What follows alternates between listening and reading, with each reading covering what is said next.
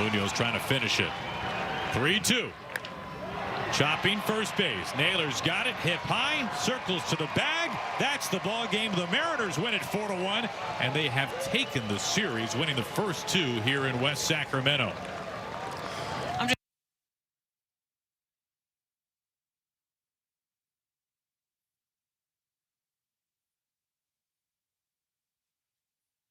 Oh, good Wednesday morning to you all. Welcome into the radio show. It is Chuck and Buck in the morning. Sports Radio 93.3 KJR FM. The YouTube show as well, I guess. Yes, we're on camera at all times, monitoring me 24/7 to see whether or not I pick my nose. You are basically like the Truman Show. Yeah, pretty much. They follow me all the way home. Sorry, it's not much of a show there. Not really a lot going on. You didn't exactly arrive at the Kardashians' house. When you go to the old Chuck Powell Manor. I feel like most of us don't live at the Kardashians' house. Yeah, so sorry to disappoint you for those that seem obsessed. But welcome into the radio show. It is already Wednesday. Can you believe it? I mean, I love Wednesday shows. Just absolutely love them, embrace them, make out with them a lot. Do that right there in the privacy of my own home. That is one thing you will find.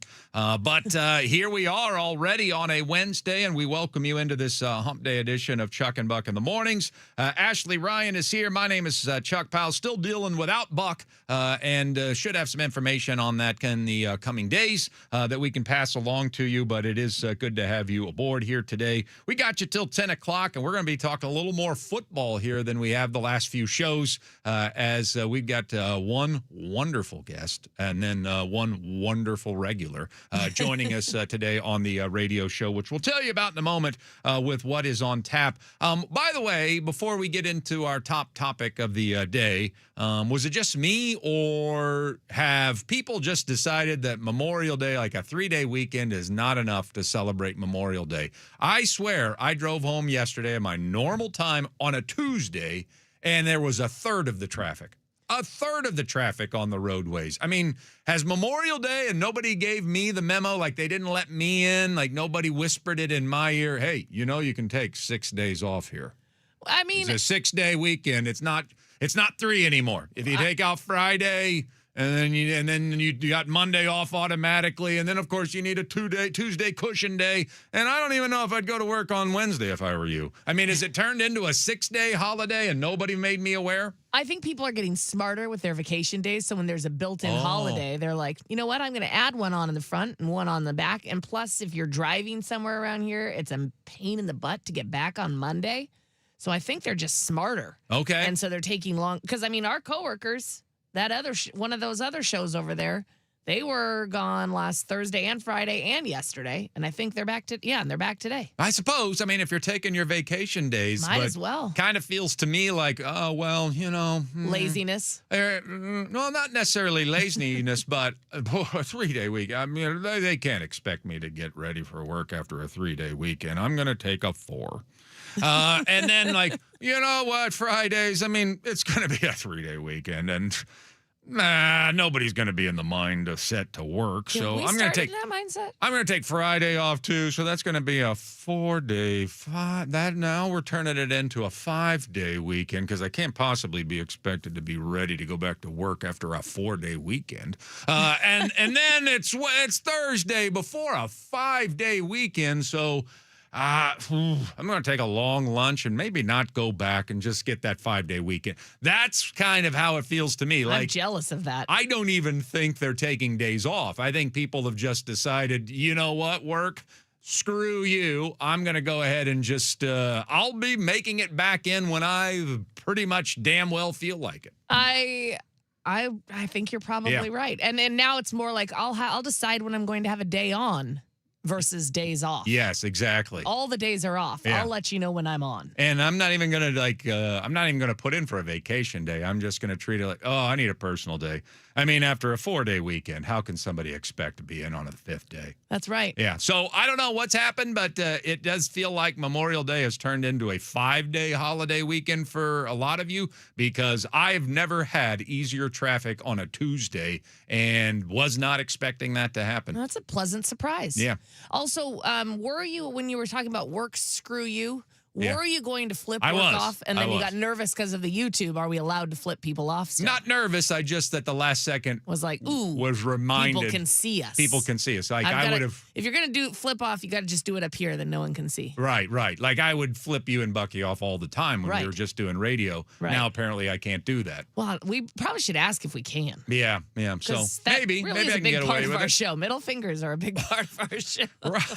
Right. Yeah. I mean, there's somebody deserving of one at all times. All the time. During the course of the show. So, I mean, what are we going to do with two of these? Yeah. I mean, it's not just always fists. No, and that, sometimes we talk about that it is the magic of radio or the power of audio, and that we're just pretending. Yeah. No, we really gave two of these. Yes, exactly. Yeah. And my magic career is over thanks to YouTube. Oh, yeah, I used to be a that's radio right. magician, and That's now right. people will know that I'm not even doing any tricks. What are you going to do with I'm that? just pretending to make things disappear because you can't verify it with your eyes. Yeah, that's hard. So, yeah, I had a 15-year career as a radio magician, very successful one, and now that's not going to work anymore. All right. Well, it's good to have you with us here on this Wednesday, and I will get to those special guests coming up here in a little bit, but let's dive into what we witnessed last night on the baseball field. Sacramento, California, and the Mariners make it 2 in a row against the Sacramento A's. I don't even know what to call them. Just the A's. I just call them A's. Yeah, yes, it's the A's. Because they're not really the Sacramento A's. They're just there temporarily. And it is not nearly as enjoyable to watch games, I'll be honest, when you're playing in a minor league park at the major audio, league level. everything. It's not. It's just not as good. No. It's not as aesthetically pleasing. I mean, I really do.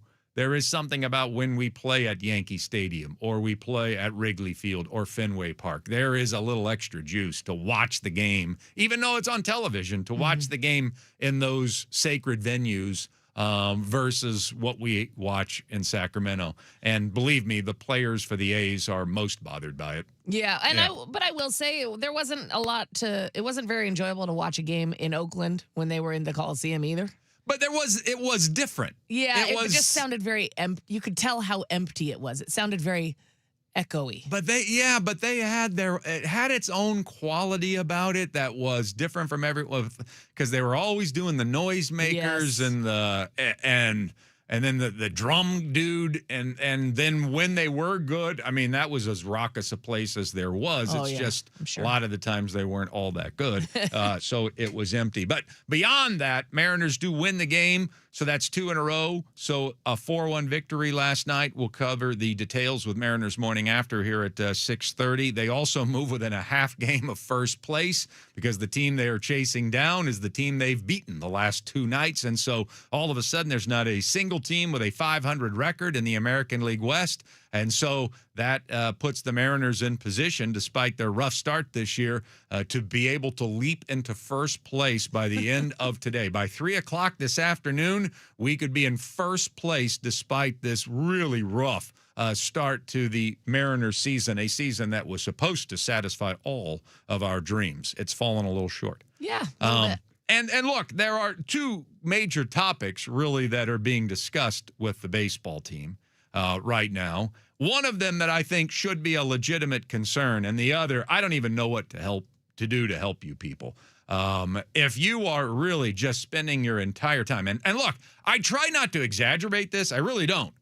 I realize that social media is kind of a platform for complainers. Right. I get that. And I don't think that it represents even the majority of baseball fans or sports fans out there.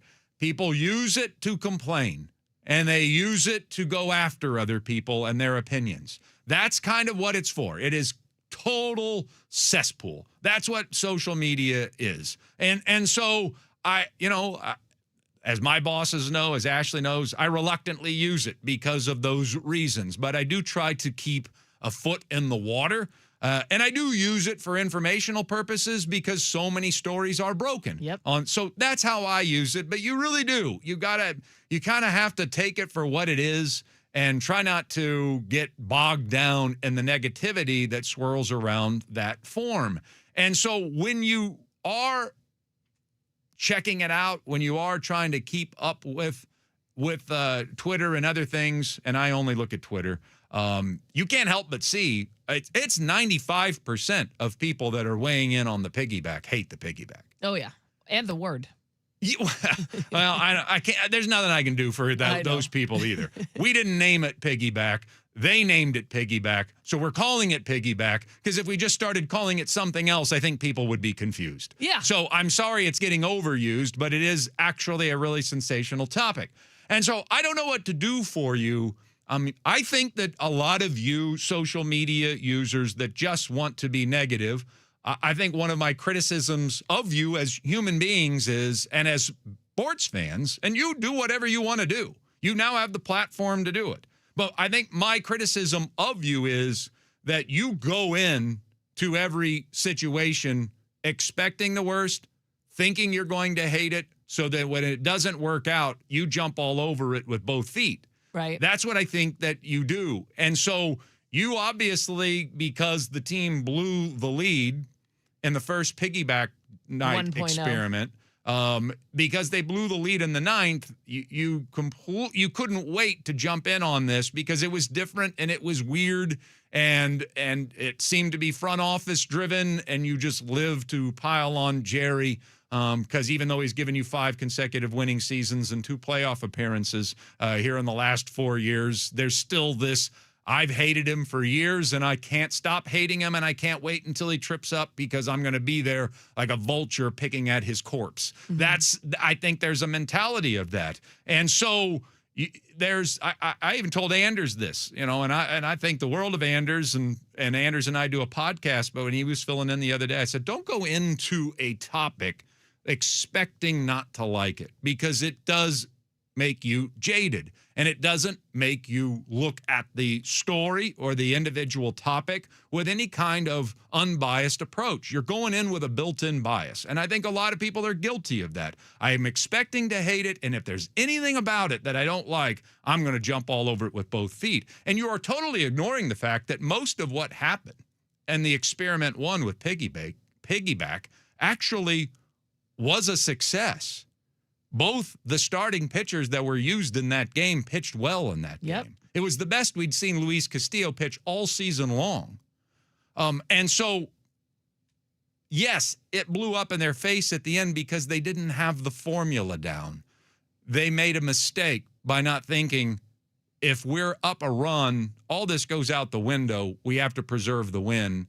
And Andres Munoz is our best guy for preserving that kind of win. So they made a mistake. We were highly critical of it on that show. I'm not defending everything about this. I'm not even sure I like it. I don't even think it is the right solution for the problem. But I didn't go into it just expecting it to fail, wanting it to fail, couldn't wait for it to fail so that I could say nasty things about those people that I don't like that are in charge. That's not the approach that I had. And I feel like the approach is, there were some things about that under the circumstances that weren't totally awful. It just ended awful because we blew the lead. Yeah, exactly. A 1-0 lead. That's a pretty thin margin. Okay? And so I think people went so far in on that the first time around that they couldn't possibly say anything good about it the second time around. And there is really nothing to be angry about the second time around. It was exactly how they drew it up. If we can get a little bit of run support, what we'd like to see happen is Castillo go at least 4 and Miller go at least 4. And we would like to come away with the victory and save the bullpen for one entire night. And if we can do that a few times through the rotation while we're trying to figure out the long-term solution, admitting that this is not ideal for anyone, including us as a front office, including us as a manager, including us as a coaching staff. It's not ideal. We don't want to have to do this, but we're trying to come up with the best solution that benefits us in the long run. I mean, it couldn't have gone better, and yet we still have, as I can see it, 90 to 95% negativity on these platforms. So it's hard not to respond to it. Right. I mean, even though I'm sure there are a lot of reasonable thinking Mariner fans out there that aren't entirely against it, all you read is the negative reaction to it. And so all of a sudden it switched to because Luis Castillo threw a fit in the dugout. Oh, the players hate it. Well, if your solution is to put Luis Castillo in the bullpen, how do you think he's going to respond to that? Suddenly we're worried about Luis Castillo. Wasn't the whole thing about can't worry about anybody's feelings. We got to do what's right to win the game, what's best for the team. And then the moment Luis Castillo's feelings get hurt, now we're rallying in defense. See, it's not working. His feelings are hurt. Like, I get why his feelings are a little bit hurt, but he earned that. He earned that 6 ERA that he has. He earned kind of being used as, we're only doing this for you to try to keep you in the starting rotation, or at least feeling like you're doing this in the starting rotation. And so you can't just keep changing why you're angry with it and then come across as reasonable. Mm-hmm. The reasonable reaction to it, sorry to tell everyone, is it's kind of working. I don't necessarily like it. I don't know if it's a long-term solution.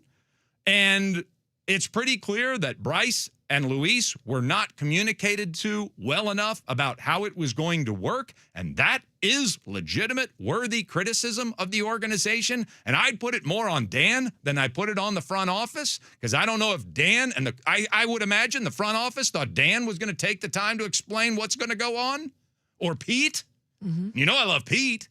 But maybe it was Pete that didn't do a good enough job explaining to his pitchers. Maybe Dan thought Pete was going to do it. I don't know. That was a mistake. There have been mistakes made with both piggyback experimental episodes. There have been mistakes made, granted. But for the most part, it's worked. And if you're not acknowledging that, I think you went into it expecting to hate it, and you are looking at the flaws, the mistakes, and then you're saying, what a failure. Fire everyone. Burn down the building. You know, this isn't worth keeping. The new catchword apparently is, this organization is unserious. Oh, God, I've been seeing that. Oh, my gosh. So that's my read on it, because I don't think that this is a worthy argument that people are putting up against what's reasonable and what's right. And what's reasonable and what's right is, it's weird. It's different. It's not ideal. Mistakes have been made. Fewer mistakes were made in game 2 than were in game number 1. It's going to be tried again, and maybe there will actually be some benefit out of it in the end, versus what I preferred to do was just put Castillo in the bullpen, which would have really ruffled his feathers. Yeah, and it is interesting that so many people were concerned about Castillo or worried about Castillo, because it all of a sudden helped their argument that the piggyback is a failure. And then hearing Bryce say he was uncomfortable, everybody glommed onto that too. Well, I'm sorry, but I think as professionals, a lot of people have been asked to do something at work or take on a new task or change the way they do something, and it feels uncomfortable. But that doesn't mean you're not going to do it. That doesn't mean that isn't the best thing that you should be doing right now. And I could understand why that's uncomfortable. You're coming out of the bullpen. You've been a starter. Your routine is completely different. Not ideal. No, exactly. But all of that doesn't really matter when you look at the fact that it was successful. And then remember the fact this isn't a permanent solution. This is just something they're doing right now to keep both pitchers stretched out so that they can figure out what the next step is going to be. So if you take it for what it actually is right now in the moment, and that's it, it has been a success. Yeah. Like I said yesterday, we spent 4 weeks preparing for this moment, mapping out that this is a really difficult, even though it's a good problem to have, the finding a solution is not easy. Not easy at all. And so what are we seeing? A good problem to have and a solution that has warts and flaws to it, but maybe it is the best solution for the moment until you can figure out your long-term plan. Now, so that to me is not something that we should even be debating, frankly, right now. Yeah. Now, one thing that I do think is a concern is something that we actually did well with last night. you should be concerned about whether or not this team can hit left-handed pitching. 100%. Because not only are we the worst in Major League Baseball at it so far this year, we're the worst by far. I mean, that is something to be concerned about. Can we hit left-handed pitching? Well, the A's went out of their way. They bumped Luis Severino completely out of their rotation just so that they could call up their best left-handed pitching prospect to face us last night. Mm-hmm. How'd that work? I mean, that is going out of your way to try to expose a weakness in someone.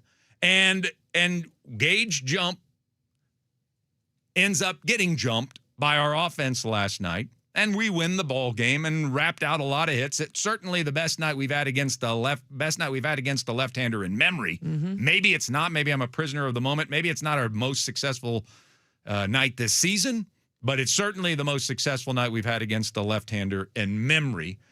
And it was so out of character that literally in the middle of Gage Jump's performance, a pitcher we've never seen before, a guy that's been brought up from the minors, has never pitched in a major league game.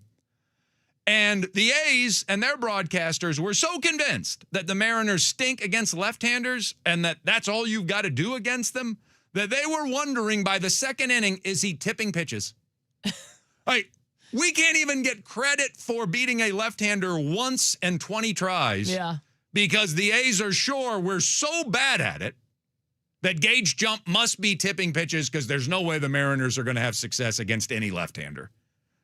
So that's a real concern. And so last night was a good sign that maybe we're coming out of it. Maybe some of those guys that we paid to hit left-handers, I sure hope that we saw some progress, a step forward last night. And I am actually glad. This sounds strange. I'm actually glad we're facing another one today because I'd like to see it. I don't want to wait 4 more days, 5 more days to see if last night was a fluke or if maybe we're trending in the right direction. So I'm glad the A's are throwing a left-hander today because I want to see if we can put up crooked numbers against Jeffrey Springs today as well. Maybe it will be a sign that we are done being horrible against lefties. Because there's no reason to think that we should be horrible against lefties, but there's no denying that we have been horrible against lefties. Yeah, absolutely correct. And I would hope that going back-to-back against lefties after having last night's success would say, oh, we can do this, and give them a little confidence going into today, which would be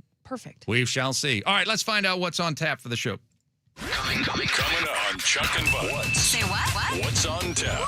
What's on tap? Mariners 4, A's 1. They're 2 games under 500, and as I mentioned, just a half game back of first place. They go for the sweep today at noon in Sacramento. It'll be Logan Gilbert versus left-hander Jeffrey Springs. We'll certainly be talking more about this later on in the show and more about our struggles against lefties versus the piggyback thing. I think maybe that was my segment today on the piggyback. That'll be the lone one here today.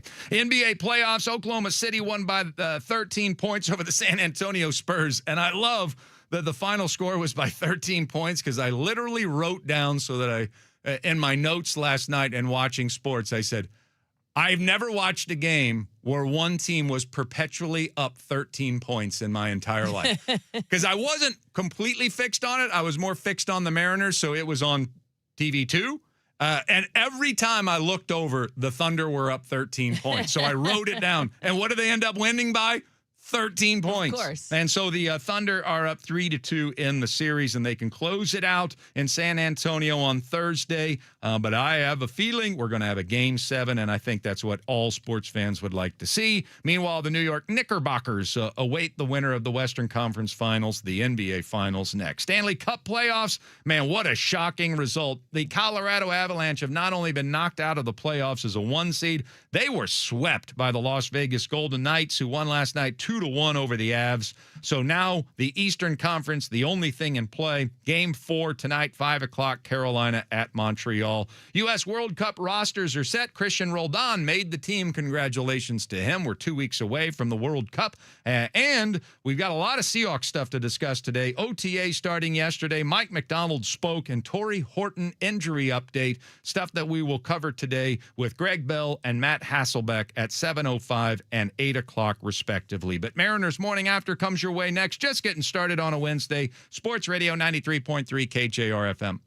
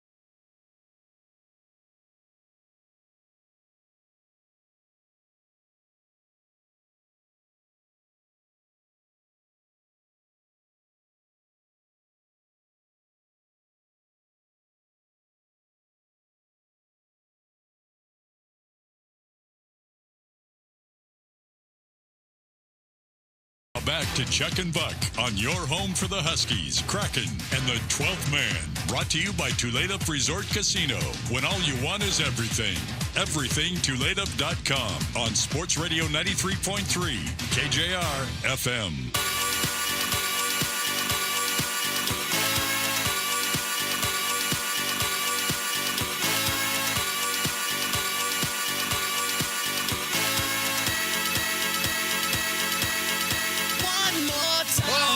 Two in a row. It's called a winning streak, people.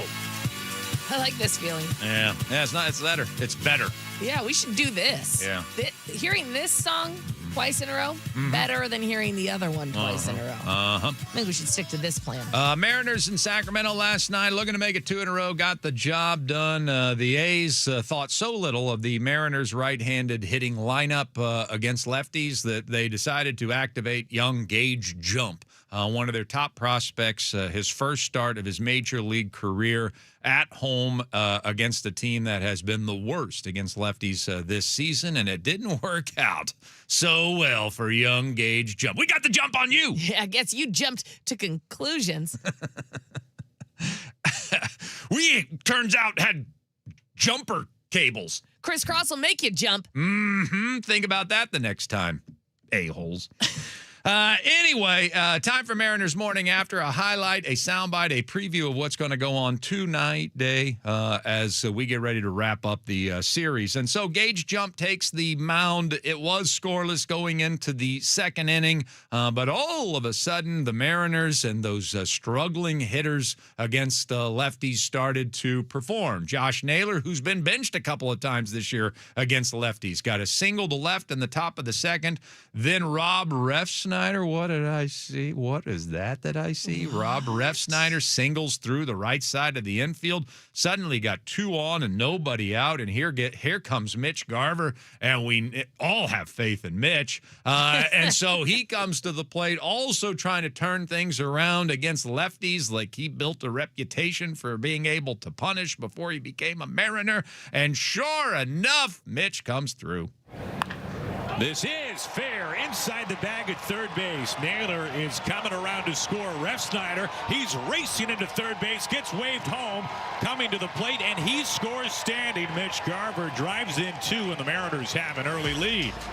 That's Aaron Goldsmith on the call, Mariners TV. Of course, they did rule that ball got stuck down the line. Therefore, they ended up saying, you got to go back to third base, Refsnyder. But Sack Watch was alive and well last night. Want to thank, I think it was Jeff. Was it Jeff that reminded me last night? No, Dwayne. Dwayne reminded me last night. Dwayne Powell. Yeah, we're like, we're practically related.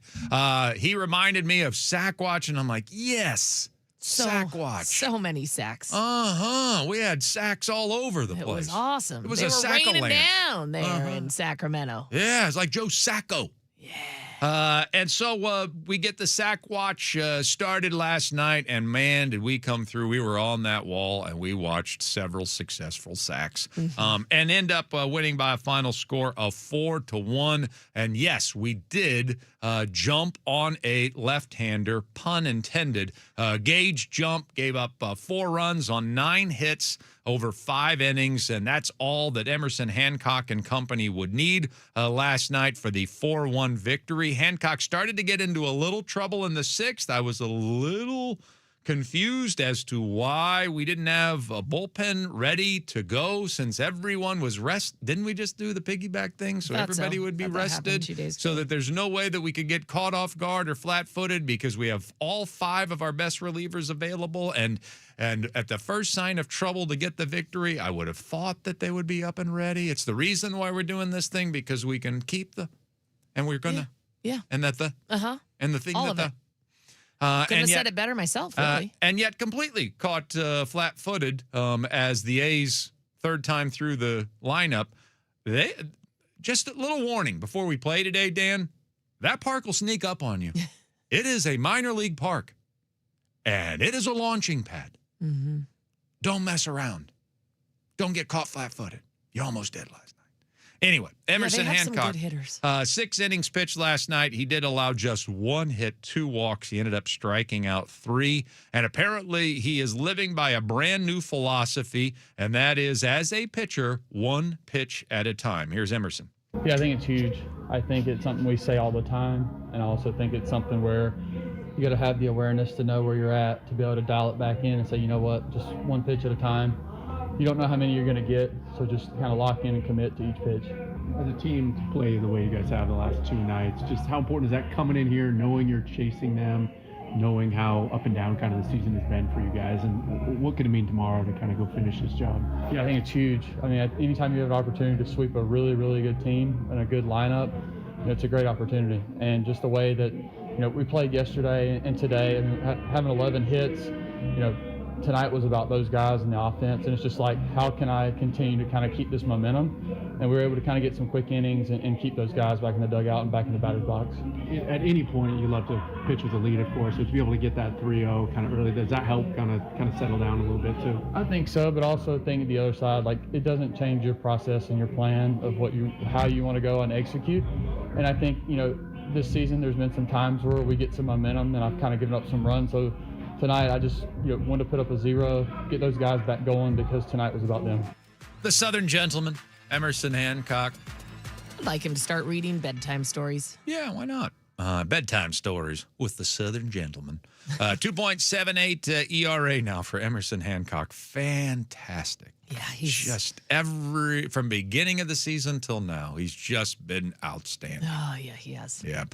So good for him last night getting it done. And we did end up using Ferrer in the 7th, Spire in the 8th, and Munoz in a non-safe situation in the 9th. But that doesn't mean they're not available today. They're all available today. You have a day off on Thursday, and we now are doing this piggyback thing to make our best relievers more readily available on more nights. So they are all ready and ready to go today to be used if needed. In a game. Yes. So 4-1 the final score last night. Logan Gilbert will pitch today. It is a noon start, high noon, in Sacramento, which is a dangerous time to be out on the streets in Sacramento. How do you do that Western? Yeah, there you go. I was going to do like ghost music. I was going to be like, ooh. Yeah, I can see the tumbleweeds now. Jeffrey Springs will start for the A's, and as I mentioned in our first segment, yes, he's a left-hander, but good. Bring him on, because I want to see if we can build some momentum against lefties. And this is a veteran left-hander who's a little more used to the park than what Gage Jump was, and has had a pretty good year so far this year. So if we could have back-to-back productive days offensively against the left-handers, then maybe we've lifted the curse. Just like this. Pluck. Yeah, so I'm glad we're facing a lefty. I want to see if we can duplicate that. Yes. And it's not like we lit up the scoreboard, but, man, 11 hits against all left-handers. It felt like I was crawling across the desert in a Sparklets truck. Pulled right up to me. Like, oh, my gosh, I was just looking for an oasis. Now I got all the water I can drink. So noon today, we go for the sweep against the Sacramento Athletics, and we will certainly talk more about everything going on with the Mariners a little bit later on in the show. Coming up next, though, before we dive into some football, we're going to talk some football today. Matt Hasselbeck's going to join us at 8. Greg Bell, our Seahawks insider, is going to join us at 7:05 today. But I did mention something yesterday about Devin Witherspoon, and his contract. And there's a little bit of clarification that was provided. And also, I'll get to that next for you on Sports Radio 93.3 KJR FM.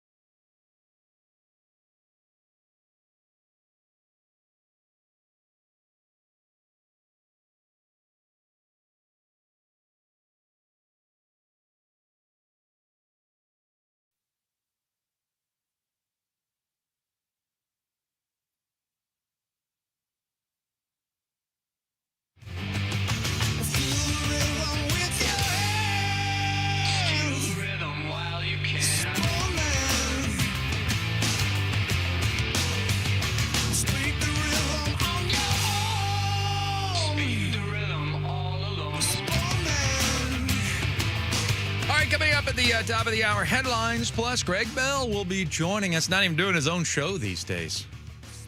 Boy, Just joining us. yeah, you come on back on a radio station, then you just take a bunch of days off. Is that how it works? I'd like to get on that plan. Yeah, exactly. He must be on the new 6-day Memorial Day weekend plan. He figured it out. Yeah. Good for him. Very, very good on his part. Yeah. Seahawks OTAs did start yesterday. Mike McDonald introduced his brand new slogan.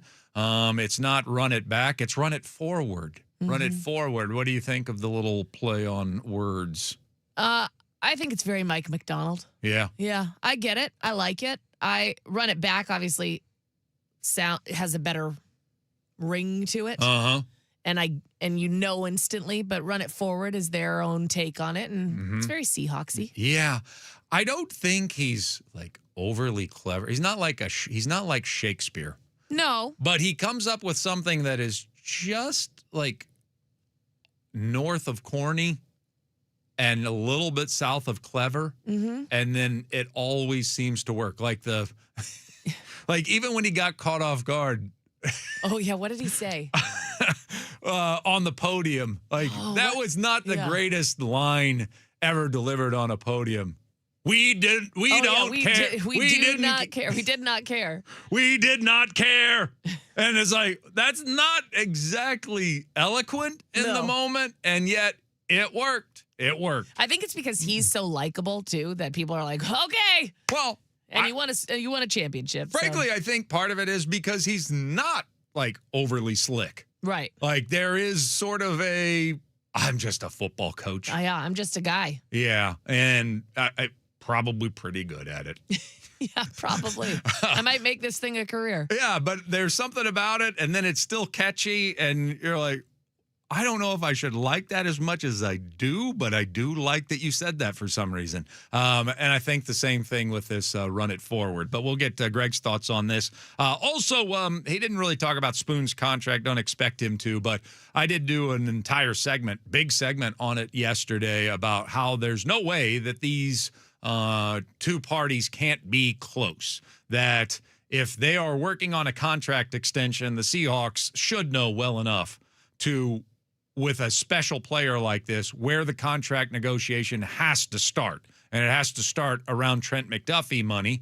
And the agent has to know that based off of what they did for JSN, that the Seahawks are not about to just blow the money out of the water in order to satisfy player or agent. You either want to be a part of this, you want to be a part of something special, or you don't. We're going to give you a fair offer. We're going to give you a market offer to try to keep you long term, and you're going to be a really rich man that gets to play for a Super Bowl contender for the next 5 years. So if you want that, we want you. If you're not interested in that, maybe we're not as interested in you as we thought. So this should not be a difficult negotiation, and yet there was a report over the weekend saying that the two sides aren't close. Well, I did get it heard qualified a little bit yesterday from Brady Henderson, who said that maybe it's not about that the contract negotiation isn't close, is that they're not really close to signing. In essence, they're in no hurry. So on the calendar, they're really not close to signing. They've not even gotten real serious with the negotiation just yet. Got it. So that was for his part, thinking that maybe he got misrepresented in the quote by the article that I read at NFLTradeRumors.com. That's where I got the information. That maybe that was a little misleading, but it was never about they sat down at the table and their offers are completely apart. It's more of they haven't really even sat down at the table. They haven't even really gotten serious about it. And so on it from a calendar perspective, don't set your watch by it because it doesn't sound like either side has put any urgency on getting it done until we're closer to training camp. So I guess that clarifies the statement that the Seahawks and Witherspoon aren't close on a deal. It has more to do with the timing of the deal versus the dollars involved in the deal. And that makes way more sense because it was kind of baffling. Yeah, as we said, maybe this can't be true because it just seems impossible that the Seahawks would come in and lowball him, and it seems impossible that he would come in and ask for something so outrageous. Ask for the moon and the stars. Yeah. Just given the situation, it seemed like the natural progression would be he would get the next highest contract, and it should be pretty straightforward. So that makes way more sense. Yeah. But boy, did people run with the idea. Because if you typed in Devin Witherspoon into Google yesterday, it was Devin Witherspoon and the Seahawks not even close on contract negotiations. Well, no, contract negotiations aren't close would be the better way to put that. Yeah, and I think that was like Brady saying, for my part, if people are running with my story and doing that, then they misinterpreted it.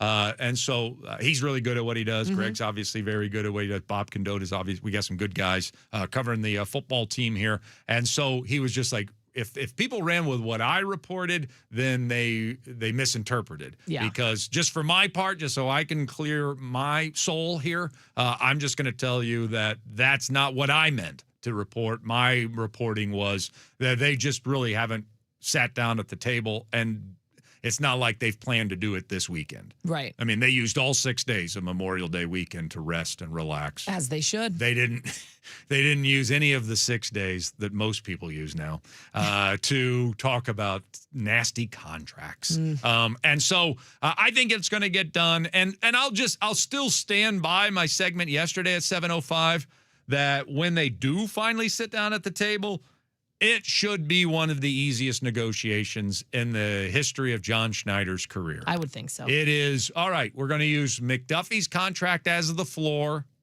You come up with your offer that you know we're not going to agree to, and then we'll work off the two, and then reasonable minds will settle at something very lucrative that keeps Devin Witherspoon here for 5 years, probably. I don't know if I'd go beyond that with somebody who's not exactly the thickest, sturdiest defensive back that I've ever seen. I don't think we'd go beyond 5, but we will, out of respect, go beyond 4 since we are dealing with a younger player in Witherspoon than what the Rams have in McDuffie. So I would imagine it will be one of the easiest negotiations in John Schneider's career. I would think so. But it'll still be painful to have to, oh gosh, that's another big salary that is going to affect us and our cap significantly going forward, but we feel that 21 is worth it. All right, coming up next, Greg Bell will join us. We'll get his thoughts on it. Also, your headline, Sports Radio 93.3 KJR FM.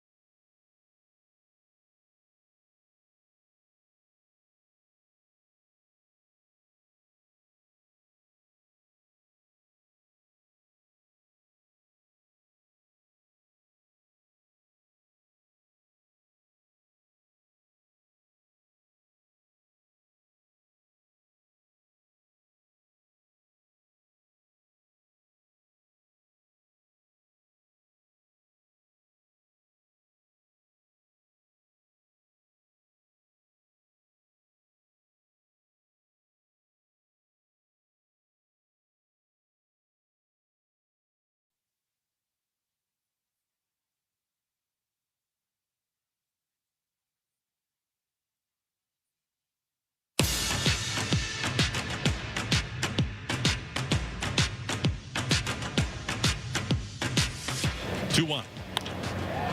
In the air out to right field. This drifts back to the warning track. Cortez is there to make the catch. Garver is in to score. It's a 3-run inning. Second sac fly this frame for the M's.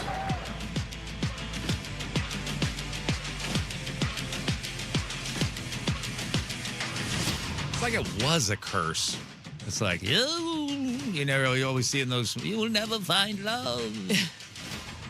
Eat this apple, or you will never hit another left-hander.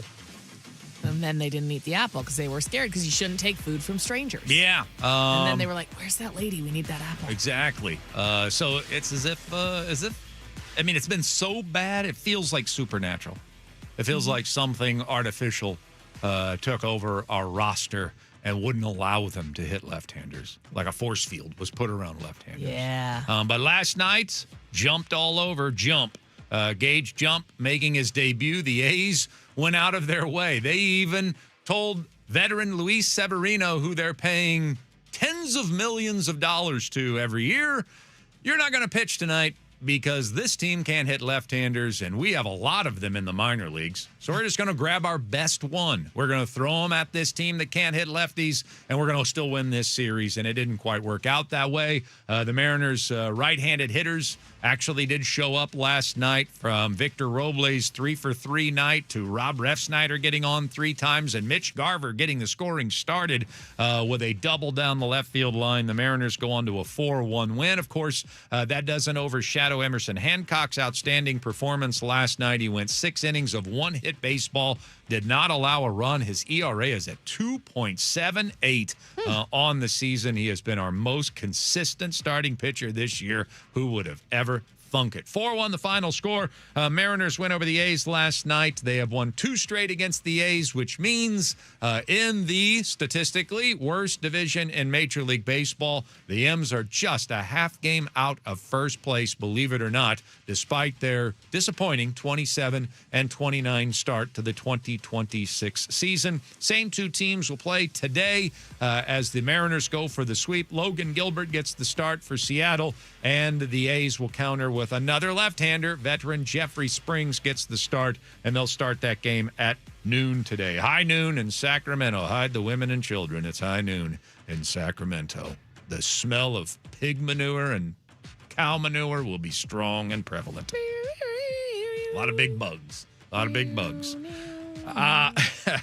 So that starts your headlines, brought to you by Frost Brewed Coors Light. Choose chill. Mariners a 4-1 win last night, thanks to Mariners TV for the highlight. Now, some other things. NBA playoffs. I swear that every time I looked up at the OKC San Antonio Game 5 last night of the Western Conference Finals, the Thunder were just perpetually up 13 points. Like every time I looked. I mean, I've never seen anything like it.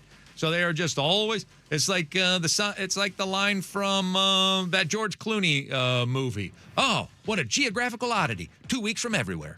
And so, yes, 13 points at all times. OKC apparently was up on the Spurs last night, and that's exactly how it finished. A 13-point win for OKC. They are up 3-2 on the Spurs. Game 6 will be played in San Antonio Thursday night. I think we're all wanting to see a game number 7. Even people that, I do. Obviously, people are going to want to see Game 7 here because that's the only way the Thunder can lose horribly. The Knicks await the winner of the Western Conference Finals. They've already put the hay in the barn. Same thing for the Las Vegas Golden Knights, and a shocking development. They not only take the Colorado Avalanche out of the playoffs, they swept the Avalanche. They finished them off last night, final score 2-1, and so now they wait for the Eastern Conference Finals to conclude. Game 4, Carolina versus Montreal tonight at 5 o'clock. Hurricanes are up in a very tight series, 2-1 over the Canadiens. U.S. World Cup roster was set as we sit here 2 weeks shy of the World Cup beginning here in America. Christian Roldan, congratulations to him. He made the U.S. roster. Jackson Phelps has already ordered his U.S. jersey. I'm sure. Yeah, he has. Oh. He made it very abundantly clear. I didn't see that. Yeah, Oh, last all right. night Well, good for him. on Twitter. Seahawks OTAs started yesterday. We're going to talk about that with our next guest. Mike McDonald says the phrase going forward, coming off that Super Bowl year, is run it forward. And we've got an update on Torrey Horton's condition. Horton here's a win. Oh. Yeah, he heard a win. Huh? Not a who. He heard a win All right. yesterday, as in when will he next be available? Well, let's ask our next guest all of these questions. Joining us now is the guy that usually follows us at 10 o'clock, unless he's got one of them soft schedules. And yet he's been our Seahawks insider for years. Greg Bell joins us on the program. Good morning, Greg. Good morning. How are you? Where are you? Where are you? I'm back in Seattle. Oh, you're back in Seattle. I was in Chelan yesterday with our kids and 23rd birthday for the twins. Okay. We don't have them together much anymore, so we got to jump on the birthdays when they're together. Did you get like a cabin on the lake? What did you do? No, we went up for the day. Oh, wow. And we went surfing. It's called Lakeside Wave. It's this thing right above Slidewaters, and those of you who've been to Chelan know Slidewaters have been around for a while. But they have this new thing called Lakeside Wave, where this is a generated wave to learn how to stand up on a surfboard. And our daughter is being stationed after her 30 days of graduation leave from the Coast Guard Academy. She's going to be stationed in Hawaii. And so my daughter's surfed before. We got her surfboard for her birthday. But we haven't surfed much at all, and I'm not very good at it. So we spent the day standing up and surfing, and we all stood up and got across the wave, and yeah, it was really fun. Okay, now while you were away, we talked about you a little bit. Ashley and I, somebody asked, because Survivor was a big topic last week in the world. Somebody asked who would win Survivor from KJR, and Ashley and I both, after a long discussion, arrived at you. So you better be able to pick up things like surfing pretty quickly. So did you figure it out? I mean, by the end, were you much better than you were at the beginning? Yes. Okay. And in fact, the guys and the instructors, the 20-something kids, they said that they never saw people rapidly improve as much as we did. Look at that. We backed the right horse. Oh, thank goodness. I didn't want to get that wrong. I didn't know there's so much riding on this. There was a lot. There was a lot. There was a lot riding it. A lot of pressure. A lot riding on something that we'll never prove. But at least we got verification for our talent scouting. Yeah, thanks for that. I appreciate the faith. I didn't know that any of that was at stake. But yeah, thank you. All right. Well, excellent. I'm glad you've had a good week and a half here. And soon you'll just be back hosting a boring old sports talk radio show. Yeah, so you might as well live it up. Yeah, exactly. 3 hours from now, it all ends. All right. Well, OTAs started yesterday. You were out learning how to surf, so you didn't go to practice yesterday, and yet I'm sure you got your finger on the pulse of things over there. Let's start with a topic that I discussed yesterday at 7:05 at great length, and then got a little bit of clarification on overnight, and that is the Devin Witherspoon contract negotiation, if it's even begun. So from your perspective, what are you hearing? Where do the Seahawks sit with an extension for their prized cornerback? Well, it was an anomaly to get Jackson Smith and Jigba done as early and as quickly as they did. And they were so close on the numbers, and Smith and Jigba and his agent, it didn't take long. So that's why it got done right after the Super Bowl, essentially. Made him the highest paid wide receiver in the league. This Witherspoon, I don't know why this is a news item, because this is how the Seahawks do it typically. When we talked at the beginning of the offseason, most likely Witherspoon will re-sign at or around the start of training camp at the end of July, because that's when John Schneider does all his business for his foundational players. Smith and Jigba was an anomaly in getting done as quickly and as easily as he did. But I wouldn't read the fact that Smith and Jigba's got his deal and Witherspoon doesn't, as I wouldn't read anything into that other than this is more the Seahawks' normal course of doing business.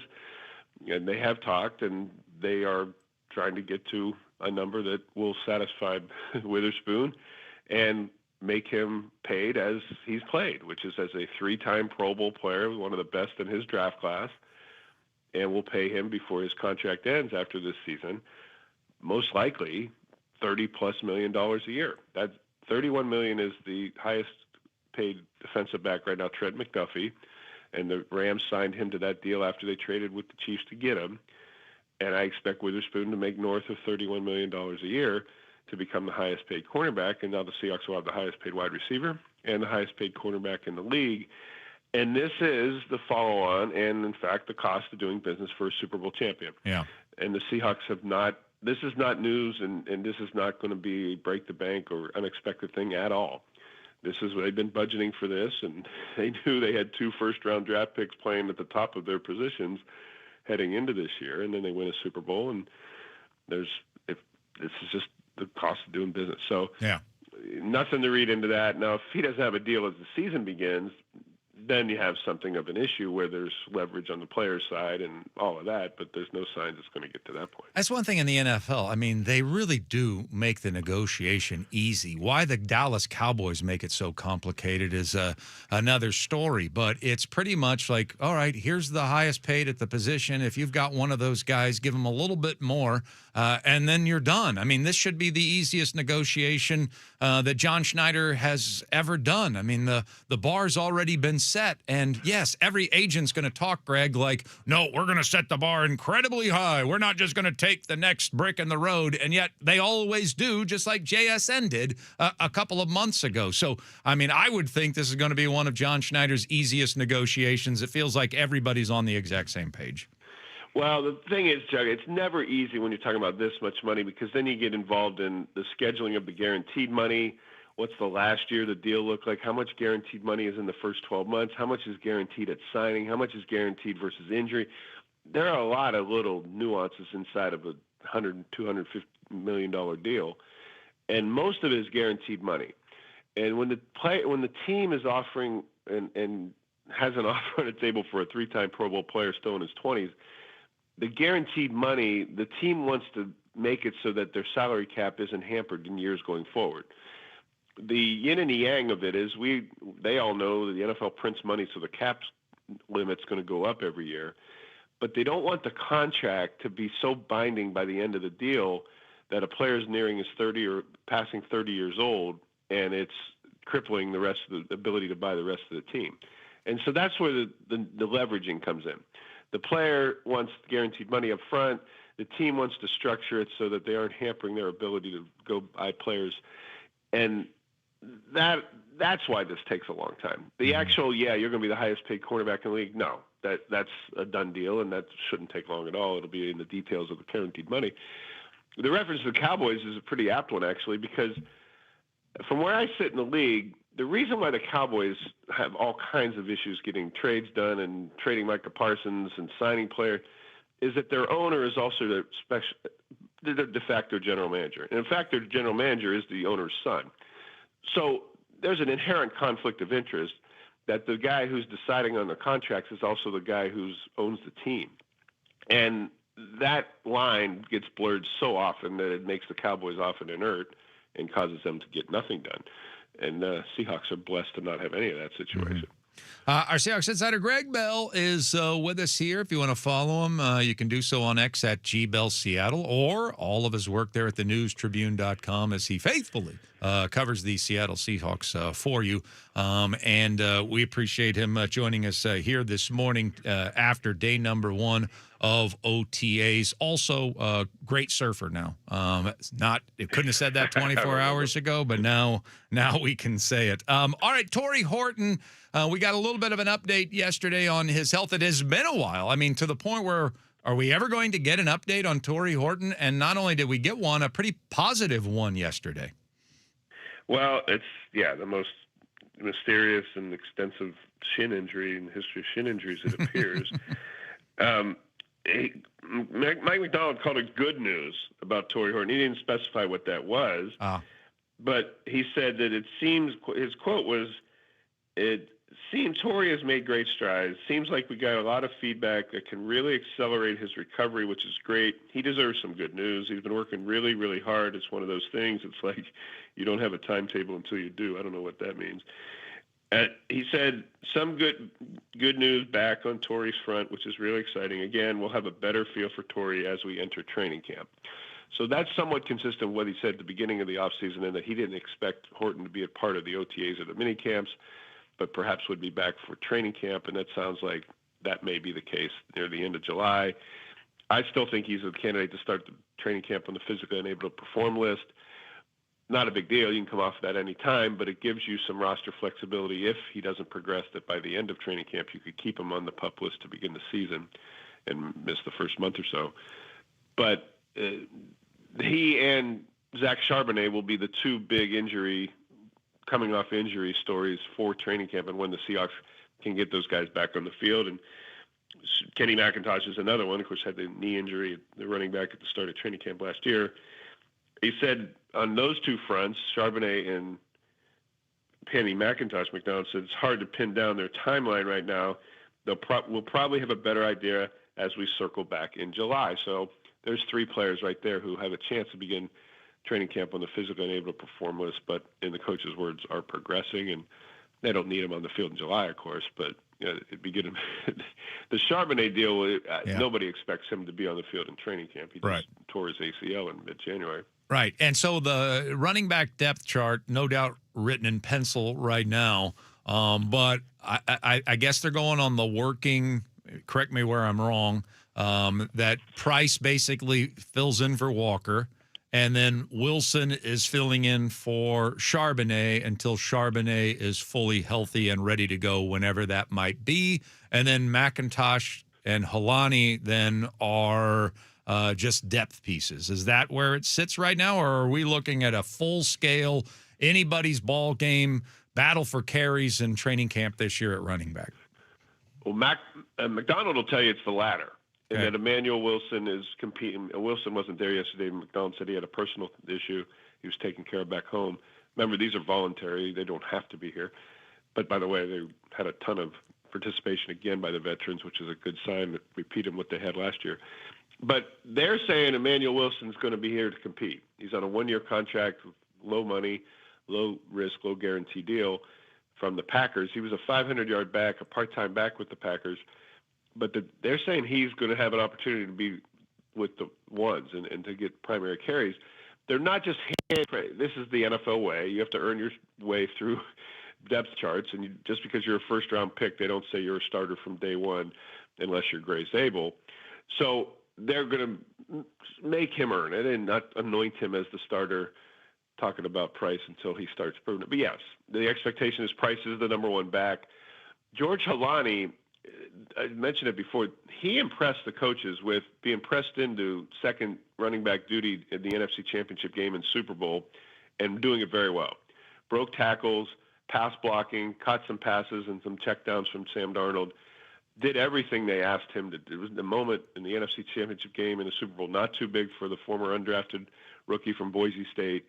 I would not undersell what impact George Helani might have on this coming season for what he did in the playoffs. When you step up and perform like that, a former undrafted rookie, and just say, okay, sure, my job now, great, and does it everything that they ask him to do at the biggest stage, that goes a long way with this coaching staff that's mostly back intact. Greg Bell is with us, our Seahawks insider. So what did you make of Run It Forward? You like that? Is that going to make a lot of T-shirts this year? Yeah, I'm sure that'll be on slogans and on the walls of the building. Mike McDonald is huge into approach and process. And it's interesting to hear him talk about, okay, now I've won the Super Bowl. How am I going to change it this year? And this is his change, is to say, how can we be better? As Abe Lucas put it, how good can we be? We just won the Super Bowl, but okay, now what? Now how much better can we be? McDonald admits it's not starting over from scratch. He's got a defense that's coming back almost entirely intact. 10 of 11 starters, basically, if you count Josh Jobe over Reek Woolen as a starter. So the messaging is vital to McDonald. He spends a lot of time on this. He spent a lot of time talking about it yesterday. But he spends a lot of time trying to decide, how am I going to approach these guys? How is the messaging going to be fresh and new? And, in fact, Byron Murphy said yesterday the defense itself is new.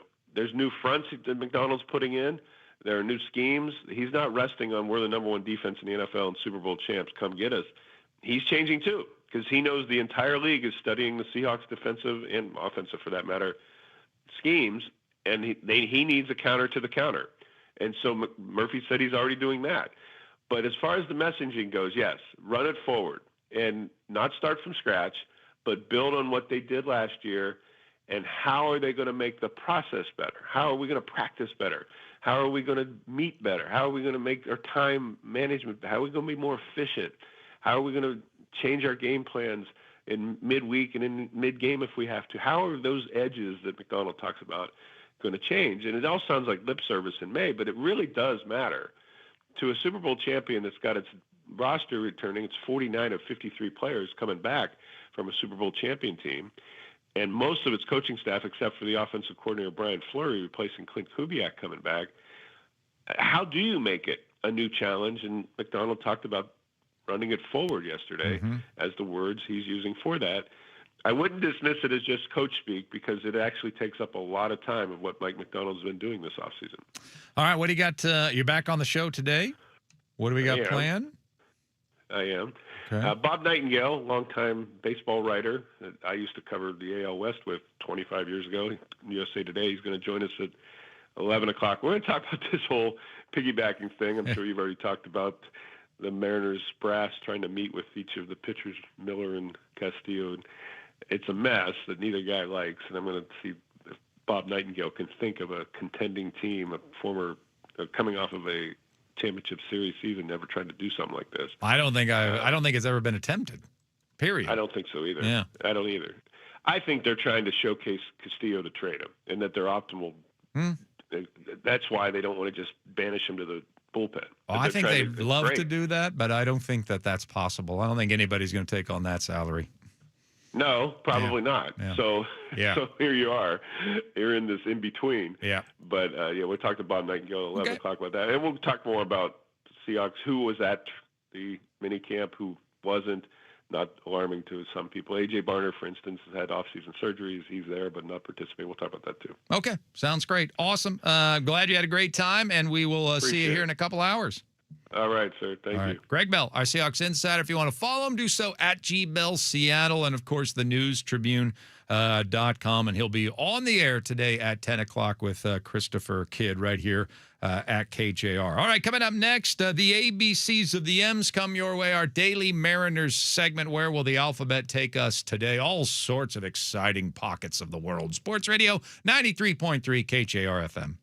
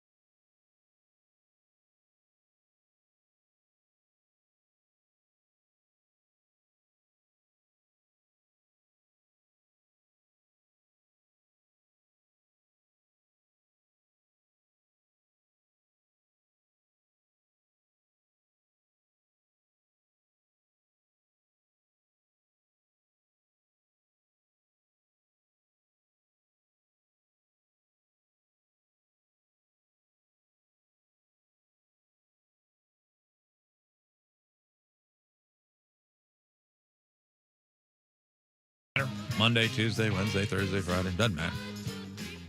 ABC's of the M's a daily segment. Except Saturday and Sunday. Then it does matter because I'm not doing the ABCs on Saturday and Sunday. You can't make me. Do you do it kind of in your head? No. No. No. That's my time. That's fair. Yeah. So you don't like walk around the house and see a letter and be like, you know what? B is for brash. No. That's more B is for booze on the weekend. Yeah. I like I'm your not style. really thinking about that. The Mariners. Yeah. C is for cognac. Just go down the D whole is for list. daiquiris. A is for just alcohol. But the ABCs of the M's now brought to you by the Sunset Auto Family in Sumner and Auburn. You just get more at Sunset, and people do like that. Let's get to the letters. Okay. We left off with the letter R yesterday. I had a lot of options here at R, but I'm going to go with R as for Ref Snyder. And I don't really mean, I'm saying this because he's out of town. I'm not even kidding. If he was in town, I might not even say this. Oh. But he's out of town, so I know he's not listening. I don't think he listens, period. I don't think Ref Snyder's that kind of dude. Mm-hmm. I mean, I got to know him a little bit at spring training. Don't get the impression he gives a damn about what a talk show host thinks. And yet, I wouldn't say this because there's a little bit of progress. He got on base 3 times yesterday.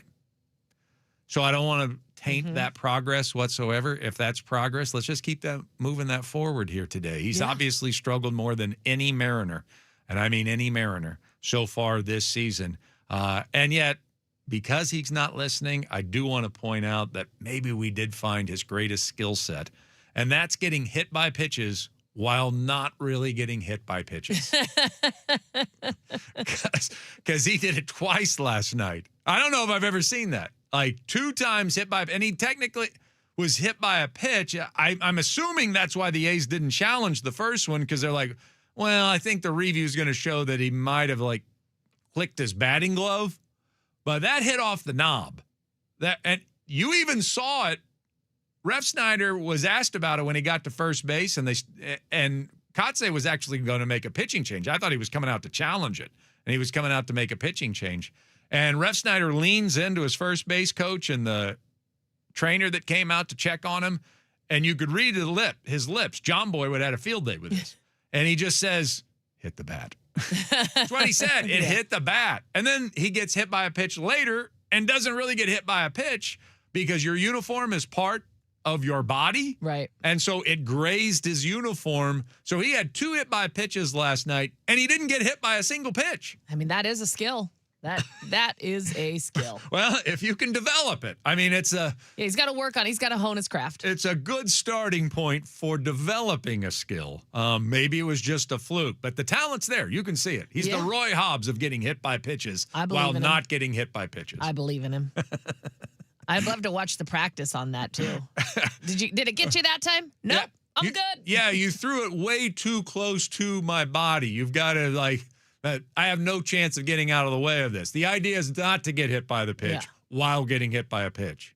He's Try it just again. Covered in bruises because he keeps getting hit by the pitches. Take it from the top. All right. Here we go again. 30 more.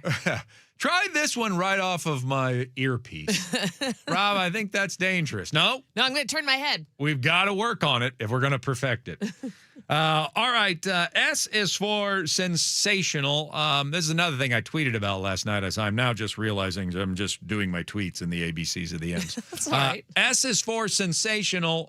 Cole Young's play last night in the hole was sensational. And I try to point these plays out on occasion because the networks that make the highlight packages, they always put something where somebody is embellishing, like I timed out my dive so that I could look really cool. Yeah. Or, I got my uniform dirty. I rolled in the grass so that it looked more impressive than it is. I tell Mike Cameron this all the time when I see him. You didn't make the highlight packages like Jim Edmonds did in his day because you took better routes to the ball, you got there faster, and you took away doubles in the alley, and you made it look too easy. You made it look easy. You did it on both feet. I mean, anybody will tell you at first base, you run through the bag because if you dive for the bag, it actually slows you down. Well, the same thing. I mean, there are times to dive for a baseball. You have to. Right. But a lot of the times, if you just run through the ball, if you just run through the fly ball, you're going to get there faster. And Mike Cameron was as good as anybody I've ever seen doing that. Jim Edmonds, every single time, wanted to be on the highlight film. And the highlight film makers would fall for it this looks cooler, so we're going to go with this one. That's the highlight, not the better play made by Mike Cameron last night in Seattle, where he took a triple away without even leaving his feet. Well, Cole Young had a similar play last night. Ball in the hole, if you remember, late in the game between first and second. He got a great jump on it. Mm-hmm. He covered a lot of ground in a short amount of space. It was a very tricky hop. I mean, Aaron and Angie keep talking about how spongy the field is. So he's even on a field which is spongier than what he's used to, probably spongier than what God should allow. And he still makes a play on a very tricky hop, look easy while on the run, plants his feet while he's pretty much down the first baseline, down the right field line, and still squares up and throws a solid strike to Josh Naylor that hits him right in the chest when our shortstop can't do that on a dare. So, I mean, that was a sensational play, as predicted, not on any of the highlights. There were a lot of people that liked that tweet. I mean, hundreds of replies to that, and all they did was like the tweet. They didn't, nothing snarky. There were a few people, like I brought my son into the room, which I appreciate, because I think everybody recognized that as an excellent play. And yet, even on the broadcast last night, I don't think they made a big enough deal out of it because that was a phenomenal baseball play. Yeah, and he just gets you every time he does something cool. You're like, okay, I'm really excited for what he can do. And then he does something a little cooler. And last night was great. That was a great play. Yeah. That was a great play. Just didn't look like it because he didn't dive. He didn't get dirty. No, but I mean, he stretched and He and kicked. Yeah. Because he's 50. He did all the other things. Finally, T is for tricky, because I loved this play last night too. And he almost pulled it off. But Josh Naylor, Kevin Seitzer told us at spring training, and I asked him about Josh Naylor, said, I've never seen anyone play baseball with better court awareness. And obviously, they don't play on a court. That's usually a phrase saved for basketball players. You have court awareness. Mm-hmm. And this was Kevin Seitzer, who, by the way, had a really long, successful playing career before he became a very successful hitting coach for years, for decades in Major League Baseball. So Kevin Seitzer's seen a thing or two. Kevin Seitzer was George Brett's teammate, for goodness sake, with the Kansas City Royals. And that's one of the greatest players of our lifetimes. And so for him to say in a very short period of time, Josh Naylor might have the best court awareness of anyone that I've ever been around. Boy, did we see that on display last night. And he didn't quite get away with it. And I love the facial expression that he made, like, did I get away with it? But he went over to the net and he positioned his glove such that if he pushed the net back, he might create more space in order to make the catch against the net. I mean, obviously, if you're going to go try to make a catch against the net, you probably are going to go higher and get up. But he knew, no, it's going to hit the net. So I got to push the net away first. And in order to create more space, I need to hook my glove around and catch it on the inside. That was one of the smartest plays that you will ever see made by a first baseman. And to have the hand-eye coordination, I mean, that's like two things. That's literally multitasking right there. I could never do that. I can't do that. I am incapable of doing that. Like, how much science do I have to use with my left hand? And then how much do I have to use with my right hand? That's splitting your brain in two to pull that off. Plus having the mindset of seeing it before it happens. Like, to be able to come up with it. Because that ball's not in the air very long. No, it's a split-second choice. And no one has ever made that decision in the history of baseball. Like, how do I catch this ball with that net? And he thought of my strategy while it's in the air and still almost pulled off the play.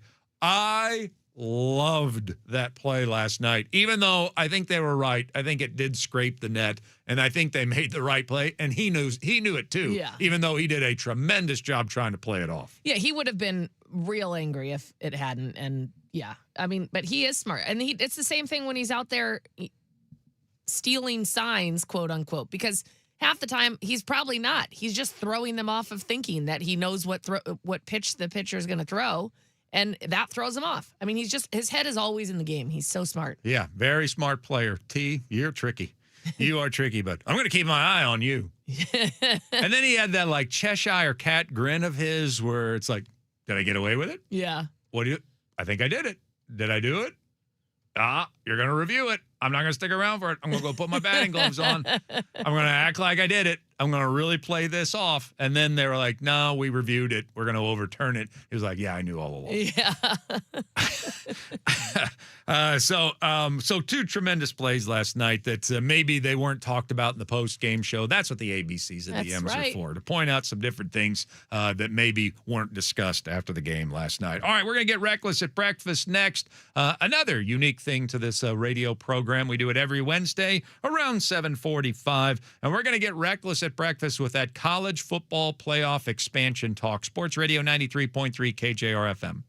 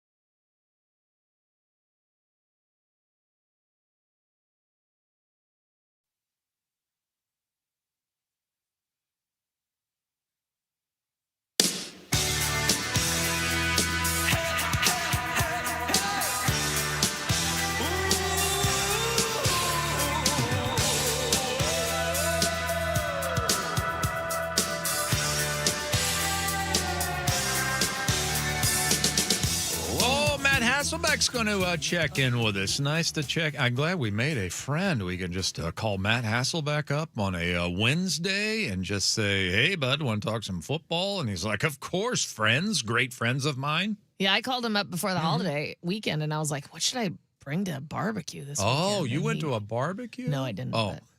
I was like, I could have called Matt to, say like, hey, any suggestions? What do you bring to a cookout? Yeah, Hasselbeck potatoes. Yeah, that's what you bring. Obviously. Yeah, at a Hasselbeck get together. That's just the kind of friends we all are now, like advice.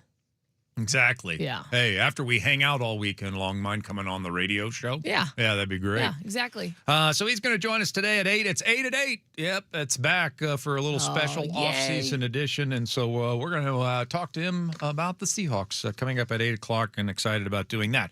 But right now, time to get a little reckless at breakfast. And there's a lot of talk about college football expansion here these days. And although I think I'd like to see it at 12, and I can't believe here we are. Actually, I can believe, because I've predicted it for 30 years, that they would drag their feet, not give us what we all wanted, which was a real postseason in college football, a sport that so many of us love and yet feel so dissatisfied at the end of every year for most of our lives because of the college football playoff format that they had previously.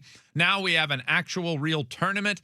It seems to be a success, and yet they're already tinkering with it. They've already chosen to expand it. We've already gone to 12.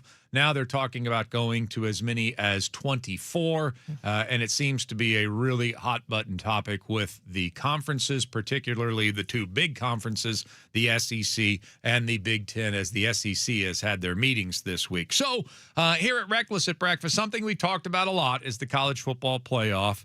And so I'm going to go ahead and confront expansion, and I'm going to accept the fact that that's going to occur, but I'm going to try to come up with an ideal plan. And I'm stealing from somebody. This format was pointed out to me by our listener, Nick Allen. I don't know if he came up with it on his own or if he got it from someone else, because it does really seem to be like the hot button topic of conversation right now in terms of how are we going to expand. So it is a 16-team tournament.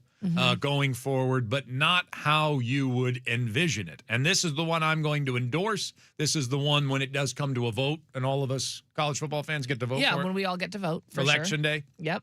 It's coming soon. Yeah, those ballots should be out soon. Yeah, this will be the sign in my front yard. This format. Okay. I think they're calling it the 4-4-2-2-1 format. It's a lot of numbers, That's Chuck. too many numbers. Yeah. But the idea is that it's 16 teams. But it's not 16 versus 1, 15 versus 2, like we're accustomed to seeing.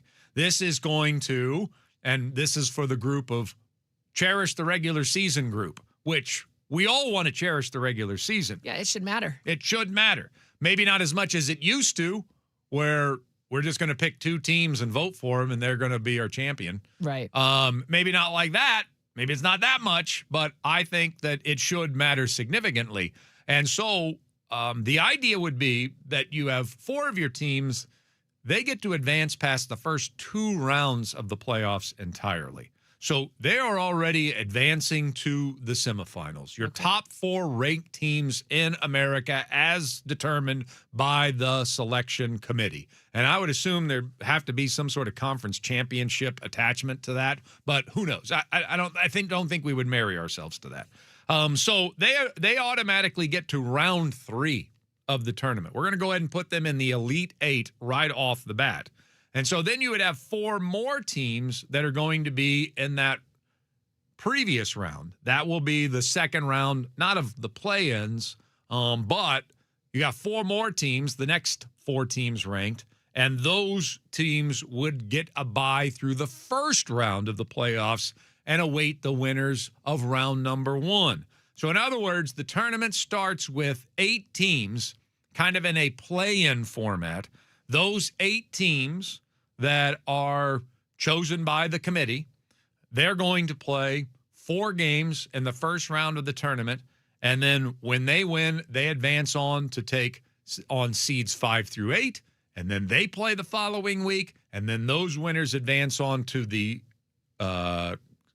It would be the quarterfinals, not the semifinals. The quarterfinals to face the top 4 ranked teams in America. So the idea being, yes, let's go to 16, but we also want to give a built-in advantage to those top 4, especially if they're not going to get a home field advantage. Right. If we're going to do home field advantage for rounds 1 and 2, and then we're going to go to the actual bowl games from that point forward, then we're going to give the 4 best teams a huge advantage by not even having to threaten their playoff existence in the first 2 rounds of our playoffs. So if you're just getting in by the skin of your teeth and there's people in Florida State saying it's a crime that they got in ahead of us or whatever the case may be, then we're going to give major advantages to there's no doubt they're a tournament team. And then a second wave of there's very little doubt that they're a tournament team. And then those that are on the bubble or the next 8, well, you're going to have to earn your way to even facing the 4 best teams in college football. Then let rust versus rest rule the day, because that's what we'll discuss going forward. But that's how I'd like to see it. It's adding another round of playoffs, but it's also adding another obstacle for the teams that there is doubt whether they should be in versus those who undoubtedly should be in. We're going to go ahead and usher them all the way to the Elite 8 and make everybody else have to fight for the chance to play them in the quarterfinals of the playoffs. So that seems to be where they're leaning toward it. If it is a 16-team format, if it's a 24-team format, I don't even want to participate in that practice because it makes me want to throw up. Yeah, that's gross. But if it is a 16-team format, that is the one that I will endorse. I think that's rather interesting. And we can also, by the way, get rid of conference tournaments that way. We could even use that first round as conference championship play-in round. So that's the one that I would vote for if, in fact, it came to the floor. Yeah, and I would agree 16 is okay. 24, not all. No, there's too many teams. I don't want it. It's too long of a season at that point. 16 is the max. Yeah, 16. I think we got to face it. It's inevitably going to go to that. I think it's inevitably going to go to 24. I hate that. I really do. I don't know if there's any stopping it. But if I were to vote and we had to expand, then that's the format that I would prefer, is that one going forward. But we shall see. Right now, I mean, good night. I heard this morning that the SEC is so upset by not being the dominant team right now. They were even the dominant conference right now. They were even having a discussion this morning on a major network about whether or not SEC teams would secede out of the conference to get where they could get more. So they can just make their own national championship so they can always win? Yeah, I mean, it's kind of crazy. But yes, the NIL has not been kind to the SEC's dominance like many people thought it was going to be. All right, coming up next, Matt Hasselbeck will join us. We'll talk to him about the Seahawks offseason. A lot of things to discuss with number 8 on Sports Radio 93.3 KJR FM.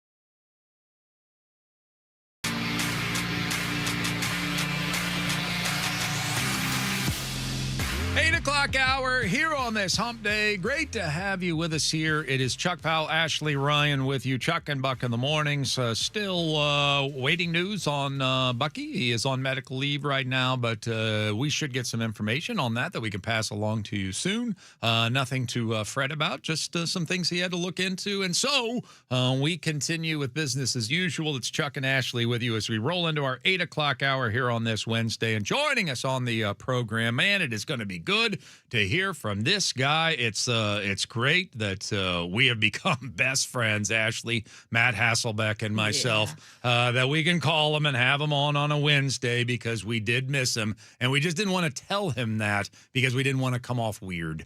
And so he joins us here to talk some Seahawks off-season. It's number 8 at 8, off-season edition right here on Chuck and Buck in the mornings. How are you, sir? Hey, good morning. How are you? I'm doing great. I'm great. How's your spring going? How's the off season for you? Well, my middle daughter Mallory just finished up her NCAA lacrosse career. She was at Stanford and they got knocked out in the Elite Eight. So that was a disappointment, as any parent who travels with their kids and their sports teams. But my older daughter was the sideline reporter for the Final Four in the national championship. So I got to just say, you almost get more nervous as a parent when your child is doing something like that. Really? And I'm coming from a place where I was a goalie parent at one point. So anybody that's a goalie parent can understand what that lifestyle is like as well. So are you at full empty nest at this point? We're 2 years into an empty nest right now, which is it's been quite an experience. There's a lot that they don't tell you about. It's not like the movies. If anybody can relate if they're at that point, but a lot of time, spending time with our parents as well, which is something as you say goodbye to your kids. You spend. I feel like you spend more time with your parents if you can.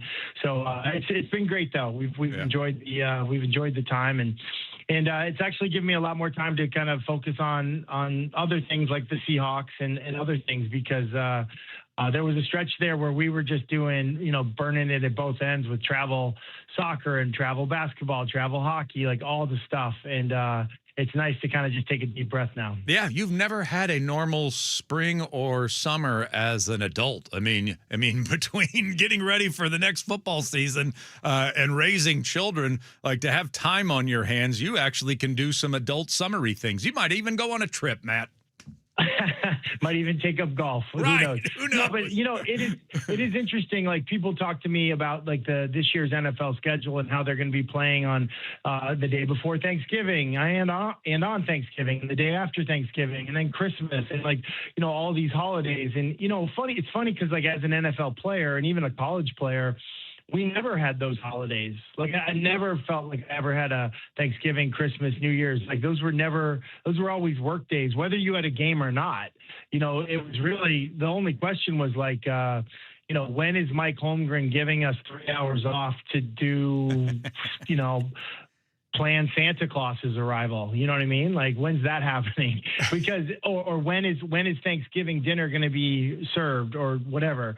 Because they were work days, whether you had a game or not, you were preparing for a game, or something like that. So it is a new day and age of the NFL. I think the Seahawks are playing on every single day this year besides Tuesday. Yeah. They've got a game, I believe, on a Wednesday, a Thursday, a Friday, a Saturday, a Sunday, and a Monday, which is, just kind of comes with the territory when you win the Super Bowl. But it's definitely a new NFL, and they're playing a bunch of games overseas this year as a league. So there's a lot to follow. Yeah, well, and I do want to get into the Seahawks, but I'll stay on that for one more question, because Jason Kelsey recently said it's too much, that we're getting away from the sacred nature of Sunday NFL football. How do you feel about that?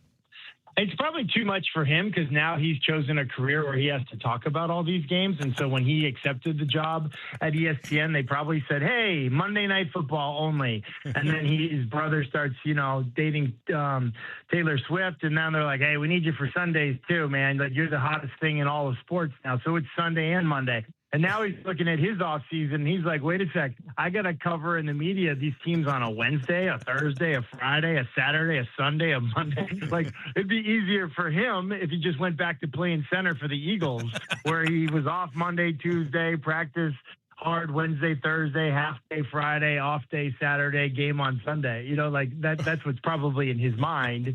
But, you know, I think for the fans, it's a great opportunity to grow the game, maybe follow your favorite team and go overseas, catch a game in Australia or Europe or Brazil or, you know, who knows wherever you want. So I do think it's kind of fun. And I also think like a lot of this is gearing up to the LA 2028 Olympics, when flag football is going to be an Olympic sport, both for men and women. And so, you know, I've met, you know, through my career, so many women who are very knowledgeable and passionate about football, but like tackle football just really hasn't been a thing. And now, so I think for like, you know, younger girls who are coming up, whether it's a high school sport or maybe even a college sport, like flag football is a path. Like it could be a path to a full scholarship in college. It could be a path to a gold medal. And in all because, you know, you just love the game. And so, I don't know. I think there's some cool opportunities with the growth and where the game is headed. I do love the idea, though, about the fact that, I mean, here are American football players who are the closest thing we have in the world today to gladiators of Roman times. And I love the idea because we used to have Cliff Averill on our staff as well. And he looked at me like, I could never do what you do, getting up as early as I get up. And I like the idea that these gladiators, American gladiators, can come over to my side and say, I'm not tough enough to do that. I mean, it is a real thing. And I think it's also that way with players who say, like, hey, I'm just going to go into coaching. Like, I don't think players, while they're playing in the NFL, have a healthy enough respect for how hard the other jobs are that are tentacles that connect to the game of football, whether it's in broadcast or coaching is a big one. A lot of guys will be like, oh, I'll just go into coaching. And then they see the work and the hours and the dedication that goes into coaching.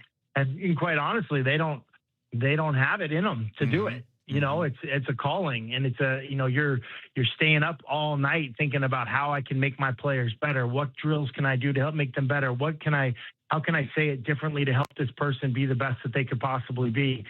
You know, and it's it's kind of like being a teacher. You know, the students probably half the time feel like, oh, why doesn't my teacher like me? He's always giving me a hard time, this, that, and the other. It's like, no, the teacher, just like the coach, I'm really just trying to push you to be greater than you ever thought you could be, and trying to like unlock the potential that's inside of you. That's what teachers and coaches do.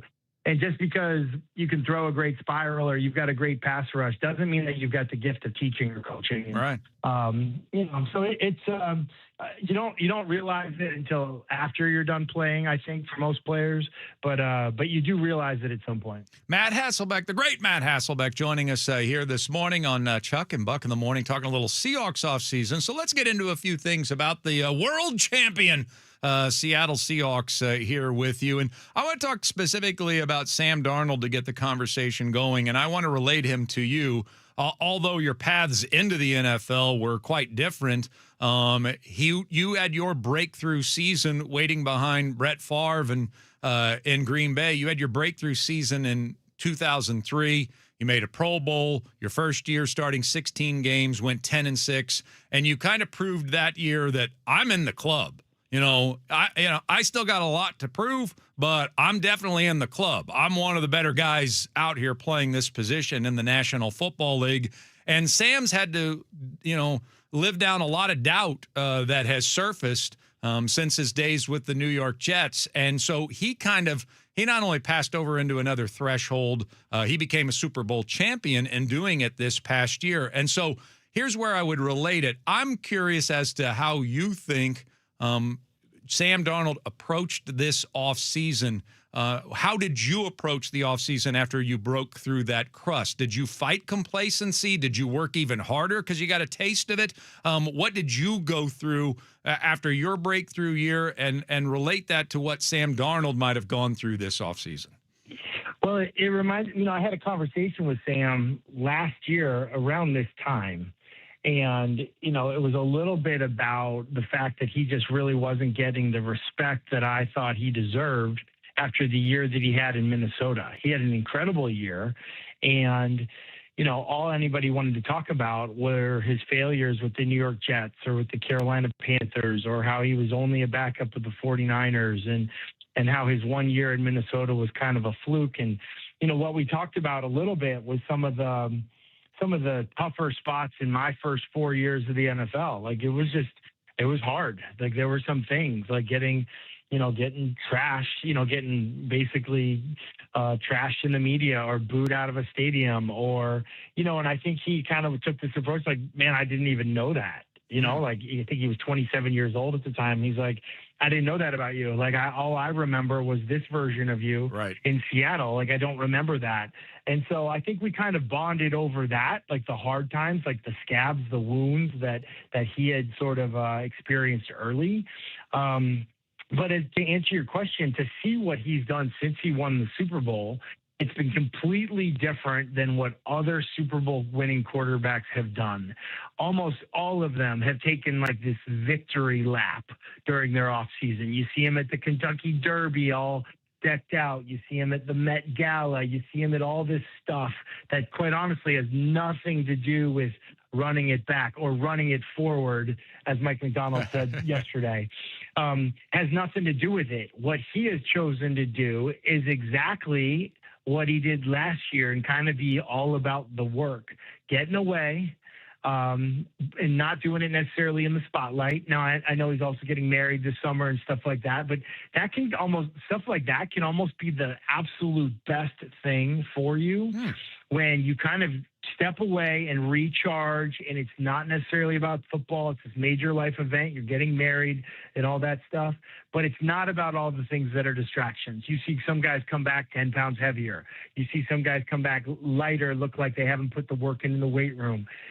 I don't think his offseason has been like that at all. And if yesterday is any indication from the footage that I saw, he looked sharp. And so I think that the combination of the offseason that he had and the disrespect that he still gets, there were two major national publications that came out this week ranking starting NFL quarterbacks.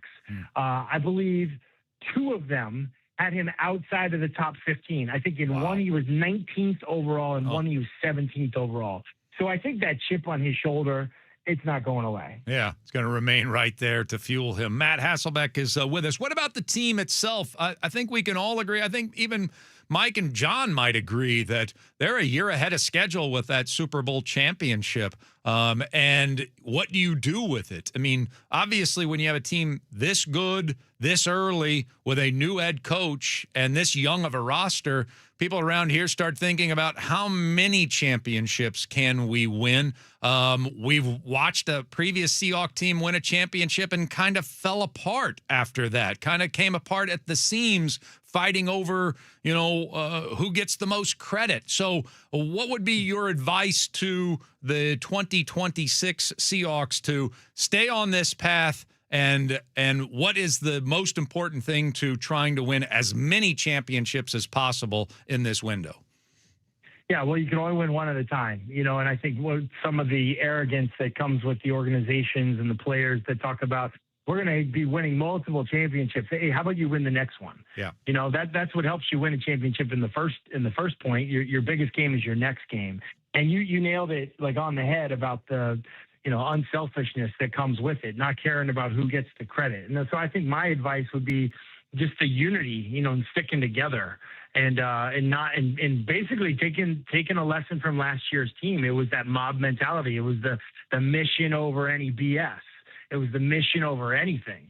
And that's what I think has splintered some of these other teams from getting back. It's not about the mission anymore. It's about personal accolades. It's about where my place in history is, or where my role, like what's the pecking order on this team. And I think Mike McDonald is the secret sauce. I mean, there's a lot of credit to go around. John Schneider's done an amazing job, but like Mike McDonald, this will be his third year as a head coach, like ever, anywhere. Like he at Jones Junior High, he wasn't even the head coach. I mean, this is like the third year, and he's already to accomplish what he's accomplished. Right. So I think that's what's so special about this group and what's so exciting. And then also, like, there's some teams out there making one last push, like the Rams with Matthew Stafford, who's 37 years old, and Aaron Rodgers, who's in his 40s. You've got a young quarterback who's going to be like 29 years old this season, who's still under contract. Like, the future, the setup on paper is really bright. It's a young, talented roster that way. I have a very good friend of mine, and he does sports talk radio in Kansas City. So he's had a good run with the Kansas City Chiefs. And the first time I saw him, Matt, after the Seahawks had won the championship, his question was, well, how do you think Sam's going to respond to losing his quarterback coach and his OC? And it was a bit of a warning shot, like, don't underestimate that. Once a guy has a bit of a breakthrough season and gets comfortable with an offensive coordinator, and then he loses that guy, that's a slippery slope. And so how would you describe the changeover at offensive coordinator, quarterback coach, and how that could affect Sam in this offense? I think it's a huge loss losing Clint Kubiak. Okay. I think he's really special. I think he's a great coach. I don't think that that's nothing. I think it's a big deal. At the same time, I have faith in Mike McDonald and the staff that he puts together. And, lots being made of Brian Fleury. He's never been an offensive play caller before. It is a thing. But I would also say, like, we're not putting somebody on the moon here. We're calling offensive plays.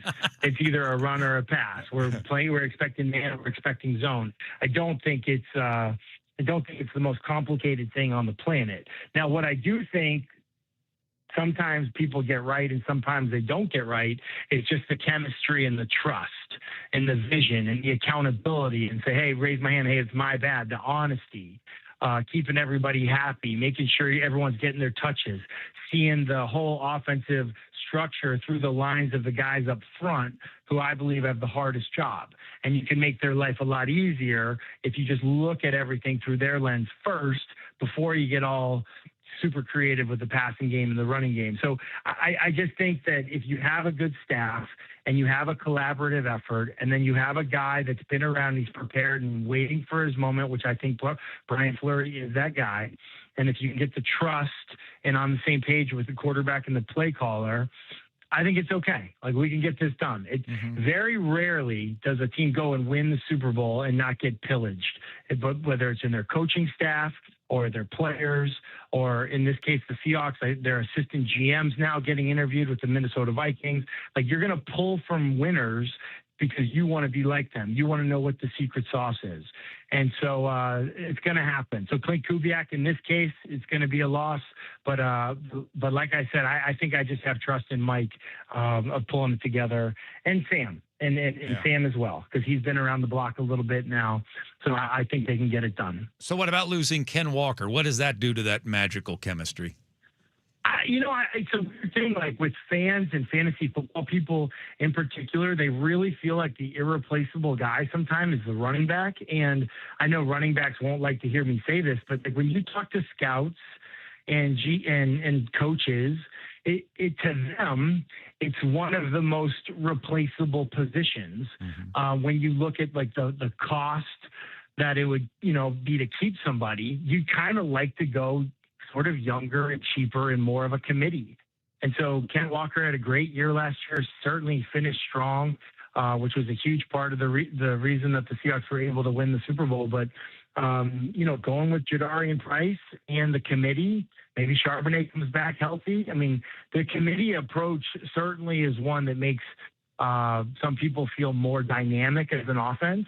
Now, not everybody feels that way. Some people like the Derrick Henry model where he gets all the touches, or the Christian McCaffrey model where he gets all the touches. And that's another way to go. It's just, if you're going to be spending your money there and not spending it up front or on defense, so I think that is a hole that needs to be filled. Some people need to step up to fill those carries or those reps and all that stuff. But at the same time, I think this team's going to be stronger up front on the offensive line, and they're going to be really dangerous on the back end and in the secondary. So if you got to give up something somewhere, I think I'm probably in line with John Schneider's philosophy that, maybe running back by committee is the way to do it. Yeah, I'm kind of with you on that. I do want to ask you before we close out one question about JSN, because it kind of feels like the Rams did some anti-JSN stuff this offseason, bolstering their secondary, knowing what a weapon he's been. I know you are a huge fan of JSN. How could you not be? So is there anything that the Rams or anybody else can do that can slow this guy down? Because maybe he's just that special. Well, everyone else was trying to do it with the disrespect at the award show at NFL Honors. They couldn't say his name. The NFL accidentally sent him the Defensive Player of the Year award trophy instead of the Offensive Player of the Year trophy. So, he's getting disrespected all kinds of different ways from different spots.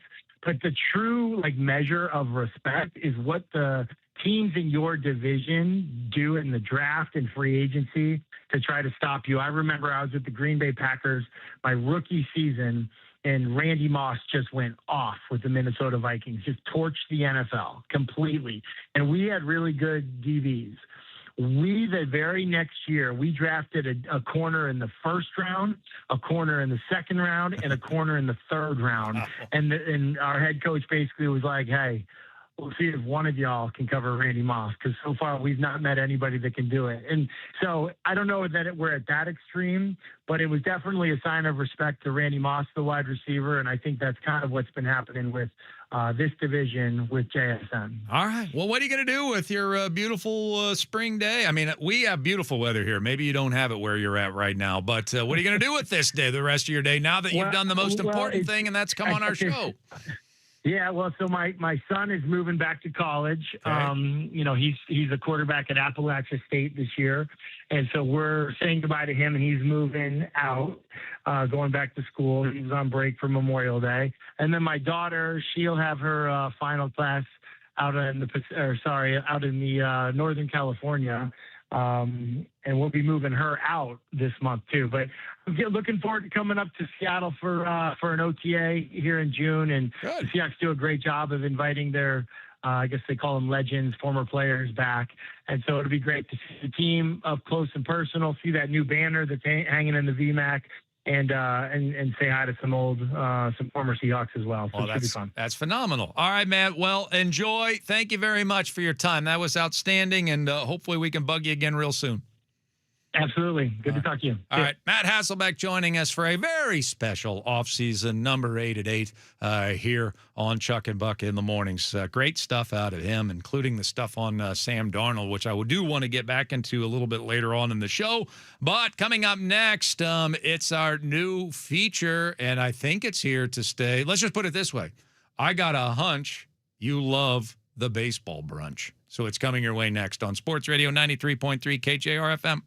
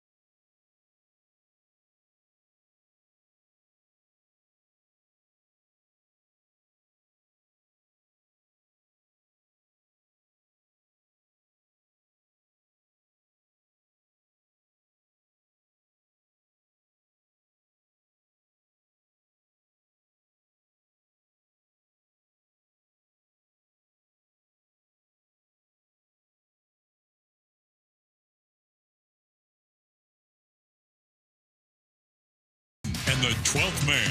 Brought to you by Tulip Resort Casino. When all you want is everything.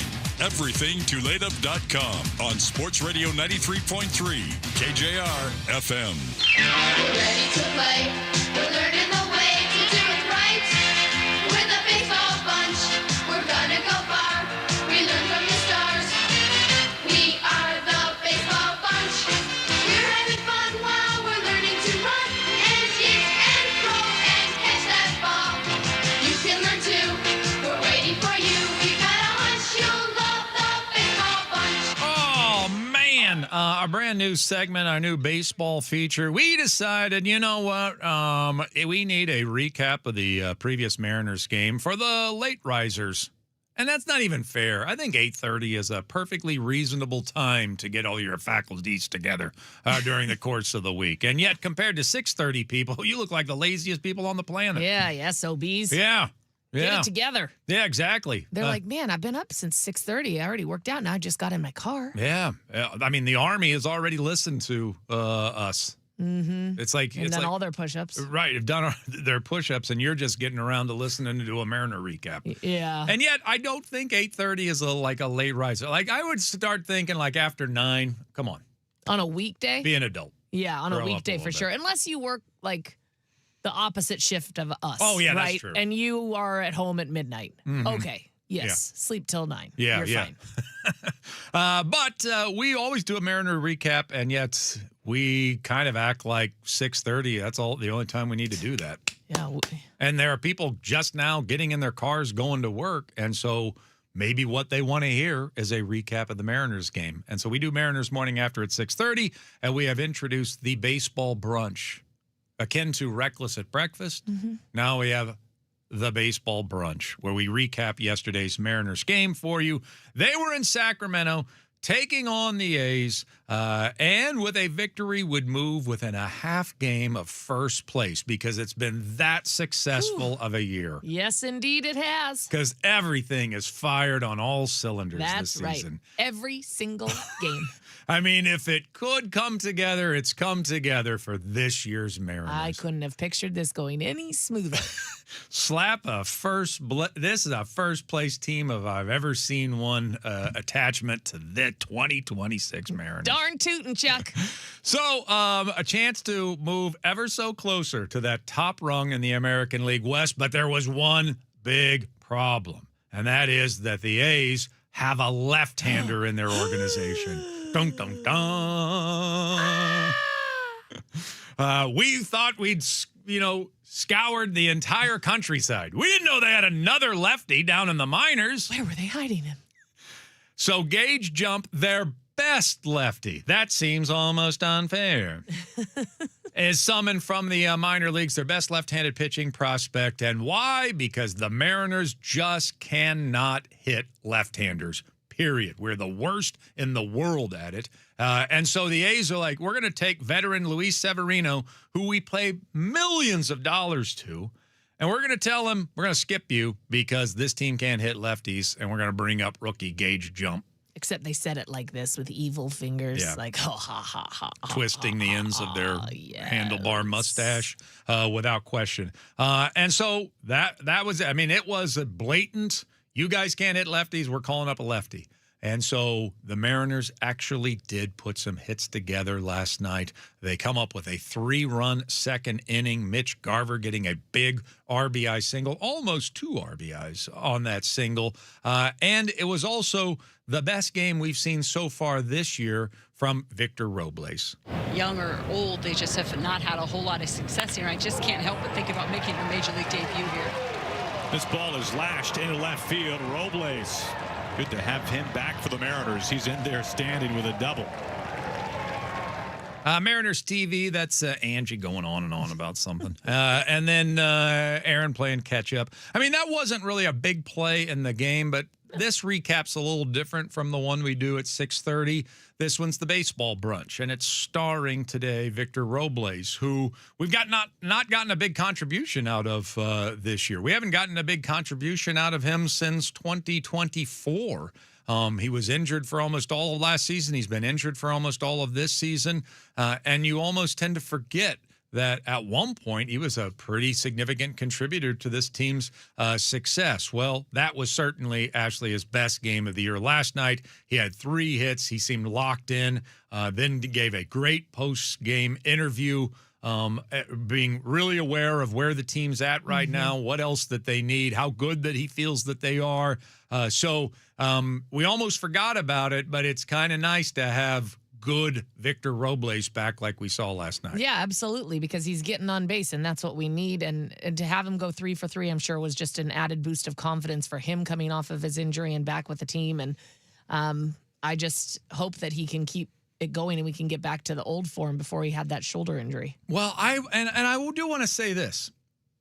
I mean, I don't want to nitpick Dan every single game, but obviously this lefty-righty thing that you're doing, it's not gone over great with a lot of the fans, and I know why you're doing it.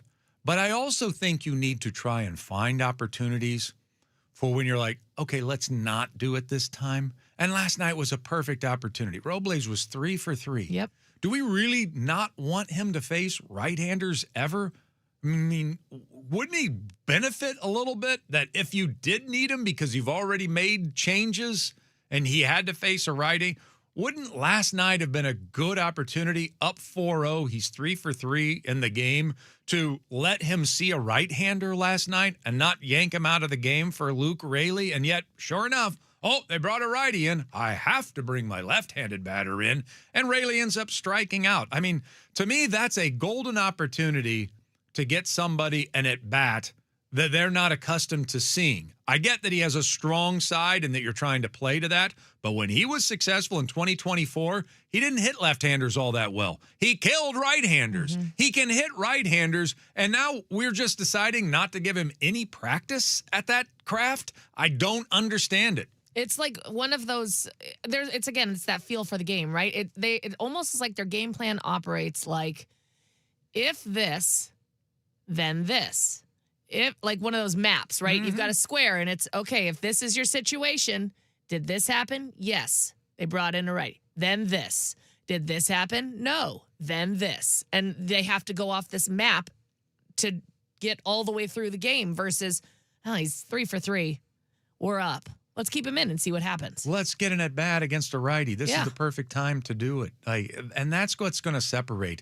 There's not a successful manager in the history of baseball that just, what's the book say? Yeah. Every single time. You can't do it. There's a situation that pops up. That was a great chance to get him. But now I'm nitpicking because it was a successful night against a left-hander. The Mariners had 11 hits, all 11 of them against left-handed pitching last night. They put up a crooked number in inning number 2. Turns out that's all they were going to need for the contest. They end up winning it by a final score of 4-1. Emerson Hancock was outstanding in the game. He allowed just 1 hit over 6 innings, did not allow a run in a ballpark that is conducive for scoring runs. And Mitch Garver had a hand in a lot of things. Number 1, he had the RBI double that got the scoring started. He had another hit later on in the contest as well, so the batting average is up over 200 for old Mitchie. Whoop, whoop. And he also caught Emerson Hancock, which we've pointed out on this show.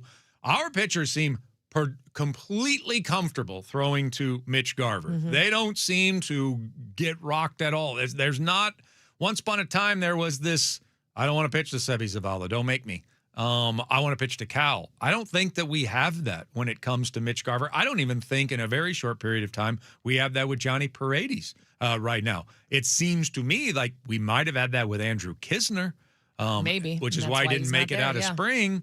But Mitch Garver contributed in a lot of ways last night. Here he is after the game. As far as the players go, there's hasn't been any panic all year as far as how we're playing. Like, we know we're good. It's a matter of time. Things just have to click together. Sometimes the pitching is good, sometimes the offense is poor, and vice versa. So we just need to make sure that we do that as good as we can every game. And I think we're showing that right now. Pitching has been phenomenal. Offense has been great.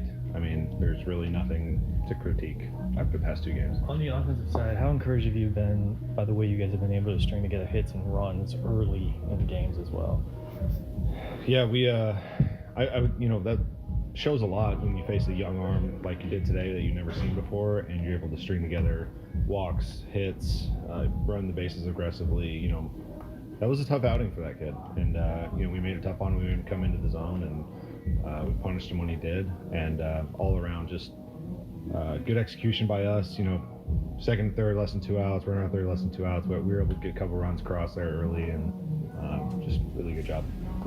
Mitch Garver afterwards, again, 2 for 4, RBI, runs scored, and caught a really good game last night from Emerson and company, as the Mariners do win it by a final score of 4-1. Also, he challenged a pitch last night, and I do believe, and I think I can say this without hesitation, there's no baseball team on planet Earth worse at challenging than the Seattle Mariners. They had some promise, but it went downhill. They are terrible. Now, Mitch Garver has been the highlight of that, but I think lately he's been a little too careful. And maybe, and I hope this isn't the case, he's trying to protect his gaudy statistics, because he's been a rather successful, one of the most successful challengers in the entire sport. But last night, and I thought was used in the perfect setting, and he didn't get it right. It ended up being a ball. The umpire was right about it. But it was also Emerson's first trouble that he had gotten into. There were a couple guys on base. And, man, if we can get that strike call, we're out of the inning. Mm-hmm. If we don't, then we still are vulnerable to a 3-run homer, and all of a sudden everybody's sphincters get tight for the rest of the contest, and who knows what happens from that point forward. So even though it was a little reckless from the standpoint of, I don't think he's right about this. I think it is a ball. I think the umpire has gotten this one. I really did like that challenge because it was an important enough moment. It was close enough that Garver's like, damn the stats. If I can get this strike called, we're out of this inning, and we probably are good. We're probably smooth sailing for the rest of the game. And he didn't get it. And Emerson ended up getting Lawrence Butler out anyway. But I thought that was a very good use of the challenge because they had 2 at the time. Why not roll the dice on that particular play? Because it's such a big deal to get out of the inning with them threatening, or you run the risk of possibly getting one up in the zone and he hits a 3-run homer, and now all of a sudden we got a 1-run ball game. I thought that was a tremendous use of a challenge. Well, and that's one thing we've been talking about this whole time is not just whether or not you think you're right or wrong, or that the umpire got it right or wrong. It's the timing of when you use it. And so using it in a pivotal moment, yeah, it would be a waste if it's that close. You might as well find out. And so, yeah, it was a smart challenge. That's the thing. They have to be smart about their challenges. And a lot of times it's more no, there's no way. Yeah, and then they just do it. To me, it's becoming quite clear. It's more about situation than it is about just getting the right call. I mean, there are times to use it early in the contest, but those got to be no-brainers. And I mean, when I say no-brainers, I mean you better get it right. Yeah, it was so obvious the umpire got it wrong. Right. I don't want anything challenging off the edge in situations unless there's something at stake. And I think maybe slowly that's what teams are learning. I thought that was a good use, even though I didn't think he was going to get it right last night, and he did not. So what did we learn on this edition of the Baseball Brunch? That the Mariners are not that far off the pace. As a matter of fact, with a victory today against the A's, they will be a first-place team. With a sweep of the A's, they will leapfrog them in the American League West standings. So by 3 o'clock today, we could be a first-place team. Now, to remain a first-place team, we have to solve this issue against left-handed pitching. We're not going anywhere. I mean, we might win a down division this year without ever solving this, but I doubt it. And we certainly aren't going to go on a deep playoff run, because once you get to the playoffs, these teams, these managers, they're going to be good enough that they're just going to lefty pitch you to death. Yep. So we've got to start showing that we can hit a left-handed pitcher on occasion. And that is why, Ashley, I am glad we're facing a lefty today. I want to see it back-to-back games. I want to see that this was not an outlier. I want to see that this is progress. So bring on Jeffrey Springs today. Let's do it 2 games in a row. Let's put a crooked number or 2 up in an inning or two, and let's show that we're making real progress in that area because it's going to be essential. This is a big problem. Piggyback is not a big issue for the 2026 Mariners. What is our inability to hit left-handers, so hopefully last night was a jump in the right direction. I like the pun. Yeah.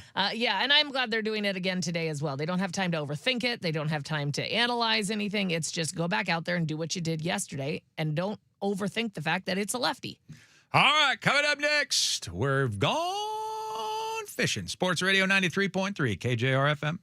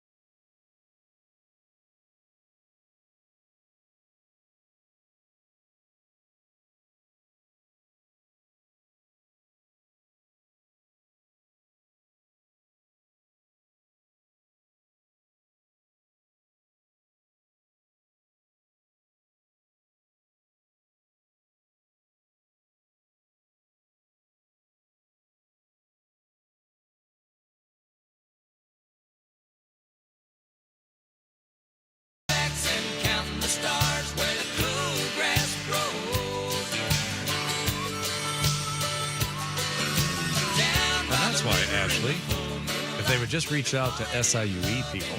Yeah, if only. If only.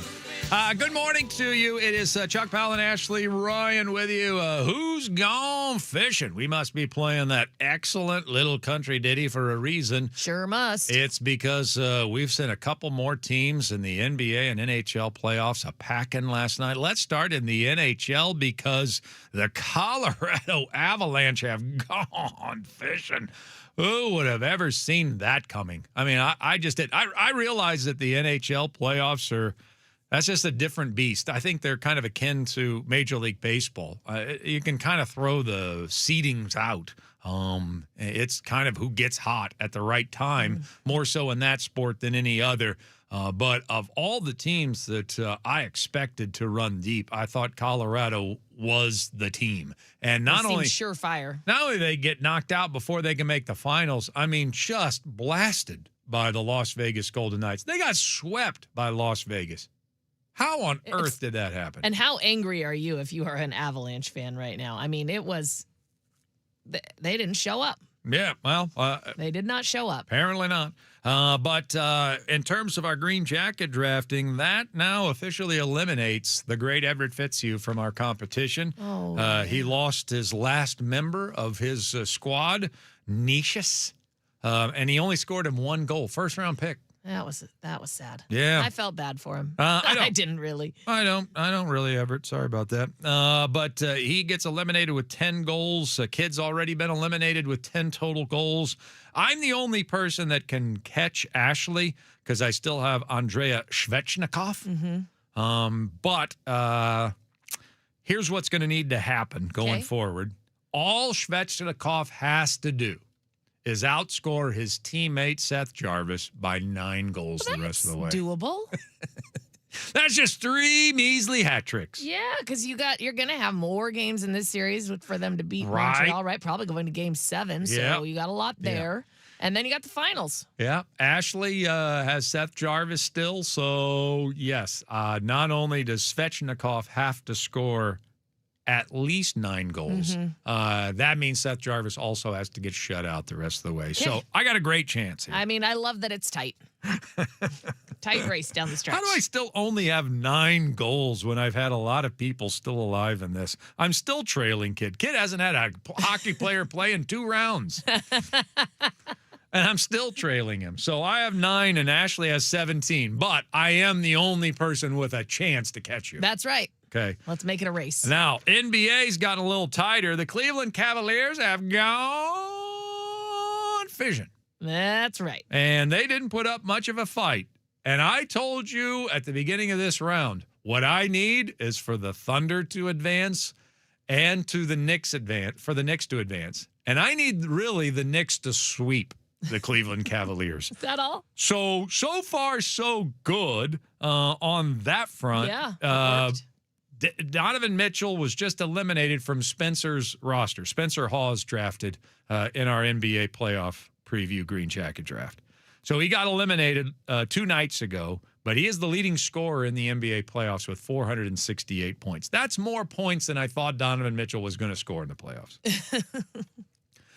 So he's out, and then James Harden also eliminated. Yeah. That was Ashley's last hope. He finished with 345 points. So good. That's a good pick he for did you. good. It was definitely your best pick. That was your 3rd-round pick, and he did the job. But that does officially eliminate you. You have no players left. You're the only one of us that doesn't have a player left. Yeah, well, you know what I say to all my NBA players? Go hockey? Oh, I see what you're doing. Yeah. See that? It's up there, all the way at the top. Above view. I Yep. see what you did. Until we get permission. Yeah, naughtiness above board.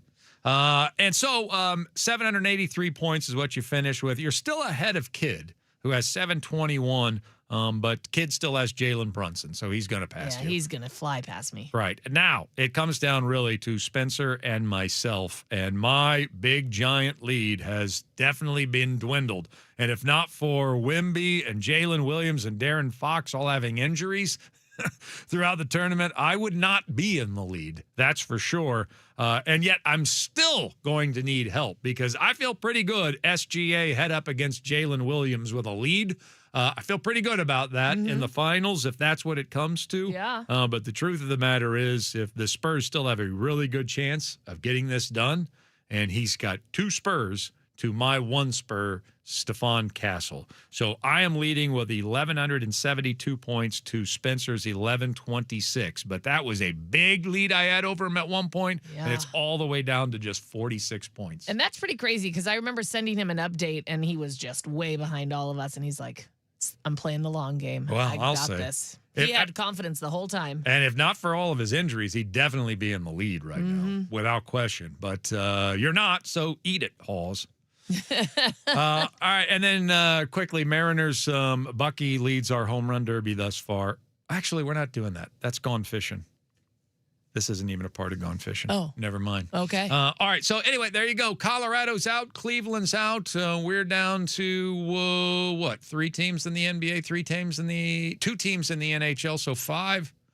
No, 3 teams. 3, and 3. Yeah, 6 teams remaining for a shot at championships in those 2 sports. All right, we're going to talk about Sam Darnold in our next hour, but coming up next, the Mariners, an issue they have, and I'm sorry, an issue that they do not have. We'll discuss that next. Sports Radio 93.3 KJR FM.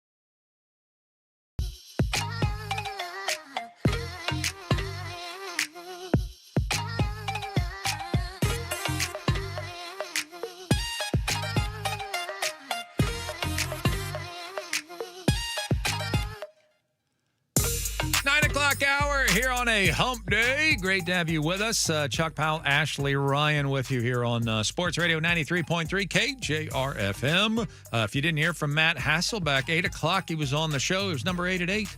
He was fantastic, by the way. Great. He's always great. Mid-season form. Like, you could tell he was like, I've studied. I'm prepared for anything you're going to throw out there. He was like, you want me to bring it?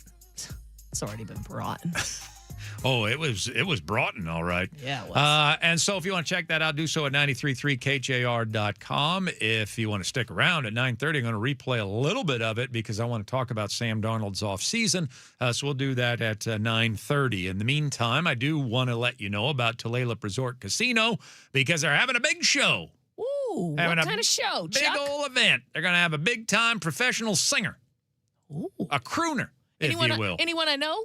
His name is Colin Ray. Oh. And he is ready for you. His arms are open. He doesn't sing that song. That's Creed. Oh, no, yeah, arms wide open. Yeah, and I would not recommend that. I wouldn't go to that show. Yeah, but I do recommend you go to see Colin Ray. He's going to be performing June 4th at Tulalip Resort Casino, the Orca Ballroom. Tickets are available right now. You can find it at everythingtulalip.com, Tulalip Resort Casino, when all you want is everything. And we're giving away a pair of tickets for free here on the show all week long. And we're not going to complicate this. Basically, if you're interested, and I do need to clarify what I mean by interested. Don't just hear, oh my gosh, there's something free available. I'm going to go grab it. And I'm not going to think about whether or not I could even go. That happened yesterday. I really would like for you to say, hey, I like Colin Ray. And I think I'm available on that day. I realize things pop up, but I think I'm available on that day. So I'm going to go ahead and I'm going to vie for these tickets by just texting in at 49451 to say that I'm interested. But you know what is painfully cruel is to not really have thought it out. You get the tickets you won by random, and then somebody that really wanted to go or some buddies that really wanted to go don't get to go because you weren't all that serious about going to begin with. Or you weren't paying attention to all of the details. Okay. So again, this is June 4th. Yes. At Tulalip Resort Casino, the Orca Ballroom. And it's Colin Ray, country music artist. Okay? Yes. Now you got all the info. All right, 49451. Now that you have the info, text in for free.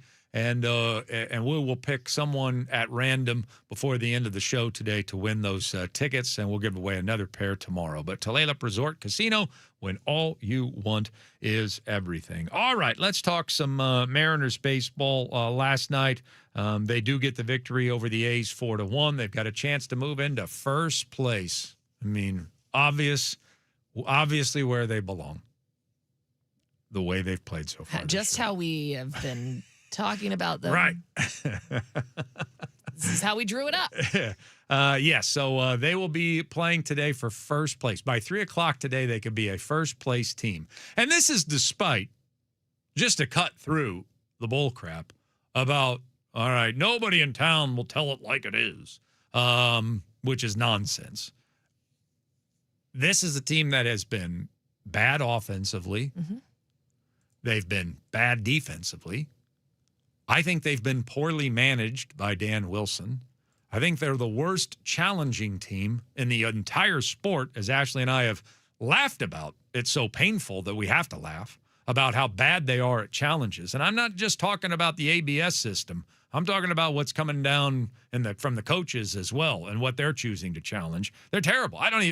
When's the last time we won a challenge? Feels like it's been forever. I know we have. So don't point it out to me, but it just feels like we are 0 for 3 every night. We lose both our ABS challenges and we lose our challenge from the manager. That's how it feels. And people you'd think would be really good at it are really bad at it. Mm-hmm. I mean, it's just across the board. That's the thing I can't figure out. So obviously you put all of those things together, we are not playing well. The baseball team, the team that we follow, the Seattle Mariners, have not played well all season long. And yet, by the end of today, they can be in first place in their division. Now, a lot of that has to do with how bad the division has been so far this year. And I will tell you, I think it's better than what it's showing right now. I'm close to making a wager with anyone because right now in the National League Central, there are 5 teams that are all above 500. And there are 0 above 500 or at 500 in the American League West. I think by the end of the year, they'll be 2-2. Okay. So I'm not going to wager that because that's way too risky. But nonetheless, my point is I think that there are a couple of teams in the American League West that are, 4 teams that are far underperforming. And I think there are a few teams in the National League Central that are overperforming. And that's why we play 162, because after 162, the real team emerges. So, yes, we are certainly, if we're in first place at the end of the day, first and foremost, we have taken advantage of an entire division that is off to a rough start so far this year. So not a lot to brag about, but nonetheless, whoever wins that division is getting in the playoffs. It's a Willy Wonka golden ticket to whoever wins the division. They get into the playoffs no matter what the record is. But still, Ashley, I mean, we could be a game below 500 and in first place by the end of today, despite all the things that I just said. Bad defensively, bad offensively, poor managing, terrible challenging, and then awful against left-handed pitching, the worst in the entire sport. And so, to me, if that doesn't tell you how well the roster has been constructed, that you can still win every other game that you've played so far this year, despite probably playing as bad as you could possibly play. I mean, the amount of hair-pulling moments, like where we just want to pull our hair out and scream at the television and yell, I think has been 10 times what it was by this time last year. It's been beyond frustrating for this start of the season. So to do all that, and then come back together, as we've been talking about, I don't want to say it's early, but as we've been talking about, it is early. There's a lot that can change. There's a lot that can change. It doesn't mean these earlier games don't count. These losses don't count, but it means that you've got time to make up for it. Yes. That's what we could be doing, which is... Well, we've already done it. Right. Well, yes, but I'm saying like that's what to be in the lead after today, if we could do that, that's... Well, that's just it. I mean, for all of the don't say it's early people, are you out of your mind? You are just flat out wrong it's about early. this. Like what? I mean, you're saying that it's done, and we're not even playing good baseball, and yet by the end of the day, if the season ended, we'll be in the playoffs. So how could it not be early? Yeah, it's early because you have time to make up for things. Right. Nobody's saying that these games don't count, but by now you should definitely have a read on what the Mariners do in the Jerry DiPoto era. They stink until the summer, and then they're great in the summer, and sometimes they pull themselves out of the muck, and a couple of times they haven't done that in the past. But they've won 5 years in a row. We've got a winning record. So this team does not stink. They have stunk so far this year, and for all of their stinkage, at the end of the day, we could be in first place. Right, and things are looking up. So from that standpoint, I'd say as poorly as they've played, I mean, I still remain encouraged. I just chatted with Ryan Healy yesterday. I still think they're going to win this division, and I think they're going to win it comfortably. I think that's just how well they're constructed, because you could be bad in 4 of the 5 major areas of the sport, because we're not very good at base running either, or haven't been so far this year. And because the pitching's been very good and still not as good as it could be, we're still in a position where we're a playoff contender right now. And that's playing as poorly as I think that this roster is capable of playing, because I don't think we have a bad offense. No. And I know we're not this bad against lefties, like historically bad against lefties. And I think we will play better defense once we get the right pieces in the right places on this team going forward. But I don't think we're ever going to play good defense. I don't think that's the way that the roster is built right now. And now that we've got a relief pitching kind of intact and Munoz has been a little more consistent and all 5 of our best guys are back and healthy, I think that's going to be a higher functioning unit. And I still think our starting pitching has another level that it could reach. It should be great. And so far this year, it's been very good. So almost everything about this team has underachieved to this point in the year. And yet you still have a chance to be in first place by the end of the day. In a strange way, that's encouraging, because I don't think they can play worse. And we've got 100 games to prove that how good you actually are. So let's get it together. Yeah, and also that's not a challenge to say I don't think they could play worse. Like we're not issuing a challenge to see. But I do think, and things are looking up. Oh, yeah, you do? You want us to show you? You think I've been sub? They don't call me Ref Snyder for nothing. Yeah, not a challenge. But yeah, things are looking up, right? You've got Ref Snyder and his new skills of getting hit but not getting hit. You've got Robles back. Hopefully Cal will be back soon. Yeah. You've got Spire back, Brash back. I mean, things are looking up. That's another thing. The injuries that have piled up. And everybody deals with them. Yes. Yeah, we're not alone. But that's why they call it you deal with them. Mm-hmm. You deal with them. You try to tread water until you get everybody back. I mean, Brash has been a huge part of this team. Mm-hmm. Now, Dan will only pitch him once every 3 years, but it's like break glass in case of emergency. But Brash has been down. He's been vital to this team so far. Spire's been down. We've had Miller, and you've seen how effective Miller is. Mm-hmm. We've been pitching without him all season long. And then Cal. I mean, we've gotten no contribution out of Cal. We've gotten he has a minus WAR to this point of the year, and now he's not even available to fix that for us. So certainly none of us anticipated Cal Raleigh was going to go from historic season by a catcher to being a detriment to the baseball team. Yeah. And that's what he's been this year. Number one, not available. And then number two, has not produced. He has a negative WAR. That means whoever is just a standard replacement would be playing better baseball than Cal Raleigh so far this year. Yeah, and that's just, I mean, obviously nobody's expecting that. Cal definitely didn't expect that, and I don't anticipate that to continue either. And him, I mean, here's how rare it is, right? He's never gone on the IL in his entire career, and now he's on the IL, and I think that's good. I think he needed it. I think he needed it, one, to sort things out mentally, right, so that he could come back in the right headspace and hopefully be better. And two, clearly something was bothering him that they were kind of trying to see if they could just get away with giving him a day off here and there. So it's good that he was forced to go get better. Well, the point is that if it could go wrong, it's gone wrong for this team so far this season. And yet somehow by the end of today, with all this nasty, stinky dust that has been stirred up by the 2026 Mariners, when it clears at the end of the day, there's a chance that we are in first place and would qualify for the playoffs if the season ended today. Nice. That's crazy. That is. It is crazy how poorly they've played. So now you've got over 100 games to prove just what your true colors are. So if you're not a bad offensive team, we'd like to see that. And so, I think there are some legitimate elements on this team that we should be concerned about. Going back to spring training, I said I'm concerned about defense, and that has proven to be true. Yeah. And so I don't think J.P. Crawford can play shortstop. I don't think he has whatever's wrong with his arm. He can't make the throws right now, and I don't think that gets better over at third base. Turns out you got to throw from third base too. Yeah. All right. So, but if we have the improvement at shortstop with Colt Emerson and we get Brendan Donovan back, and that's not great. I mean, we're not talking about Nolan Arenado over there. We're not talking about Greg Nettles or Brooks Robinson.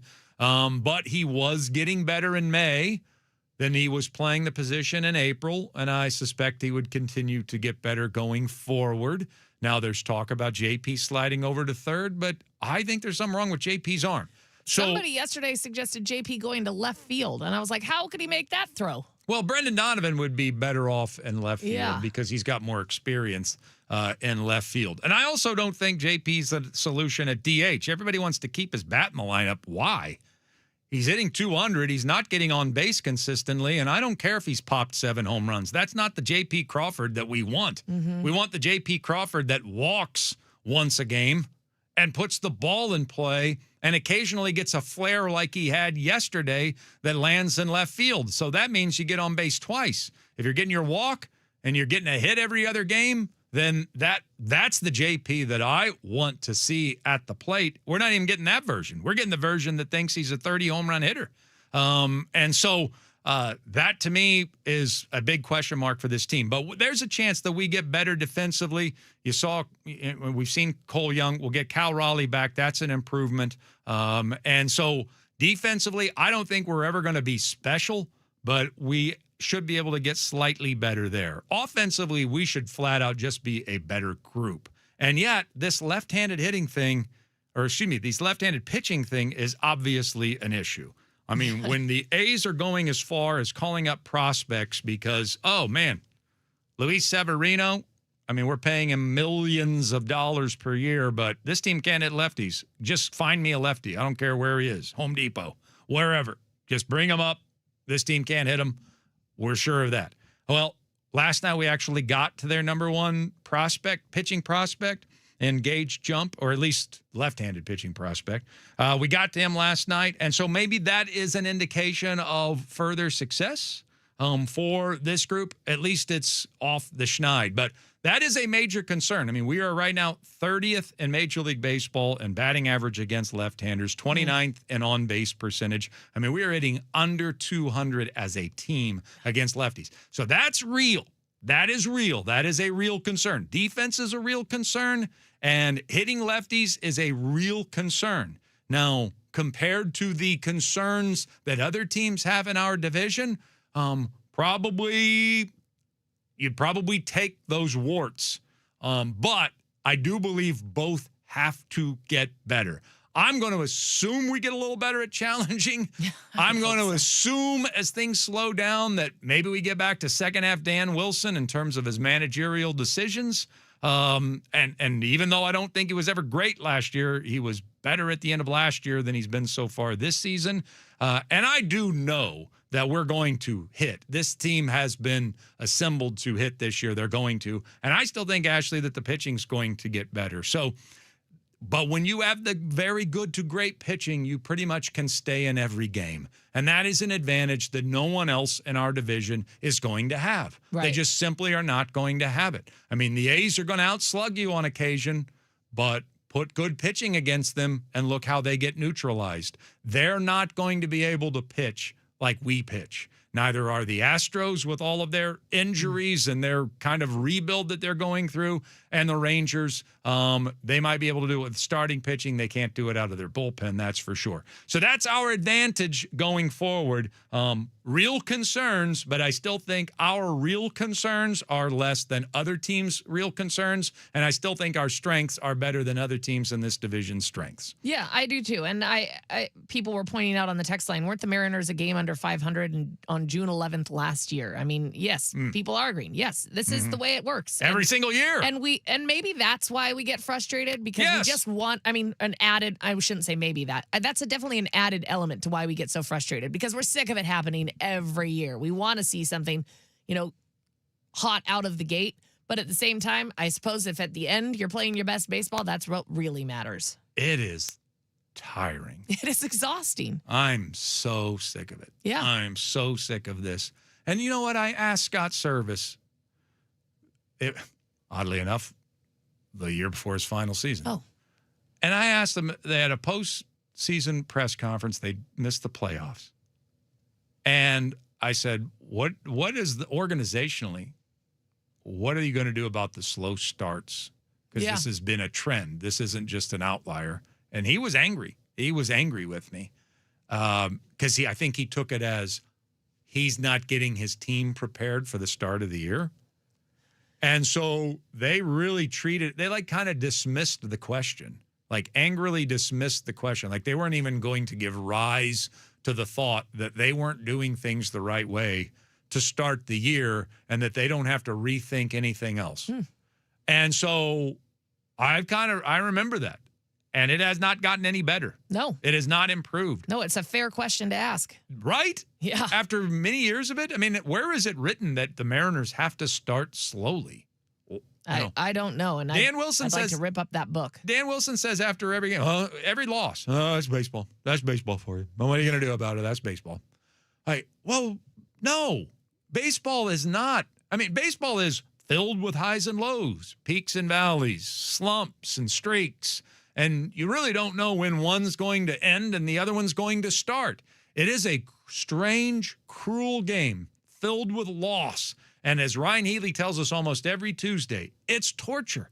Like, even when you're going well, you're tortured by how do I keep it going? Things of that nature. We understand how hard a game it is to play, or at least everybody should understand how hard a game it is to play. And that's baseball. And there are going to be those stretches. But why does it? But I'll tell you what's not baseball. Every year in baseball, you start horribly. That's not baseball. If that was baseball, then it would happen to every other team as well. Exactly. It only happens to the Mariners. So I've felt for a long time you need to organizationally, because I'm not going to listen to the Marine layer. No. We've had really nice weather. Exactly. That's a horse crap excuse. Yeah. If you're using it. Or it's just so chilly. Like Julio suggested at the beginning of the year. Who cares? Get over it. There's a problem with how you're approaching the season, and it needs to get fixed because this is gross. And I'm sick of it. And I get angry and I get worked up about it every year. And I was certain that this year was going to be different, and it hasn't been different. Hasn't been. Yeah, just as frustrating, if not more. All right, coming up next, Sam Darnold's off season now that he's broken through the crust and into the other side of world champions. How should he approach this off season? I asked Matt Hasselbeck earlier in the show. We'll replay his answer for you and respond ourselves on Sports Radio 93.3 KJR FM.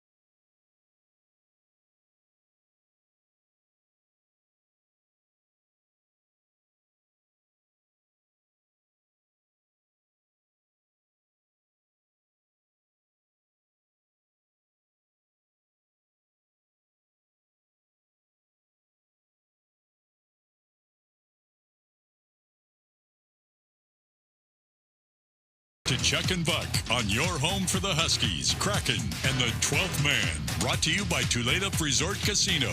When all you want is everything. Everything Tulalip.com on Sports Radio 93.3 KJR FM.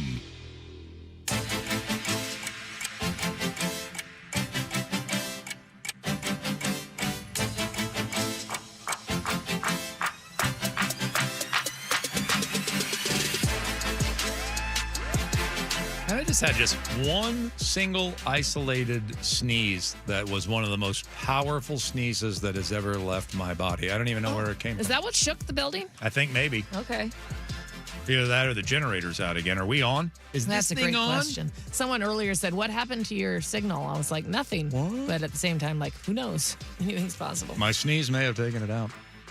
I do like a good sneeze on occasion. On the way back from Wenatchee, I think I sneezed 14 times. I don't think I like a good 14 It sneezes was a on lot. occasion. It was a lot. Not one person in the car said, bless you. I think, but they just really? got sick of it. They're like, okay, we get it. Yeah, I'm going to give you on the first one. They didn't even say it the first one. Oh, I'm going to always give it I to you think on the they first knew one. there was more to come and they were waiting, and then it just kept going, and by then they forgot they hadn't said anything. Oh, is that right? Yeah, So it was like probably. 14 consecutive? Oh, yeah. Well, like, I sneezed, Oh, my and then like gosh. 30 seconds later, I sneezed, and then 30 seconds later, I sneezed. So not continuous. No. It was like every. That's an odd stretch of sneezing right was, there. I think there was just a lot of dust on the softball field. Yeah, but I've heard of people like they have a fit with it.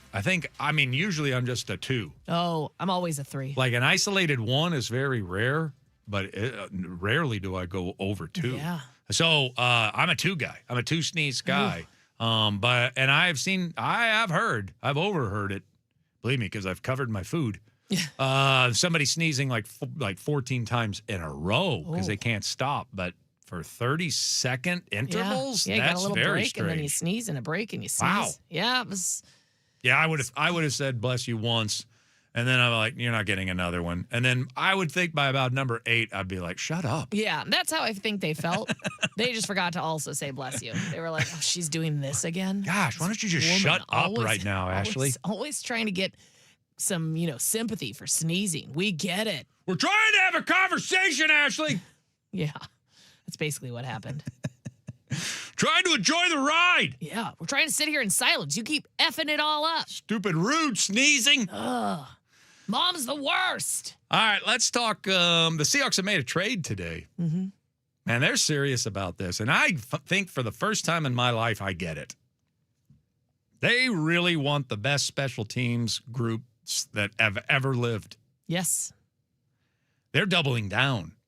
And they've just traded for the Jets, a 7th-round pick for the Jets. And pretty much all he is a special teamer. Irvin Charles is his name. Wide receiver / special teamer Irvin Charles for a conditional 7th-round pick. Charles has been with the Jets since 2022. So probably not a good chance he's ever going to establish himself as a wide receiver. I wouldn't think so. Sounds like he's just a special teams guy, and that's what John seems to be adamant about collecting. Some people collect stamps. Some people collect coins. John Schneider these days is collecting demons and special teams coverage, and it sounds like he's added yet another one. And I would have laughed at this in the past, but not after what I watched last year, because our special teams group had a lot to say about winning a world championship. Yes, I get it. A year ago. So add yeah, on to the special teams. I think I get it as well. If you're getting a proven special teams monster for a 7th-round pick, yeah, I'm not going to doubt you. Not anymore, John. All right, let's talk about something a little more impactful. Our quarterback, Sam Darnold. He is coming off the best season, obviously, of his career. Now, he had coming off the best season of his career the year before, too. So we're looking at back-to-back seasons, back-to-back years of monstrous improvement. And this year, it manifested itself in leading a team to a Super Bowl title, as we all know. Matt Hasselbeck was on with us at 8 o'clock. And Matt Hasselbeck, obviously different paths to the NFL. One was the 3rd pick overall. The other was completely undrafted. And so there was going to have to be more proving that Matt was going to have to do. He was going to have to be in the shadows, lurking behind Brett Favre and others to finally get his chance. And yet, what they both did get to experience at about the same age in their careers was a breakthrough season. Now, maybe Sam had his last year with the Minnesota Vikings, but he still had all sorts of crazy doubt placed on him all the way up to the Super Bowl, for goodness sake. He still has it. Yeah, everyone thought it was a fluke. Yeah. And yet, I think everybody can acknowledge that if the previous year wasn't a breakthrough year, certainly last year, Super Bowl champion quarterback Sam Darnold certainly experienced a breakthrough season. He now knows he belongs. There's no doubt. I'm one of the guys in this league. Rank me wherever you want, but in Sam's mind and in his heart, he knows I'm one of the dudes. Just as Matt Hasselbeck had a season, I think it was 2003, where he broke through and got to go into his first off season knowing without a doubt, I'm one of those dudes. And so I talked to Matt at 8 o'clock today. I asked him about when you came off of your breakthrough season, as Sam is coming off his breakthrough season, what was your off season like? Did you have to fight complacency that off season, or did you get even hungrier about proving everybody wrong? Here's what Matt had to say. Well, it reminds me, I had a conversation with Sam last year around this time. And, it was a little bit about the fact that he just really wasn't getting the respect that I thought he deserved after the year that he had in Minnesota. He had an incredible year. And, all anybody wanted to talk about were his failures with the New York Jets or with the Carolina Panthers, or how he was only a backup with the 49ers, and how his 1 year in Minnesota was kind of a fluke. And, what we talked about a little bit was some of the tougher spots in my first 4 years of the NFL. Like, it was hard. Like, there were some things like getting trashed, getting basically trashed in the media or booed out of a stadium, or, and I think he kind of took this approach like, man, I didn't even know that. Like, I think he was 27 years old at the time. He's like, I didn't know that about you. Like, all I remember was this version of you in Seattle. Like, I don't remember that. And so I think we kind of bonded over that, like the hard times, like the scabs, the wounds that he had sort of experienced early. But to answer your question, to see what he's done since he won the Super Bowl, it's been completely different than what other Super Bowl winning quarterbacks have done. Almost all of them have taken like this victory lap during their offseason. You see him at the Kentucky Derby all decked out. You see him at the Met Gala. You see him at all this stuff that quite honestly has nothing to do with running it back or running it forward, as Mike McDonald said yesterday. Has nothing to do with it. What he has chosen to do is exactly what he did last year, and kind of be all about the work, getting away, and not doing it necessarily in the spotlight. Now, I know he's also getting married this summer and stuff like that, but stuff like that can almost be the absolute best thing for you when you kind of step away and recharge, and it's not necessarily about football. It's this major life event. You're getting married and all that stuff, but it's not about all the things that are distractions. You see some guys come back 10 pounds heavier. You see some guys come back lighter, look like they haven't put the work in the weight room. I don't think his offseason has been like that at all. And if yesterday is any indication from the footage that I saw, he looked sharp. And so I think that the combination of the offseason that he had and the disrespect that he still gets, there were two major national publications that came out this week ranking starting NFL quarterbacks. I believe two of them had him outside of the top 15. I think in one he was 19th overall, and one he was 17th overall. So I think that chip on his shoulder, it's not going away. Isn't that something? Yeah. I love Hasselbeck. He's great. Doesn't that just prove, though, the way he finished that statement was we're such in a world now where we get locked in on our opinion and we go so far with it that once, and I believe I'm not this way as a professional talk show host. If I am, maybe I got some more stuff to work on. Maybe somebody's got to point it out to me. But I think so many people in life, certainly, when you think about politically, but even in now that we have social media and now we have all these podcasts and now we have these talking head shows that they go so far in on something that they just can't allow themselves to say, you know what? I was wrong on Sam Darnold. No, it's way too hard for them to do. They just can't do it. And how stubborn do you have to be after what Sam Darnold did 2 years ago in Minnesota and then showed you, because what were the criticisms? Oh, yeah, he put up the stats, but in the big games, is he going to be able to come through? Yeah. Well, he played the biggest games you could possibly play in the sport of football last year and pretty much aced them down the stretch in different ways. I mean, he carried us completely to one of those playoff wins. And then another game, he played kind of his role and let Ken Walker do his thing. And then, you know, a little bit of a combo in the Super Bowl, which we really didn't need anybody because our defense was so smothering in that contest. But, all right, so you said he couldn't do this, and then he did it. And then he said, yeah, but he couldn't do this, and then he does it. And yet people still want to put together their lists and not give him proper respect. So when we were saying he can win the Super Bowl, and we were joking, but people will go across the country, yeah, that was a fluke. Can he do it again? That seems to be what a lot of the mindset is out there. Yeah, like it would just be on him to win it again. And I'm not putting that on everybody. I think some people have certainly come around a little bit and kind of adjusted their opinion, or maybe he did show them more, and so they can at least acknowledge that. I was right about criticizing him before, but obviously I don't have much of a leg to stand on anymore. You know, I think he's had that impact on some people, but there are clearly, if Matt Hasselbeck's going to reference a couple of lists, and maybe we just give too much credit to things that stand out to us, maybe these lists, we should just, if they were two-ply, we would wipe our butt with them, to quote Johnny Carson.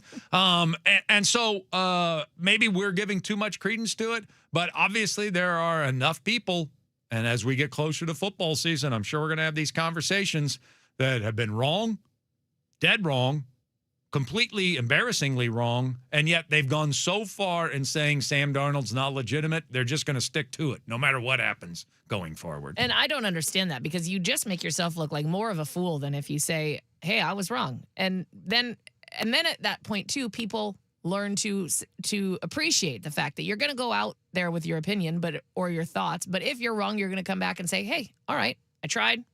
Didn't work. I was wrong. Kudos to him. We're gonna be wrong all the time Yeah. in this world. We have to give our opinion all the time. So I think it's great to say, hey, I'm not gonna get it all right. I was wrong on that. I was dead wrong, and and I'll adjust my opinions on it. And yet I think we're in a world where but fewer and fewer people seem to be able to do that. Yeah, I think it is hard for a lot of people, and I don't quite understand it. And I think it's because they go so far the other way. They go so far in. Yes. Like, I'm all in on trashing Sam Darnold, and they got no chips left. Yeah. So as they walk away from the table, are they going to give Sam Darnold credit? No, they're going to bemoan him. They got lucky. Yeah, that was a fluke. Could he win a big game? Okay, well, yeah, so he won 3 big games, but could he win another one? I lost all my money on that, and yet I'm still going to bellyache about it. Because now I'm angry. Because now he's made me look foolish, so now I got to double down on it. And I think the worst part, just to close out the conversation, is that at some point this upcoming season, and it will happen more than once, Sam Darnold's going to have an off game or two, might even have them back-to-back, and those same people will be back in our lives. See? Well, and when they play the Rams again, the 4 turnover game, definitely going to be brought up. I mean, Super Bowl championship, see? Yeah, wasn't enough. It's never going to end. All right, one last thing's next. Sports Radio 93.3 KJR FM.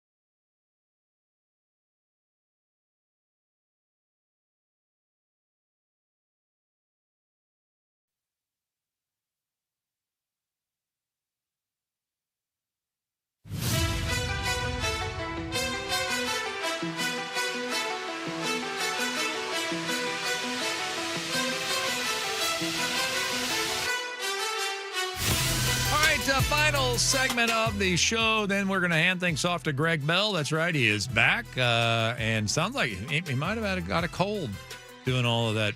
Lots of traveling. Maybe he just filled his head with all of that sea life, trying to learn how to surf. Probably got a whole octopus in there. Maybe he's got stuff stuck in his. You ever get that? Yeah, of course you have. Water stuck in your ears. What Sure does a have. water polo person do to get? And what is? Because you probably know better than anybody. Yeah, What's the surefire remedy? Hop on one foot until your head to the side and shake it. Really? Yeah. Works every time. We used to do peroxide. Oh, yeah. Does that work? Or is that like dangerous? I don't think it's dangerous. Is that but what rotted out my brain? Maybe. Yeah. But I don't think it's dangerous. But I feel like you don't always have peroxide. And you could be at a meet and or a game and match and you got water stuck in there. Just hop on one foot. On the foot that the side is blocked, hop on. So if it's your right ear that's blocked, hop on your right foot. Really? Yeah. Works every time? Every time. Interesting. You look stupid, Yeah. but Well, that's worth it though. Yeah. I will look stupid to get that out of there. Man, that was always a horrible feeling. I know. It's happened to Palmer the Great a couple times, and I like making her hop on one foot. It feels fun. All right. One last thing to close out the show, and then we'll make Greg Bell hop on one foot to get the water out of his ear. There we go. All right. What do you got for one last thing? I don't know if you saw this, but I thought you'd be very intrigued by it. It was a post from Yahoo Sports this morning. It says the NBA is considering televising the actual draft lottery, drawing live instead of only announcing the results afterwards, per Tim Bontemps. I don't know. Yeah, Tim Bontemps. Okay, Yeah. Tim Bontemps. I tried to give him a fancier name. How the new format would work is still being determined. Okay. I mean, I've got an idea for the Interesting. format. Put numbers on a ball and draw the numbers out. You don't need to overcomplicate it. Man, Hugh Millen has gone to great lengths to disprove my theory Yeah. on this. And the only thing that I would say to Hugh or anybody else, it's like, I don't care what evidence that you come up with, I'm still going to believe it. So, because of two reasons. Is it suspicious? Mm-hmm. I mean, even Hugh was told me off the air, yes, it's suspicious. It's just there's no way that it could ever happen. And then number two, can we acknowledge that the NBA is a big enough of a business that they can possibly rig the outcome of something like that? And as long as the answers of those two things are true, then I don't care what Elliot Ness and a court of law could throw at me, that you're not going to convince me otherwise. As long as I know that it's possible that corporations can throw you off what they're really doing behind the scenes and have the ability to do that. And as long as we can all acknowledge that it's suspicious, then I'm going to remain suspicious. I completely agree. And I will say this. The one thing I would say, it is impossible for them to do it every year because then people would figure it out. But they don't And I do don't it think every they do year. it every year. Exactly. That's why. So that would be the impossible thing. If they were rigging it every year, yes, people would have caught on by now. And But they're strategic about when they do it. Oh, yeah. I think that it depends on the player. And I think it has a lot more to do with getting that player to the place where they can thrive. You know, everybody wants to throw, San Antonio's not a big market. Did I ever say anything about putting a player on? I never said anything about putting a player in a big market. I think Victor Wembanyama was such a special case. They asked him, where do you feel most comfortable? And he said, San Antonio with Tony Parker and Greg Popovich. And yeah, that's where I feel most comfortable of the teams in the lottery. Right. And so it worked out. And they had decent odds that year. So no one would think anything more, right? Mm-hmm. Except the smart ones. Right. Yeah. Except the ones who are onto them. Yeah, exactly. So, I mean, I think they do it. And it's going to be hard. And maybe they'll stop doing it now that they've got the new rules in place and they're going to have fewer ping pong balls. Maybe they're going to stop doing it. I don't know. But I think when they have a special product that they strategically place him where they think he'll flourish. I would agree. That's my working theory. And even though I could never prove it in the courtroom, nor do I have an inclination to do so, I also believe in ghosts, aliens, and Jesus. And I'm not sure I could prove any of those things in a courtroom either. No, probably not. It'd be very difficult. All right, I'm going to close with this one. All right, I'm going to go ahead and pick at this. Did Dan screw up another rule last night? Oh, no. What one? When he challenged Brent Rooker leaving second too early because he went straight to the challenge and I guess it failed. There wasn't a great explanation provided by Mariners TV last night, or maybe they told him, no, you can't do it yet. Because I would think that the steps are you have to, old school, like they always do, pitcher has to step off of the rubber, throw to the base that you think that the guy left early on, and then you have to get a ruling. Okay. And then you challenge. Oh. Like Dan went straight to the umpire to challenge whether Brent Rooker left early at second base. And we never did get a good angle on that, Mariners TV, as to whether or not that he did. But I don't know. Maybe I don't understand the rule. But I would think you had to, first of all, do it the old school way, step off, throw to the bag that he left, and then get a ruling. And then based off of the ruling, then you have to challenge. Yeah. I think maybe they missed a step there, not understanding the rule. But then again, maybe the umpire said, maybe they don't. Number one, maybe they don't. Maybe I don't understand it. I mean, all these rules are new and different, right? And then number two, maybe the umpire told him, no, you have to step off first. Or no. Maybe he said, I can't do it, Dan. Oh, maybe. Like, you just can't challenge that. Right. Remember we had a play similar to that earlier, and Dan ended up getting ejected. Yeah, because he couldn't. From the game because he didn't realize the umpire was trying to protect him. Like, I can't challenge that until you do this first. Right. And yet he couldn't tell him you have to do this first. So Dan ends up getting pissed off about it. And it's like, no, the umpire was actually trying to do you a favor in that situation. So I don't know. It might have been another rule screw up. I know there's some new stuff here. Maybe I've got it screwed up. But I think you have to step off first before you can challenge in that situation. Maybe we just need to challenge ourselves by not challenging. Maybe. All right, Greg Bell's next. We'll talk to you tomorrow at 6 a.m. Sports Radio 93.3 KJR FM.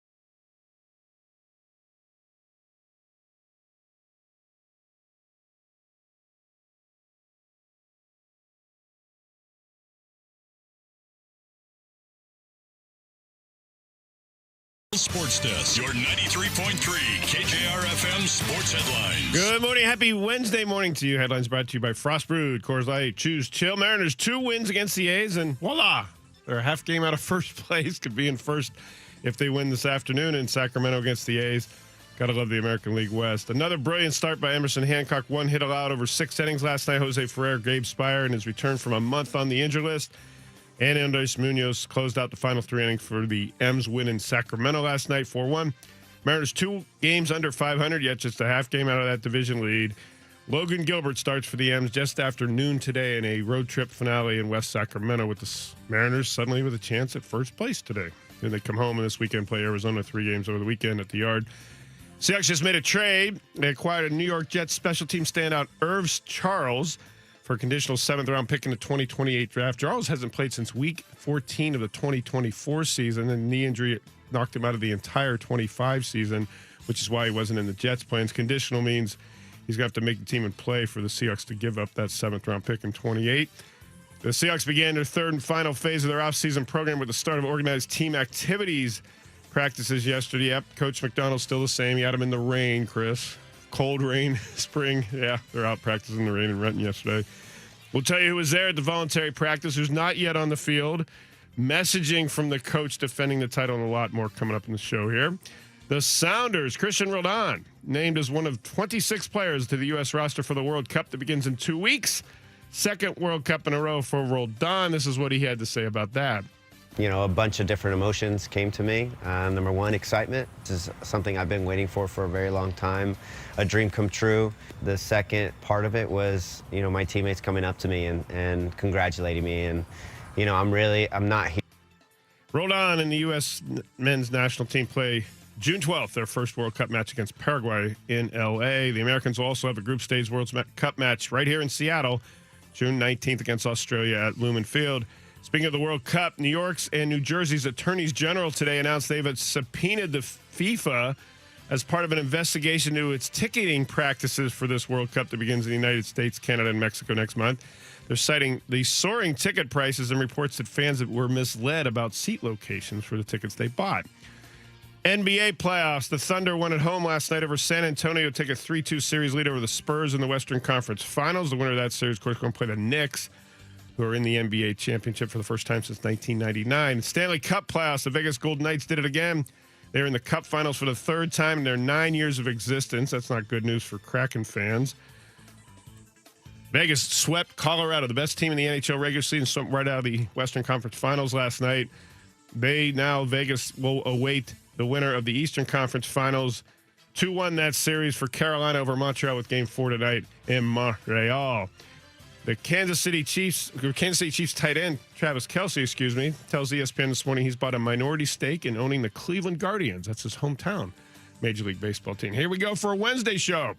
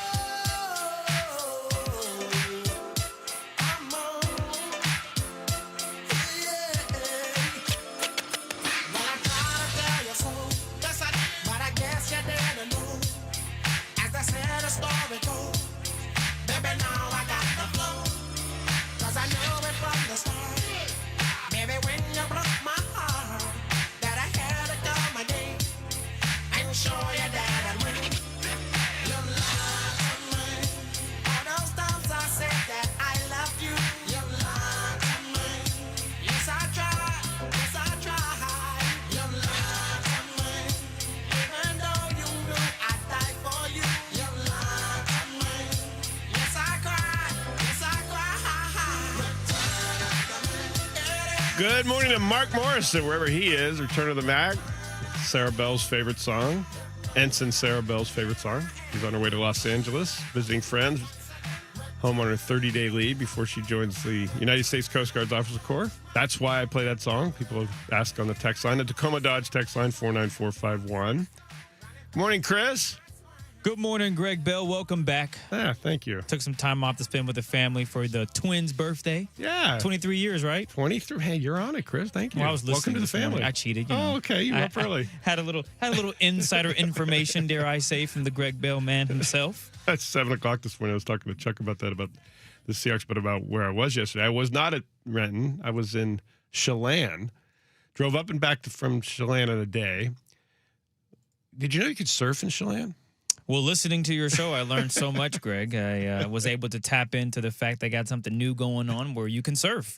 And your daughter who's going to Hawaii, she's ahead of the game. She knows how to do it. But I understand you guys shocked a lot of them because you did a lot better than the average American trying to surf. We stood up and went across the wave. So they have a wave in this pool. It overlooks Lake Chelan. It's right above Slidewaters. If anybody who's been to Chelan's probably been this or knows of Slidewaters, been there for half a century, I think. But just in the last 5 years, right above Slidewaters, they've opened this thing called Lakeview Wave. And it's a city wave facility where there's a generated wave with all this 12,000 gallons of water get pumped into this wave. And you drop in, and it takes a minute, but it took me a few minutes. And they have softboards, and if you land, you kind of bounce around in the wake of the wave and get spit out the other side. But a bunch of 20-somethings, college, post-college people that are the students there, the teachers of the students there, are very patient with us. It was fun. And it was good to get out of the rain that was here for most of yesterday in the Seattle area. But if you're ever in Chelan, you can surf in Chelan. Not on the lake, but a surf wave pool right above the lake. And it was a really cool experience. But yeah, 23rd birthday for the twins. Chris, we don't know if we're going to have them together too much more. Lifetime separates them and puts them wherever. So you got to take advantage when you can. I could, yeah. I understand.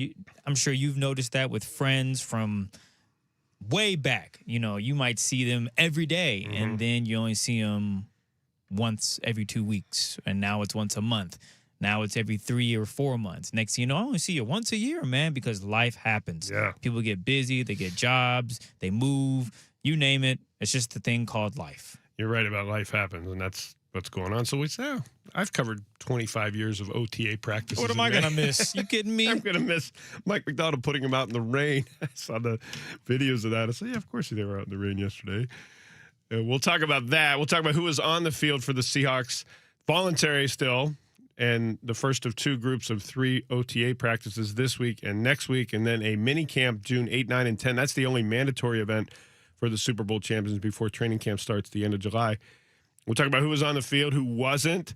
Coach Mike McDonald gave updates on those who were not and why, including a veteran edge rusher, key to their success last season on defense, not on the field, not in the facility. Mike McDonald explained that as well. We're going to talk about what Jerry DiPoto did yesterday to try to smooth out this piggybacking between Luis Castillo and Bryce Miller that pretty much unprecedented. I don't know anyone in baseball that has seen a team that is coming off an American League Championship Series appearance with 2 proven veteran starters trying to do what the Mariners are trying to do. We're going to ask Bob Nightingale, longtime baseball reporter for USA Today. I covered baseball with him in the early 2000s when he was with USA Today. He's been the president of the Baseball Writers Association. Bob Nightingale is going to join us at 11 o'clock. I'm going to ask him if he's ever even heard of a team trying to do this, what the Mariners have been trying to do. And it's been sloppy. It's been messy. It's been ugly. And both pitchers, Castillo and Miller, don't like it. And so Jerry DiPoto yesterday tried to smooth that out. We'll talk about that after we talk to Bob Nightingale at 11 o'clock on the text line. 11:30 is every day on the text line. We go to the Tacoma Dodge text line, and you guys and gals are part of the show where you back your text. What should they do? I'll just ask it off top of the show. What should the Mariners do with this piggyback and keep it going? Because the results say sub 2.3 ERA, couple wins. It's working. But then you see Luis Castillo, one of the clubhouse stalwarts and rocks. He's in fact nicknamed the Rock. Throwing his glove and equipment at the bench when he was told the other night in Sacramento that he was out of the game after 4 scoreless innings. Dan Wilson trying to talk to him, the manager, on the bench about that, and the TV cameras caught and not happy at all. By the way, it was enough of a story that even the A's feed picked up on it, and they were talking about it. Both sides were. And it was noticeable. So Jerry DiPoto, the team president yesterday, before the game in Sacramento, First, Dan Wilson, and then pitching coach Pete Woodworth met with Luis Castillo and Bryce Miller, and then Jerry DePoto did the same. So on 49451, what do you think they should do about this? I'll tell you what DePoto said, but what do you think on the text line 49451? Keep it going, switch it up, keep alternating like they've been doing so far with Castillo one day and starting and Miller relieving and Miller starting and Castillo relieving. Scrap it all together, put Castillo in the bullpen, his $24 million salary, 34 years old. I don't know if that's going to work. What do you think, Chris? I would say despite the awkward optics of this whole entire situation, it's been outstanding. All right, you got results, Miller. huh? Yeah, the results are what we're looking for. Now, offensively is where the issues have been throughout the season, but Miller and Castillo, they have combined for a 2.12 ERA in those tandem games with 21 strikeouts and only 5 walks, and opponents aren't doing much against them. So while I think the communication aspect of this thing has been a mess, and either pitcher is really like, oh, yeah, this is great, I think that's what they have to do. They have to find a resolution between the two parties to communicate, this is the plan going forward, this is going to be successful.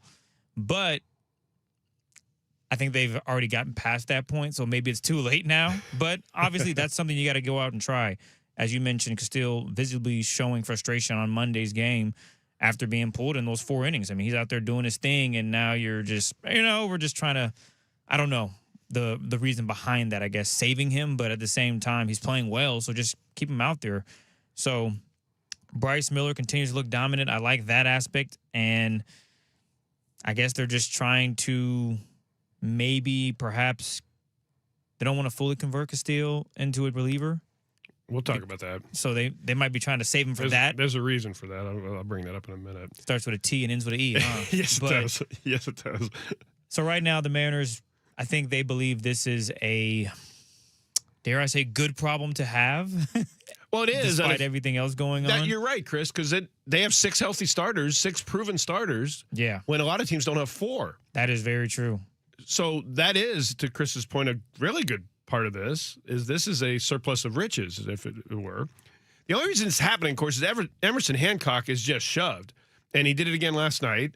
1 hit allowed over 6 innings. And if he isn't pitching the way he is, he would be back down in Tacoma, and there would be no story because Bryce Miller would be back. Luis Castillo would be in his normal slot, and here we go. That's exactly opposite of what, of course, happened is Emerson Hancock has pitched like an all-star. Another 1-hit outing, scoreless outing last night. And so here you go. You got to keep him in the rotation. Now, you mentioned the T word that ends in E. I think that's the nexus of all this. But let's first talk about what DePoto did yesterday. He said yesterday he met with individually Castillo and Miller separately before the game in Sacramento. And per Adam Jude of the Seattle Times, who's down there covering the beat for the Mariners series at the A's, DePoto said, quote, while still not an ideal situation, to Chris's point, I am confident that we were able to move to more clearly communicate the current situation and plan moving forward. The plan moving forward is the piggybacking will continue for at least one more time through the rotation. Miller's going to start, and Castillo will come in for him in relief on Sunday at the Yard in Soto when the Mariners finish a 3-game series against Arizona.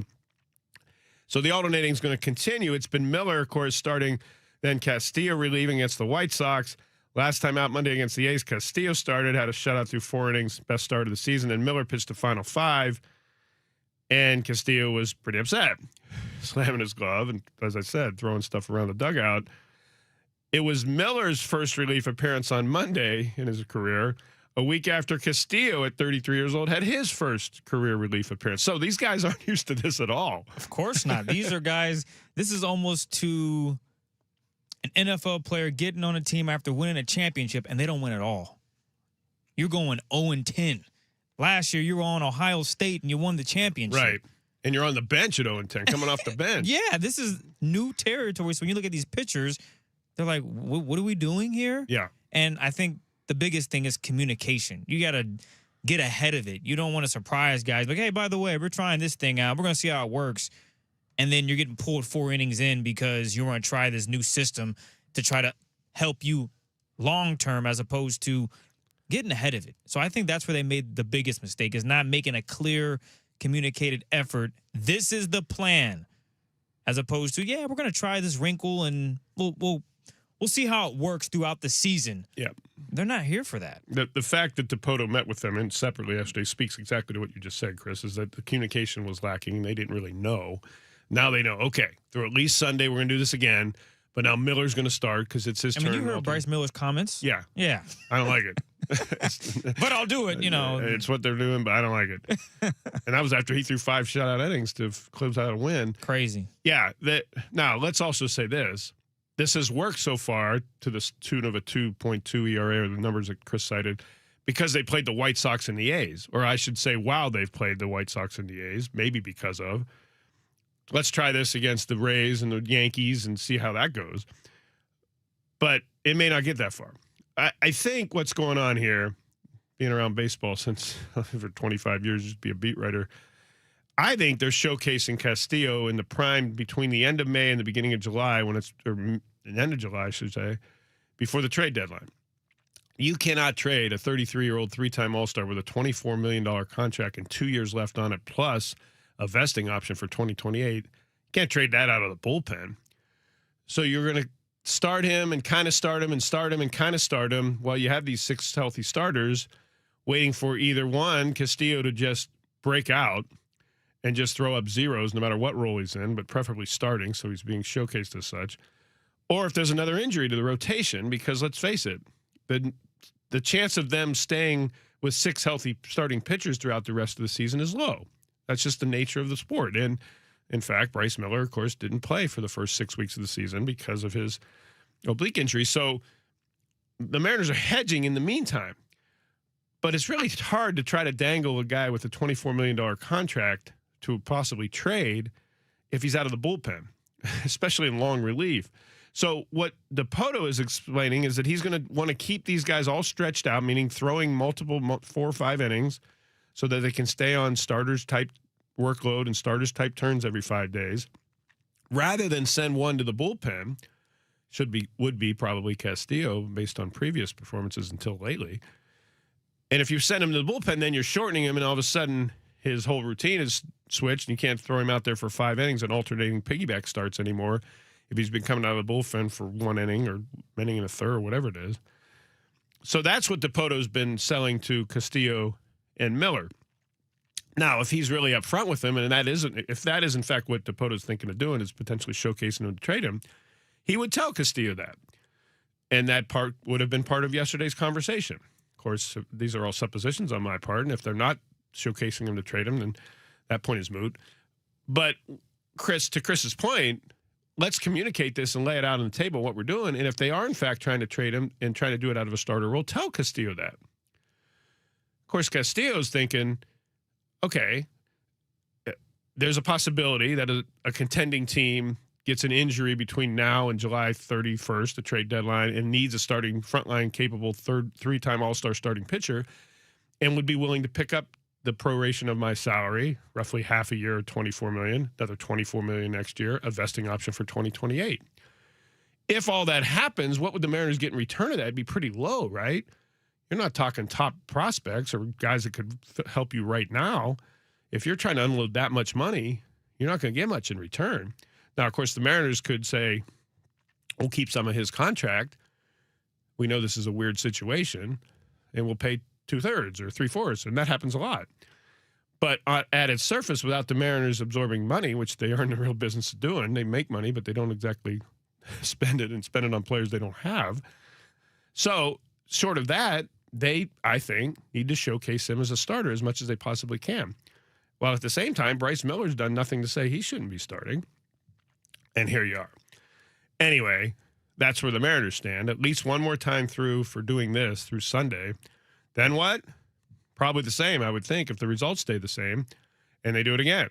And they do it again. And they keep doing it intermittently until it doesn't work. I'm not sure that's a remedy for success throughout the entire season. And now you're toying with what has been a rock in your clubhouse, a status guy in your clubhouse for the last several years, and Luis Castillo. That's where the mess comes in. It's not just, hey, pitch when we tell you to, do your job, and we'll figure it out. Major League Baseball players, that's not how it works. 49451 on the Tacoma Dodge text line. What would you do if you were in charge of the Mariners, beside fire the front office and get rid of analytics and iPads and bring in a bunch of new hitters and new hitting coach and new manager. You're going to have these guys thinking deep. Guys and gals going to be like, I mean about despite this doing issue. all that, what can the Mariners do? I mean about this issue. Yeah.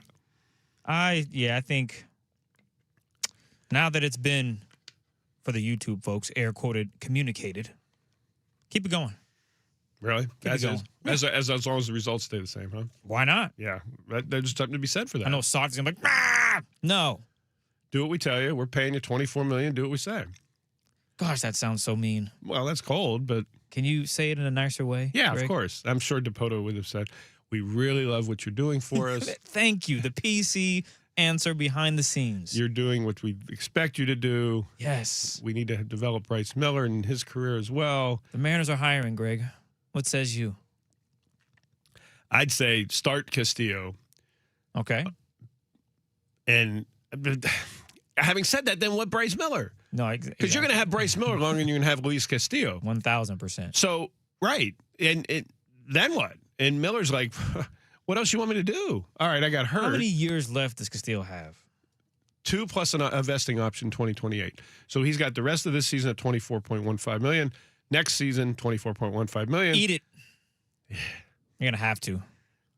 That's $48 million. You better John pray Stan that and the boys. You better pray that they win a World Series. That's half their payroll, man.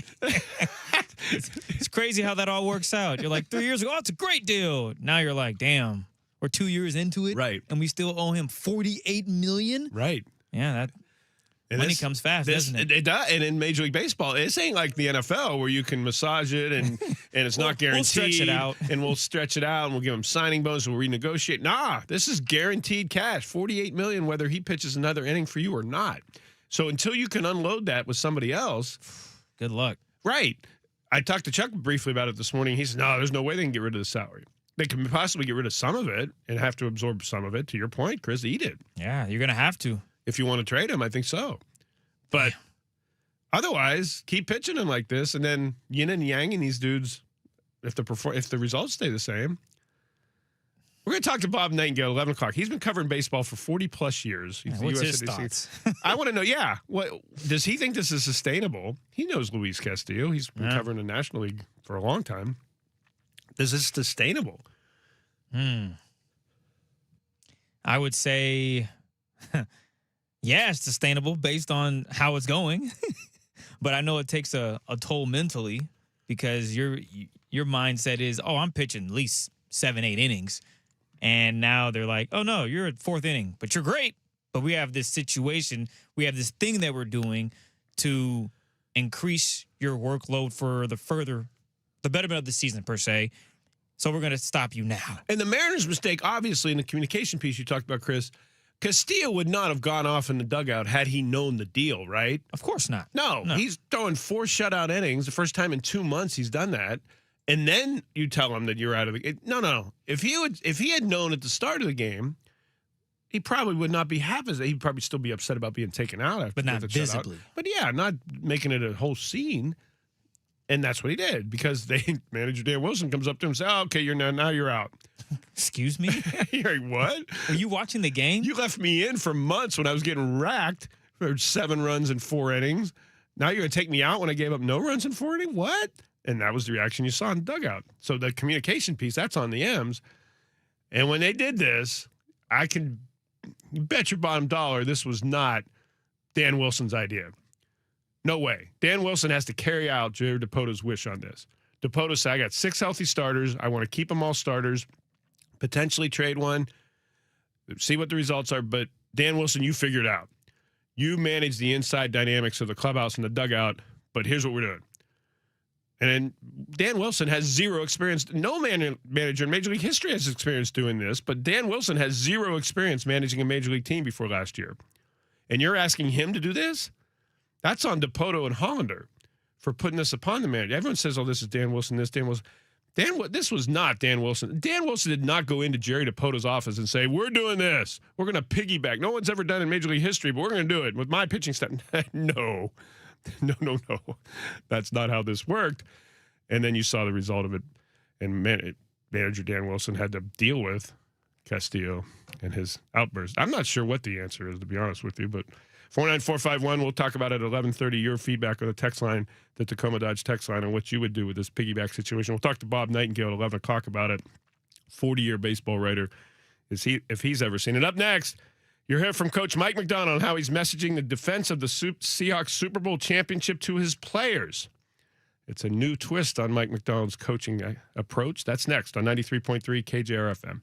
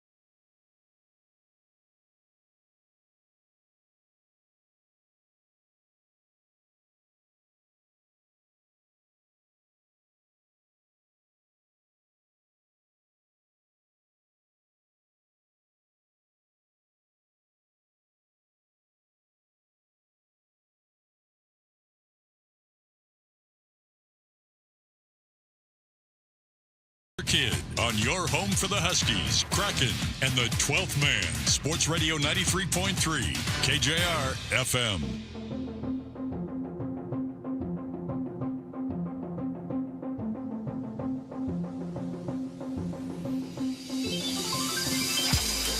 Welcome back to the Greg Bell Show with Christopher Kidd. Hopefully it's as beautiful, sunny, bright, cheery of a morning as it is here in the Pacific Northwest for wherever you might be. Listening in the iHeartRadio app, or on our website, 933kjr.com, or on just a good old-fashioned FM radio. Beautiful spring day here in the Pacific Northwest. Why Christopher Kidd is born and raised and loves it here and will never leave. These are perfect days, actually. It's crazy to grow up here and travel places, but still be here and get an opportunity like this on sports radio. That's pretty cool. I don't take it for granted. So I'm lucky. That's a great way to look at it. Thank you. Yesterday, it was not sunny and beautiful and bright. It was raining, and Mike McDonald has a beautiful, glittering indoor practice facility where the Seahawks just hung their second Super Bowl championship banner with all the names of the players on the roster. 49 of the 53 of whom, by the way, are back on the roster for this year, which is unbelievable in modern NFL. That's just, we could do a whole show just on that and how they pulled that off, including almost the entire starting defense, pretty much the entire starting defense, back from leading the league last year in points allowed. So, yeah, they were out in the rain because that's how Mike McDonald rolls. They might as well just close up that indoor practice facility. They don't use it except for interviews. And the coach, since they won the Super Bowl in February, has spent a lot of time on planning how he's going to message to his players this coming season, keeping it fresh, keeping it new in this year of defending the title. And let's see where complacency is all around the facility. How are they going to battle complacency? How are they going to keep this young, hungry team from just getting fat and happy on winning the Super Bowl? Well, they aren't talking about running it back. Here's what Mike McDonald had to say about that in particular, and then a bunch of other things. They've been great. We're using the term we want to run it forward, it meaning our process and who we are. I think this is going to be a conversation that, something that we're going to talk about consistently. I don't think it's a one and done type of conversation. Really, it's just how we talk about how we operate all the time. We're having conversations with our team and our units every day about who we want to be and how we want to do things. And this situation is no different. So it's really nothing more than or less than that. He had a lot more to say about his messaging in particular of why he chose the phrase, run it forward. This is what he said. If you like it, I'll take credit for it. It's not somebody else. I think the common thread that you find is a standard that you feel responsible to uphold on a daily basis. And part of that standard here is chasing edges, is a spirit of evolution and a spirit of moving forward all the time. So that's where our minds are, but giving us the freedom to move forward and have the space to kind of make each kind of new phase of the year our own and unique to us. So there's a balance there, but I've just been really pleased with every day's work and haven't sensed an ounce of complacency, and that's been really positive. We don't avoid it. It's not really the top of mind. There's necessary times to talk about it, like the ring ceremony. We'll partying that night and having a great time and celebrating that team and those people, but it's not really on our focus right now. The way I phrase it to the team is, it's something that could be a once in a lifetime opportunity. Hopefully it's more than a once in a lifetime for our team, but that's like a thing that happened that we can cherish and we should be proud of because the amount of work that it took and all the things that go into winning a Super Bowl, we should be really proud of that, But I think the thing that we find the joy in is what we've created in the way of life about what we're trying to do here on a daily basis. And if you think about last year's team, I think you guys would agree, the cool part about last year's team was the team and the process and the shadow boxing and the, all the stuff that goes with trying to become a great team every day. And so kind of put in two different boxes where they don't have to be enemies of one another, The Super Bowl gave you a lot of different opportunities this offseason to interact with a lot of different people. Was there any conversation or interaction that was either memorable for you or just impactful that you had this offseason? Well, more people want to talk to me, which is unexpected. I've been blessed to meet some really cool people, and I'll leave those conversations private. But again, I feel like I'm telling you everything I told the team, but there's things that doors are open because of what we did. And that, and again, that's really cool.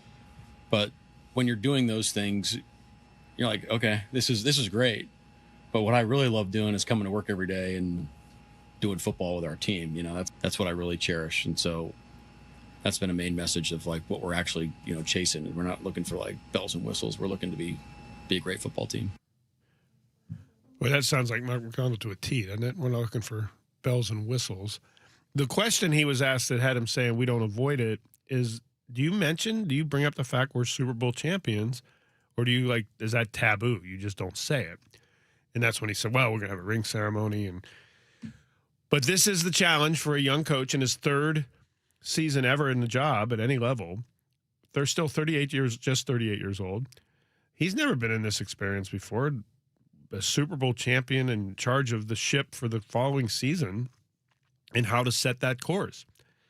And he's got veteran players who, as I mentioned, 10 of the 11 starters on defense are coming back. Really 10 of the 11 starters on offense, if you counted really the only frontline starter not returning was Kenneth Walker signing with the Chiefs. So that's 20 of 22 starters on offense and defense that just won the Super Bowl. So you don't have to really talk too much about that. Hey, we won the Super Bowl, or is it taboo or not? They're still, I mean, they haven't gotten their rings yet. So yeah, it's obvious. But the run it forward is about process. And Mike Macdonald is nothing if he's not about process. And he talks about it, he lives it, he breathes it, and he thinks it, and he drills it into his players. Win the process, the games will take care of itself. That is basically, in a nutshell, Mike Macdonald's leadership philosophy. And in fact, that's straight out of the Army training manual. I mean, I learned that my second day after I got my head shaved at West Point in basic training. The process makes the results. And if you're focused intently on perfecting the process, the results will take care of themselves. And that basically is what Macdonald has tried to do here his first 2 years as the Seahawks head coach, to change the process to fit exactly what he wants to do. And it worked. It worked better than anyone could have imagined them winning a Super Bowl in just 2 seasons after uprooting the entire culture. And they did it because of the brotherhood and the togetherness. So now what is helping Chris in this whole process of getting rid of the complacency, I think, is you still have what is basically a young core. Yeah, I know you got DeMarcus Lawrence at 34, and Leonard Williams is going on his 33, and Jaron Reed at 33. But those are the anomalies of this team. The basic bedrock stars are Jackson Smith and Jigba in his early 20s. Devin Witherspoon in his early 20s, also about to get re-signed. Sam Darnold's not even out of 28 yet, as your starting quarterback just won the Super Bowl. Your starting offensive line is returning intact, all under 30. In fact, all under 28 years old. Your starting offensive line. We haven't even talked about the fact that all 5 starters are coming back on a team that won the Super Bowl and a unit that was an absolute mess for a decade in here. That alone gives them a head. Charles Cross talked about that yesterday, how we are so far ahead on the offensive line of just being together and on the same page because we all played together last year and we're coming back intact. But, Chris, Ernest Jones is 26, 27. They are not even, their main stars are so young that I'm not sure the complacency, winning the Super Bowl, fat and happy and all that. But this is different than the Seahawks of 2014 coming off the Super Bowl when you had Sherman and Chancellor and all those guys starting to head into their second contracts and nearing their 30s and getting paid giant contracts like Earl Thomas. And this is a different situation than that. I think the age is really in their favor here, Chris. Oh, yeah. They're young. They are so open to Mike Macdonald's messaging and how he's delivered it because there's proof, right? You've seen it. Best defense in the league. They all believe in one another. And I think when you look at the overall messaging from the question about the Super Bowl and Mike Macdonald stating, we don't avoid it, but it's not really at the top of their mind. And I think when you combine that overall message, it's simple. Be happy, be proud of the championship, but do not let the trophy become the new Seahawks identity. The identity is, in fact, the standard that they do daily, whether it's the work ethic that produced that Super Bowl that they won last year. So when they all have that mindset, the goal is obvious. Get back to the NFC Championship, handle business, and we have a chance to win another Super Bowl in another NFC West rivalry's home, which would be the Rams. So that is their mindset. Stacking wins again this season, building that helmet. What was it? A pitch? What was it called? Yeah, totem pole of helmets. Thank you. The totem pole of helmets. Redoing that. They're not looking at last year. Like, this is what we did last season. No. This season, what are we going to do from week 1 until the season ends, going to the postseason? So the messaging has stayed the same, but he doesn't want the identity to change. He doesn't want guys to get caught up in the word salad of repeat champions because, obviously the word is to repeat, but for them, it's that work ethic that produced them to win that first Super Bowl. Can they do it again? Yeah. And it's going to be met with more challenges. So I'm excited to see what this team can do. The process and the togetherness is what he's trying to replicate from last season. Up next, who's on the field for the Seahawks during these voluntary OTAs? 2 more of them this week. We'll talk about who's practicing and who's not and why. That's next on 93.3 KJR FM.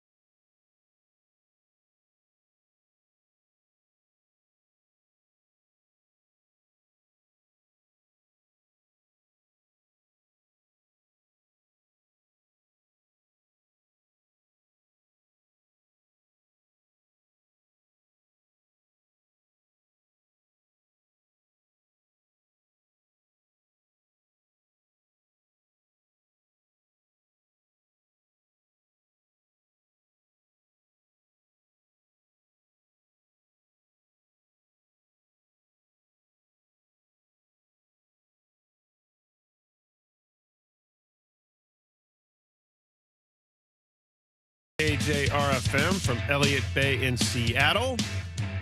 Happy Wednesday, May 27th to you. Earlier Memorial Day than sometimes, so it's not quite the end of May yet, another week or so. Chris, before I get back to the Seahawks and who was on the field yesterday for the start of OTAs, I wanted to ask you real quick about the NBA and the Western Conference Finals, Thunder Game 5. I'm sure you watched it. Was it more flopping, or was it... I mean, I hear and read and see, I don't know if social media is a good indicator, but let me ask you a lot of this. people are ticked off with the Thunder. Of course. 80% of them are Sonic fans. Yeah. How could you be mad at that? I mean, nationally, though. Beat them. You don't like them, beat them. It's kind of like the Lakers. Everybody hated the Lakers when it was Shaq and Kobe. You hate them. What do you got to do? You got to beat them. So beat them.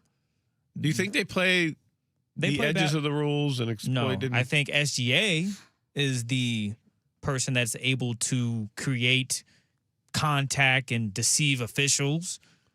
But that's just one player. There's 4 other guys on the court. If you want to stop them, beat them. I know that's very cliche and obvious, but you can beat this team. The Spurs have shown it. Victor Wembanyama was not aggressive as he should have been. You've seen what an aggressive Wembanyama can do.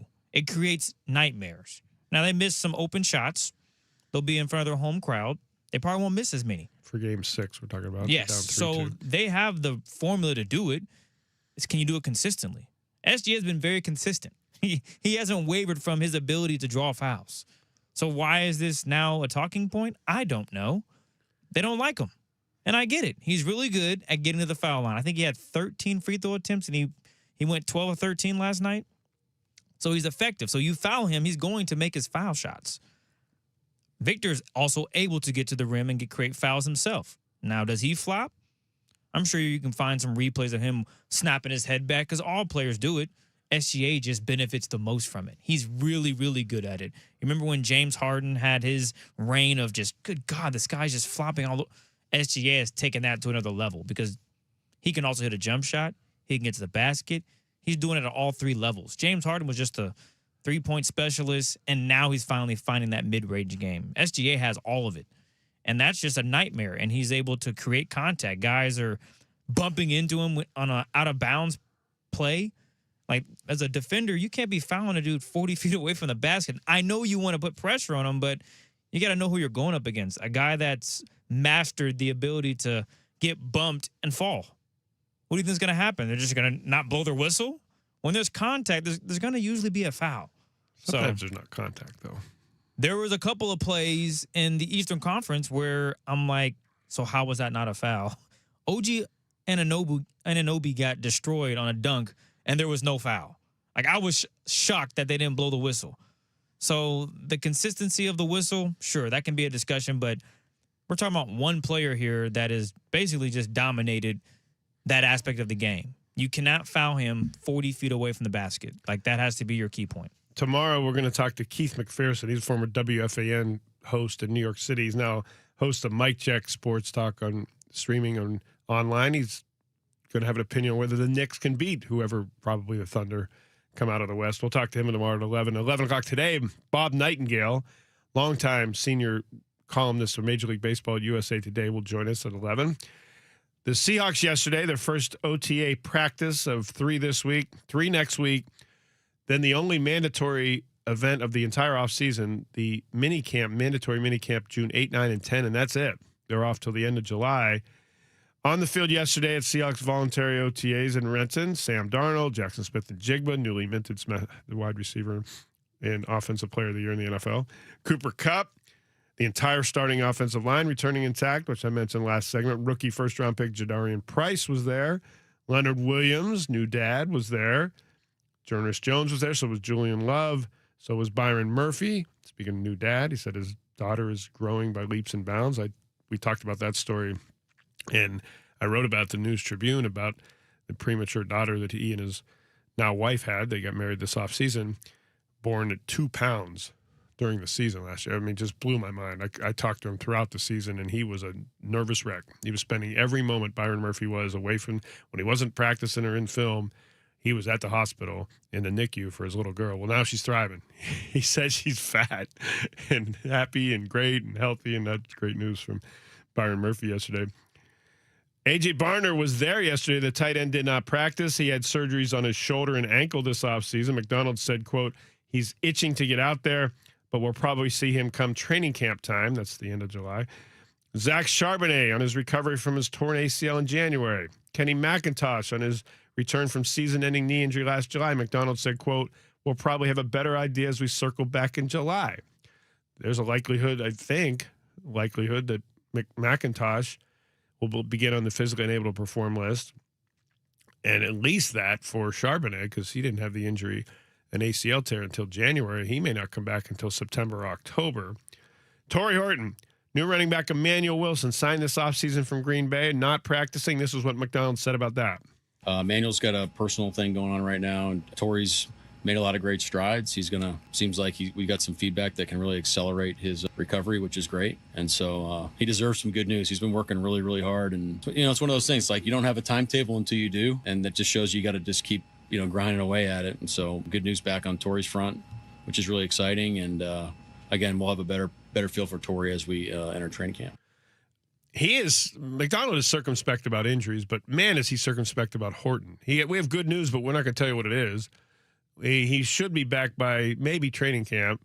Now, he did say at the beginning, McDonald did at the beginning of off season, that Horton would be unlikely to be on the field during any of these spring practice. And let's face it, you don't need a player on the field who's coming off of a surgery and injury to be on the field in May and June. That's not going to determine anything toward his season.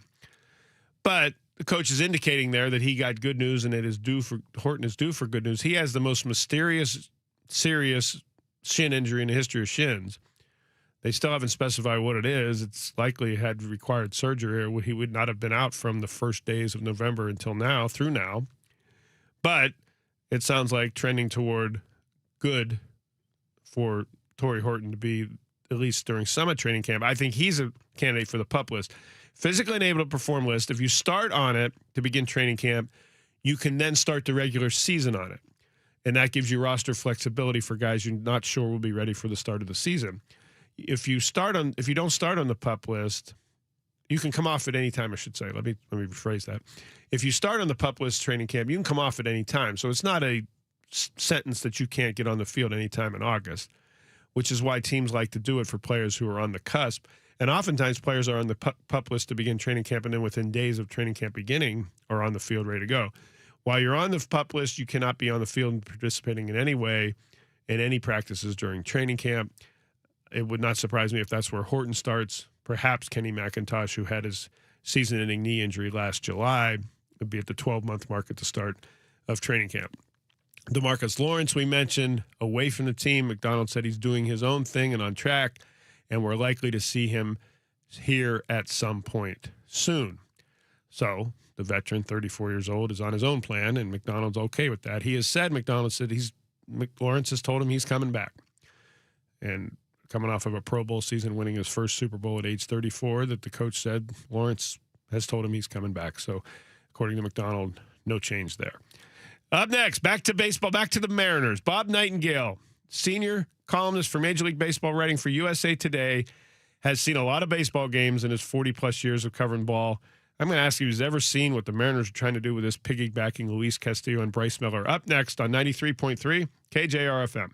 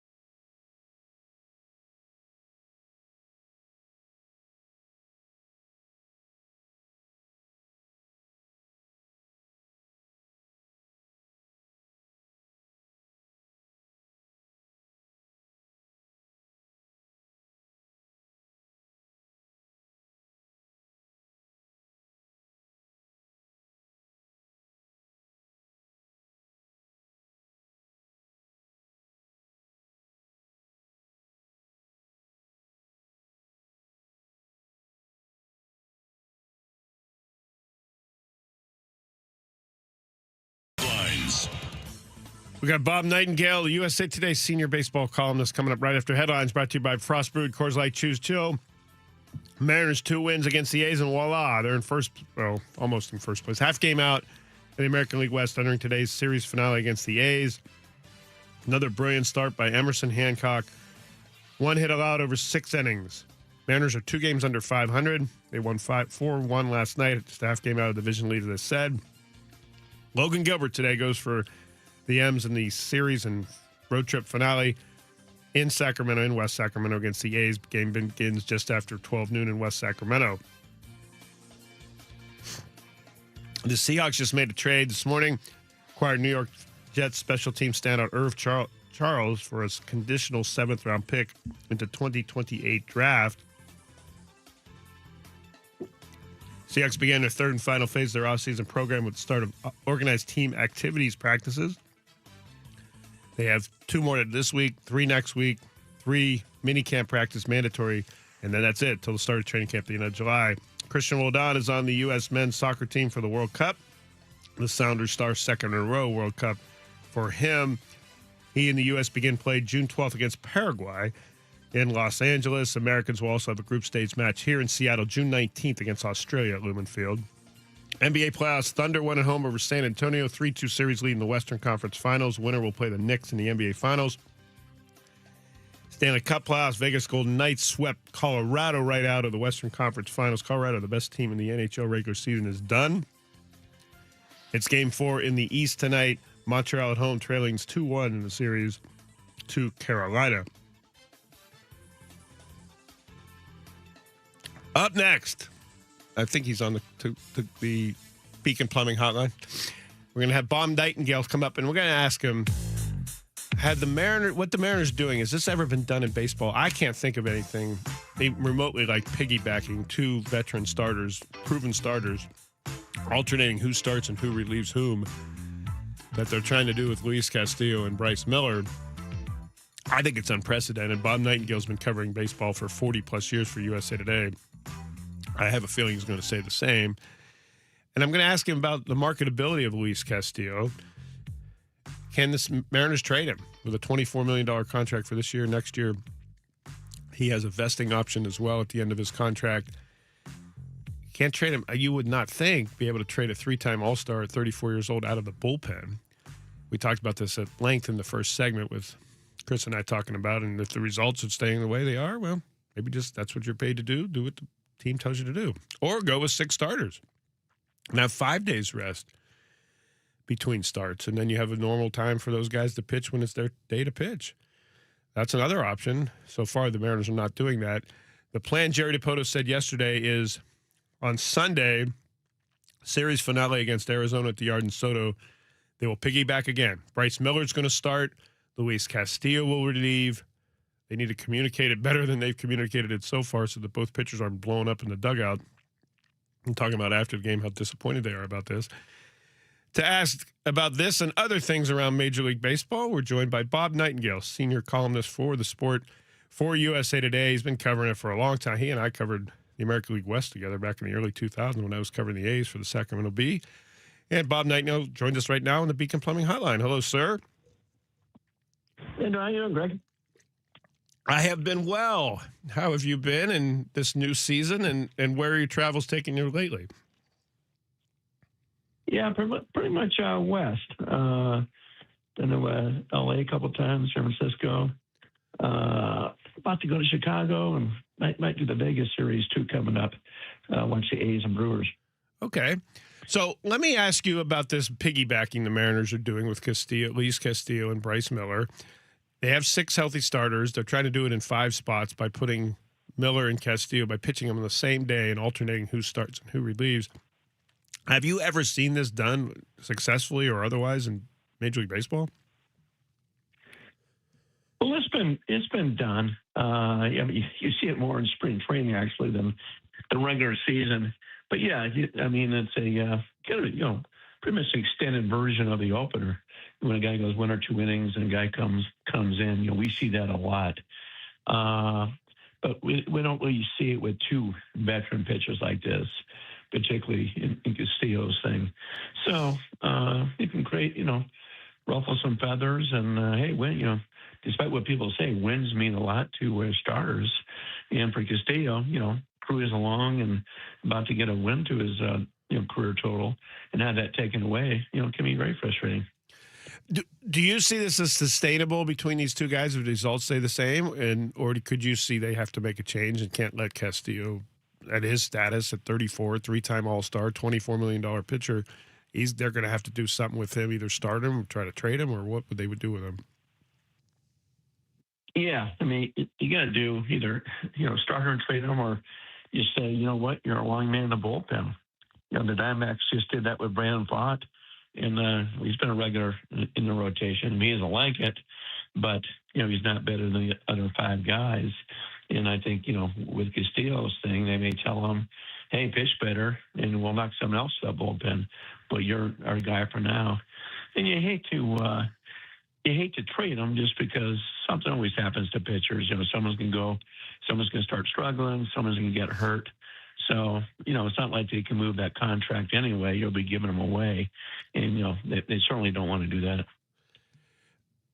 Bob Nightingale, senior columnist in Major League Baseball for USA Today, joining us on the Beacon Plumbing Hotline.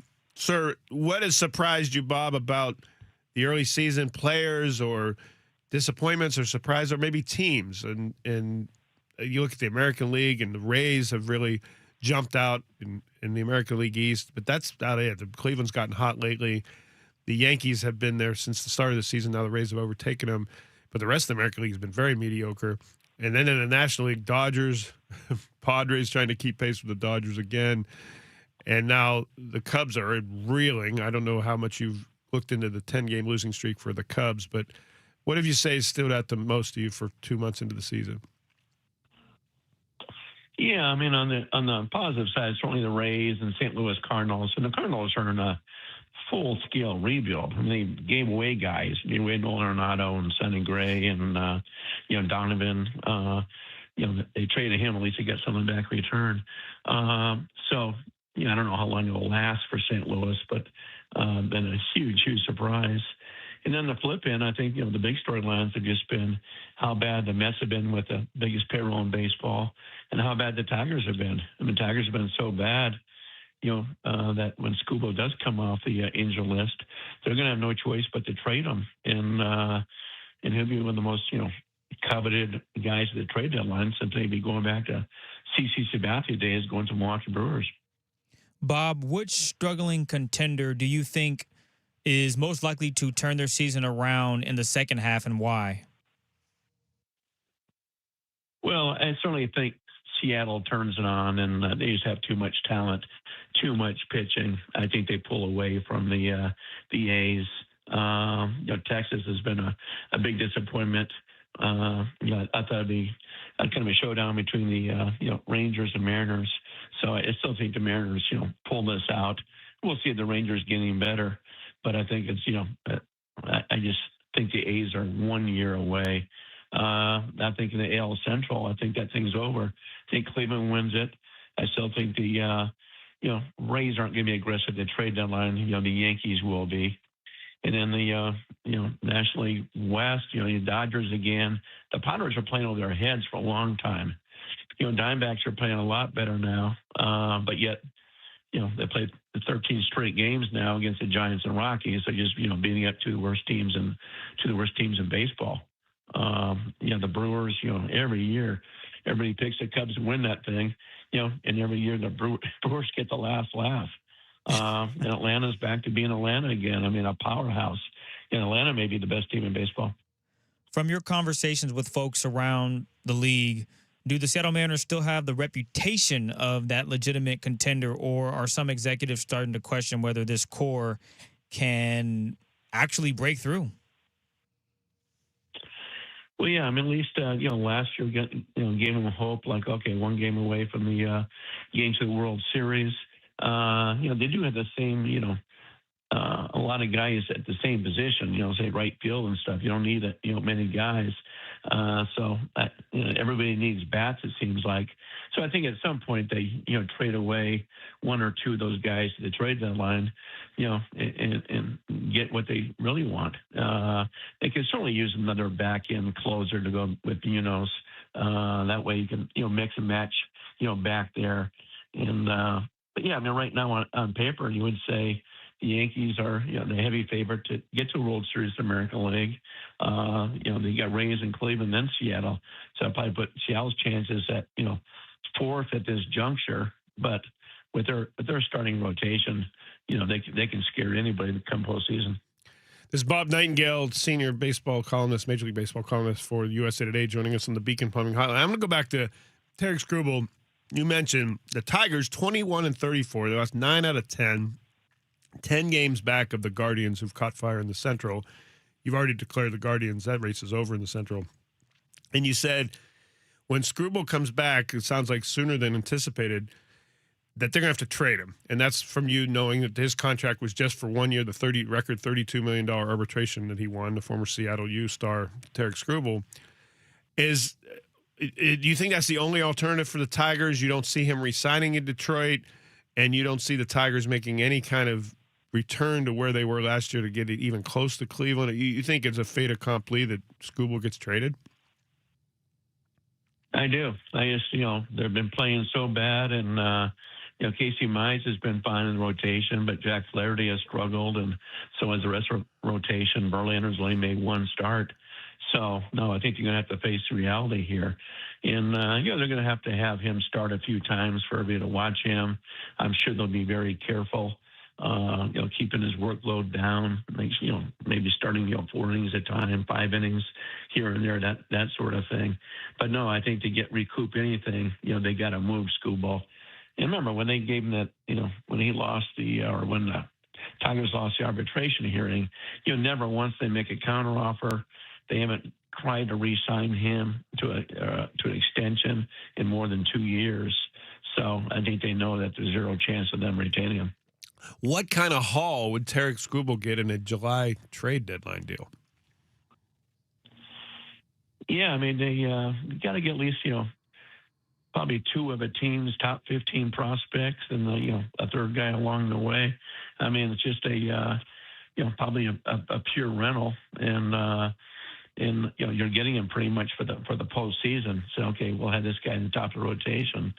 So yeah, I could see teams like the Yankees and Blue Jays, Dodgers, Padres are the 4 teams that stand out. You talk to different teams that would probably be the most aggressive trying to get him. The Padres, new ownership, they're willing to take on the money, but the Padres just hardly have any prospects left from all the moves they made. That's something to watch, Tarek Skubal. Let's see when he gets back, first of all, if he gets back and how he plays after that. Bob Nightingale, USA Today, joining us on the Beacon Plumbing Hotline here on 93.3 KJR FM. Sir, you covered ball for a day or two. What do you think of the ABS pitch challenging system? Do you like it? Has it worked better, worse than you thought? What do you think of it?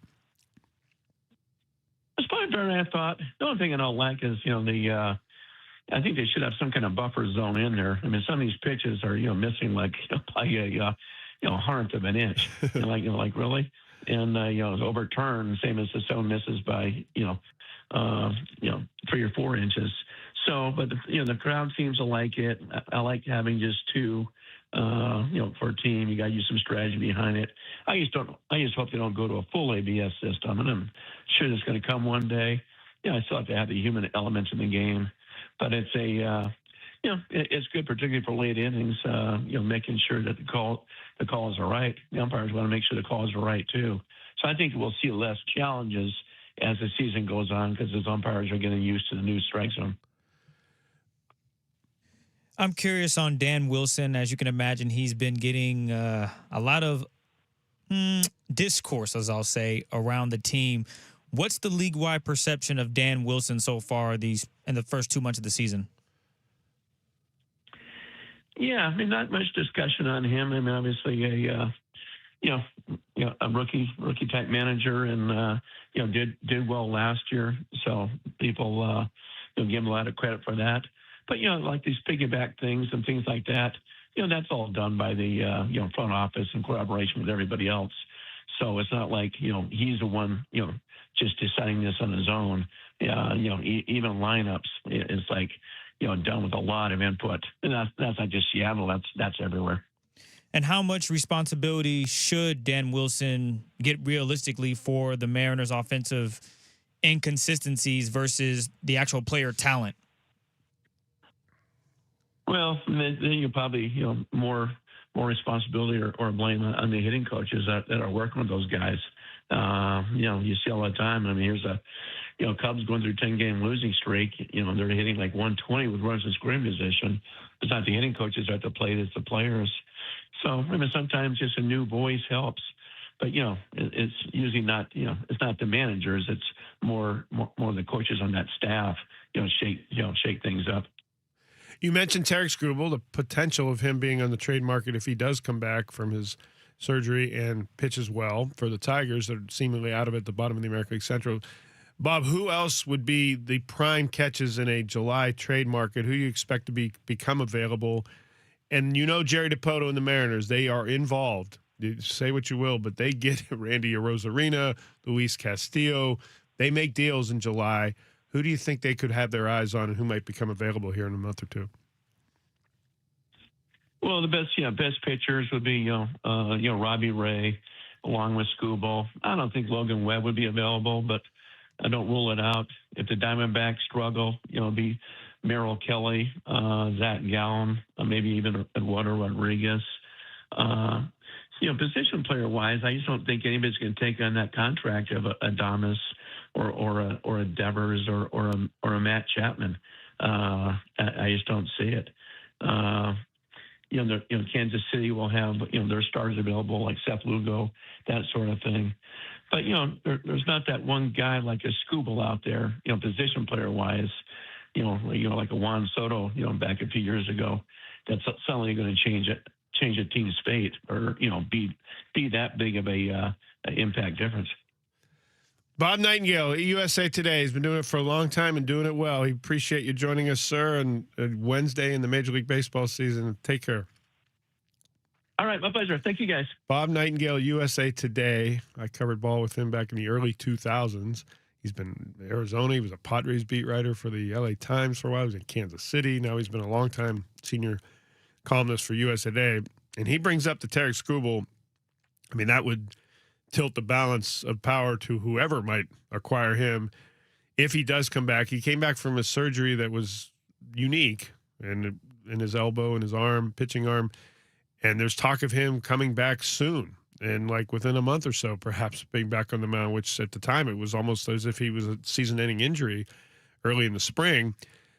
But Bob's point is, at 21-34, 10 games out and last place in the American League Central, he thinks the Tigers are done. He said that Cleveland won the division. That race is over, even though Chicago at 27-27 are within shouting distance of Cleveland right now.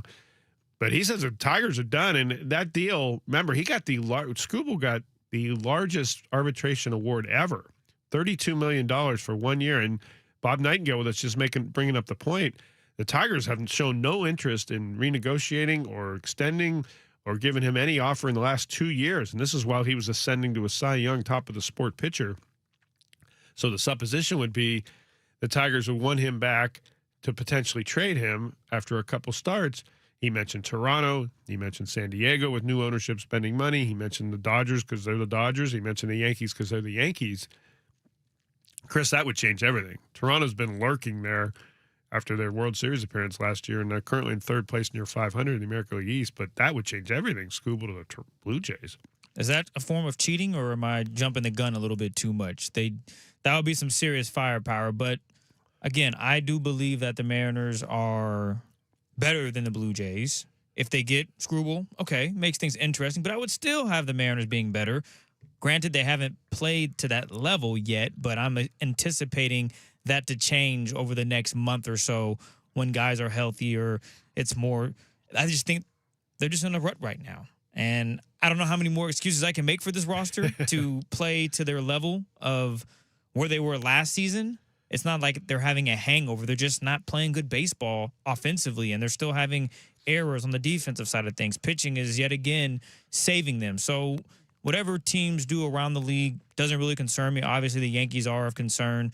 If the Blue Jays do get screwball, that would be like, okay, that's a challenge, but I would still take the Mariners in a 7-game series. And maybe I'm crazy for thinking that right now in May going into June, but I just like this roster where it is. And I know Bob Nightingale mentioned maybe for the trade deadline, they go get another reliever or something of that.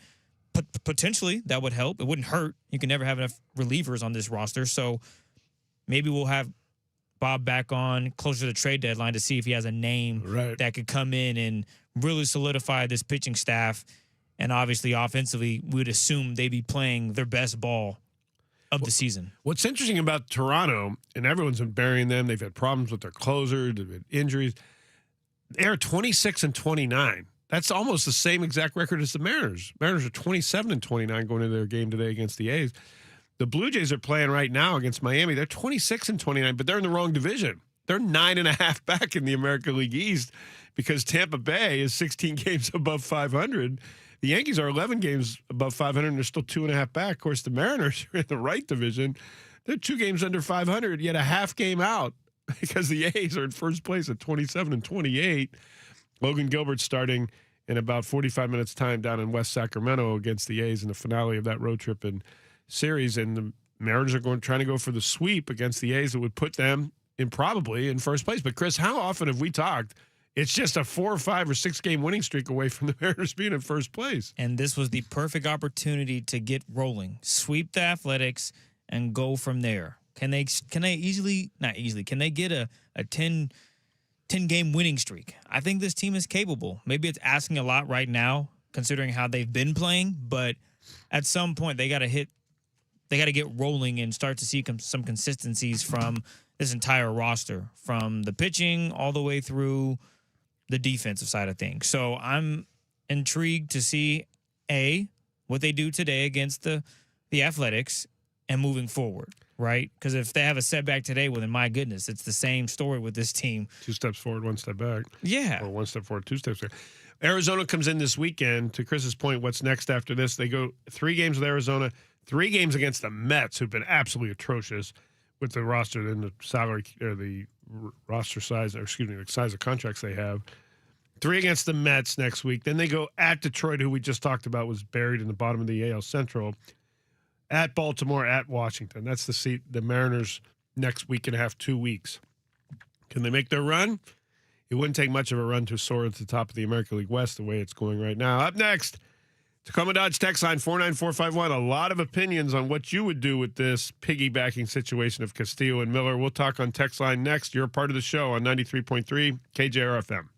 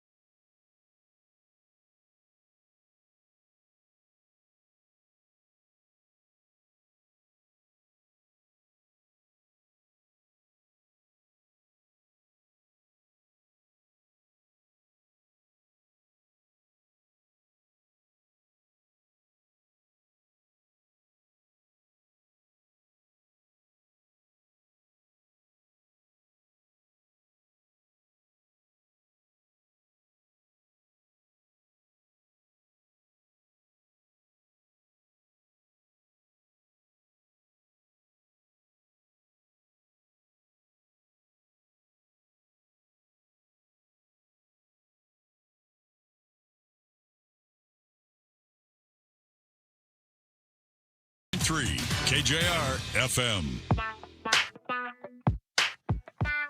Welcome back to the show, the Greg Bell Show with Christopher Kidd. We're on every day, every weekday from 10 a.m.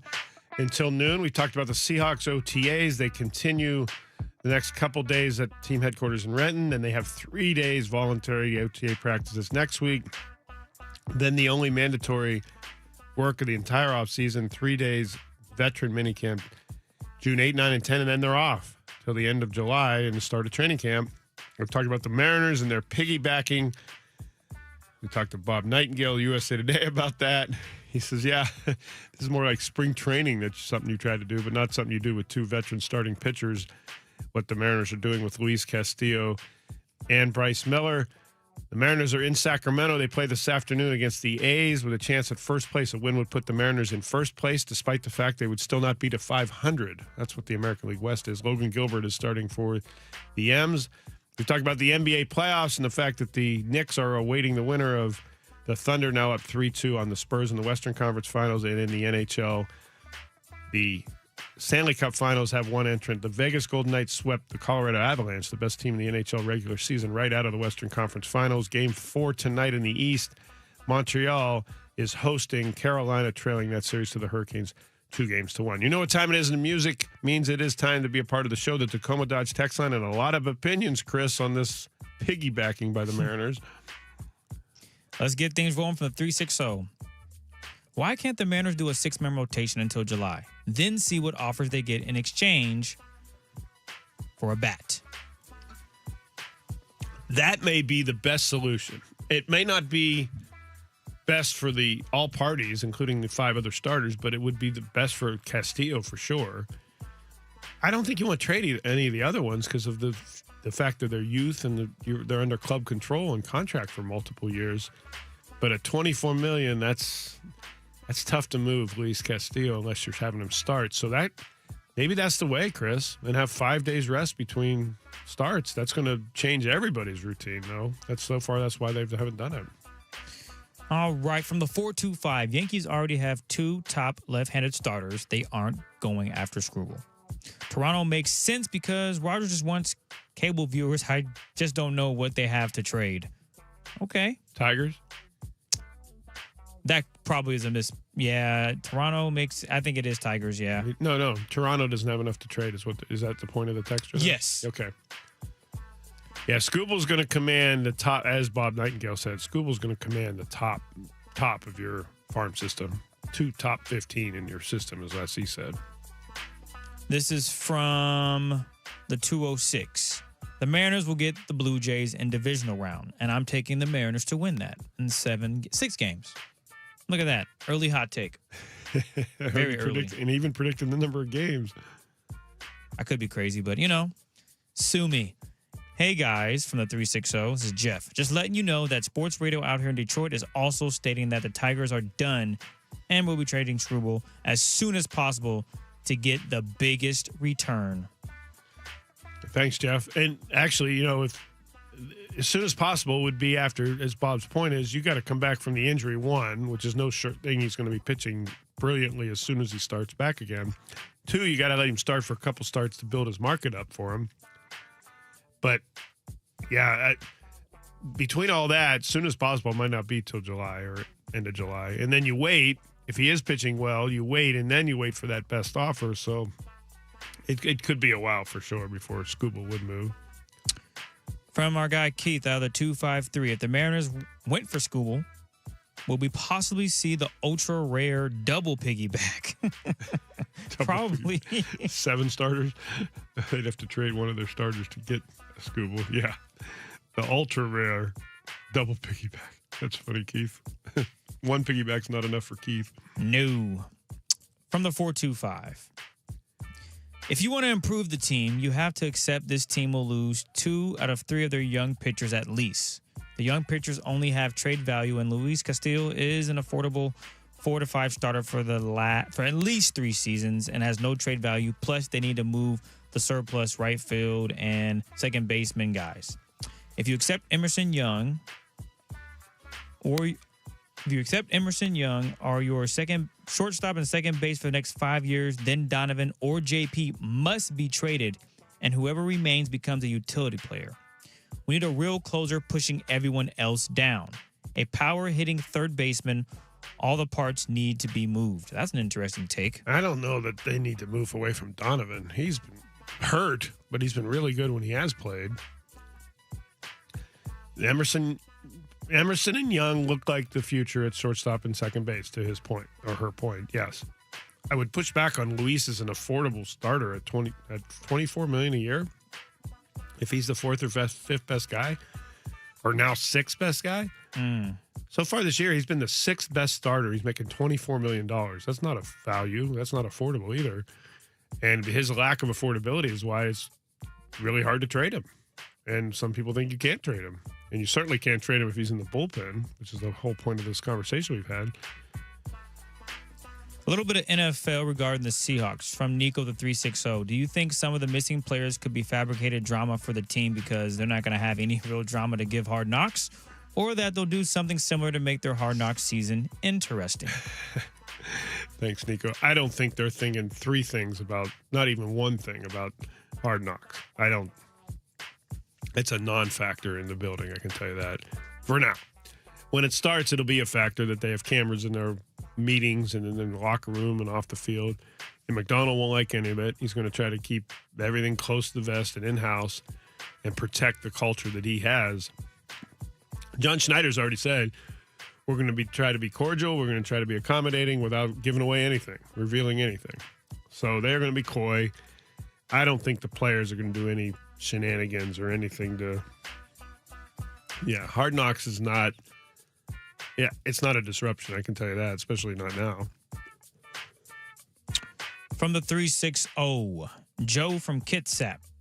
Might just be the few here, but seems like Jerry calls a lot of the shots and loves Dan being a new manager and can implement his plans. This piggybacking is just another one to go along with platooning, horrible right-handed hitters, and stipulations on how the bullpen gets used. Seems to me a lot of the hate Dan gets are from what Jerry calls. I agree with some of that. I certainly think this picking, I've already said, the piggybacking was, there's no way that Dan Wilson, a first-time manager, said, let's go do this, and told Dipoto. No way. No way. And I don't think Dan Wilson is all that the genesis of the handedness and the analytics-driven decisions that he makes. Connor Joe for Luke Raley. I mean, no. I think that's top-down driven. I think the texter has a point there. All right. A little NBA. This is from the 206. Chris, if you think this type of play is good for the NBA, you're a casual. Product is awful. It's casual. That's like a modern-day insult, right? That's not an insult. I think maybe what SGA is doing, getting favorable whistles, that could be considered not good. But overall, the entire conference is on fire. Like, you have two elite teams playing their best basketball of the season with an opportunity to go to the NBA Finals. Okay, but tell me this, the product itself.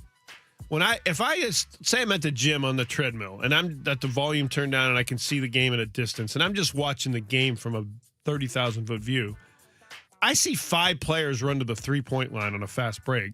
I see dudes pulling up and hoisting up threes on one-on-two fast breaks. I see isolation plays, everyone getting out of the lane and one-on-one dribbling. I don't see plays. I don't see 5-man rotating and moving away from the ball, and I don't even see pick and rolls that much anymore. Would you at least agree that the game is so different in the last 5 years? Because the game is not predicated around an offensive-oriented thing. It's like you have such elite players and shot makers, they can get their own play, which is what the Spurs have. Now, granted, there are sets. You'll watch coaches out of a timeout. You'll see a set run. Maybe their first play of the game is a set. But for the most part, when you have someone that can create their own shot without pick and rolls and all these other things, and you can just rotate and move a couple of spots and you have an open three, you're going to take that. Versus, okay, let's create this play. Now, there are times I think teams really lock in and do that. OKC and the Spurs are great examples. There are times where one of the coaches will draw something out of a timeline like, wow, that was a really great play for you name a player. But for the most part, if I have an MVP caliber guy and it's not an issue, he can do this for 30-so minutes, I'm going to give him the ball and allow him to maneuver and create shots. Because there are games where SGA, he is a pass-first person and creates for Chet Holmgren, who I think played really good last night. But they're not drawing sets for him. He's getting rebounds, getting extra possessions. So I think it's the point that you made it about the game advancing. It's not as simple as, well, this is a really good defense. We got to draw something up and create this matchup opportunity for our best player. Whereas, I could just let SGA bring the ball up court, and he's going to decipher and pick and choose how he wants to attack the Spurs. Oh, Victor's going to play in the paint? That's cool. I'm going to attack the paint and kick it out to a three-point shooter, or you name it. So the game has just changed dramatically. Defenders can't put their hands on people no more. So now what does that mean? Well, I can go to the paint more. So it's kind of a give and take. And now you're seeing... It's dunks or three-pointers, though. I mean, it's like going to Green Lake watching an NBA game. Well, if you go to Green Lake, a lot of these guys can't even do what these players are doing. No, but I mean the style of play. I'm just talking about... Yeah, the style is... Pull-up threes and dunks. It's like watching a Green Lake pickup game. It's changed tremendously. To me, the product's terrible, but you and I have differed on the NBA for years. I'm not going to go on and on about that. But I just mean the actual approach to the game. That's kind of what I was getting at. Yeah, I think it starts with just the players you have on the court. It's so much easier just to not draw anything. Just go play ball. Kind of like, I think we talked about this. No, I talked about it with Ashley about not getting in your own way and trying to do things. Just go play ball. I think that's what the NBA coaches are now doing. Just go play ball. Yeah, it might look different in terms of threes and dunks, but you know what that's doing? That's entertainment at the end of the day. And I know a lot of fans that are okay with that are entertained to that magnitude. Now, if you're a person that loves defense and loves plays, this league is not going to be offering that so much. There's only a handful of teams that run sets a lot of times. There are still teams that do it, but the sets are few in between. Every now and then you'll see a set for Victor, but for the most part, it's creating matchup nightmares when you have a guy that's 7'5" that can do any and everything a point guard can do. This is from, last one from me. This is from the 206. Oh, actually, yeah. Cheney Seattle Studs begin their 2026 season with a 4-game series versus the Medford Rogues in Medford, Oregon. The Studs are 3-time NBC World Series champs in 2013, 15, and 19. Thank you. I want to say the name is Elisa. Hope I'm saying that right. Shout out to the Cheney Seattle Studs. They're named after Cheney, a company owned by Ben Cheney. Yeah, we talked about it, I think, 2 years ago when we did the show. Yep. We did. They're a semi-pro summer college team.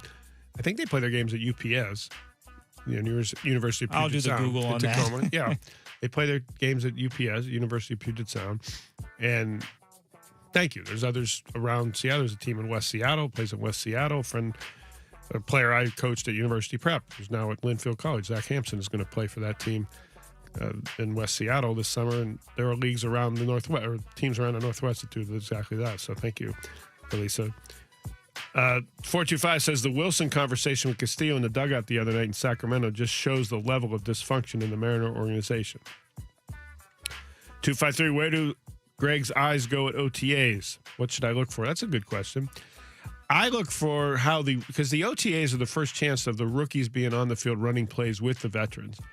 And I look at Jadarian Price and how he's working in with the offense. And I work at the wide receivers and how often Sam Darnold's throwing to the rookie wide receivers. Last year, for instance, I watched a lot on how much Elijah Arroyo, the rookie tight end, was getting targeted with the number one offense. It's an indicator of where they feel the new guys are fitting into their plans. And so on. So you go across the board and you look at Clark on defense and Neal on defense and how much are they integrating with the system that Mike McDonald has for their veterans? Or are they sitting off to the side and barely getting in with the 2s and 3s and that kind of thing? And that's what OTAs are for, integrating the rookies into the system and seeing how ready they are so that by training camp, the coaching staff has an idea, okay, this is how we can array this. He seems to be catching on to the playbook here. And so on. But that's what I look for when I go to OTAs. That's a good question. Yeah, I hear you. 425. Donovan is not a third baseman, and it's been failing. Largely, he's not a true third baseman. We know that. He's a second baseman, and Cole Young has been lights out. You're not moving Cole Young out of second base. So you either put Donovan as a utility role in the outfield, but hey, Robles just came back, looked good last night, on base 3 times. Robles in right field. I mean, what are you going to do? You're going to put Donovan out there with Robles healthy again. So it appears third base is where Donovan will stay when he comes back, because you're not moving Cole Young, and now you got Colt Emerson Emerson to play shortstop. With what do you do with J.P. Crawford? Blah blah blah.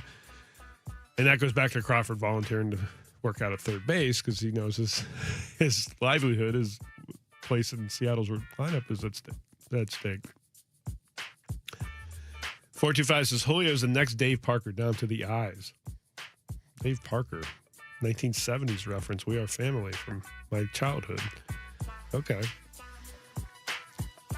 The Mary Maple Valley, I think he might be taping an interview. I'm not sure, but he is outside. He probably will be joining us next. His show is from 12 until 3.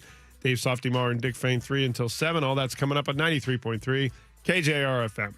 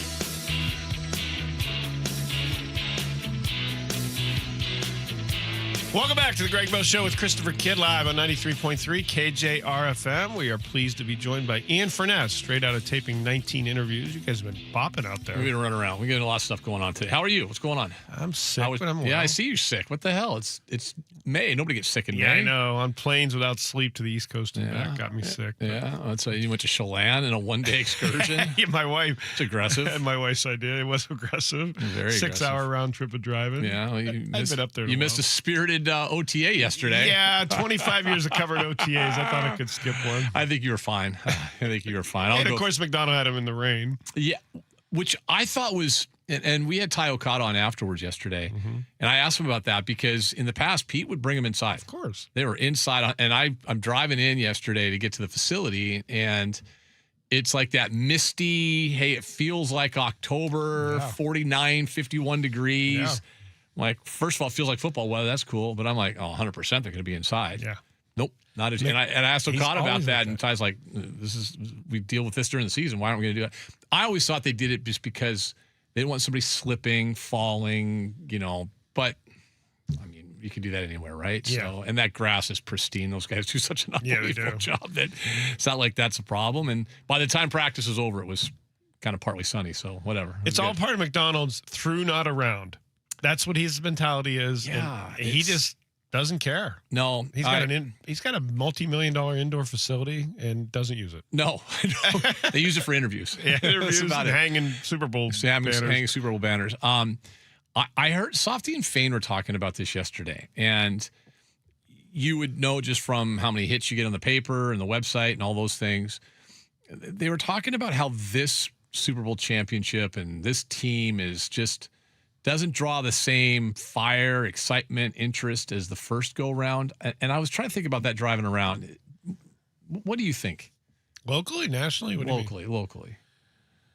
I felt it last year, and I looked at it from a different standpoint. The first two Super Bowl trips with Pete, I was there. And so I didn't really, but watching it and being around and people, neighbors and everything, I felt a massive amount of excitement. And I think being around here more than a day, anyone who's been around here more than a day, everyone who's been around here since the first Seahawks Super Bowl championship, there'll never be another first, ever. Right.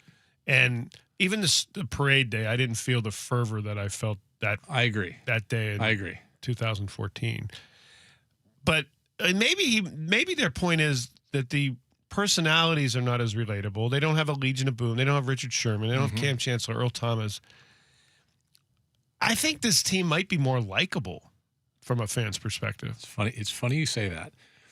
I'm going to bring that up today because I had a conversation with someone yesterday, and I won't even mention who it was, media or otherwise, and just about the likability factor, how easy these guys are to deal with, but there is no impending implosion coming, right? Like that doesn't seem to be. No, like nobody's like, "Where's mine? Where's mine?" That's exactly. Even Witherspoon, who's like needs to get a deal done, and he will. There's nothing. There's no urgent. There's no story. But he's there yesterday, of course, right? Like that. I'm gonna tell you right now, that guy's name is Richard Sherman, Earl Thomas, Cam Chancellor. The exact same situation. Ain't no way he's on the field. Cam Chancellor didn't show up till week 3. Nope. He wanted after they were 0-2, right? And so Earl stood around with his arms folded and stood behind everything all through training camp. Yes, he did. It's a very different dynamic, I guess, this team. Very different dynamic than the first one. It is. And they are more bought in to the collective than they were then. Yeah. I think that comes from Mike McDonald. I think Pete Carroll championed the individual. Mike McDonald champions the team. And I'm not saying Carroll was wrong. He's a Mount Rushmore of Seattle sports figures history. Went to 2 Super Bowls, won 1. But McDonald values the collective. And he's got players now who say, oh, this worked. We won a Super Bowl championship doing it this new coach's way. Let's listen to this guy. And I think the difference is that individual Pete Carroll, team collective Mike McDonald, both got Super Bowl championships. But I think that buy-in is what's unique to this team. Yeah, I would agree. It's we'll talk a little bit about that today and college sports. Our Senator Maria Cantwell along with Ted Cruz. Whoa, Maria Cantwell and Ted Cruz coming together to put a bill, a bipartisan college sports bill. I know, like, really? That when you look at it on the surface makes way too much sense. Which means it won't get passed. Correct. 100%. But we'll go through that a little bit. If they missed it yesterday, our Ty Okada interview, man, oh man, was he was fun. And then they brought up, Jess and Anders brought this up. They said, who does Ty Okada sound like? So we're gonna play the Ty Okada interview in the 1 o'clock hour, and then the 2 o'clock I think a lot of our listeners said he sounded like one person. They thought he sounded like somebody else. Both football coaches. So we'll play those all three side by side. Do a little comparison game coming up at 2 o'clock as well today. So a lot coming up. That's Ian. That's Anderson Hurst. That's Jessamine McIntyre. Coming up to next, Greg Bell of the News Tribune and Chris Burhead. Thanks for listening. We'll do it again tomorrow, 10 to noon. Ian's up next on 93.3 KJR FM.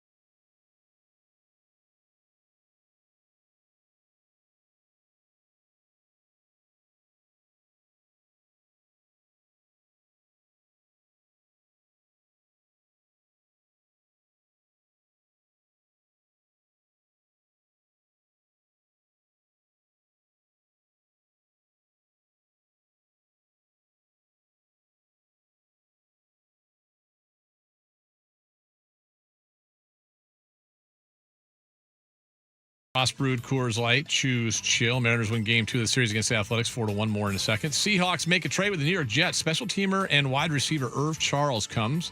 They send back a conditional 7th-round pick in 2028. He missed all of last season with a torn ACL. Was kind of an up-and-coming special teams player in 2024 before he got hurt. Derek Young-type body. Interesting. We'll touch in on that a little bit later because just some impressions from OTAs where I was at yesterday for the Seahawks as well. National Hockey League Stanley Cup playoffs. Vegas has booked its trip to the Stanley Cup Finals. They swept the Colorado Avalanche. Anders, you had that, right, on your bingo card happening? Not just a win, but a sweep as well? Wow. Never seen a team fall so flat when it mattered most, like the Colorado Avalanche. There was a really good fonting error, too, that Andrew shared with me last week. Yeah, that was an O or an I instead of an O on shots on goal. Yeah. You can surmise what it said there. Yeah, that I would never call hockey players soft, but they did not play hard. Let's just say that. They looked like they gave up. It looks good They on them. succumbed. Fighting Kevin Shockey's out. Thanks for coming. Carolina, Montreal. Carolina leads that series 2-1. Game 4 is tonight in Montreal, Quebec, Canada. Hey, NFL. This is a horrible story. Green Bay Packers running back Josh Jacobs was released from jail Wednesday. Why was he in jail? He was arrested on several domestic violence charges. Whoa. We'll see how the NFL handles this. They really are pretty hard on things like gambling, stuff like that. Let's see how they handle this one with a star player for a marquee team. It always depends on how good you are. Boy, if that's the case, sad but true.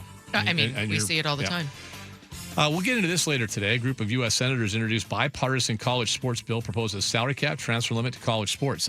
Those two senators, Republican Ted Cruz, teaming up with Washington Democrat Maria Cantwell. Wow. You want to say strange bedfellows in the world of politics? That's it right there. Like you could not go more polar opposite of those two. That's how broken college sports are. We can all agree on it, Ian. That's how broken college. It's what's going to bring this country together. Like sometimes you have to. It's what will bring the country together. Tank college athletics. College sports. How broken college athletics are. We'll get into that a little bit later on as well. As mentioned, though, Mariners taking on the Athletics of Sacramento on their way to Las Vegas. It's the battle for first place, but there's a lot to discuss. Let's head to Sacramento right now. Get a little preview of this afternoon's game from MLB.com. We haven't had him on this show for a long time. Daniel Kramer joins us right now. Daniel, how are you? How are things in West Sacramento? I'm doing good, Ian. Just here in lovely Sacramento and gearing up for the series finale and thankful that we can kind of get out of here and get to an off day tomorrow and then before a big homestand against the Diamondbacks. Yeah, when you get out of West Sacramento early today with the early game along the way. What's the difference between West Sacramento and Sacramento, by the way, for those of us that are not familiar? All the bylines say West Sacramento. Is there a big difference? I think it's just the river that separates the downtown core and the actual area over here because it's pretty close. I mean, it's walking distance from the hotel. Nice. But it's a small little town and, a fun little town as well. Ballpark is pretty minor league, as you would expect. But, we're making the most of it with what we got. You got some great stuff, MLB.com with the Mariners. We'll get to Piggyback Gate and communication. Great story you wrote on that. Folks can go check out in a second as we get ready for first pitch here in a little bit down in West Sacramento. First of all, I think you said you might have an update, at least a little bit of an update on Cal Raleigh. What's going on? Yeah, so Cal began his very light baseball activity on Monday during Memorial Day. He remains in Arizona. He's been playing catch now, which is the first steps towards getting back on the field. And the next steps of progression will obviously be swinging a bat, seeing some live pitching down there, and then beginning a minor league rehab assignment, which at this rate, given how long he's been sidelined and, the struggles that he went through before he hit the shelf, would anticipate that being at least a few games at an affiliate, most likely Tacoma, but also he could potentially go up to Everett as well. The Mariners will get through tomorrow's off day, get back to Seattle, and kind of assess with their athletic training staff, check in with Cal, see how he's doing, and then they'll have a little bit more of a formal update on where things stand with him and when he could potentially begin that rehab assignment. Sounds like he's been checking all the boxes that they want, and that the timeline has been pretty aligned with what they anticipated. Obviously an oblique injury is painful, especially for a switch hitter and a guy who plays the sport's most demanding position. And because that, the situation where he tried to play through it and ultimately was shut down, I think they really want to ensure that this is completely calmed down, pain-free, and that he can go back out there and, take on the workload that we've been accustomed to seeing for the past few years. So would anticipate at least, a few more weeks on Cal, but all the reports I've been getting is that he's hitting all the benchmarks and the timeline that they have anticipated. Daniel, you kind of touched on it there for a second. Yeah, they hit the timeline they anticipated, but I am curious because it took forever. It's not forever in baseball terms, in sports terms. It took a while for them to actually put him on the injured list, and it was a short-term injured list. So whatever the internal battle was, whether or not they do it or not, but now he's been out for a while. I was going to ask if it's longer than anticipated, but how would you characterize this whole situation with waiting, now putting him on, and now it's going to be at least, sounds like a couple more weeks maybe to get him back to where he needs to be? I think this kind of boiled down to Cal, being the competitor that he is and the pride he takes on being available and understanding his role of, not just being a team leader, but, he has his hands in pretty much everything. He's their primary run producer on offense, and he navigates their entire pitching staff, especially the rotation. So he's a member of that group as well. And so understanding the value that he brings, I think presented just some internal challenges of wanting to grind through it. Plus he's, a blue collar, hard nosed player who, never complains really and prides himself again on being available. From what I've gathered, the first time that it flared up in that early May series against the Royals and he missed 3 games, he was in a good spot based on the treatment and some of the recovery that he did over those few days to get back out there. It didn't necessarily correlate in the box score because he was in the middle. He went on to go through an 0 for 38 stretch. But, it's where he re-aggravated it when we were in Houston that they decided to shut it down, realizing that, to fully get this in a good place, in a pain-free place, that it was just going to take, long-term rest and recovery. Based on the conversations that we had with him after he was placed on the IL, I think he went through kind of an internal mental battle of, again, wanting to be there, wanting to be available, wanting to play through it. But the re-aggravation down there in Houston kind of led to this decision to shut it down for the time being and truly allow it to recover. Daniel Kramer covers AMs for MLB.com. MLB.com. Go check. He does great work there, folks. Go make sure you check that out at MLB.com. All right. You were lucky. You were here for the first of the 2 piggyback days, and then you guys were able to get out of town. So you haven't been on sports radio and listening to our listeners, and the entire town is pissed off, Daniel. Everyone's upset about piggyback situation, and now it sounds like both players involved. The post-game interview that Brad did with Bryce Miller, he wasn't happy. The TV cameras catching the Castillo stuff in the dugout. You were down there. You're there every day. You're in the clubhouse. You have your pulse on this thing. How big a deal is the piggyback situation, both for the 2 players involved, and does anybody on the team even pay any mind to it whatsoever? Yeah, it's a complicated situation because I think, as I wrote about last night, and the story's up right now, that communication seemed to be, the most contentious part of what led to the frustration from Luis when we saw him slam his glove in the dugout bench, which, I posted, I've never seen that before from him, that type of frustration. He very well might have in other moments, over the past few seasons, but because the clubhouse is all the way in left field, he was kind of left there in the dugout for a full inning and a half to absorb some of those raw emotions.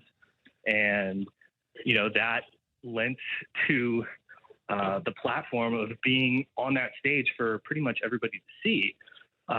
So there was that part of it. And then Bryce in particular, not being informed of what the game plan is for how he's going to be used, whether he's starting or relieving, just not getting a ton of advance notice from the coaching staff on that. They met yesterday to try to clear all of that up and, make sure that both guys are on the same page and understanding about the benefit to this and the long-term solution to having, what they believe, and which is a fair argument, the best problem the sport has to offer, which is 6 healthy and what they believe is capable starters.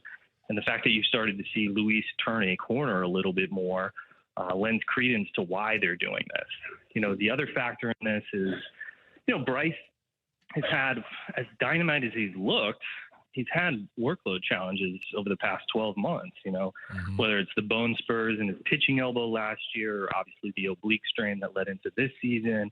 I don't think they're really questioning his durability, and they want to maximize his potential. But on paper, if you were to look at, of those 6 arms, which is the clearest to go to the bullpen, it would probably be Bryce. And then if you go down that road, how is that going to impact his confidence? Because he's at a sky-high level now. He feels good. He's healthy. He's coming off of, a really epic postseason as well, and how he finished that year on a high note.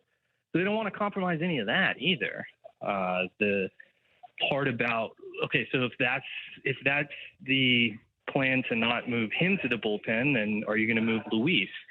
Well, you could, but as I kind of wrote about, if you go to the bullpen even on a short-term basis, and you don't use this piggyback strategy, daily availability is going to be vital. Yeah. So Luis would have to transition into a routine where he's prepared to pitch in 1 to 2 inning bursts on potentially back-to-back days. Again, this is something he's never done before in his career, pitching in relief at all, but then adjusting to that full-time relief routine.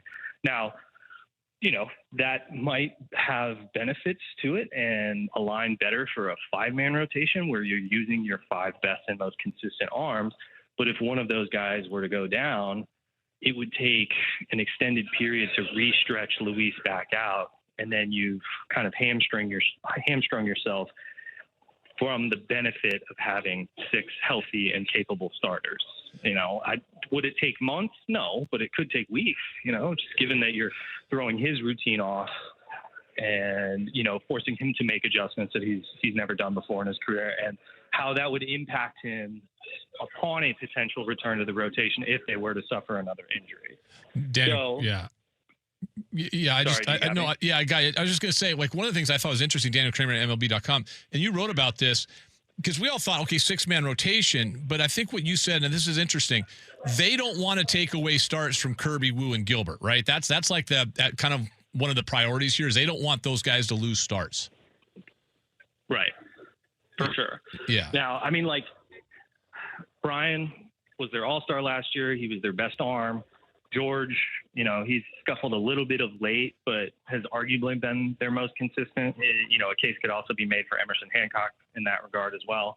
And if you talk about guys transitioning to the bullpen, can you imagine Logan Gilbert doing that? With all of the extensive routine that he goes through, not just on his in-between starts, but on his start day.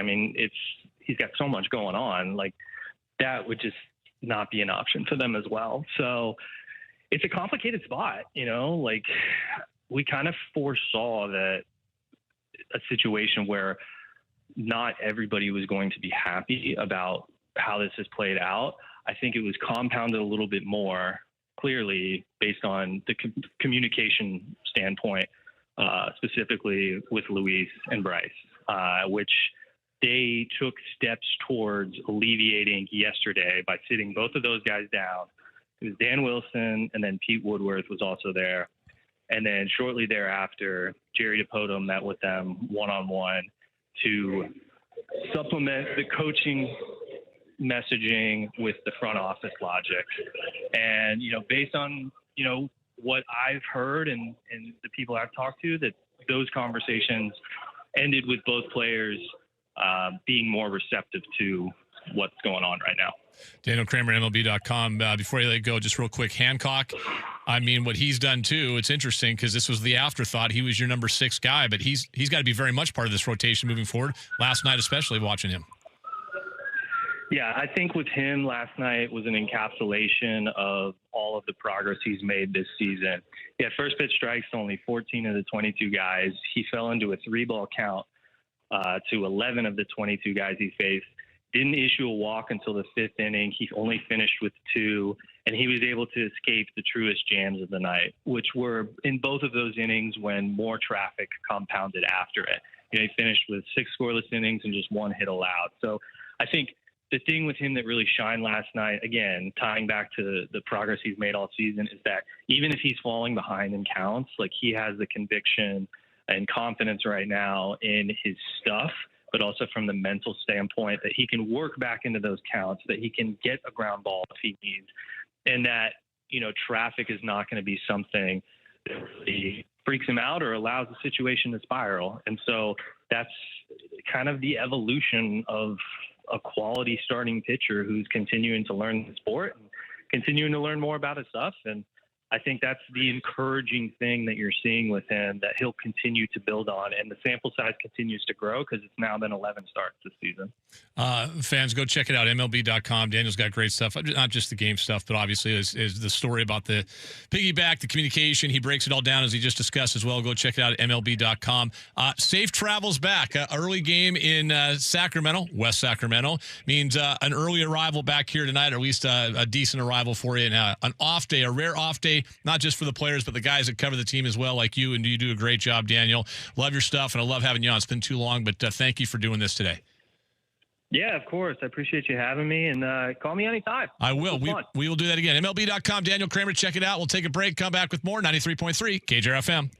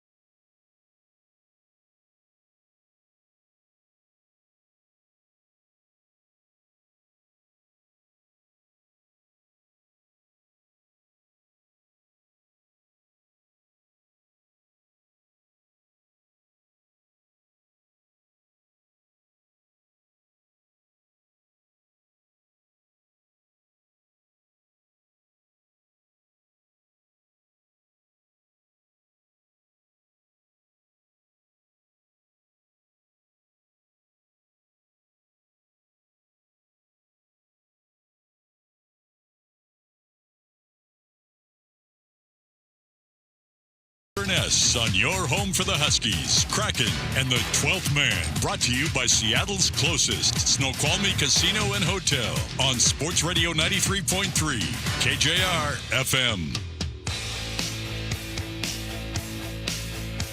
All right, we're back hanging out today on a Wednesday afternoon. Ian Furness with you, Anderson Hurst, Jessamine McIntyre running around doing her thing. She's out of here after today, so she's got stuff going on. Yep, making sure we're all set in order. What are we ever going to do without Jessamine McIntyre? I don't know. Still to come, Ty Okada, 1 o'clock today. Then who does Ty Okada sound like today? Oh, God. We have a fun game we're going to play. That's going to be a fun game. Yes. That's going to be a fun game. 49451, that is the Tacoma Dodge text line, 49451. Also, you can chime in on the talkback line as well. Go to the iHeartRadio app, the red microphone at 93.3 KJR FM and fire away. So this is crazy. This story is, to me, is nuts just because it shows a couple things. One, how broken college sports are, where two people on not just opposite sides of the aisle in the Senate, the U.S. Senate, but also as probably as farly opposed to each other in terms of the political spectrum as it can possibly be, Senators Ted Cruz and Maria Cantwell have got together a bipartisan college sports bill. It's called Protect College Sports Act. Now, I'm just going to say this. I don't know where this is going to go, the ramifications, how it would be enforced with the NCAA. We're going to get antitrust, all that stuff. I'm just going to read you what it's about. And 49451 and Anders and Jess, same thing. Let me go through the whole thing, and then you guys tell me what doesn't make sense. Like, what doesn't make sense if they implement this and if somehow it goes through. And keeping in mind right now, there's meetings taking place, SEC meetings, this massive push by the Power Four conferences, well, 3 of the 4, ACC, Big 12, and Big 10, to increase the college football playoff to 24 teams. The pushback that continues to come from the SEC that says we don't want a 24-team playoff.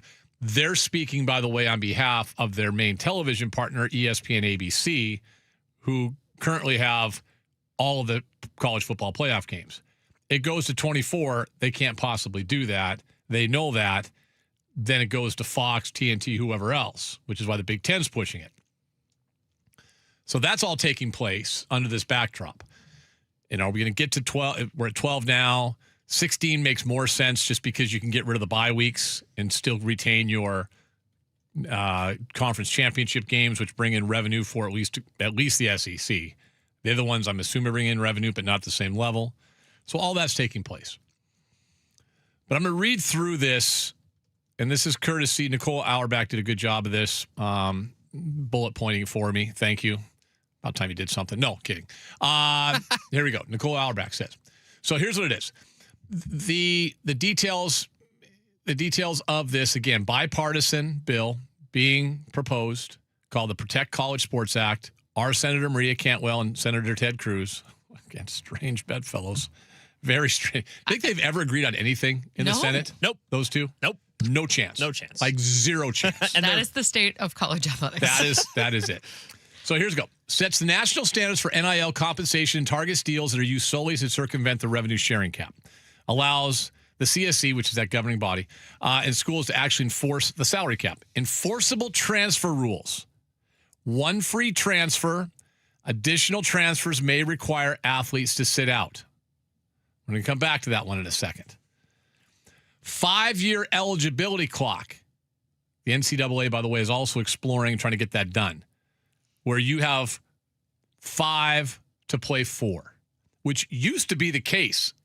COVID changed that, and then whatever else world we're in now, other stuff, Trinidad and Chambliss and at Ole Miss, these guys are fine. Like, I wouldn't want, if my kid was playing college football, and I didn't think it was fair, to be honest with you, that BYU had, and still does, has the ability to basically stash guys for 2 years on Mormon missions. Mhm. and they come rolling back into town. They're 25. Exactly, like 24, 25.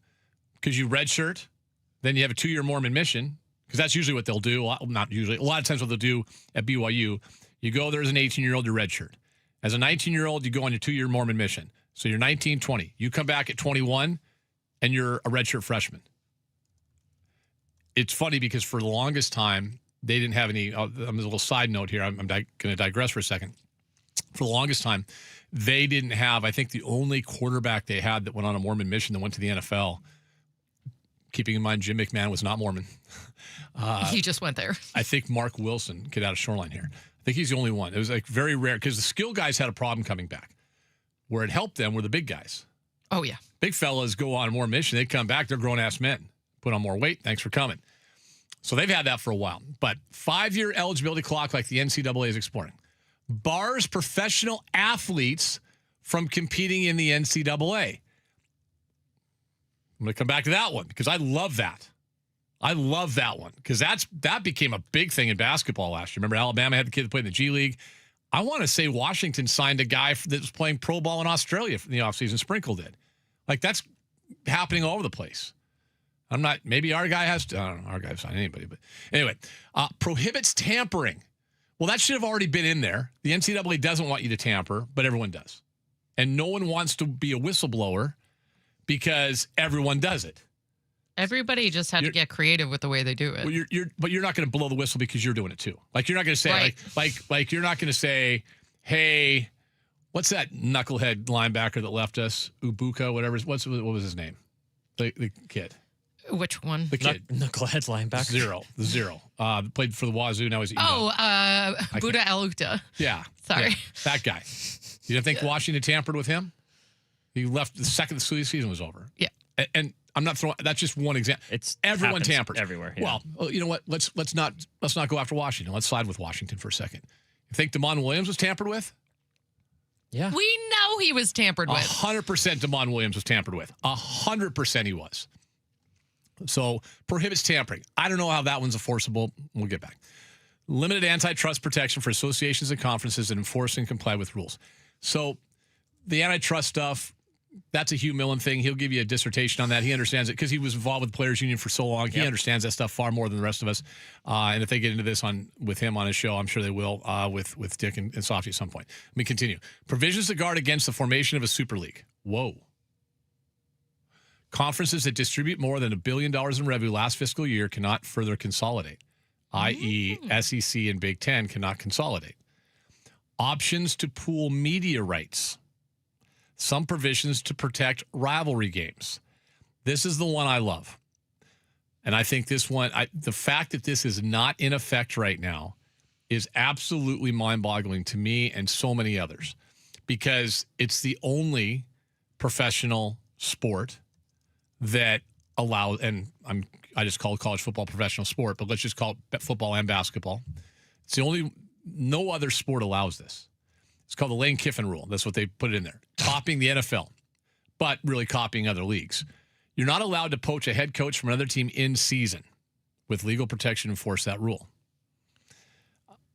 In other words, the coaches that are leaving before the season's over and before, frankly, your team has a chance to finish off the year, you can't just go get them. You can't just go get a guy. He was in the playoffs. And there were more than that, coach. but there was more. The coach of Florida now was at Tulane. I mean, but he stayed. Mm-hmm. Lane did not. Lane is Lane. Ain't no way they want him to stay. So all those things are taking place. So as I go through that list, is there anything that jumps out and you say, boy, that makes no sense? Like, is there anything in there that just jumped out? 4945112. No, and that's my initial reaction is like, this stuff wasn't a rule before?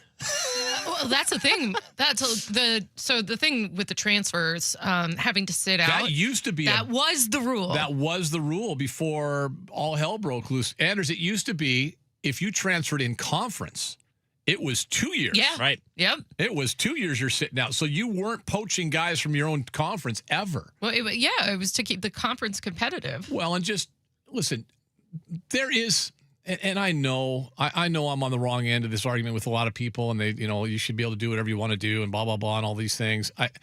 If we want to kind of keep making this close to the real world, that is not the case. Mm-hmm. Anybody driving around in sales right now, right? If you're in sales, you probably have a no compete. Like if you're doing pharmaceutical, you're working for Stryker in pharmaceutical sales and apparatus, right? Just because I know people that work for it. Like you can't go to whoever the competing company is just on a whim. No. There's proprietary information. Our salespeople, the ones that are good, probably, maybe all of them, but I know the ones that are good, they don't just let them go. Mm-mm. Hey, you can go across the street and work for our competitor. That doesn't happen. You and I can't do that. We have what you call no-compete clauses. All those things exist. So, yeah, listen, the transfer part of it to go chase more money, I get that, and let the guys get their cash, let the kids make their money. All that stuff is part of it. And there is something to that. But there should also be something to sign a contract. Damon Williams found that out the hard way. Like, he didn't want to be here. He's also tampered with, so you can make that argument as well. We also clearly didn't learn a lot from his agent. Well, he made a mistake. But Jesse, here's the problem with the agents now with these guys. Like, a lot of times they're just, maybe it's a friend of the parents, maybe it's another kid that's taken a marketing class. I mean, you've heard the stories, I know well. It's not unless you're They're not real agents. No. I mean, they don't some have are. to be. Some are. Some are. Like Arch Manning has a real agent. Yes. Right? Like guys like that have real agents. But, the average college athlete you do does not have to be accredited to call yourself one when it comes to college athletes. And you know what? The grass isn't always greener. Like, here's the other part of it. This is at some point, sometimes you do things to protect. We talked about putting Cal on the injured list. Mm-hmm. You do things to protect the athlete from the athlete, right? From himself. Mm-hmm. Well, I think, and if Donald's listening, he'd probably take offense to that, so my apologies. But listen, on the surface, let's use Isaiah Watts, for example. Let's just use him. Mm-hmm. He got paid, I'm sure, more to go to Maryland than he did at Wazoo, right? Goes to Maryland, has, there's no getting around it, had an abysmal year. Team was bad. He didn't play well. Wasn't the same player. At Wazoo, big man on campus. Goes to Maryland. Disappointing team. He and Miles Rice are both there. Both had disappointing seasons. It just didn't work out. So then what does he do? Transfers again to the University of Texas, San Antonio. Really? Like, that's all you could find? You're a better player than that. Why did Washington not want you? Why did Wazoo not want you? Well, that bridge probably got burned on the way out of town. Yeah. Right? I sometimes you got to just be careful. This unlimited just go, unlimited free agency. We're talking about young people, right? Mm-hmm. And they're signing contracts. I love that. I think, you get one freebie. That's it. I like that part. And part of it, too, for me, and I'm sorry, I'm old school. But if Dick Baird was here right now, he would actually agree with me 100%. The amount of time and effort that you put into recruiting high school kids and time, effort, and even money, right, to recruit these guys, and then have them on campus for 1 year, develop them for 1 year, and then they just up and leave. That's... Again, in the real world, that doesn't happen. You go to a job, they train you and do all this stuff. You can't just, I'm going to go to your competitor the next day. That doesn't work that way. I learned all your secrets. Goodbye. It does not work that way. Well, I think that was a big part. You signed something. Mm-hmm. You should be, now go transfer once, but after that, like, there's so many kids. Miles Rice is a great example. I'll just use him. Miles Rice, red shirt, then a medical red shirt. God bless him. He got sick and he fought it. So red shirt, medical red shirt. Wazoo, Indiana, Maryland, wherever else he's going to go this year. In the span of 6 years, 4 schools. But if you want to just take the first two the red shirts out, 4 schools in 4 years. And he's not alone. That's just dysfunctional. That's just absolutely dysfunctional. Well, don't you think at that point, too, when you see 3 transfers on a kid's record, that you're not going to approach him? Well, there's guys, there's guys that we've all had. Our school's had, UW's had, they've all had guys that are 2 or 3 transfers. Talent surpasses all, right? If you can play and the coach's his job is to win games and his job security is based on winning games, there probably is a red flag. Yes, Jess, there probably is a red flag at some point. Seahawks have talked about it with who they draft. They did. God, that's a great point. That is. They brought that up With the couple guys years that ago. stayed. No, this year. This year. Well, they did it with This year. with Gray. Bud that was Clark. Bud Clark. Yep. Bud Clark was the one they used as like kind of their example. Gray Zabel, same thing. Yeah. North Dakota State. I mean, like those two guys. Who else? Somebody else they drafted this year. Julian Neal went from Fresno State to Arkansas, right? I think he was the only, I believe, I could be wrong. Jadarian Price. Yes. Sorry. Was a backup. Jadarian Price started to the best running back in the country. And they talked about that. Yep. They talked about him staying and fighting through it and just being the backup to. And he talked about it. About it. Bud Clark just spoke a lot about that. Being a team leader and sticking around. Yeah. So character, yeah, you're right. It does matter. At least, if you're going to the NFL, I don't know if the NBA doesn't matter because if you're an NBA player, you're probably gone after 1 year anyway, right? By and large. But as I read through all this stuff, I'm like, wow. So it took the dysfunctional world of the U.S. Senate and two opposing senators on the opposite sides of the aisle to come up with this that needs 60 votes to pass through, which it will. It's bipartisan. It's going to pass through. It's not like it's one or the other. Right. They're not fighting each other for it. No, but like Ted Cruz will go to the Republicans, and Maria Cantwell is going to go to the Democrats, and they're going to say, "Hey, can you pass?" Yep, we're good. I really like this bill. Yeah. For college sports, it's not fixing everything. I don't know how enforceable it is. I don't know what it means. Yeah. Bigger picture. We're in college sports, you always see loopholes. Yeah, we'll probably get Mandel on next week and talk about it more. Mm-hmm. But it's the first time in a while that I've seen something that I looked through and went, "Wow, that all that makes sense. Why has it?" But that's my thing. Why wasn't this a thing before? Because the NCAA has an inability to enforce rules, unless a kid gambles on his own team, i.e., Sorsby. But by and large, they just don't like. But that's a Supreme Court issue at that point, right? So. Well, it's not Supreme Court, but you listen, it doesn't matter what the sport is. Right. They don't like gambling. Yeah. Like I said earlier, I mean, I think you can, the Josh Jacobs thing is going to be an interesting test case because that is far more egregious than putting a wager, like they don't like it when you wager on other sports from inside an NFL locker room. Even if it's has nothing to do with the NFL. Right. So even like the supplemental draft, he's got a red flag attached to him as well. So anyway, 49451, you guys can check that out, 49451. We'll take a break. We'll come back with more, wrap up hour one. Don't forget Ty Okada coming up top of the hour, 93.3 KJR FM.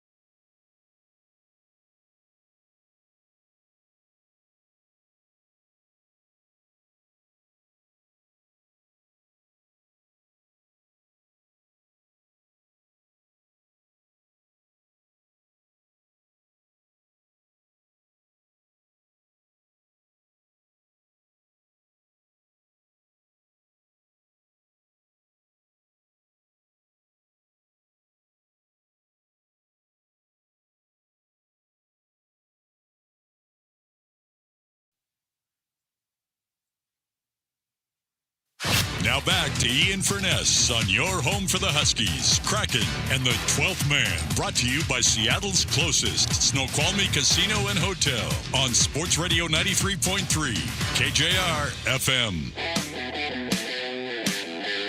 We're back. Brought to you by Snoqualmie Casino and Hotel, snocasino.com. I'm just going to read a text here just because I think it's an interesting dynamic. We'll get to more text coming up at 2:30 today, 49451. Tacoma Dodge text line, 49451.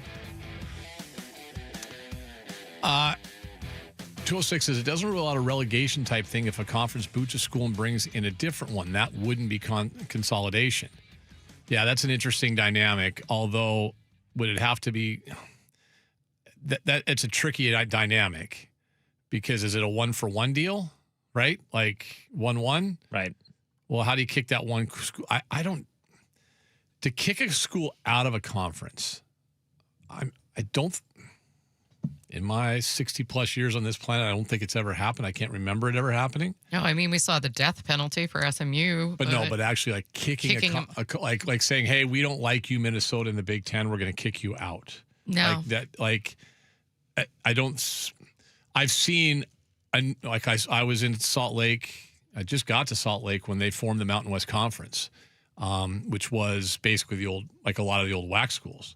And they just, the breakaway 8, they just said, we're going to form a new conference. We're leaving a bunch of schools behind. Mm-hmm. And that's what they did. It's kind of the precursor to what happened, 3 years ago? Yeah. Right?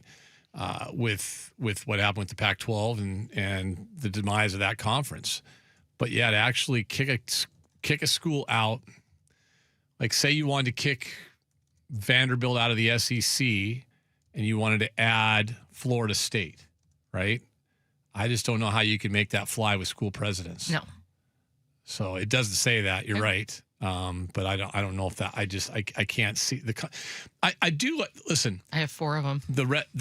Oh, do you? Okay, and one second. The relegation type thing though, Anders. I know that's something you guys we've talked about that before. The soccer thing and relegation.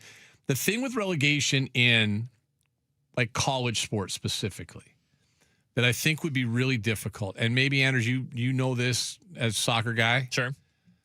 The television contracts that are written for a conference. Now, you can tell me what it looks like for the league, right? Is the Premier League drops, is it EPL? And then it gets confusing because the Premier League's the first league, and then the second league is called the Championship. Okay. Okay, so English, right. It's weird. But yeah, English second division. But you drop bottom, how many drop down? 3. And then top 3 move up. Correct.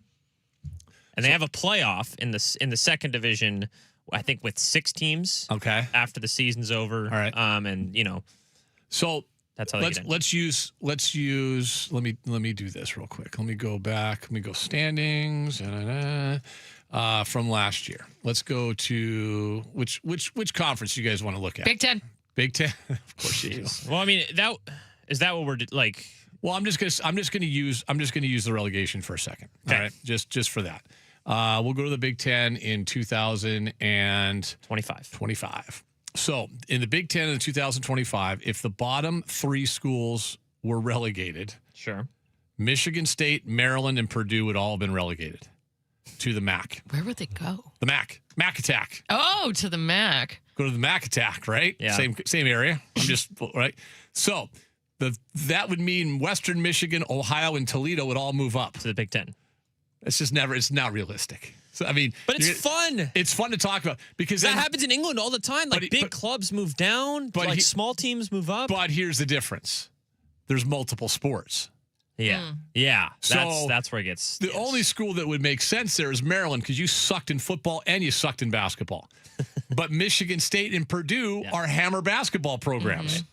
So you don't want to lose them because they bring in the revenue from the NCAA tournament. Absolutely. So it's if we just use that for an example, it would never happen because there's too many sports. Does football dictate what happens to all the other sports? If you're bad in football, then your basketball team pays the price? No. Hell, UCLA was on the cusp. They would have been 1 win away. They could have got relegated. Their women's team won the national championship in women's basketball. Right. So I don't think relegation is ever going to be anything that you would hear as realistic in this. In terms of if you want to replace a school with another school, okay, I guess you could dance with that a little bit. I just think it's really hard to do because you have TV contracts, and those TV contracts are based on the markets that they have. Right. Michigan State, for example, would include the Detroit market. And that's one of the reasons why it's that much more important. Like in the Premier League, I'll give you the soccer context here in a second. You talk about the TV contracts. Right. You almost see more like urgency and desperation at the bottom of the league than you do at the top of the league, because it is a claw and nail to stay in that top league, to keep that television contract and makes sense. Keep the financial streams coming in for that following year, because it Right. drops off massively. But in it's the always a second two-way division. street because the television networks want a certain market, right? So that's part of it. Well, they have a lot to say. What'd you find? Okay, so Temple University, actually, so this is the most famous Division I example. They were a football-only member of the Big East and voted out in 2001, took effect in 2004. But the conference presidents were like, see ya. Thanks for coming, huh? Yeah. Interesting. And they were football only, but they brought very little fan support or revenue. So interesting. They got kicked out. And then there are a few others, but that was the most, That's most recent. Yeah. Well, the most famous. Big East also was ready to implode, right? That was the other part of it. Like the Big East as we know it. Like the old Big East, not the Big East now, but the old Big East with Georgetown, St. John's. Exactly. All those schools. Syracuse. And they were football only. All the teams that ended up going to the ACC. Right. Right. So that was kind of the implosion there. And then the Sun Belt 2017 is one, New Mexico and Idaho. New Mexico State, I'm sorry. Oh, okay. It wasn't like a huge official vote. Idaho decided to go back to Idaho decided to go back to 1AA. But that was their decision. Well, it said the Sun Belt Conference effectively removed both schools by notifying them their football-only affiliate members would not be renewed. Oh, I got you. So that wasn't as harsh as the Temple one. Right. Yeah, because when Idaho went from 1AA or FCS, I guess we call it, right? They went from that to Division I for a while. Didn't work, and they say let's go back, and we're going to go back to the. That was a good call for them. It 100% makes sense. Yeah. Yeah. You know what's going to die? I'll tell you what's going to die on the vine is Division II football. Oh God, yeah. Like they're just going to poach anyone who's good. Well, but no, it's because there's no money. Oh no. There's in our state, Western or Central's the only Division II program. The closest team they have to them is Western Oregon in Salem. Yeah, Western's program's gone. And there's no other Division II football programs on the West Coast. Question for you, Ian. As someone who is close to the situation with Division III football with your son, how many Division III teams would beat Division II teams? Would beat them? Yes. Would they be competitive? Linfield and a couple teams from the Northwest Conference played Simon Fraser in its final years and torched them. Yeah. But Simon Fraser ended up dropping their program, so that tells you where the level was. Sure. Central would beat Division III programs. Okay. Now, I don't know if they would beat all. Like I like watching North Central and some Just top curious teams. on the level difference. Yeah. Yeah, there's teams back in the Midwest that are Division III and they got NIL deals and stuff like that. They're right there with them. Yeah. Yeah, they're right. In fact, probably could beat a lot of them. Like I'm just North Central and a couple others off the top of my head could probably beat like Central without a problem. Yep. But So again, those kids are Division III in name only. Correct. They're all getting stuff. Yeah. It's a whole different world. Yeah. Like our guys went back there and played 2 Midwest teams in 2 years in the playoffs, and it was like, some grown ass men out here. But so you said there were only 2 Division II football programs teams on the West Coast? Western Oregon. There's none in California. None in California. They're all Division III now, and Colorado and Texas and South. Yeah, I don't know how Central makes it work. They need to go to the Big Sky. Like honestly, they need to find a way, upgrade your stadium, go to the Big Sky, and be done with it. Stop it. Stop messing around.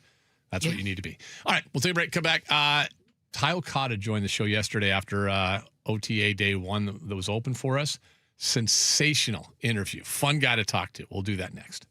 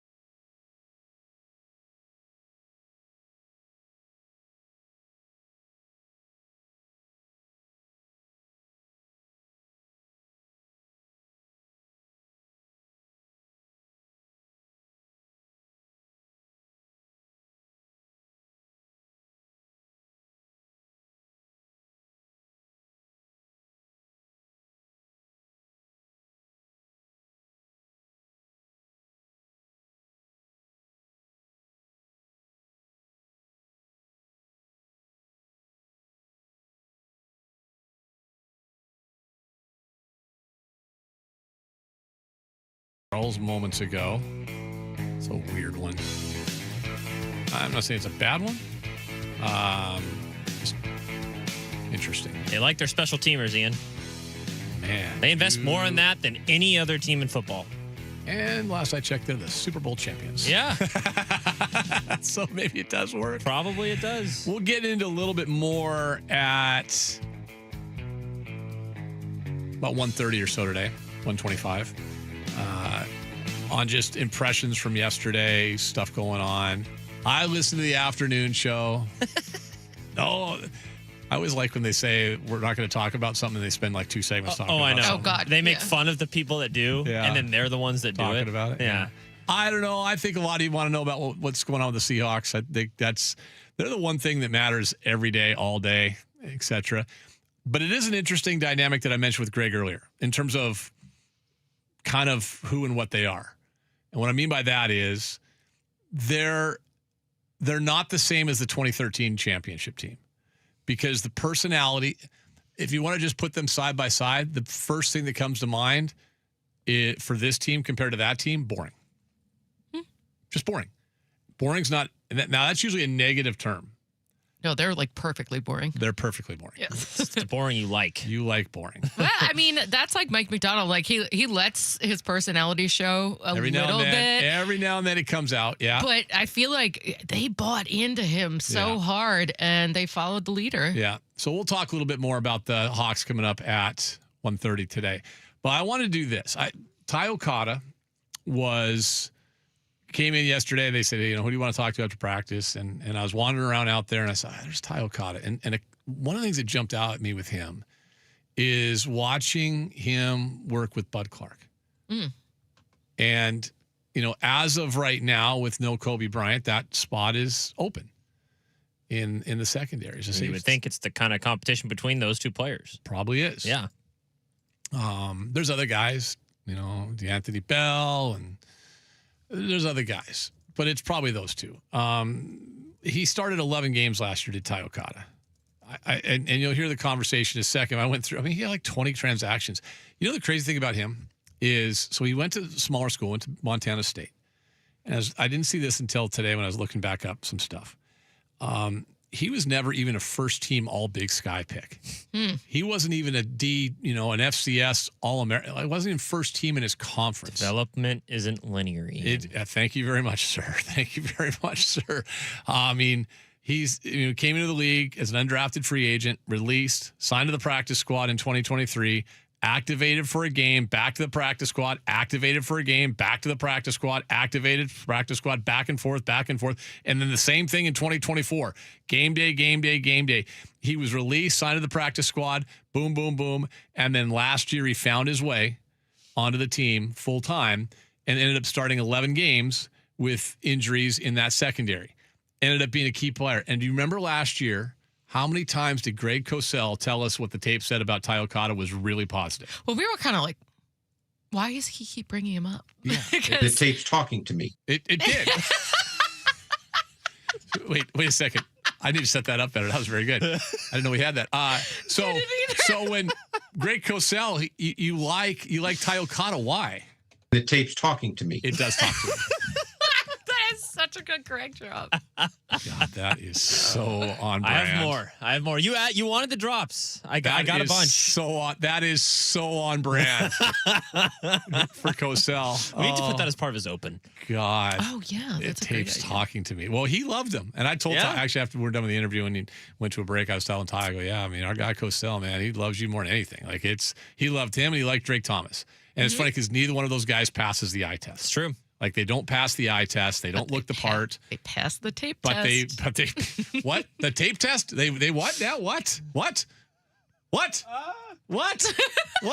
The tape's talking to me. It is talking to you. But yeah, just a fun guy to talk to. Because I just don't think there's a ton of competition for this roster. Like you can make an argument. There's only a handful of spots available, if that. That's one of them.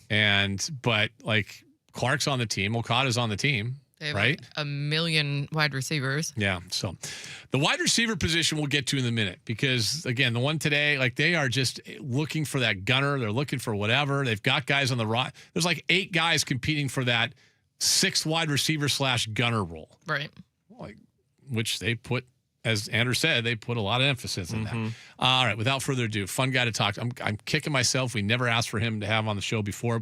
This will not be the final visit. No, we're not. This is from yesterday, right after practice. Then at 2:30 in the afternoon, we kicked John Lund off the air. Great. That's like the second time we've done that. It's We did that. awesome. We did that with rookie minicamp. Remember? He's been late enough for us to kick him off. And we were done. It was we'd had him on for 20 minutes. Yes. We had plenty of Lund time at that point. But we kicked Lund off, and we were joined after practice yesterday by Ty Okada. Ty Okada, Seahawks safety, is with us. What's going on, man? How are you? No, I'm doing great. Appreciate you having me on. How are you doing? I'm good. I appreciate you coming over here. I was just talking to the guy that covers the 49ers, so, I didn't want to deal with him too much longer because... No, absolutely not. This sounds a lot better. Yeah, it's way better. How are you, man? I'm looking out there. It felt like November. Oh, yeah. It's raining and drizzle. Rain, sleet, snow. We're out there getting the work in, so that was fun, battling adversity early. I love it. Ty Okada here, one of the great stories of the Seahawks season last year, and one of the great... I went back. I was looking at your bio when I knew you were coming in here, and I'm going to try to count this up live on the air for a second. 1, 2, 3, 4, 5, 6, 7, 8, 9, 10, 11, 12, 13, at least 20. I want to keep counting. 20 transactions in your career. Yeah. 20 transactions. Yeah. I joke with people like I know the ins and outs of everything, how the elevations work, how the practice squad, active roster, cut. I know way more than I want to know at this point. When the final horn sounded last year and you guys were Super Bowl champions, for a guy that in his 4th season from Montana State, shout out to Bozeman, right? Yep, absolutely. Not the other place. No, not at all. We don't need to mention that. No. For a guy, national champion, Montana State Bobcats. Thank you very much. When that final horn sounded, what did it mean to you personally, knowing that, as I mentioned, 20 transactions plus, undrafted free agent, all those things, you were a Super Bowl champion? Yeah, I think the first word that comes to mind is gratitude. I've got a phenomenal support system. My fiance, Anna, my family, my parents, my brother, my teammates. So honestly, just the word that comes to mind is gratitude. Just taking, I think a lot of guys would say we just took last season one step at a time. And by the time that last whistle blew, it really did just feel right. It felt like we really did take every single step necessary to make that come to fruition. And so just a whole lot of gratitude. And I think that just was icing on the cake for us last season. Ty, I was talking to a couple of guys out there. We were watching a little bit of OTAs, guys that covered the team like me for a long time, and we were talking about kind of the first go round when Pete's team won the Super Bowl, and when you kind of felt like, wow, this thing's on the up and come, right? This is they're on the verge of something. And we talked about it was the playoff loss in Atlanta in 2012, 2013, but the 2012 season, it's like there's something here. If I go back 1 year ago, you came off a season, the team didn't go to the playoffs, second year with Mike McDonald, but 1 year ago at OTAs, did you feel something different, special with this group, or did it take a while into the season before you said, hey, we really have something here? I think for us, and this is how we operated all season, I think that's what made, last year's team so special, is we really didn't focus on that. We really were just focusing on, and I know it sounds cliche, like, oh, we were taking it one step at a time, yada, yada, yada, but it was really just like, we felt good about how we ended the season prior, especially how our defense came along and having a full year under Coach Mike's system. So I'd be lying if I said, we weren't feeling like we had some building blocks there, but at the same time, it was like, what are we going to do with it? And so OTAs, we came in, everybody just had the right mentality, and it was like each day, we're going to give it our best and just leave the result to itself. Like, we're going to go about our process and approach each day the way we need to, and the results are going to take care of itself. And then from there, I feel like as the season progressed, we kind of could start feeling that build. But really, it was ultimately like, hey, back to ground zero every single week. Like, this is what we need to do to take care of this week. And so just not really, being able to put the result to the side and go about our process, I think, is what made it so special. Ty Okada with us. I think one of the things, too, that I look back, and I've known him since he was a rookie out of Alabama. We've done a ton of things over the years with Jaron Reed. And he sat here in this spot during OTAs last year, and I said to him, I go, well, why are you here? because like for so long we've watched these OTAs with football, and it's like, guys, they're not mandatory. Minicamp is, but I said, why are you here? And he says, because this is how it works under Coach McDonald. This is how it works, and we got to set the tone. I'm looking out there today. I know the trophy said something different, but I think he's the reigning offensive player of the year. Jackson Smith and Jigba out there catching balls in the mist and the rain. Everyone basically is here. Yep. That was the case last year as well. Does that come from Coach McDonald? Where does that come from? Absolutely. I think it comes from Coach McDonald. It comes from John upstairs, and then it comes from just every individual that's in this locker room. Mm-hmm. We have a special set of individuals where you talk about guys like Jaron Reed, you talk about guys like JSN, like those are our top guys. Leonard Williams, like those are our top players, and they're here. And that's the way we go about it. Like, that's a part of our process. It's proving it to yourself. It's proving it to your teammates, building that trust, building those bonds and relationships. So when it comes to playing in those games later down the road, here in Lumen Field in front of all the fans, we've already proven it to ourselves that we've taken care of this. We were doing that back in the rain, day one of OTAs 2026. Come next year, that's what we can look back on. When we started today off in the rain, those are the building blocks and the foundation that we're setting for next season. This may sound strange. I kind of like a lot of times NFL teams with a nice indoor facility, it's drizzly, it's rainy, especially at this time of the year. You know what? The easier thing is to go inside. This guy is not about that. No. I mean, even in November, like you're thinking, nope, they're outside. This coach is not about that. Absolutely. That's just, hey, Seattle, what the hell? You might have to play in rain anyway, I guess, but it's not easy. No. It just can't be easy. No, absolutely, and it prepares us. We're going to be playing games late in the season in Lumen in conditions similar to that, and we'll be able to look back at that time and be thankful that we prepared the way we prepared. Bud Clark gets drafted. It's never going to be easy for 39 for Seattle, is it? No, it's no, never nothing. I've come to appreciate. I joke with my older brother, nothing in my life has come easy, and I've come to appreciate it so much. It wouldn't be my story. It would not be Ty Okada's story if it came easy, and it wouldn't be worth it. So what I like to saw, I'll tell people this when I'm watching out there today, as he came off a few times, and it's the first time you guys have all been together, right? And he comes off, and you're the first guy to talk to him. You're the first guy to go to him. You guys are competing for a starting spot. I mean, I think probably by now, hopefully, I'm assuming you feel fairly comfortable in your 53-man role, like you're here. But at the same time, you want to play. You want to be the dude out there. And you've shown you could do that, whether Kobe's hurt, Julian, doesn't matter. You can play anywhere. But what is it, not everybody would do that. Why did you make sure that every time Bud Clark came off, you were making sure he kind of knew what was going on? The better he gets, the better our team gets. And however I can help him grow as a person, as a player, that's going to make the Seahawks better. Mm-hmm. And it's going to only make me better. If I'm able to coach him up on it, that means, I'm, diving in even deeper and thinking about different little intricacies of our defense. And if I'm able to teach it, it helps me out at the same time. But also, you saw the way last year progressed with myself. So at the end of the day, God forbid anything happens, it's everybody, is going to need to find a role and build on it. And, I'm super excited for Bud. He's an awesome person. He brings an incredible energy, and he's such a great guy. He came up to me and he was like, hey, I'm going to be in your ear about, X, Y, and Z. I'm going to be asking questions. I hope that doesn't bother you. And I'm like, dude, not one bit. And I actually really appreciate that about him. He's got an awesome future in this league, and I'm looking forward to being teammates with him. It's incredible. Who is that guy for you? Oh my gosh, I'm thankful for all the vets that I came in with. I can bounce any idea off of Julian.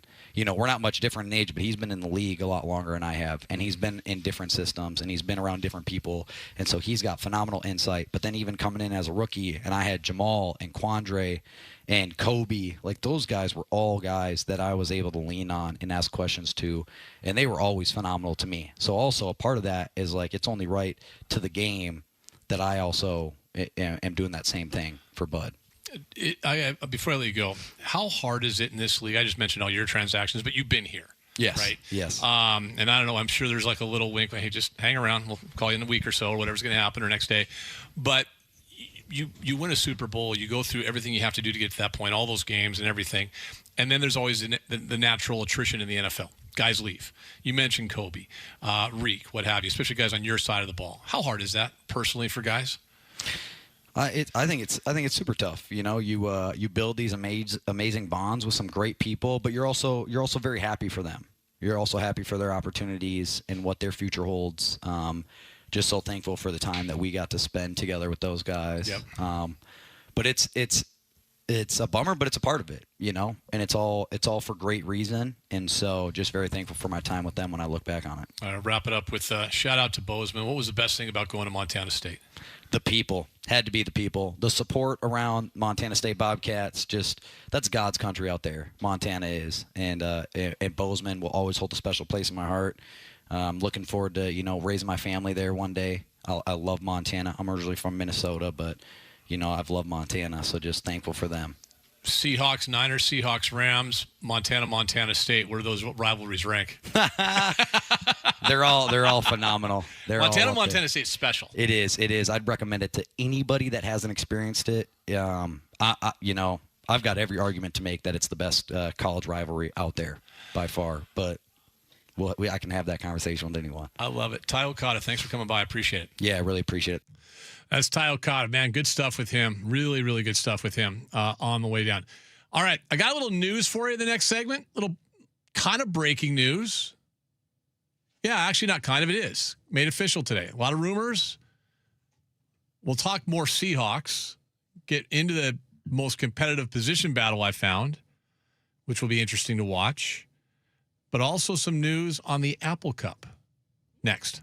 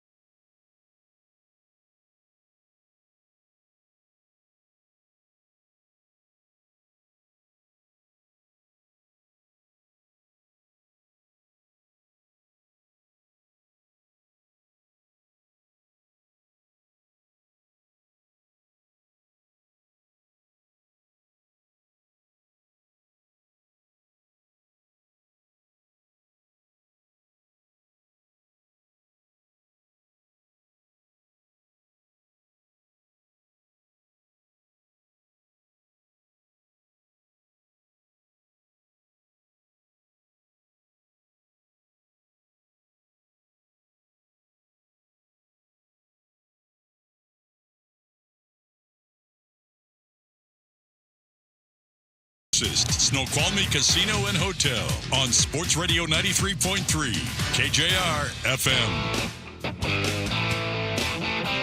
All right, I'm going to get back to the Seahawks in a second. I told you I got a little breaking news. This had been talked about for a while. They made it official today. Yeah, exactly. There we go. The game time has been set for the Apple Cup, which is only kind of half the story. Apple Cup is going to be played at 1 p.m. It'll be on NBC or Peacock. I haven't worked with a lot of them.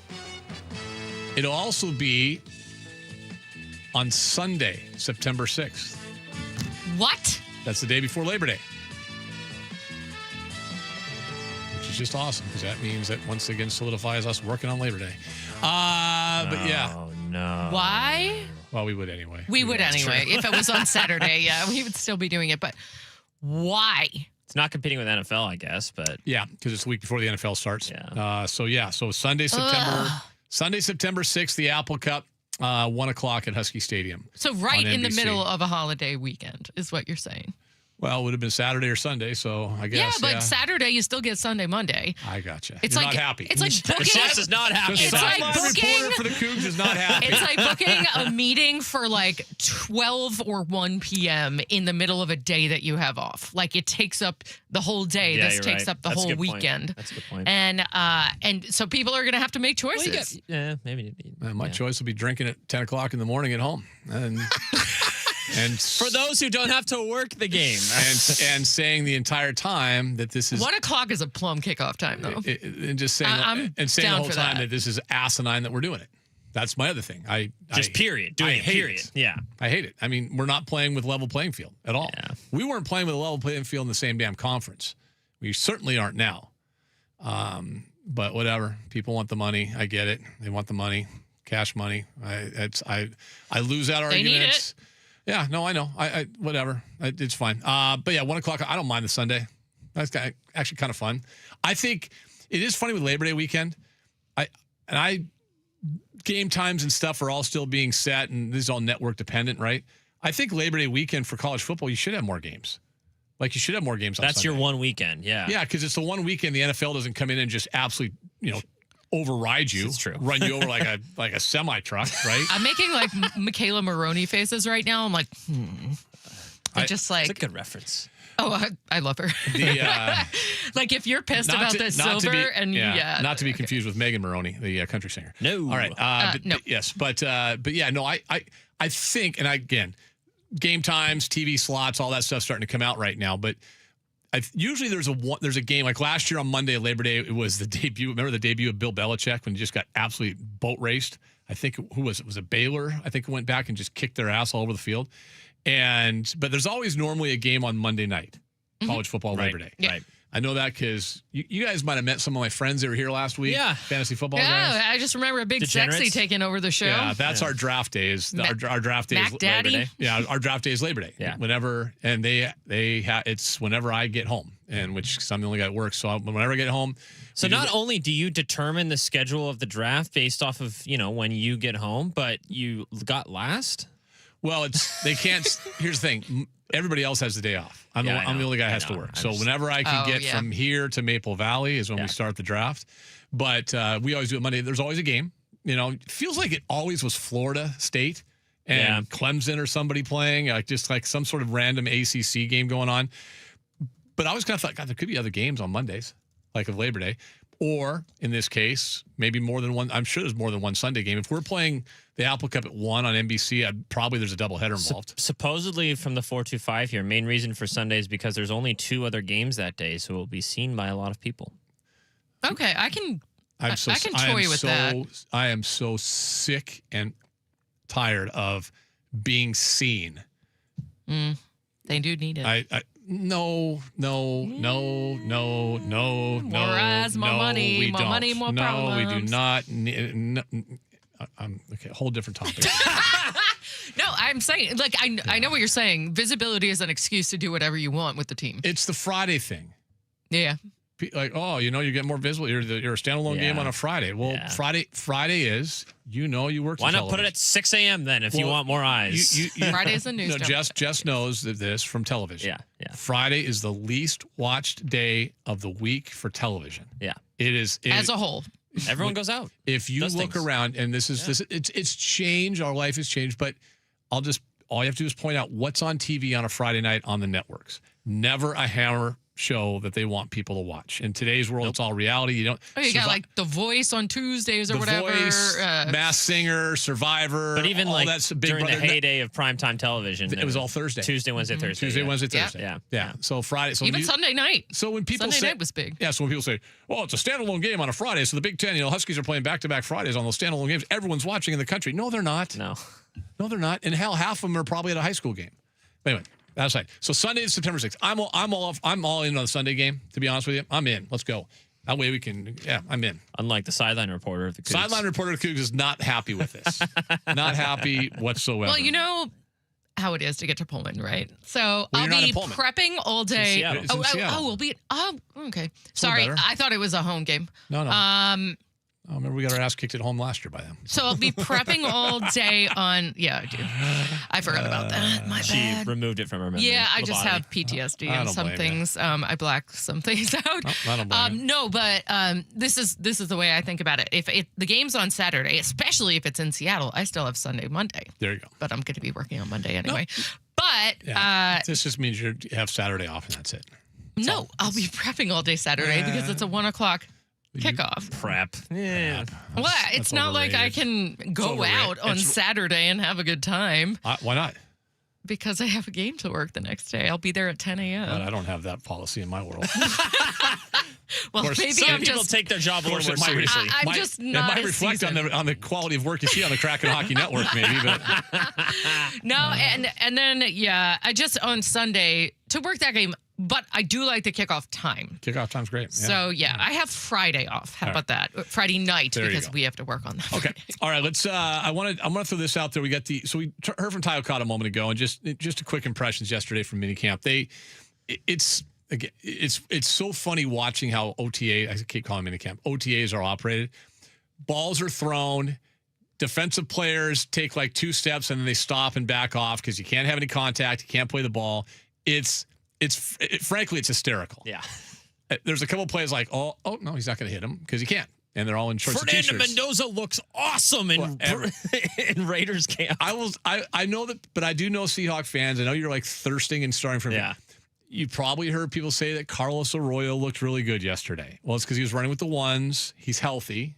Wasn't healthy a lot last year. And they're throwing balls to him down the seam, and he's running by guys. And again, how hard are those guys on the defense running?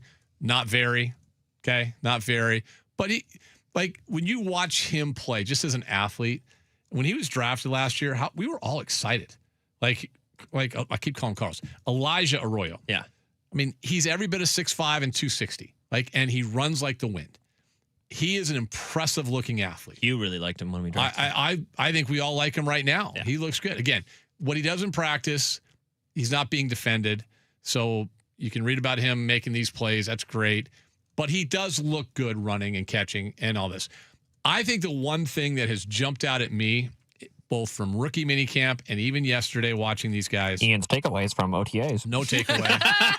Well, it's a takeaway. That was a takeaway, yeah. It would be this one thing.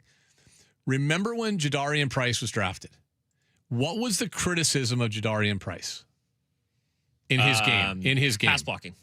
Yeah, but they really didn't ask him to do that much anyway. It was catching. Catching, yeah. It was receiving.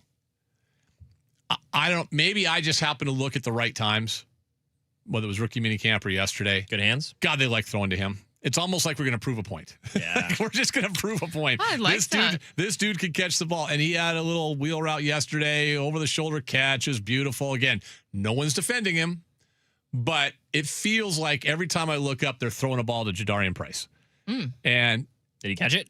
Yeah. Every the only time? guy that dropped the ball, honestly, the only guy that dropped the ball that I saw yesterday was a guy that probably can't afford to drop a ball, and that would be Jacardi Wright, who's coming off a season-ending injury, a guy that those of us that watched a lot of training camp and OTAs and minicamps last year liked him a lot. Yeah. He wasn't quite George Halani preseason Hall of Fame, But maybe that's a good thing. But yeah, he dropped the pass. But I mean, all these things. What can you tell from a Jalen Milroe? What can you know what you can tell from like a Milroe is watching him throw with the threes compared to watching the slappies they brought in during the rookie minicamp. Like Retzlaff and the other guy. Like, okay, like you watch a high school practice. Yeah. And you watch a guy throw, and then you watch a college practice and watch a guy throw. There's a difference, right? Yes. So, but no, I think the Jadarian Price catching the ball. That's if you're looking to replace K9, he had good hands. But he never threw to him. No, they never threw to him. Never. That was something that they never. I was thinking of ball protection. They never threw to him, and it was weird because he would. Because you're right, Jess. He would have good hands. Yes. He would catch the ball. Yes. If you could have one criticism of that of Kubiak in the offense and how they approach things, use your running backs in the passing game. Or why was Ken Walker splitting time? And Greg talks about it all the time when he was doing his thing, when he was with in the preseason in September and all this. Walker was pretty convinced he was gone. Yeah. And I don't think they would ever go to the point of driving, quote unquote, driving the price down. No. But it was an odd usage of Ken Walker at times, splitting as many carries as he did with Zach Charbonnet. But maybe he was as good as he was in the late part of the season, including the Super Bowl. Certainly could have been. Because certainly could have been split it. But right? if Charbonnet doesn't get hurt, he's not getting as many carries as he did. Right. I thought it was a great use of both of them. Yeah, but one guy was so. Let me get this straight. So you don't want to piggyback the running back position? No. It's the same situation, is it not? It is. One guy's way better than the other guy. And also, you kept them both healthy as long as you could. I know that's the same discussion. The piggyback, and it's crazy, man. One guy, look, Charbonnet is a good player. Charbonnet is not Ken Walker. No. If they would have, all you have to do is say this: if both those guys, not just Walker, would have been unrestricted free agents. They're both available on the open market. And they were both available and they were both healthy. Oh, yeah. One guy got a record contract for running backs. The other guy wouldn't have got that. He just wouldn't have. No. And then I know he's coming off an injury, but they drafted Jadarian Price for a reason. Right? Because they need a one. They need a one. Yeah. And Sharp is not a one. No, he's not. He's maybe a 2A. I was going to say 1.5. Yeah, I mean that's what it is. But yeah, it is outside of that, just watching everybody. I just think that my other takeaway, Ian's takeaways from OTAs. Ian's takeaways. And this goes back to the likability factor and stuff. We can maybe get into this a little bit more tomorrow. I'm just kind of comparing the teams, the 13 team and the 25 team, both Super Bowl champions. I'm mesmerized by. I'm looking out there and go, there's Jackson Smith and Jigba just doing everything. It's in the rain. It's in the drizzle. He's already doing got everything. His contract. But this cat's doing everything. And I'm thinking to myself, if I'm at a Vikings practice, is Justin Jefferson outside in the rain doing everything? If I'm at a Bengals, is Jamar Chase doing that? Let's just go through the list of guys, right? This guy's like the most unassuming superstar I think I've ever seen. And I think when you win the Player of the Year, you're a superstar. I think that puts you in that category, right? Like that puts you in a different level. Defensive. This dude is just doing his thing, man. He's just out there. I'm just like hanging out. Like it's just weird. And I think that's the comparison, the contrast between this team and the 2013 team. 2013 team, there's just all these personalities, and am I doing this? Am I getting mine? Blah blah blah. It's just a different world, I guess. I don't know. I find him mesmerizing. Yeah. Just because I'm like, how is this guy the Player of the Year, man? Just a little, not the biggest receiver in the world, but he's out there just grinding away, doing his job. Cooper Kupp, same way. I know Cooper Kupp isn't that guy anymore, but yeah, they're just they're a very unassuming group. That's the word I think that you keep very going back unassuming group. And I think that speaks to the Darnold's way. that way. I think it speaks to the way Mike McDonald is, though, because he's unassuming as well. It's so businesslike. Yeah. It is so businesslike out there. They embody their head coach. You know what? That's 100% what it is. Yeah. They are a reflection of the guy at the top. By the way, top of the hour, Ty Okada and 2 coaches. We'll find out who does he sound like. 49451, by the way. We have a couple already without even teasing that. We have people on the text line saying who they 49451. think he sounds like. We have a couple other nominations too. Yeah, exactly. I might grab them. All right, we'll do that coming up at 1 o'clock. We'll do a daily power play next.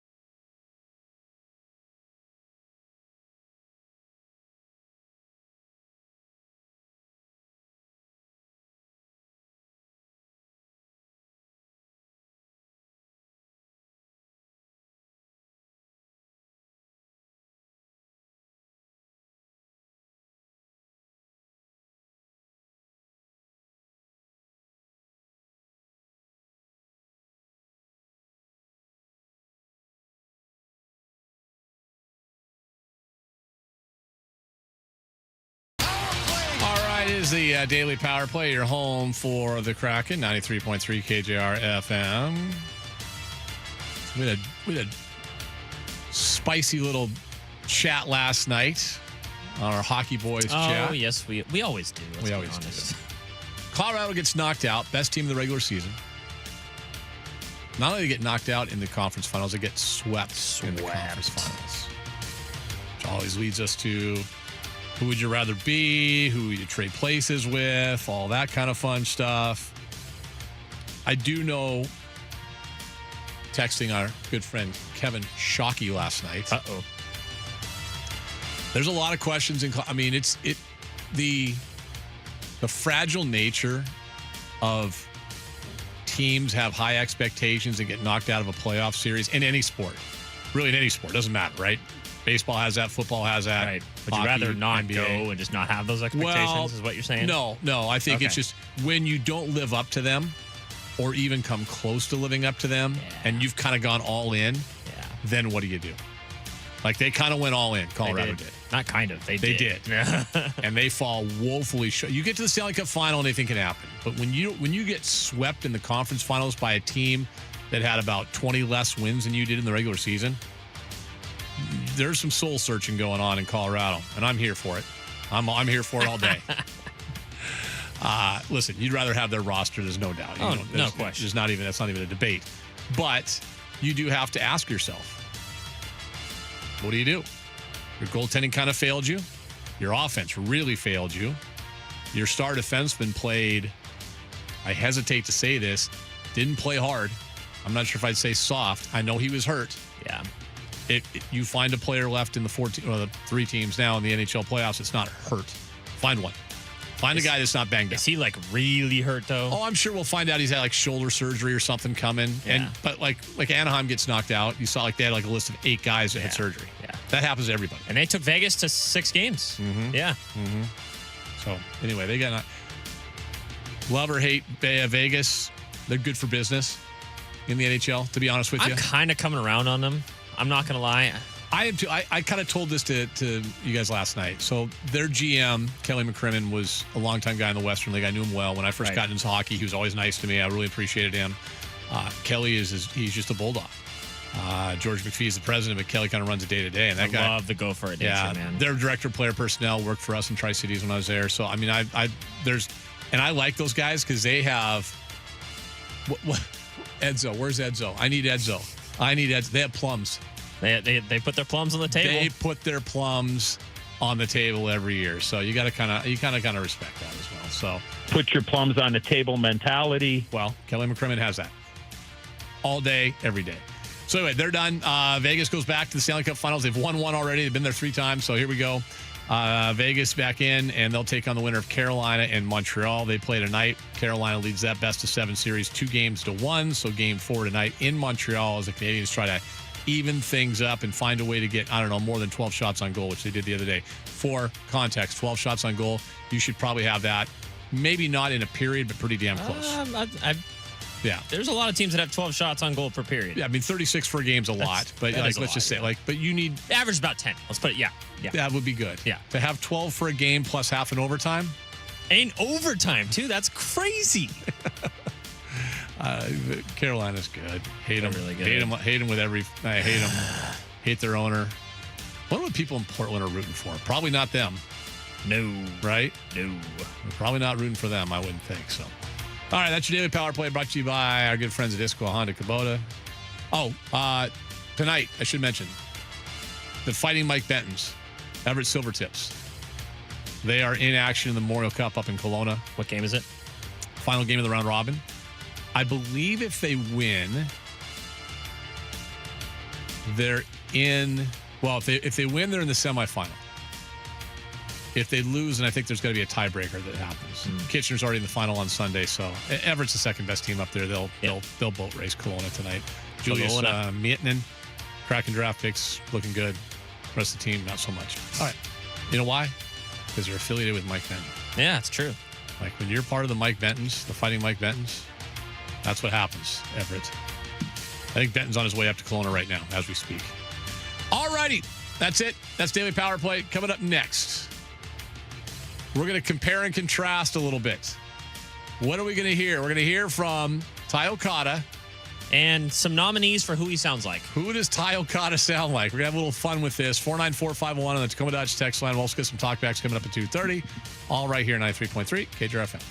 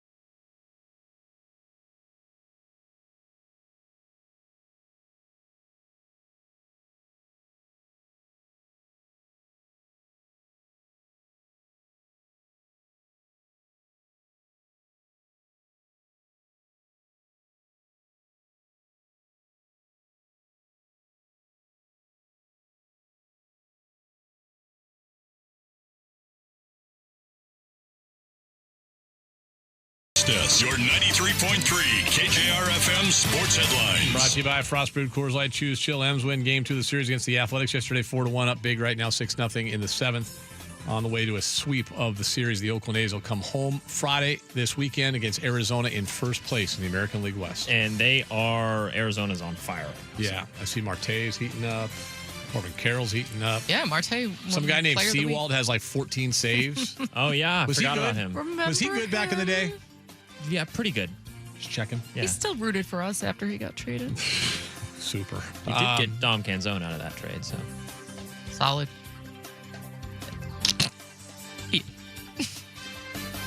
Platoon player? Sure. Versus high leverage arm? Yeah. It wasn't the worst. Seahawks make a trade with New York. They pick up special teamer wide receiver Irv Charles. The conditional 7th-round pick goes back. He missed all of last season with a torn ACL. God, they are desperate to find Tariq Young 2.0. NBA, OKC wins Game 5 of the Western Conference Finals. They beat San Antonio. 3-2, they're up right now. Wemby didn't want to talk to the media after the game. He was mad. He was upset. There was a lot of flopping in that game. By who? The pukes. Not just SGA. That whole team does. They're just candy asses. I know. NHL, Vegas books its trip to the Stanley Cup Final. Swept the Colorado Avalanche. Carolina-Montreal game 4 tonight. Carolina leads 2-1. Green Bay running back Josh Jacobs released from jail Wednesday. He's arrested on several domestic violence charges. Group of U.S. senators introduced a bipartisan college sports bill proposed. Salary cap, transfer limit to college sports. We'll get more of that coming up in just a second as well. Here we go. 2 o'clock hour. Now back to Ian Furness on your home for the Huskies, Kraken, and the 12th Man. Brought to you by Seattle's closest Snoqualmie Casino and Hotel on Sports Radio 93.3 KJR FM. Also should mention the Apple Cup. Washington State, which will kick off the season for both teams, has been moved to Sunday, September 6th. At Husky Stadium, 1 o'clock kickoff on NBC. And, as I mentioned, probably is going to be part of some sort of doubleheader on NBC. I was right. Wisconsin, Notre Dame. That's a good one. We'll kick off afterwards. Good day of football. Ian's going to be sitting on his couch. Damn right. Be hammered by 1 o'clock. Fall asleep by 2. Jess, you should try that. Okay, yeah, it'll go over really well for me. Be about 8 cocktails in by 1, and I'll have to watch the second half. So, Hey, take a little nap. we don't know what to expect from our team this year. We don't. I mean, this is the first time since I've been working with them that they didn't do a spring broadcast. Yeah. I think Kirby's keeping stuff in house. I think he's got some secret weapons he doesn't want anyone to know about. Although that doesn't work anymore because you can't transfer. It used to be they would do that. Like a lot of schools stopped doing it because they didn't want to have guys on tape or whatever that all of a sudden are transferring. Now they can't. The portal's closed. I think Kirby's just trying to get his P's and Q's in order and figure out how He doesn't need the distraction of media. Yeah. Of a spring game, which those things are worthless anyway. They're absolutely worthless. So worthless. Dumb. They're good for me as a reporter. But they're just not. It's just so it's such a waste. scrimmage. It's just such a waste of time. Just scrimmage. Yeah, do a scrimmage and whatever. Anyway, we move on. We'll get back to college sports in just a couple seconds. But yeah, so that'd be part of a doubleheader. Wisconsin Notre Dame is the late game. Washington State is the early game. I mean, honestly, for Kirby and his team, and it'd be awesome to get a win, have a good showing against a Big Ten team, not as opposed to what happened last year in Pullman would also be a positive for you as well. Are there moral victories? Maybe, sort of, kind of, yeah. I don't know. We'll see. Maybe keep DeMond Williams from going bananas. Maybe by then he'll really just want to get out of here and just leave. You know, He's got a lot of work to do. I'm leaving the money on the table. I'm out. Done. Thanks for coming. You mean by the first game of the season? Yeah. Gonna go through fall camp and say I'm out. I'm done. I can't do this anymore. I don't want to play for Jed. I'm out of here. I told you guys I want to get out of here last year. I'm done. I can't be doing it. Okay. So we had Ty Okada on earlier. We did. Kind of a fun conversation. Great interview. Just the one thing his kind of taking a Bud Clark under his wing. If you missed the interview, you can listen to it. We have a podcast. Okada talking about, yeah, man, that's my job is to make the team better. And if making Bud Clark better, who could replace him, that's part of who it's a selfless move. We talked about unassuming, kind of describing this team earlier. It's kind of who and what they are. I just kind of looked through this. It's just, I think we all at some point enjoyed the drama of the previous Super Bowl champion Seattle Seahawks. It was entertaining as hell at times. There was never a dull moment. Felt NBA-ish. It was very NBA-ish. Yes. Never a dull moment. No. Who's mad today? Who's mad at who today? What's going on? Who's going to hold out? Drama. It was, at times it was exhausting covering them, but there was always something there. This team is just, you mentioned it, Anders, I think it's the reflection of the coach. We're just, here we are. Let's get through business. Let's do our thing. Mm-hmm. And frankly, to be honest with you, I think say kind of the same thing about the Rams. Yeah. The Rams kind of approach things that way too. McVay's got a little more energy, but but I think there's kind of something about that and how they approach things. Okay, so we had Okada on. Fun conversation. Immediately after we have him on yesterday, we go to a commercial, and Anders and Jess are in my ear. I'm down at the Virginia Mason Athletics. And I go, who does he sound like?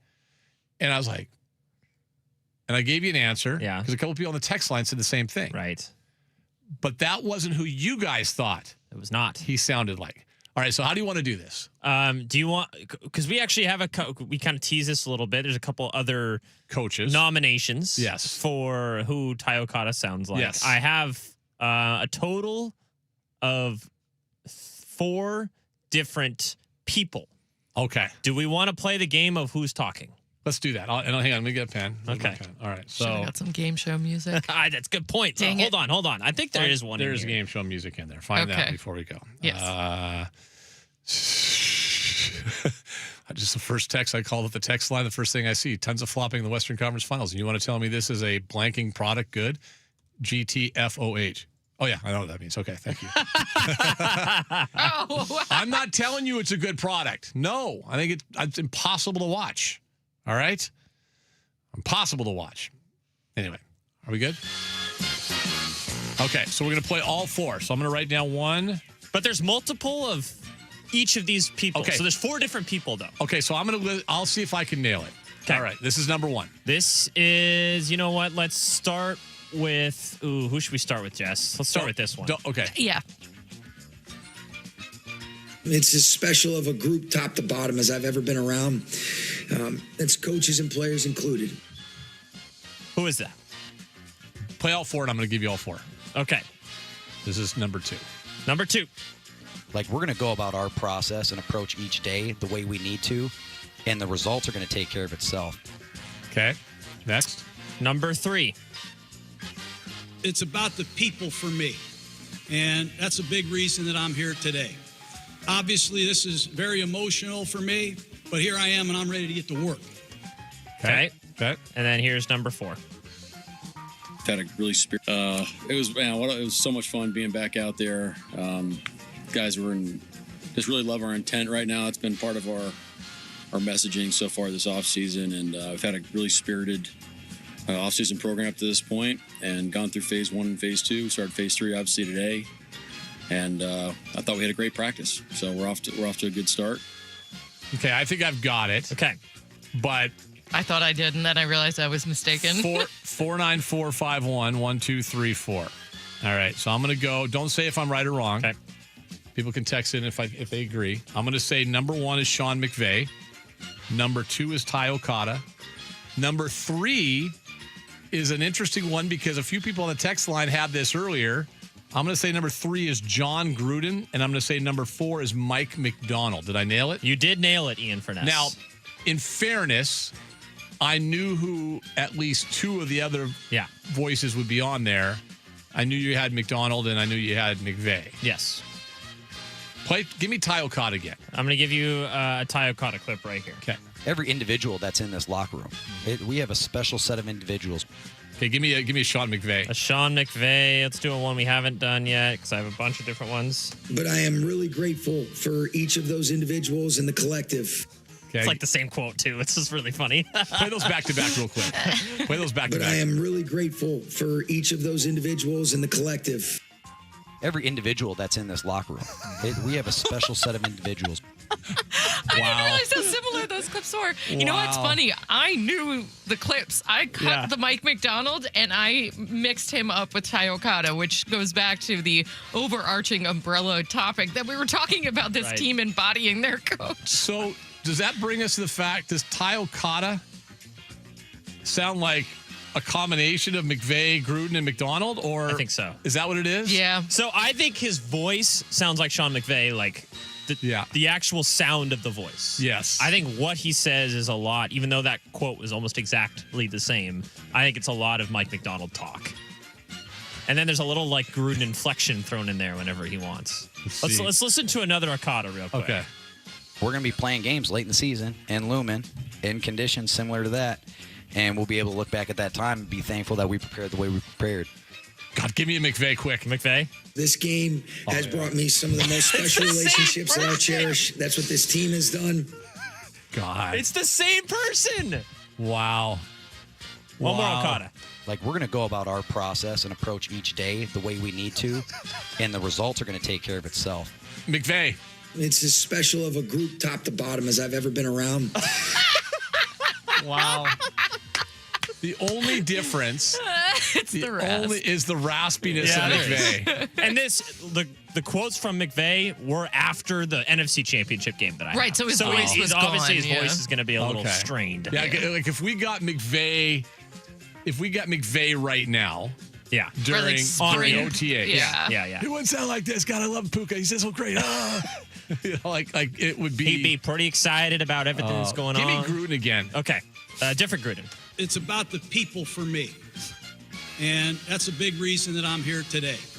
Obviously, this is very emotional for me, but here I am and I'm ready to get to work.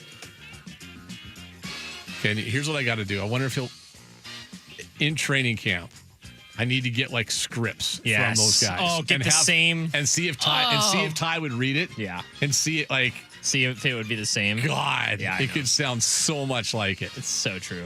But Okada, I think that the overriding theme here, though, is this. Yeah. Ty Okada sounds like a coach. Yes. He does. Like he talks like a coach. And you witnessed him actually coaching, taking Bud under his wing. That was when I'm wandering around. They're like, who do you want? I'm like, Ty Okada. Let's get Ty Okada. And I'm watching him, bring after a Bud Clark runs a couple reps in team drills. He brings them over and he's talking to them. And I'm like, cool. Like I'd be like, I give these guys a lot of credit, man. Like honestly, if that was hey, we got a guy in. He's going to kind of job shadow, and we signed him. We don't know what's going to happen to him yet, but he may host a show at some point, maybe even a midday show. I don't know. Can you kind of show? Hey, come on in. Come on in. Let me help you out here. Yeah. Let me show you what to do. Yeah. This is what people like in the middle of the day. This is what people don't like. Here's how you do things. Here's how you take my job. Yeah. No. I know sports are different, right? Yes. It's somebody said McVay is so much more raspier. Well, yeah. Yes. But you said it. He was after a game. Yeah. He kind of has the rasp going on all the time, though. It's not one for one, but I hear so many similarities. Yeah, it's just a little more pronounced. Did you guys both say that yesterday? Yes. Yeah, Anders said it to me, and I was like, I can't unhear it. That is 100% Sean McVay because talking. when the first thing I saw on the text line yesterday when we had him on was people were saying he sounded like McDonald. Mm-hmm. Right. But I think without even thinking about or listening for a Sean McVay in there, he sounded like Mike McDonald. Yeah. And we got a lot of people. Let's see, we got a 206, nailed it. McVay. Yep. Oh, wait, no, you got it wrong. McVay, Jerry, Ty, Green, Oaks. Yeah, so that guy messed it up. This one, 206, McVay, Okada, Gruden, McDonald. Nailed it. This one, McVay, Ty, Green. Green? Who's Green? Green. I think that was a typo. Probably a typo. Yeah, Gruden is probably what you meant to say. How could anybody ever mess up a text? My goodness. Who's Mr. ever done Perfection that over before? here. I don't know how that could happen. Yeah. The translation Anders and I do is very funny. McVay, Okada, Gruden, McDonald. Yeah, so most of you guys got it right. Yeah. Most of you guys pretty much nailed it. Yeah. A couple of, but yeah. It is funny because I didn't think Gruden at all. I did hear a little Mike McDonald yesterday. Well, I think the way what he says. Yes. He's parroting Mike McDonald. 100%. Which just goes back to the buy-in for all these guys. Like one of the things that I have seen people kind of walking and talking about a little bit with the situation is with mini camps or OTAs, et cetera. Like last year they had 100% buy-in. Everybody was there. This year it's not quite that, but it's like there's guys that are there. They're just not coming out of the building. Sure. Like McIntosh, Charbonnet, I'm sure they're doing their rehab inside with the medical staff or what have you. They're just not on the field. They're not going to stand in the rain or what have you. So guys coming off injuries. DeMarcus Lawrence has got some stuff happening. Did I see he's got like 6 kids or something? I think he just had their 6th kid or something like that. I think it was either him or Fowler. I'm assuming it's him though, because just age. Yeah. So he's doing with that. So it's not like last year 100, but it's still the big guys. They're all there. I mean, when I look out there and I see Jaron Reed and Ernest Jones and Devin Witherspoon, Julian Love, basically most of the defensive line. I see the whole starting offensive line. I see Jackson Smith and Jigba, Cooper Kupp, Rashid Shaheed. All 3 quarterbacks, obviously, they're always going to be there anyway. I mean, like they got to buy in. Barner didn't practice. He had like 18 surgeries in the offseason. So I say that he earned them. Yeah, like just kind of like cleaning stuff up and so forth. But yeah, the buy-in is there. And then when you do hear a guy like Ty Okada speak, especially talking about his coach, it's it's interesting. My favorite quote from him was going back to the Bud Clark conversation. Was you kind of brought it up and was like, hey, like, people don't do that, and you kind of mentioned that earlier with why someone wouldn't want to teach someone how to take their job, but his quote was, "We're better if he's better." Right. Yeah. It's not a me versus you thing. It's a, hey, this helps make the team better no matter what. I think he probably also is at the point where he feels probably pretty good in terms of his Pretty safe. safe on the roster. I mean, But I mean, so there's one quarterback, right? There's only one quarterback, and I'm good friends with Alex Brink, as are you. And what he has always told me is the sacrosanct quarterback locker room, like it is a sacred room, and everybody's rooting for each other no matter what.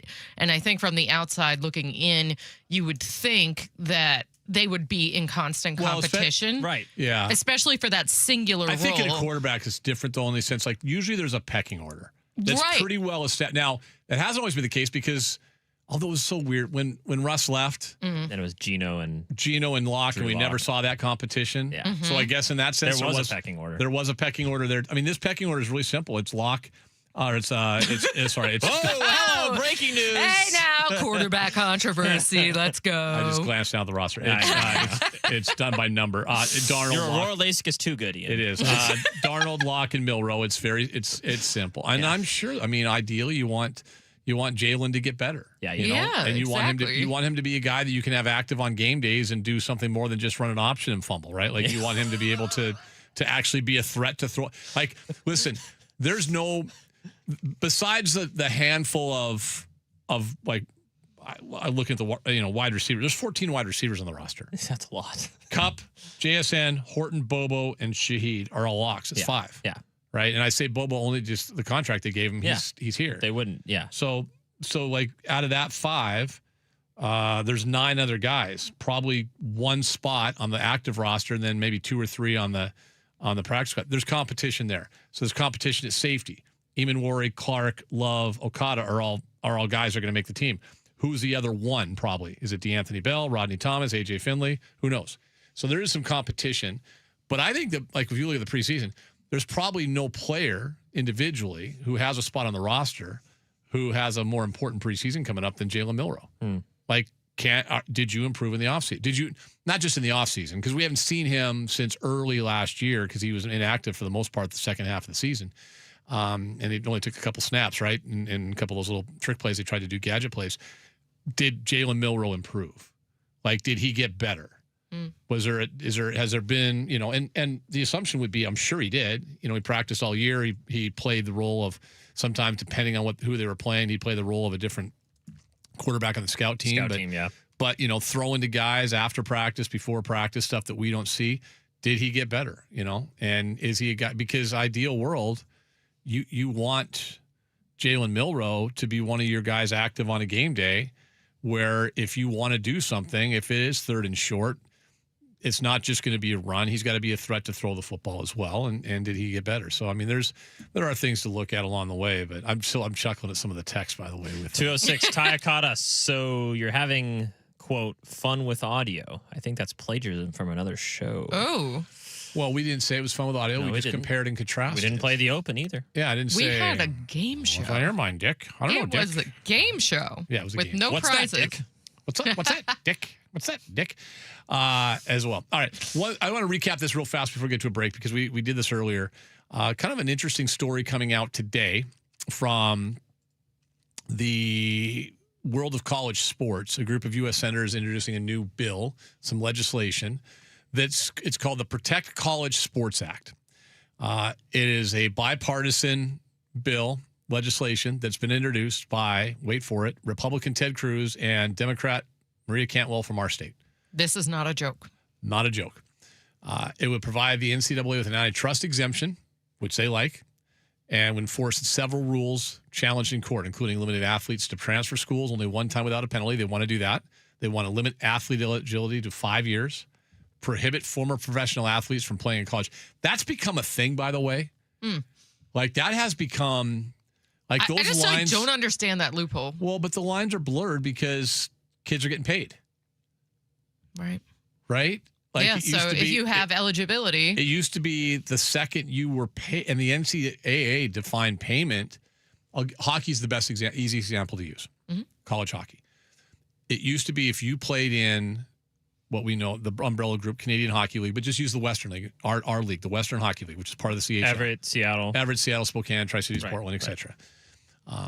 If you played for one of those teams one day, the second you stepped on ice, can't play in college. Can't play in college because they receive a stipend, which they consider to be payment. Wow. As little as a stipend, too. So they were always considered pros. So you had to make the decision: do I want to play college hockey? Do I want to play in the Juniors, dub? yeah. Or play juniors? That has now changed. You see now these guys, they'll play their 17, 18-year-old seasons as junior players, and then they jump and get an NIL deal. Gavin McKenna went to Penn State, went from Medicine Hat to Penn State, made a bunch of money last year.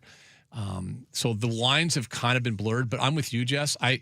What we saw this year, and we're seeing a little bit more of even in this offseason, I think LSU's doing this with a couple guys. We're seeing college basketball end up getting guys that spent time in the G League, and they're going back to NCAA basketball. Like, what? That's insane to me. Like I'm how- sorry, that's just insane. Also, this is a story. This is the one I love, and this is why I think the bill makes sense. There's so much and you can always, with legislation, you can cross things out, and as you go through committee and everything else. But prohibiting schools from poaching a coach from another school during their sports season. Yep.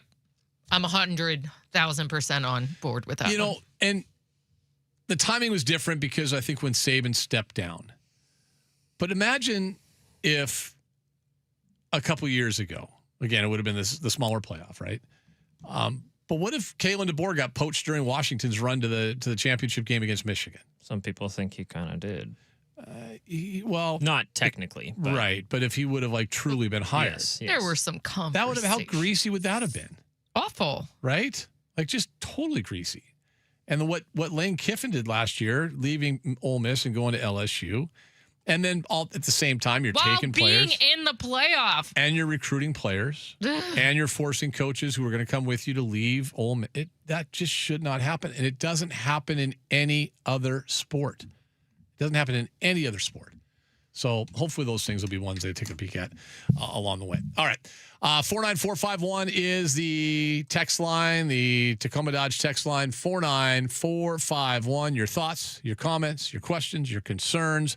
We'll get to those coming up in the next segment. We'll also check the talkback line. If you want to send us your voice, we'd love to hear from you. You can do your best Sean McVay imitation or Ty Okada imitation, whatever you want. Go to the iHeartRadio app, the red microphone. Speak into that for 30 seconds or less. We'll listen to those coming up next. 93.3 KJR FM.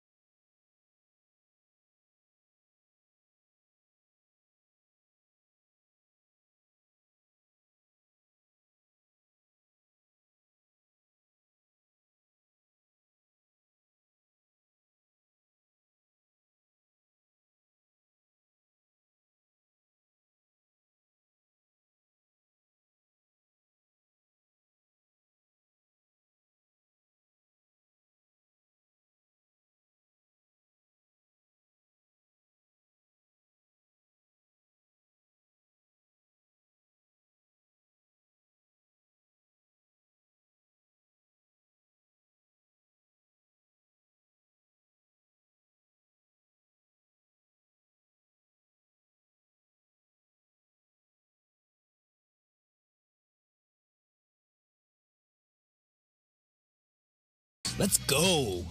And then I also want UNLV and Nevada. Hopefully that's on the docket for the future. Reno, Vegas. Come on, let's go. And then, if the Mountain West stays alive, you can absorb Idaho, Idaho State, Montana, whatever. Goku. Hawaii? I mean, I would love to travel. Yeah.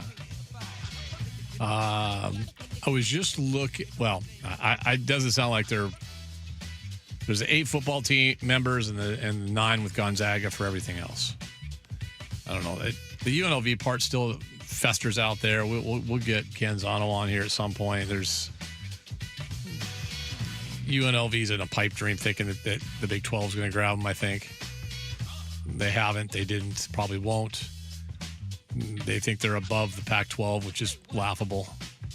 They've had one good football season, right? Maybe 1.5. Basketball isn't what it used to be, but I was just looking through. So Washington, if you're missing at the Apple Cup, before we get back to text and more talkbacks, the Apple Cup has been announced. It's played on Sunday, September 6th, 1 o'clock at Husky Stadium. That'll be televised on NBC, part of a doubleheader on NBC. That day, Wisconsin-Notre Dame is the late game afterwards. And I just kind of looking through. Wazoo's got their entire schedule up in terms of game times and networks now, as of today, with the exception of the final game of the year, the flex game against Oregon State, Saturday, November 26th, TBD on everything in terms of TV and time. That's the one there's at least a conversation about in regards to maybe having that game being played in Seattle. Mm-hmm. So we'll see if that ends up coming to fruition at Lumen Field. But by my count, the Cougs will be on 1, 2, 3, 4, 5, 6 different networks. That's where we are. That's just where we are right now. USA has 5 games. CBS 1. CBS Sports Network 2. CW, only 1 CW game. I mean, that's kind of welcome. 1 on NBC and 1 on TNT. So there you go. TNT. So you'll be searching around. Yep. We'll keep you updated on this Probably show. make an argument that all those are better than the old Pac-12 network. I can 100% attest to that. All are a better alternative than the old Pac-12 network. Washington's schedule, by the way, we know outside the Apple Cup, game 2 against Utah State's a Big Ten Network game. That's at 12:30 at Husky Stadium. Then they play Eastern Washington at Husky Stadium. That's a 4:15 game on the Big Ten Network as well. And then everything after that in terms of networks and times outside of the 2 Fox Friday night games are TBD for the Washington Huskies of Washington. All right, you got some more talkbacks? I sure do. Fire away. Hey, it's me, Clifford, with the Clifford Show. They've tried moving me down, replacing me with tennis, among other things. You can't replace Clifford.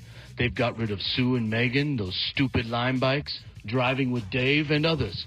Clifford is here to stay, and please welcome today's hard-hitting guest, Seattle media favorite, TJ Houshmandzadeh.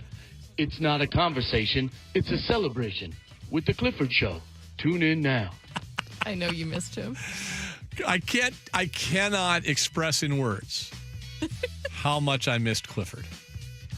How much I missed Clifford. I know. I wanted to introduce it as your old friend is stopping by. I wish Clifford was still getting promoted by iHeart. I mean, I don't know what happened there, right? We have a rotation. Well, I think if you were to ask our listeners, they'd much rather hear about what's going on in the Clifford Show than Lime Bikes, or what's the new one? It's the tennis one? Or no, it's Jonas Brothers. But those ones are kind of funny.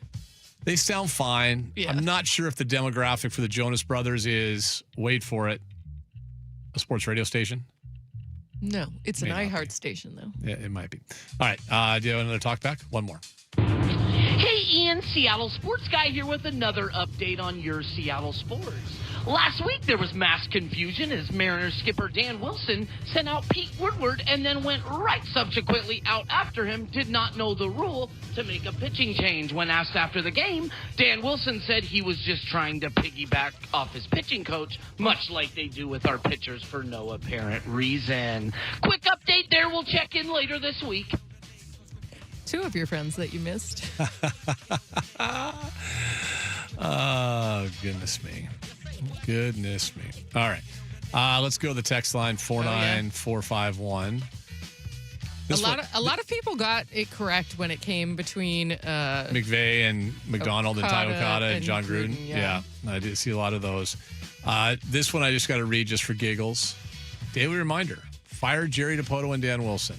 Hang on, let me check the score. 9-0 Seattle. Sweep of the A's, first place when they come home. Fire DiPoto and Wilson. Please tell me that's tongue in cheek. I mean, it could be because making fun of those who are constantly calling for their heads. It could be. I'm choosing to believe it's satire. We talked about the college football proposals. Got a lot of texts on that coming in today as well. Basically, people are kind of in.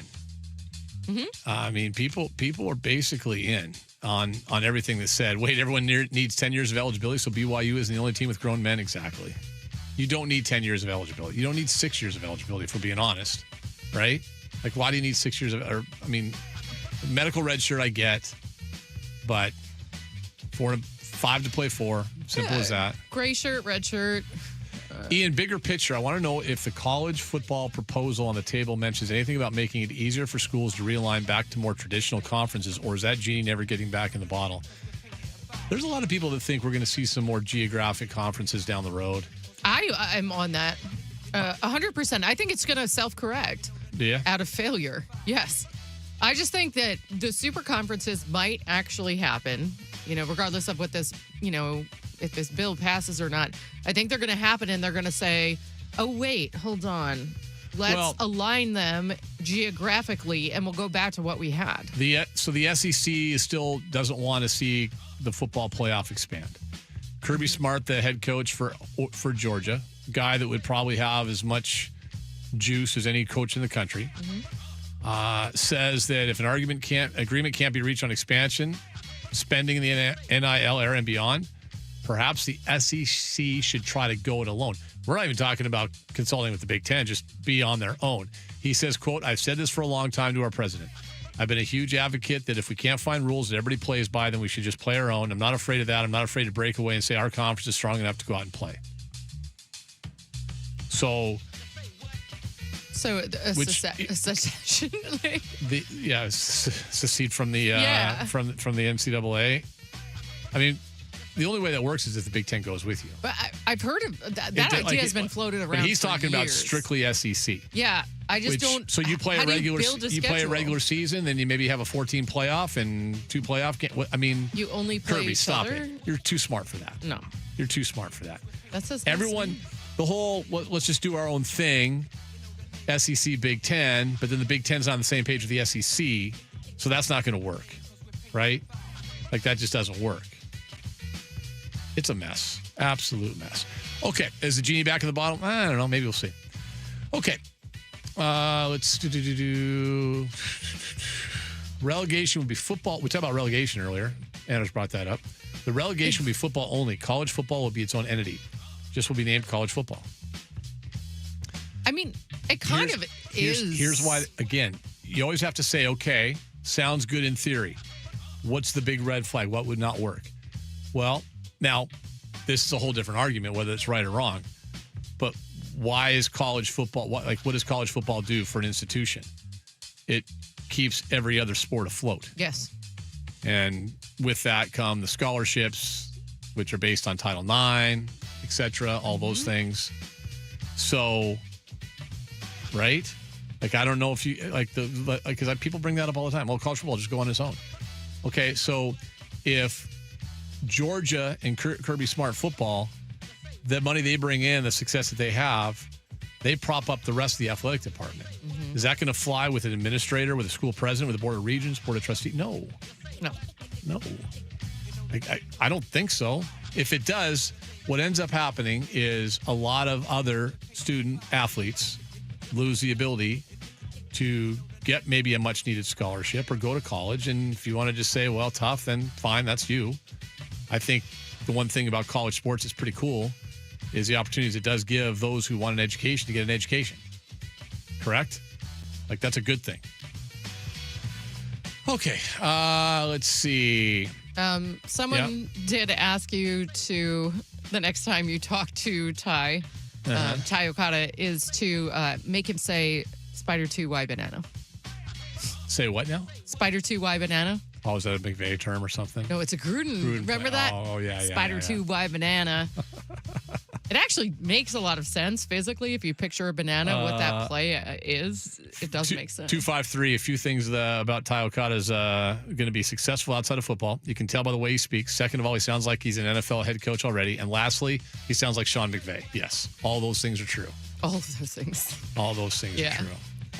TCU kicked NC's ass. I said Baylor earlier, right? Thank you for correction. It was TCU. Okay. All right. Let's see. Talking about comparing the two teams earlier, 253. I think the main difference between the LOB team and this team is there was a buildup with the LOB team to where you knew that was coming the following season. This team kind of came out of nowhere. Questions about quarterback, new OC, DK leaving, O-line questions. Very unexpected. That's why it's an even more impressive coaching job. Yeah, there was a buildup. In fact, the guy I was talking about yesterday, just in terms of the personality of this team, I said that it was wild because in 2012, when the Seahawks went on that run at the end of the year, got a wild card berth, went to Washington, beat RG3 and the Commanders, and Kirk Cousins, who ended up playing because RG3 blew his knee out. They won that game. The next week they go to Atlanta, take on Matt Ryan, Julio Jones, that group.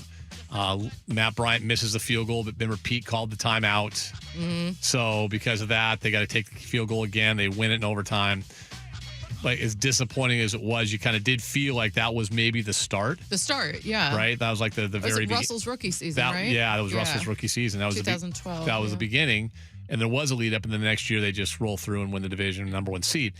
You're right, because 2024, 2 years ago, no playoffs. Mm-hmm. Had a winning record under Mike McDonald, won 10 games, but no playoffs. Right.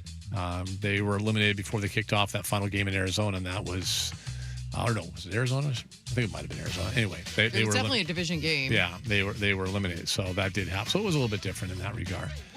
Okay. In terms of our promos, 253, Jonas Brothers still might be better than listening to Megan Rapinoe. Lime bikes, wee. Yeah, I would agree. Well, they had to cancel that one anyway. Your Portland sucks text of the day. Oh, I forgot about Portland This sucking. is sad. The Lloyd Center officially closes August 8th. R.I.P. Lloyd Center. Oh. If people don't know, Lloyd Center would be kind of the equivalent of Northgate in a sense. Okay. Maybe. Kind of Northgate-ish. Kind of like one of their original malls. Yeah, it'd be like Northgate, I guess. Oh, yeah. In the city. And that doesn't exist really anymore. It's called Kraken Community Iceplex. Right, I know. There's just And there's like I think there's a couple buildings. Barnes and Noble. There's a couple things and there like still. a Bank of America. Yeah. That's sad, man. The Lloyd Center, what I think the Lloyd Center is famous for, to date everybody here, me included, they had an ice rink in there. And you know who practiced on that ice rink?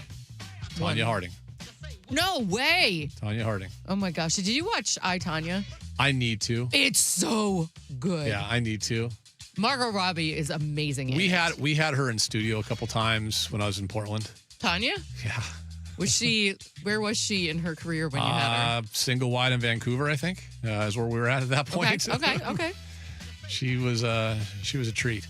But yeah, that's where it'd be pre-Olympics, pre cracking of the pipe across Nancy Kerrigan's knee and all that. Before all that, okay. She would practice. They had an ice rink there, and she would practice at the Lloyd Center ice rink. They had an ice rink in there. It's a bummer. I hate seeing stuff. I hate seeing stuff close down and just kind of ages us all. But so I'm not going to say Portland sucks. It's the world we live in. It also tells you something too. That's like borderline walking distance to the Moda Center. I say borderline. It's a little bit of a hike, but not too far. That's the problem with the Moda Center. Like, there's nothing around it. Yeah, that area is just, I've been down there several times. Nothing around it. No, there's a river and everything. But there's nothing on the river. No, it's pretty. There's bridges and that's it. So. You have to watch I, Tanya, I swear. I know. Is it on Netflix? I don't know. I got an advanced copy of it through a promotion one time, so I had it on DVD, but I watched it online later. I think it's Netflix. All right. All right. Allison Janney. Oh, I like her. Yeah, from West She Wing. was unbelievable. Yeah, she plays her mom. Oh, okay, cool. And she was a beast. I'll check it out. All right, we'll take a break. Come back. Softy joins us next.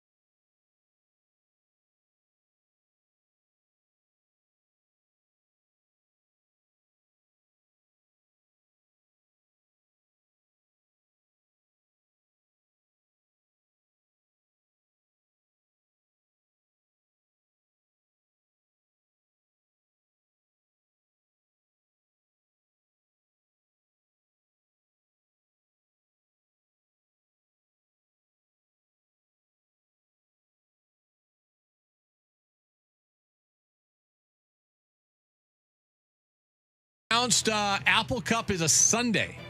Did you see that? Is that right? Apple Cup is Sunday, September 6th, day before Labor Day. 1 o'clock kickoff on NBC. It's part of an NBC doubleheader. Wisconsin Notre Dame is the late game. Yeah, I was like, I called. I was checking with Purple Sheet and saw it. I'm like, is this? Because Wazoo put their kickoff times out for all their games. They've got all except for the final one, the flex game that they may end up playing at Lumen Field against Oregon State. We'll see Thanksgiving weekend. But they put out their TV schedule and all their game times today. And I'm like glancing through, well, that's weird. 1 o'clock on a Sunday. It's Washington. Yeah, so that's Washington, 1 o'clock at Husky Stadium on a Sunday on NBC. So should get decent viewership. Well, it's kind of, I guess it's a standalone, right? Yeah. So a standalone game, and like I said, the first half of a doubleheader. And it makes sense to utilize a Sunday for football. Well, I think like that's kind of been that conversation for a while with college football is why do you just kind of let Labor Day go to Saturday and then Sunday just sits there? Sometimes there's like one game. Sometimes one game Sunday and then one game Monday night. It's usually a pretty good one. Which is usually name your ACC team. Versus an SEC team. Yeah. It was like Florida State LSU last year or something like that. No, last year. Remember, last year's was interesting. Last year, TCU, Bill Belichick in North Carolina. Oh. And it was an absolute ass-kicking.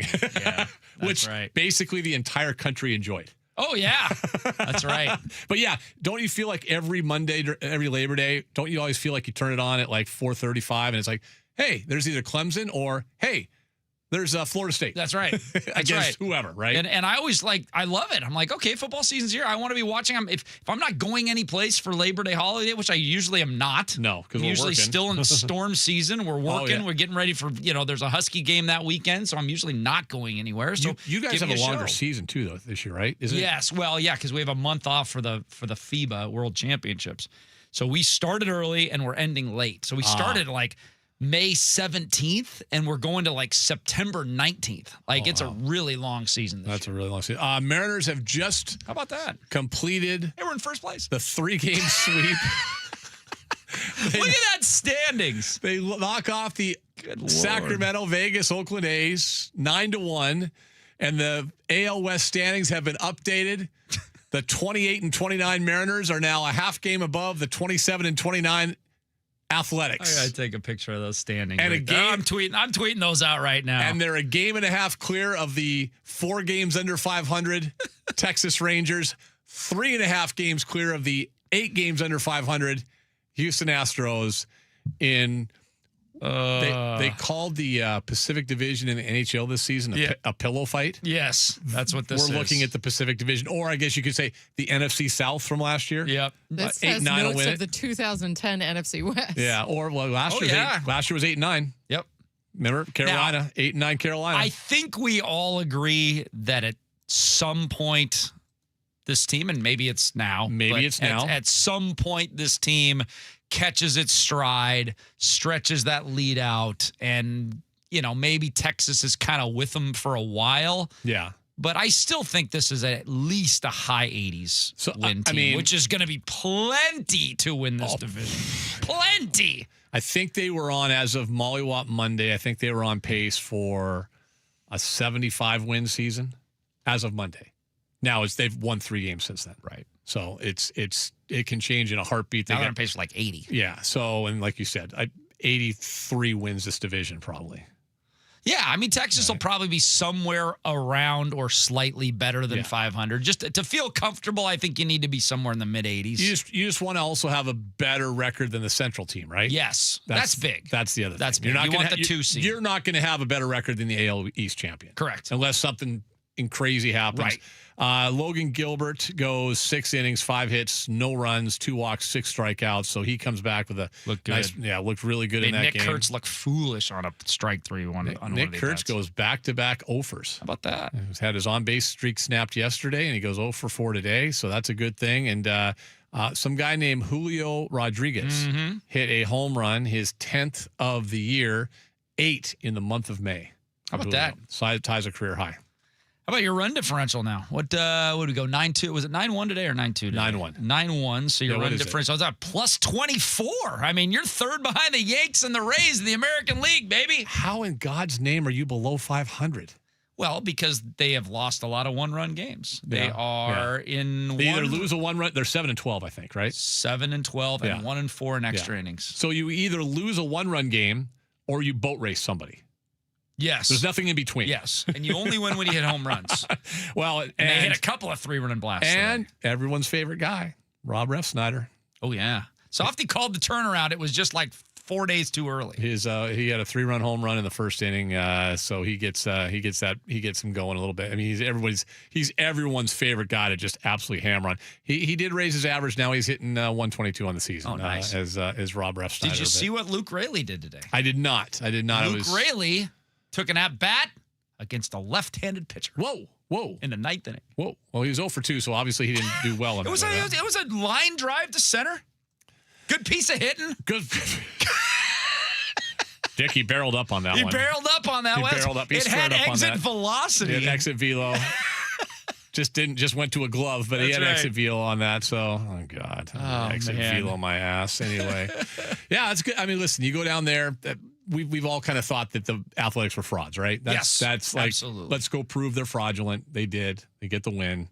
They get the 3 wins. Nice way to start. And then Arizona coming up here is on a little bit of a heater right now. So we'll see what that's all about this weekend. But they do get a day off. This team has been highly intriguing, and we talked about it yesterday. And I heard you were referencing our conversation about whether we're interested in the Seahawks OTAs versus the Mariners. I find myself in late May being more interested in the day-to-day shenanigans, and I mean shenanigans of this baseball team, because sometimes it's good shenanigans like today, and sometimes it's shake your head shenanigans. Well, I'm more interested in this than I ever have been, I think, in late May, which makes me less interested in my Super Bowl champion Seahawks in late May. I was trying to figure out then, what is your co-host, what is he interested in? Because he doesn't want to look at standings in baseball until June. Yep. Cover it up till June. And he doesn't care about off-season Seahawks stuff. So I think he cares about the Mariners on a daily basis. He just doesn't care about the record. Okay. But I don't really care about the record either. He's an intriguing soul, that guy. Yes, he is. I can't quite figure that out. I'm kind of with him in the fact that I don't care about our record right now. Yeah. I want to know, are we healthy in the short term, healthy in the midterm, and healthy in the long term? I think we're very healthy in the long term, other than the fact that I don't know if our manager can manage his way out of a paper bag in a playoff situation. Well, I do, in his defense, I think he's been put in a really, for one thing, just the one thing, the whole piggyback thing, I think he's been put in a bad situation. I agree. Like, he's got to execute something coming from far up above him. Now, we had Daniel Kramer on from MLB.com earlier, and he wrote a great story at MLB.com about just the lack of communication, and that was the problem. That's right. Well, Dan's supposed to be the great communicator. So if Jerry and Justin aren't doing it, then Dan should do it. So that should be in a sense on him. Now, because Luis should never be that pissed off after being taken out of a game in that situation, because he should have been told what was happening. But I think what was happening. I'm guessing with him, just a guess, that the frustration probably came from in that second piggyback game, there was no flexibility. Like this is, you're going to throw X pitches, X innings, and then Bryce's. Whereas in Bryce's game, he went an extra inning because he had the no-hitter going. And then as soon as that goes away, even though there's 2 outs, let's go to the bridge guy and bring in Ferrer, and which could not have been part of the plan. Right. Because Castillo's warming up. Right. And he's in the and that whole thing was handled. So I'm sure if I'm him, I'm just kind of like, if I'm him, like, okay, wait. So you gave Bryce the win as a starter, and then you gave Bryce the win as a reliever too. Which, we talked about this, Chris and Nate, the other day. I know in the grand scheme of things, pitcher wins, Felix Hernandez, Cy Young. They don't mean much. That's correct. But you know who they matter to? The individual player. Yes, they do. Because there's no sport, there's no sport in the world that is more based, your success is more based on your individual numbers. Yep. First glance individual numbers. No matter what the analytics are these days, look at a pitcher, what's his record, what's his ERA, what's the guy's batting average, on base, OPS, all that stuff. And yeah, getting that win is big. Like that whole thing, the way it's been handled. So yeah, there is drama. Yes. And here's is all we can, that's all we need as radio show hosts, right? And here's the other thing. And I brought this up earlier today. talking to a couple people when I was at OTAs yesterday. You know where there's no drama? The Seahawks. Like, to the point of boring. Yes, I thought Jess said it right. They're perfectly boring. They're perfectly boring. That's what you want from because a football everyone's team. like basically everyone's there. No one's complaining. The offensive player of the year, offensive MVP of the NFL is out there in the rain and the drizzle running routes, not complaining. Devin Witherspoon waiting for a contract, still doing stuff. Yep. Like back in the day, 2013, would have been 2014, spring of 2014. I bet if we looked back, there was like 8 storylines that all were like, oh my God. Well, in 2015, you had Cam Chancellor holding out. In 2016, Earl standing there holding out with arms folded watching practice every day. That's right. And when was Marshawn Lynch sitting there with his arms folded next to Paul Allen? Every day. Every day. I can't tell you how many times. I'm not sure, having to go out there all the times I have over the years, how many times I see Marshawn actually practice with the offense. Maybe you can count on five fingers. Yeah. Because normally he's playing grab ass with a D lineman. Yep. Or riding his single speed bike by us, ringing the bell. I can hardly remember watching him take a practice carry. So yeah, they're perfectly boring, which is fine. You want that. Yes. A reflection of the coach. Meanwhile, the baseball team, which is going to win the AL West, right? Like they're going to win the AL West. And that's what keeps it relevant, right? Yeah. If they just sucked and they had tons of drama, we would get tired of talking about the drama. You know what would be boring? Is if they were sitting there. So Arizona comes in here at 30-24. Yeah, let's say Seattle was 31-23 right now, and leading the division by like 6 games. And there's no piggyback. It's just they're cruising through. Yeah. It'd be boring. It'd be boring as hell. Then we'd have a boring football team and a boring baseball thanks, team. Mariners. Thank you, Mariners. For being interesting. We appreciate your Sometimes relevancy. maddening, but interesting. That's who you are. What do you got coming up today? Mike Florio in 15 minutes. All right. Talk a little football with him. Petros Papadakis, we'll talk piggyback with him. Okay. Well, I bet he'll he probably still does that. We'll also talk about run it forward with him. We'll see if he likes the new lingo of Mike McDonald. Okay. All right. My guess is he won't, but okay. He doesn't like anything, so that's good. And Larry Stone, 5 o'clock, a little more baseball. So Hugh's going to join us. Hugh's with you? Yes. Hi, Hugh. Is Hugh online yet? Hey, Hugh. No, Hugh will dial up at 3 minutes and 32 seconds. All right. See ya. All right.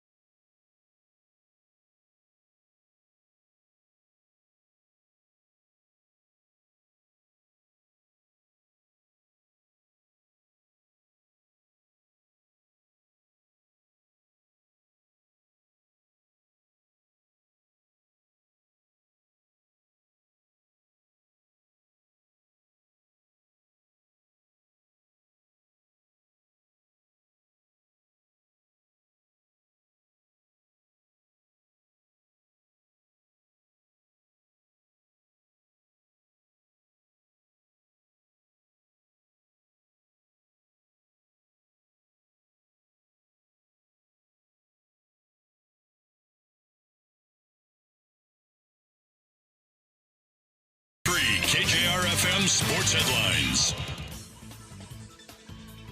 Sports headlines brought to you by Frost Brewed Coors Light. Choose chill here at straight up 3 o'clock. Julio matches his career high with his 8th home run in a month as the Mariners sweep away the A's. A 9-1 hammer job today in Sacramento. Rob Refsnyder, speaking of hammer, he got a home run. Got the game started with a 3-run jack. Mariners now in first place of the hapless AL West at 28-29. Yes, it is the NFC West back in 2010 all over again. Mariners outscored the A's 22-4 in the series. Jerry DiPoto says the piggyback will continue for at least one more turn as Bryce Miller will start on Sunday against the Diamondbacks. Luis Castillo will be coming out of the pen. DiPoto met with both pitchers yesterday rather, to try to ease the hard feelings that have come out of the plan so far. Apple Cup will be the day before Labor Day. That's right, a Husky football game on a Sunday at 1 o'clock,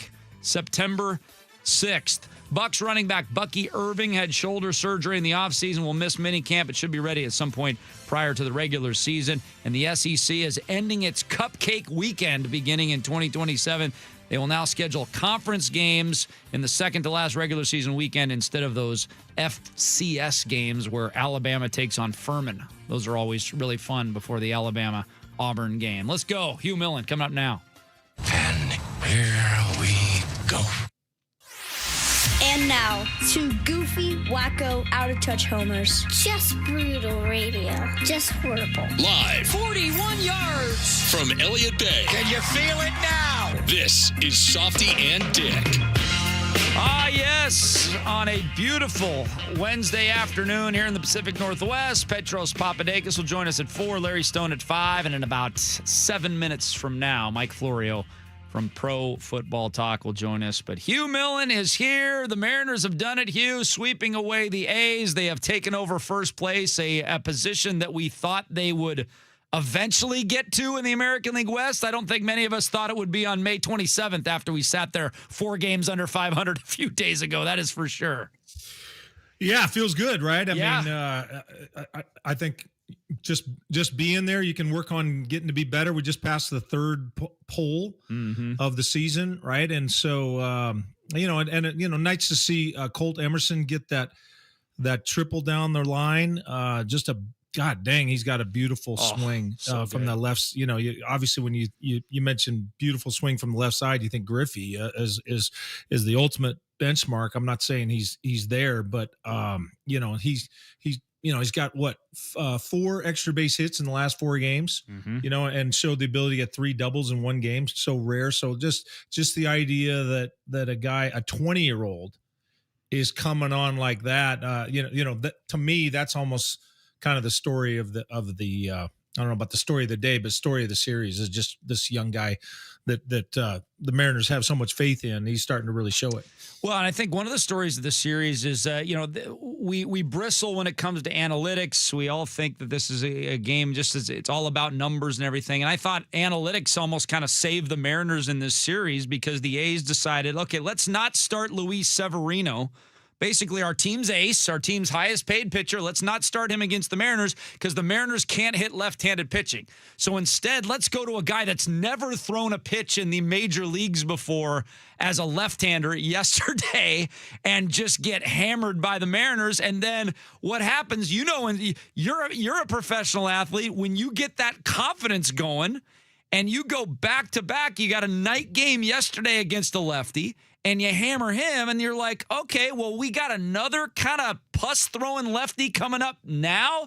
We've already ripped the first lefty we faced, and this one's not even throwing with nearly the amount of stuff as yesterday's lefty win. I just thought it all backfired on the A's, and it worked out to the Mariners' advantage. Yeah, no, I think you're absolutely right. I mean, I referenced the triple by Emerson, and that was a sweeper that just a slow, right down Broadway, kind of a BP level pitch. And it was it had a break on it, but it just, there was no accuracy to it. And I don't know, it looked like an easy, a really easy telegraph break, let the experts decide that. That's just to my eye. But no, you're right. I think it seems like sometimes these managers, they chase their tail trying to work the matchups instead of just saying who can ball. And then I think maybe the MVP award goes to A's second baseman Jeff McNeil. He's the Mariner MVP for the series because not only in game number 1, he doesn't convert a double play, which would have prevented 6 runs from scoring eventually. He doesn't get an error on it because you can't assume the double play.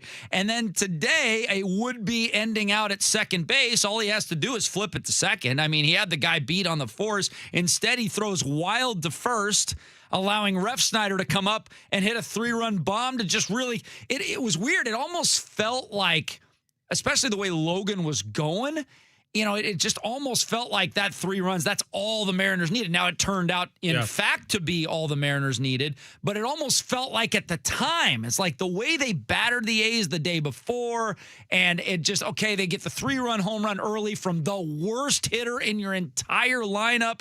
You just kind of felt you had the game then and there. So, kudos to Jeff McNeil for booting a couple of balls this week. Yeah, no, you're right. And by contrast, you had Robles making a couple of big time catches out in right field. That obviously Logan appreciated, but the Refsnyder homer. He's obviously brought into not necessarily to hit home runs, but to be able to batter left-handed pitching. And when he got that, we've all seen on TV, we have that sense of, oh boy, he really timed that. You just almost feel the extension and you almost feel the barrel when you watch it on TV, right? When that thing left the screen, it looked like a home run, and yet it didn't clear a lot. And I know they call that a bandbox. So I think in that case, I don't want to speak out of turn, but that might've been fortunate that ball was going out in Sacramento. I'm glad you brought up Robles because I kind of feel like he's been the forgotten man that's been out. We've talked a lot about Brash. We've talked a lot about Miller being out. We've talked a lot about Cal being out. I mean, all these guys, Brendan Donovan. We spent all this time worrying about, look who you don't have in the lineup. And Victor Robles has been like the forgotten dude. It's almost like, oh, yeah, I forgot that A, he was on the team, and B, he was a pretty damn big contributor to the baseball team last year. He got another hit today. You mentioned the diving catch. I mean, this is a guy that hit 289 against left-handers last year. And so now he's back in the lineup at the very least against left-handers playing right field. It almost feels like a middle of the season acquisition for this baseball team that helps you both against left-handers on offense and actually upgrades your defense considerably in right field. Yeah, I think you're right on that. And when you consider, just by way of review, I think that when he got caught up in the net in San Francisco last year, on that just funky ballpark scenario, he separates his shoulder. I think at that time, on that morning, had you said, all right, list to me, we'll put pitchers aside, but just the lineup, what rank them in most valuable? Well, obviously you got Julio and Cal and I'm trying hard to remember. That was relatively early, right? That was in the top like 25th percentile of games or thereabouts, right? It wasn't that. But my recollection is that you would have listed Robles, top 4, maybe certainly top 5, maybe high. Anywhere from 3 to 5. Yeah, in terms of the non-pitchers. Let's hold that thought. I'll talk about it more because we got Mike Florio coming up right now.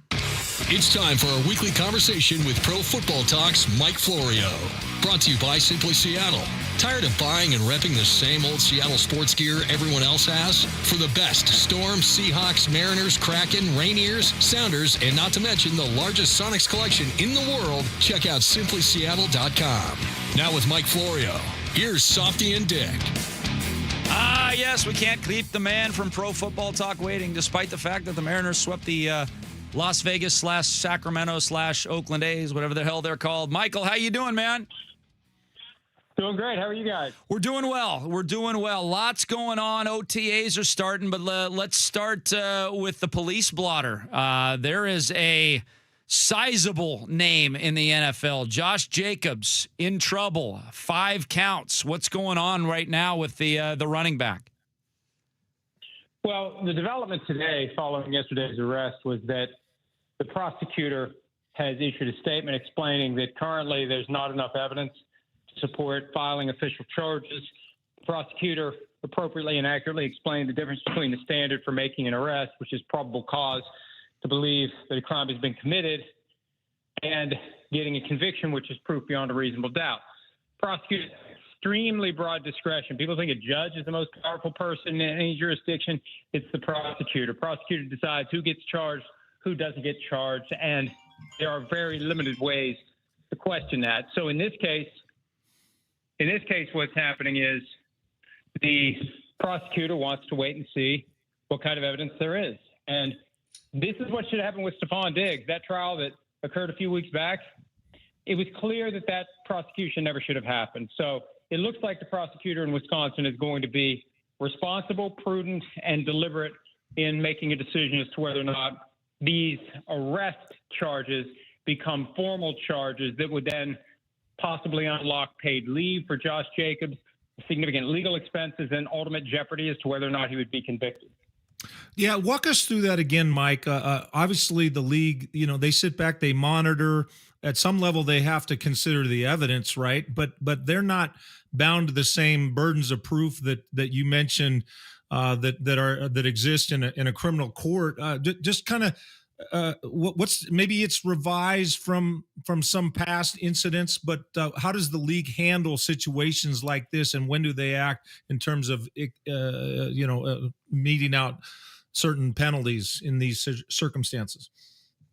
Well, back in 2014, when there were 3 different incidents, unrelated but all occurring at roughly the same time frame, Greg Hardy and Adrian Peterson, that's when the league devised the procedure for putting a player on what they call the commissioner exempt list. It's paid leave. It's a way to basically keep the player off the field, not put broadcasters in a position where they need to talk about the fact that there's this guy who's playing that is facing serious charges. And the way it's developed over the years, the league uses it typically when you've got a domestic violence charge that rises to the level of a felony. One of these 5 preliminary charges against Josh Jacobs would be a felony, suffocation, strangulation in a domestic violence situation. So if he would be indicted, if he would be formally charged with a felony arising from a claim of domestic violence, that's the kind of thing that would potentially, if not likely, result in him being placed on paid leave until the case is resolved. And then there's a separate investigation and decision-making process that would culminate in a potential suspension without pay under the personal conduct policy. So there's a lot that hinges on this threshold question of whether or not the prosecutor is going to pursue charges. Because if that happens, there's a good chance we're not going to see Josh Jacobs week 1 or really any time until that criminal case is resolved and then the league's punishment is meted out. Well, speaking of seeing players week 1, there's a couple of quarterbacks that say, you're going to see me week 1, and they were involved in OTAs. I don't know if they were just photo ops or if they were actually practicing for OTAs, but tell us about the rapid recovery of Patrick Mahomes and Daniel Jones. Yeah, both of these guys had serious leg injuries late in the 2025 regular season. Mahomes had the torn ACL. He was back on the practice field for the first time yesterday. Now, if you watch the video, he's not driving into that plant leg. Of course, he's never a guy to follow the traditional quarterback form. He can deliver the football from any platform, any arm angle. That's from his baseball experience. He doesn't need to have all of the mechanics that so many quarterbacks absolutely require in order to throw accurate passes. But he looks like he's on track, and there's no holding this guy down. He knows what the stakes are. He knows what his legacy is. He knows that last year was a disaster relative to the standard the Chiefs has set, and he wants to get back on it and continue his quest for enough Super Bowl wins to match, if not surpass, Tom Brady. And Daniel Jones, he had the torn Achilles, and he looks like he's good to go. The issue with Jones is, when you look over the course of his career dating back to 2019, he's had multiple significant injuries. He needs a fundamental change to the way he plays. You know, we hear that concern with plenty of quarterbacks. You never hear it with Jones the way that you should. This guy puts himself in a position where he takes big hits. He gets himself potentially injured. He moves a lot. He uses that mobility. He turns 29 today. At some point, any quarterback that relies heavily on mobility needs to transition to more of a pocket passer and not take risks with his body, because as you get older, those injuries are going to happen even more easily than they did when you were in your 20s. Mike Florio with us. Mike, let's stay with the quarterbacks. 4 high-profile names for different reasons, but let's start with Cleveland. Deshaun Watson and Shedeur Sanders having their battle, and then also in Minnesota, Kyler Murray joins the fray with J.J. McCarthy. What can you how can you update those situations? Well, I think in both instances, the thing that makes them similar, the sooner you make a decision, the more time you have to get the guy who wins the competition ready. The longer it takes to figure out who the starter is, the less chance that guy has to be prepared to hold that job as long as possible. And in many of these protracted quarterback battles, the guy who wins ultimately wins the privilege of being the first guy benched, which seems to happen, whenever it starts to feel like the season's getting away from the team. In Cleveland, it's very intriguing because Deshaun Watson is a reclamation project at this point. The only reason he's still on the team is because every penny of his 5-year contract was fully guaranteed. He'd have been long gone by now if this salary wasn't guaranteed for 2026. But he looks good with a clean slate under Todd Monken. And then you've got Shedeur Sanders, the guy who felled them in round 5 last year. They say he's improving. But the sooner in both cases one of these guys is the starter, the better off both teams will be. And in Minnesota, I think it's an upset if Kyler Murray doesn't win. They can say all they want. It's a real competition. Well, you could put, Patrick Mahomes against just pick a random backup quarterback and say it's a real competition. We know who's going to win. Kyler Murray, if he is playing like we've seen him perform in the past, he's going to win the competition against J.J. McCarthy. The challenge is for McCarthy to access some level of a performance we've never seen from him before. I'm going to steal Hugh's question and expand it to the Las Vegas Raiders because, it just seems like a perfect scenario to redshirt Mendoza for a little bit at least behind Kirk Cousins, specifically since one of their owners, Tom Brady, did the same thing behind Drew Bledsoe and it worked for him. But is that what they're going to do? Well, the one thing we got to remember when it comes to a situation like that is merit. And when the two quarterbacks are out there, apples to apples, and the players can see what they do. If it's a significant difference, they're going to want the guy who's better. None of those guys who have been there, like Max Crosby, none of them want to play with a lesser quarterback if there's a better option available. That's a tough thing to sell. You want the best guy out there. So I think that it's a no-lose situation for the Raiders. If Kirk Cousins is significantly better than Mendoza, then Mendoza sits. But you know what?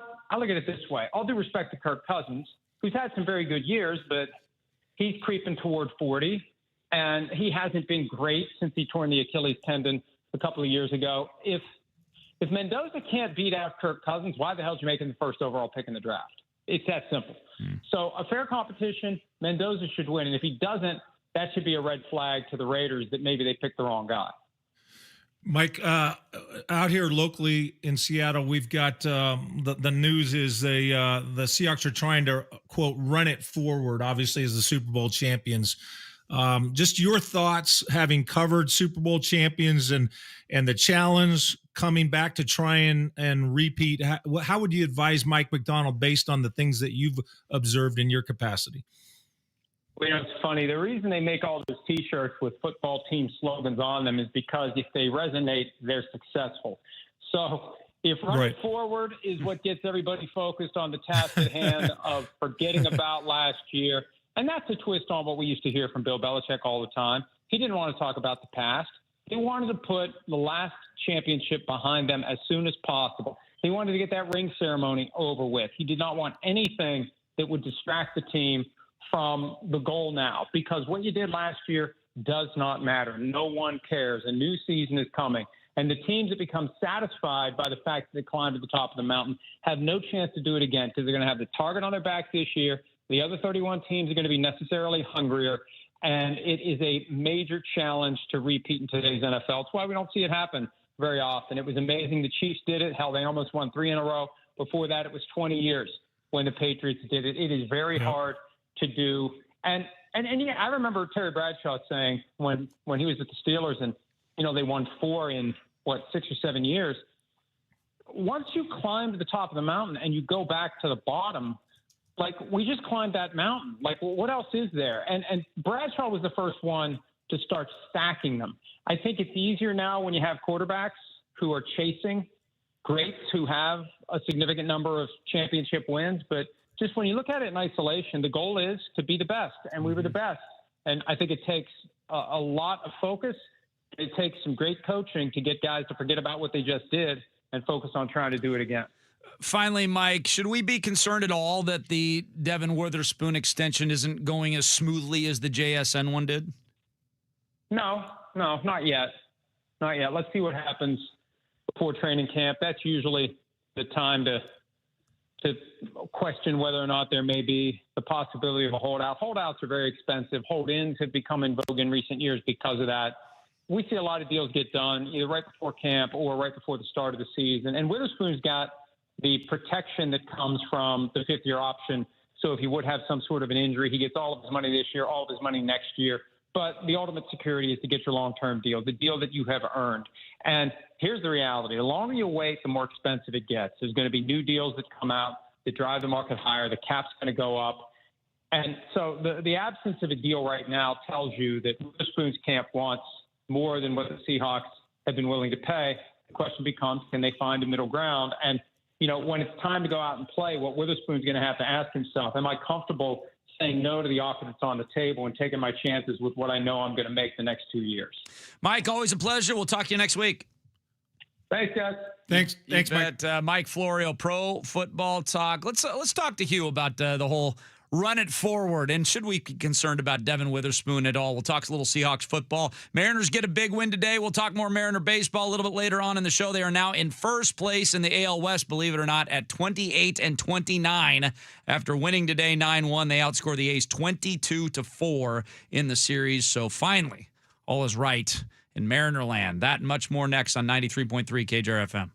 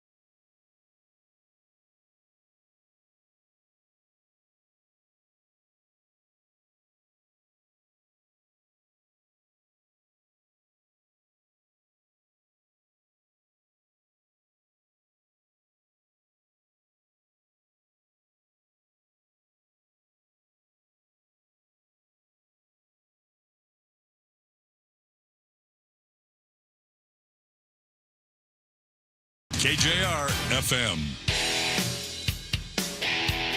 Softy and Dick without the soft one today. He'll be back tomorrow. Travis Moger is here running the show. Hugh Breedlove Millen is co-hosting today. And boys, I think you can both agree that after the weekend Dan Wilson had, Monday, Tuesday, and Wednesday was much needed for that guy. No kidding. Because Saturday and Sunday, to me, to this humble Mariner fan, was the worst of the worst. I mean, you had dropped transfers, you had base running mistakes, you had wild throws, you had booting balls in left field causing 3 runs to score. You had pitchers not knowing they were supposed to walk a guy. I mean, it was just awful. And then I hadn't even mentioned the word piggyback yet. So we're going to get into that with you in just a second. But first, here's the skipper after today's sweep. Yeah, heck of a series. Again, today, kind of an exclamation point on the series, and did it the same way. Logan with just another outstanding outing, attacking like he did, getting ahead, using his stuff again, and a lot of weak contact. I think it was 6 punch outs, but a lot of weak contact, and turned a double play or 2 behind him, which was huge, and just a great ball game, in Logan's, just what he's been able to do mindset-wise and attack the hitters was outstanding today. Just really kept them quiet again. They just, Cortez got the hit to start the game, but pretty much after that, he just, he quieted them very quickly. And then offensively, we took over. Ref, obviously, in the first inning there was, just a great at-bat and getting a good pitch up in the zone that he just drove to left field and gave us a huge lift there. And then, some more good at-bats, getting guys on, getting them over, getting them in, and then Julio's, 3-run blast there to kind of separate us. A great day all around, some great defensive plays, the play that JP made in the hole, just tremendous, and again, those are huge momentum, gainers, it breaks the back of the other team and just a tremendous effort all around today. Certainly more pep in his step, Dan Wilson, than he had in the press conferences this weekend. No question about it. Yes, a Julio Ref Snyder home run sandwich today. Ref Snyder early in the game, a 3-run bomb. Julio, a 3-run home run late in the game. Mariners outscored the A's 22-4 to take over the lead in the division. It's still at 1 game under 500. But Hugh, we haven't talked to you since the latest version of piggybacking, where we saw Luis Castillo chucking his glove against the bench and getting all pissed off. And so I'd like to get your take on what you saw in that game, despite the fact that the piggyback actually worked. The 2 pitchers pitched well, and yet both pitchers, Bryce Miller and Luis Castillo, ended up pissed off at the end of the game. Yeah, well, first of all, tip of the hat to the Mariners. I mean, you're more than a third of the way through the season, and you just had a sweep to put you at first place, right? So I think that there's some applause that they're due, but you're right. That's the topic. I don't know if it's the top of the week. It's the topic of the first half of the week, right? Yeah. And my take on it is that my strongest take is that you shouldn't have a strong take, because I think that there's very compelling reasons on both sides. I mean, if you're of the mind, hey, just shut up and let the man, do what the manager tells you, whatever is best for the team. If you are way over on that extreme, I get that in theory. I think in practicality, I don't think that works, and we'll draw some examples out. By the same token, I think that if you're just all on the player's side and you're just you don't have any of that thought of, hey, listen, Luis Castillo, you created this situation for yourself by being the least effective starting pitcher of the group. Like if there was going to be somebody who had to go to the bullpen, it would be you, right? So, but I think that there is the reason I'm more middle of the road on this, and I lean away from the piggyback, is because you're not just talking about just impersonal cogs in a machine. You're talking about elite hyper competitors that have their own customs within their sport. Let me see if give me a second to develop this line of reasoning. I'm going to give you 2 examples of in their sports. If you go back to Steve Young, the 49ers won the Super Bowl in 1994. They, early in that season, they got smoked at home against the Eagles. Steve Young was going ballistic. You can YouTube this, and because he got benched by George Seifert. And Young was like, hey, my guys are out there competing. I want to play till the end. And Gary Kubiak was the quarterback coach there, who in 94, and then in 95, he was the quarterback coach at the Broncos. So where I was, and so all these stories were fresh in his mind. So again, file that away. Okay. Elite quarterback goes ballistic because he got benched. Now let's go to hockey, because we're talking about the culture of the sport, and we'll bring it back to baseball. Patrick Roy, a legendary Hall of Fame goalie, he had a game where they left him in, and he took on 9 goals. Okay. And that's the indignity of that position. And he was so humiliated when the game was over, he walked by the president and he says, "That's my last game I'll ever play for you." And it was. Wow. They had to move him. So now you've got 2 different sports, 2 different cultures of how you're supposed to treat guys. So now what it is, again, I claim no expertise in baseball, but certainly you don't have to be a expert in baseball to know that starting pitching, that's the coveted spot. Mm-hmm. So if you're going to demote a guy, and then you're going to do it in a way that is relatively unprecedented. Now, it's not entirely unprecedented. Anybody who says it's never been done, that's just not accurate. 2021, the Rangers, they did that, and I'm not going to go through the details, but it was after the fact viewed as not a failure, but it wasn't success. 2012 Astros, the 2014 the Giants and the postseason. Of course, the Dodgers have. So it's been done before. It's just done rarely. Right. It's more common in the minors, actually, where they stacked 2 starters. Right. And they've been doing that for like 50 years. So look, it's like Mike Holmgren talks about when he coached Jerry Rice in his prime. In theory, Jerry Rice would never get upset about not getting the ball. But if you coach that way and you just say, hey, we're just going to go treat these guys like freaking robots. I mean, my phone populates with this stuff all like, we're going to have humanoid robot sports. Like, it'll probably start with boxing, right, and it's in the matter of just a couple of years. Like, at some point, we're going to be entertained. There's going to be a group of us that are entertained by humanoid robot sports, competitive real sports. life rock'em sock'em robots. Real life rock'em sock'em. Yes.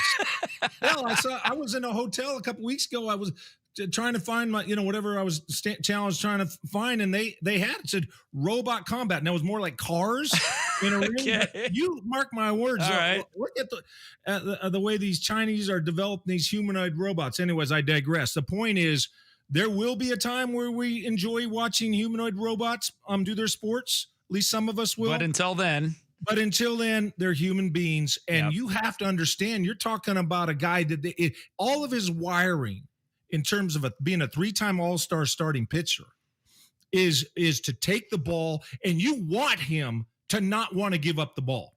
Like that, you can't just isolate the aspects of competitor from within him and just say, well, let's chant like a channel in a river. Let's take this part of the water and make it flow this way because it'll help us here. And then we'll flow that part of the water down here to help the farmers. Like, you can't channel that competitiveness. And if you want that burning competitor, then part of it is going to be that the outburst that you saw.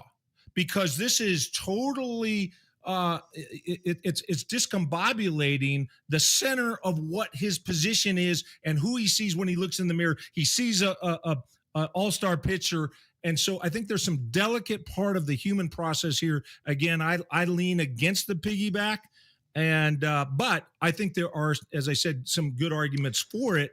And by the way, to just say, well, they're 2.12 ERA, you say, well, it worked. There's other, as I pointed out with those other teams, there's more than one way to describe did it work. Yes, of course. And 2 point, just to give me an ERA over 2 games, what is it doing to the fabric of the staff? What is it doing to how does it break up the locker room? And there's some, you call it intangible effects to it, but in any event, I don't know what's your reaction. Yeah, is on well, Jerry acknowledged last night that the piggyback is not ideal, but the club believes it's the best option for now. And he said that all parties are on the same page. And that's the thing that has the two things that have bothered me the most about the piggyback. I was actually intrigued about the piggyback idea if run properly. Now, it has not been run properly, and I'll state two ways it has not been run properly. It's not been run properly because there's no way a pitcher was told that he was going to get taken out after 4 innings and be that mad at the end of 4 innings when he's taken out. So there was no communication that took place between the Mariners and Luis Castillo prior to him being taken out of the game. So that's strike number 1 on them. Strike number 2 on them is you cannot be so hard and fast with when you're going to take these guys out. There has got to be some room for flexibility. What if it's a 7-0 game? What if it's a 1-run game? What if we get to the 9th inning and it's a 1-run game? Do you leave Luis in or do you put Andres Munoz in? You still have to play the game to win the game. You got to do the old line. You play to win the game. And you also play to try to adhere to what you're talking about, which is the emotional state of these pitchers. You could have easily let Luis Castillo in a blowout game go through 5, get his W, then take him out, then have Bryce pitch the rest of the game. You could have easily taken Luis Castillo out in the first opportunity in the 9th inning to allow Andres Munoz to come in and do what he's paid to do, and that's pitch the 9th inning in 1-run games. So those were the big strikes against. It was more how they handled the situation than the fact that there was a piggyback. I think the piggyback is fine for a short period of time if it's handled properly, which it hasn't been thus far. So hopefully they'll clean it up and they'll learn from their mistakes. Fun with Audio coming up next, right around the corner on 93.3 KJR FM.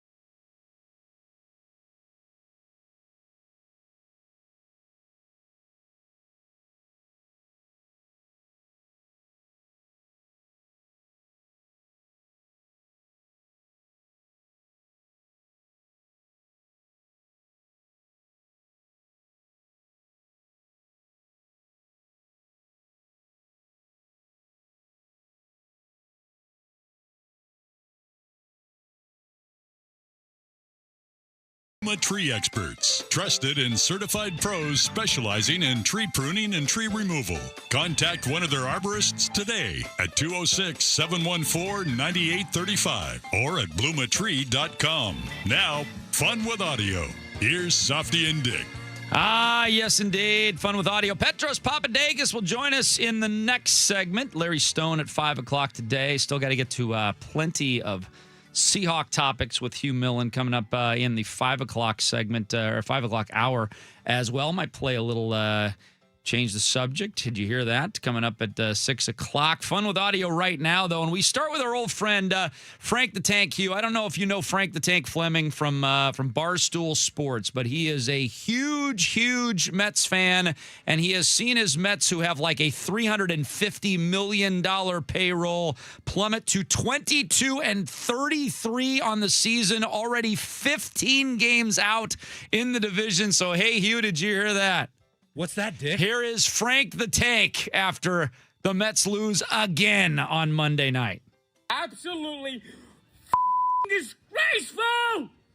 Disgraceful! Nick Lodolo is the worst pitcher in baseball! He's got an ERA of 8! And he's going to get an easy win. He's putting the Mets down easily. And then meanwhile, Nolan McLean, he's not an ace. He's ass. All these pitching strategies, these fucking spreadsheets, pitching strategies, the formulas not working, you moron. Something has to change. This team is quitting. It quit. How do you name it? By saying, by not firing anybody. You're saying, I don't give a shit. And you're saying, f*** you the fans. You f***ing fraud. Steve Cohen, you're a f***ing fraud. Oh, God.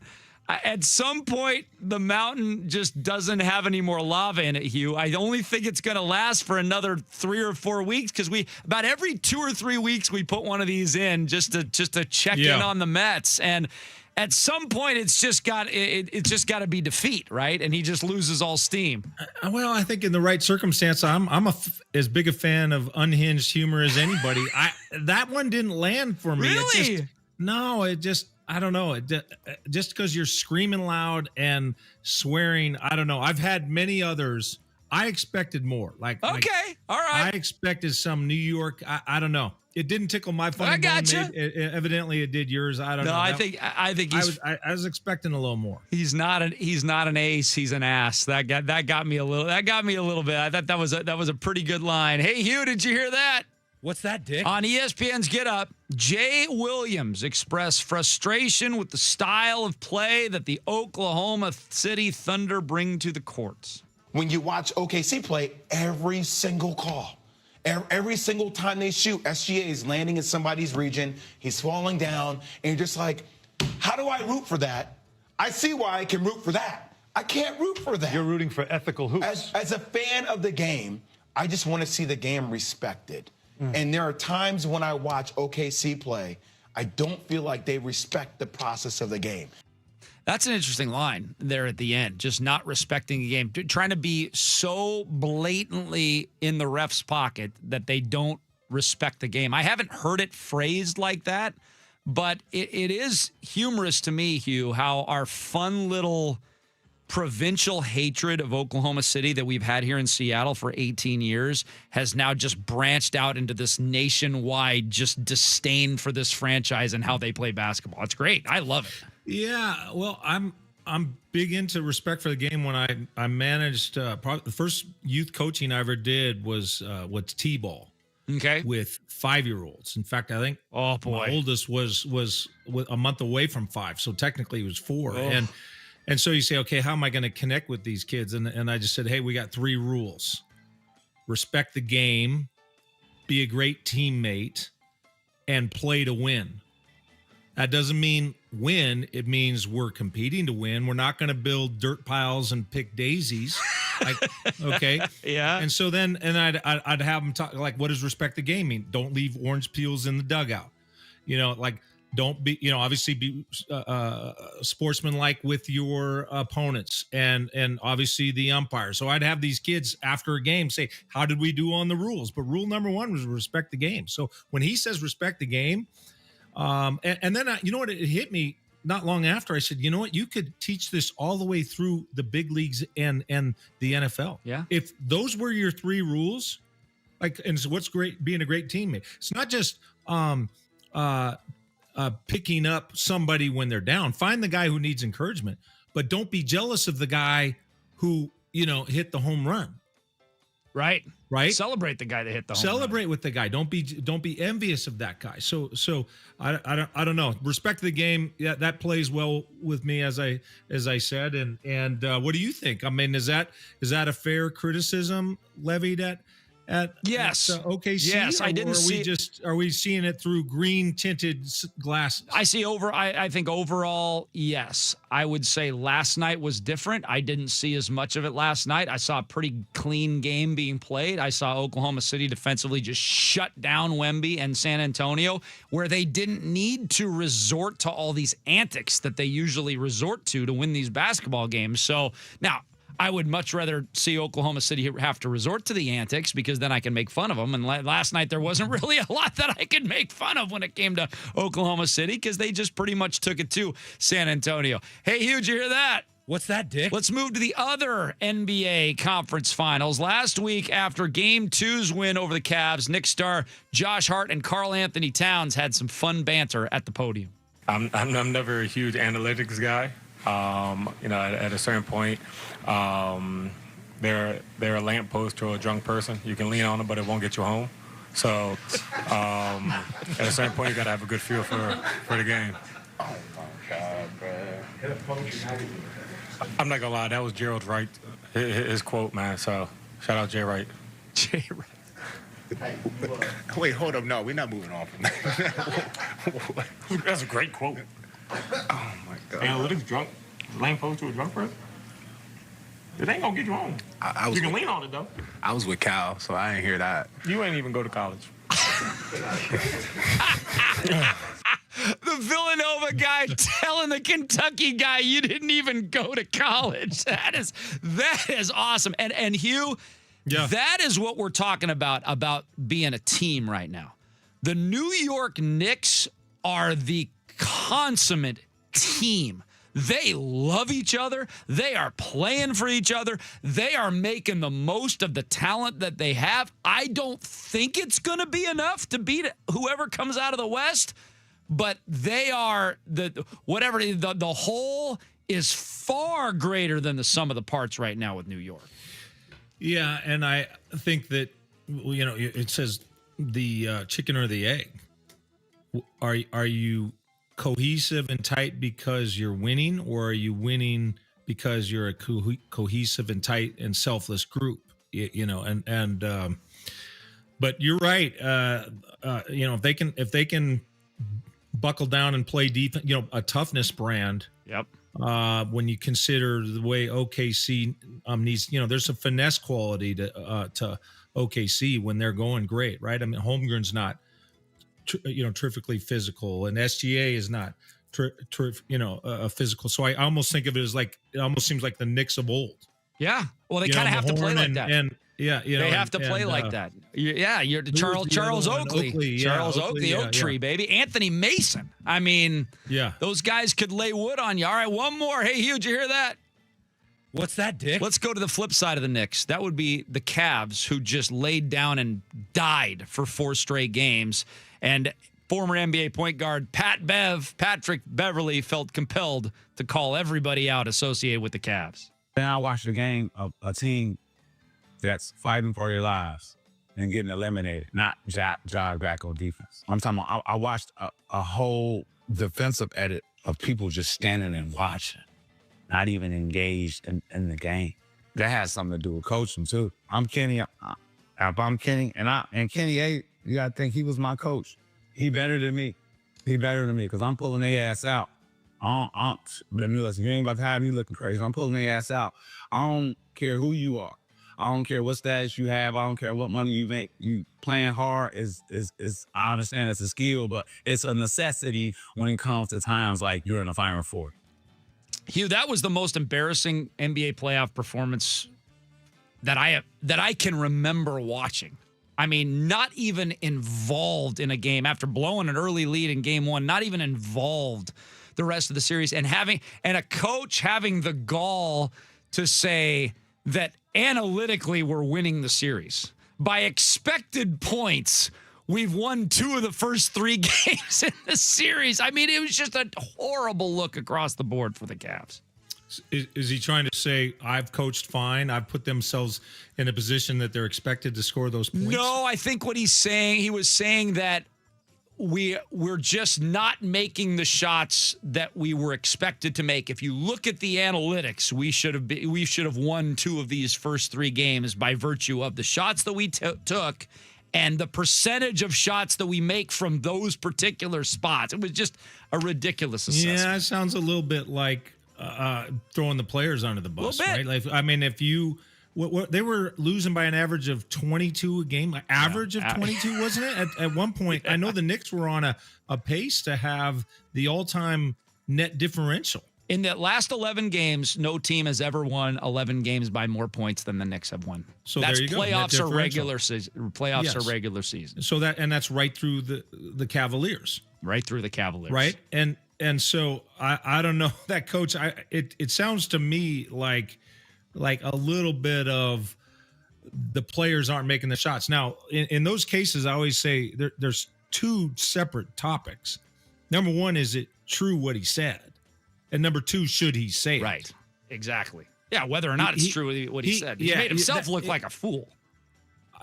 I don't like that he said it in that manner. You know, you better join yourself, put yourself at the top of the list. Hey, we didn't get the job done. It starts with me. That's going to be the best way to lead.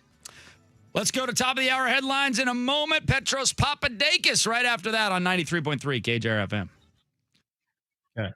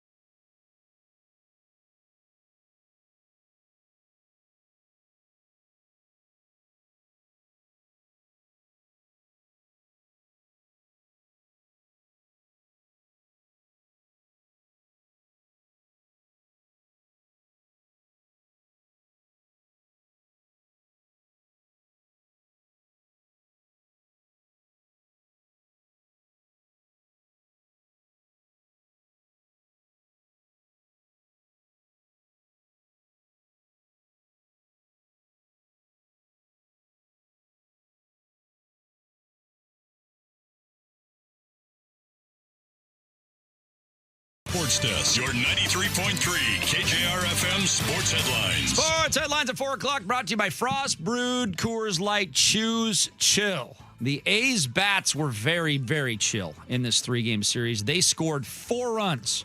Mariners scored 22, including 9 today. A 9-1 hammer job in Sacramento by the Mariners. Julio matches his career high with his 8th home run in a month. Mariners sweep away the A's. Rob Refsnyder also got the game started with a 3-run jack. Jerry DiPoto says he has met with both pitchers, Luis Castillo and Bryce Miller, to try to ease any hard feelings that have come out of the piggyback plan so far. That being said, he's going to continue to do it. How about that? Just so you know, Bryce, Luis, I hope you feel okay, but we're going to continue to do it, at least for the time being. SEC is ending Cupcake Weekend. They're going to start that actually playing SEC conference games in 2027 in the penultimate weekend of the regular season. Seahawks have acquired wide receiver Irv Charles from the Jets for a conditional 7th-round pick in 2028. He made 7 tackles on special teams in 2024, then missed last year with a knee injury. Let's talk to Petros right now. It's time for our weekly conversation with college football analyst Petros Papadakis. Not that I'm a smart guy, I'm stupid. Brought to you by Sweet James Accident Attorneys. 41 yards. If you're hurt in an accident, call Sweet James right away at 800-500-5200. Sweet James will be sweet to you, but tough on insurance companies that will bully you. Baruch atah Adonai, Baruch atah Ushalayim. And now with Petros, here's Dave Softy Muller. Losers. Softy's out today, which gives me the opportunity to talk to my good friend Petros Papadakis, brought to you by Sweet James, the dense beard of justice. If you've ever been in a car accident or a motorcycle accident, or maybe you've been bitten by a dog, whatever it is, Sweet James is here to take care of you. And know this, that he knows how to decipher what the insurance company is going to try to do to you and get you what you deserve, like your car fixed, your life back together, and, of course, your medical care taken care of. That is wonderful. That is wonderful. Our good friend 800-9-million or sweetjames.com. There we go. I didn't let you finish there. I apologize. No, that's all right. It's your show, Dick. Well, Petros, we're in the middle of May, late May here. We're trying to figure out the topics of conversation on the radio show. We've got a baseball team that continuously pisses us off despite having a pretty good series here against Oakland. We have a football team attempting to win their 2nd straight Super Bowl. So we're kind of juggling things. And we've got a couple of terms I want to run by you. You ever just have a term in the sports world that like a week and a half ago didn't mean anything to you and then it dominates your topic of conversation? For example, like the tush push was a term that you had no idea what it was. The Fail Mary, you had no idea what it was until someone came up with it the night after the Monday night game. Well, I've got a couple of for you. RPO is a good one. Yes, exactly. You got the hang of it. So we got a couple of terms here in Seattle that we're talking about ad nauseum here at the end of May. And the first one, Softy may or may not have run this by you in weeks past, but it's the term piggybacking. Have you heard the term piggybacking as referred to in Seattle Mariner parlance? No, I have not. Good. Well, I will fill you in. Well, you see, the Seattle Mariners I've heard the term piggybacking. Do you know what it entails when it comes to baseball? No, not when it, or specifically the Mariners. No. Gotcha. So evidently, this is an old term that was mostly used in the minor leagues, and this is the first time we could ever find it being used for the Mariners, or even in the major leagues for that matter. But the Mariners have a quote-unquote problem. They've got too many good starting pitchers. So what they've decided to do is they've decided to take their worst of their starting pitchers, Luis Castillo. Now that Bryce Miller is back from injury, they've decided to piggyback the two and kind of morph them together into one starting pitcher. Into one guy. Into the one guy. Yeah. So they're going back and forth, start after start, by they're starting Bryce Miller one game, and pitching Luis Castillo the rest of the game. And then the next time through, they start Luis Castillo, and they've got Bryce Miller pitching the rest of the game. And it's worked out very well. Both pitchers have pitched well. The problem is they're pissing both pitchers off. Like the last game, Castillo pitched 4 incredible innings. Dan Wilson takes him out before he can get the win. And Bryce Miller gets the win by going inning 5 through 9. So it's like everybody's ripping on the Mariners, ripping on Dan Wilson. What do you think of the whole piggybacking concept? Well, the Dodgers have done the opener thing for a while. Not very often, or they'll have what they call a bullpen game. But they've not made like 2 guys. I mean, I guess it could have been like there were 2 guys that they would like to use. One as an opener and then one as a long man, but certainly not like that with Wilson and the 2 starters and upsetting both guys, which is kind of interesting. I mean, I'm sure that baseball players, which is the team I cover, the Dodgers, get pissed off and get angry about their role and this or that, but it's kind of hard to argue with what Andrew Friedman or Dave Roberts' plans are for you if you're the Dodgers. And you've won back-to-back world titles, and you got Ohtani sitting there in the rotation, and you have to accommodate him, and you have to accommodate Yamamoto, another Japanese pitcher who's used to going on 6 days rest. So their struggles are different, I guess. I've not heard of that. Pitchers getting angry and showing their anger regarding what the manager is doing, and it being a story. Is it like how have they shown their disdain? Luis Castillo went to the dugout after getting pulled out and slammed his glove onto the onto the table there, or onto the bench there, and Bryce Miller after the game was asked, in a very innocuous way, a very Mariners TV-esque way, to try to get the most positive response whatsoever. Like, hey, are you getting kind of used to this? And was it easier this? Disgusted with the whole situation. So it'll be interesting. I mean, really, the only remedy for it is to have one pitcher really start to suck and then be put into the bullpen, or have one of your pitchers go down and then you only have 5 healthy starters and you got a 5-man rotation. But you mentioned Dave Roberts there, and I'm wondering, because we all think that the Mariners, despite the fact that they've been very lukewarm over the first 2 months of the season, that's probably the best term to use to describe what the Mariners have been. Which is a disappointment given the way the year finished last year. Yes, but they are habitually lukewarm in the first 2 months of the season. I remember on my birthday last year, June 11th, they were 1 game under 500. So this is just kind of what they do. But the one thing I'm concerned about is I'm just concerned about when you have to face, like we did John Schneider in the ALCS last year, when you have to face a Dave Roberts, if in fact you get over the hump and get past that Game 7 of the ALCS and get to the Dodgers, how good of a game manager is Dave Roberts, or is he just blessed with the best talent?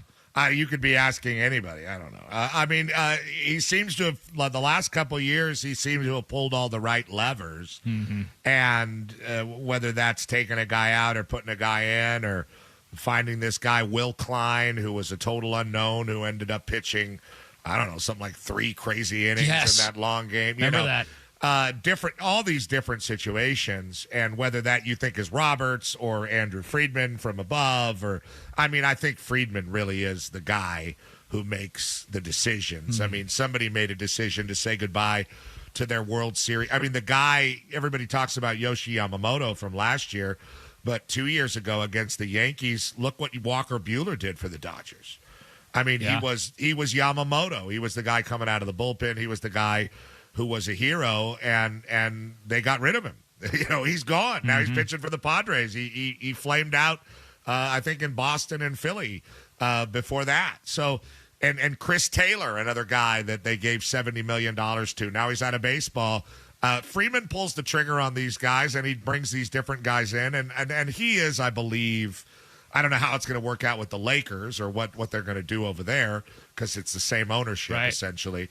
But he's the guy that I think makes it work. I think Dave Roberts is a great, for whatever role the manager has in this modern baseball kind of realm that we live in now, with all the different analytics and different people involved. And, of course, the Dodgers, Friedman is famous for that from way back in his time in Tampa Bay. But whatever Dave Roberts does, it works, it seems, in the moment with these guys and their demeanor to get through. I mean, they should have lost the World Series like 3 or 4 times within centimeters.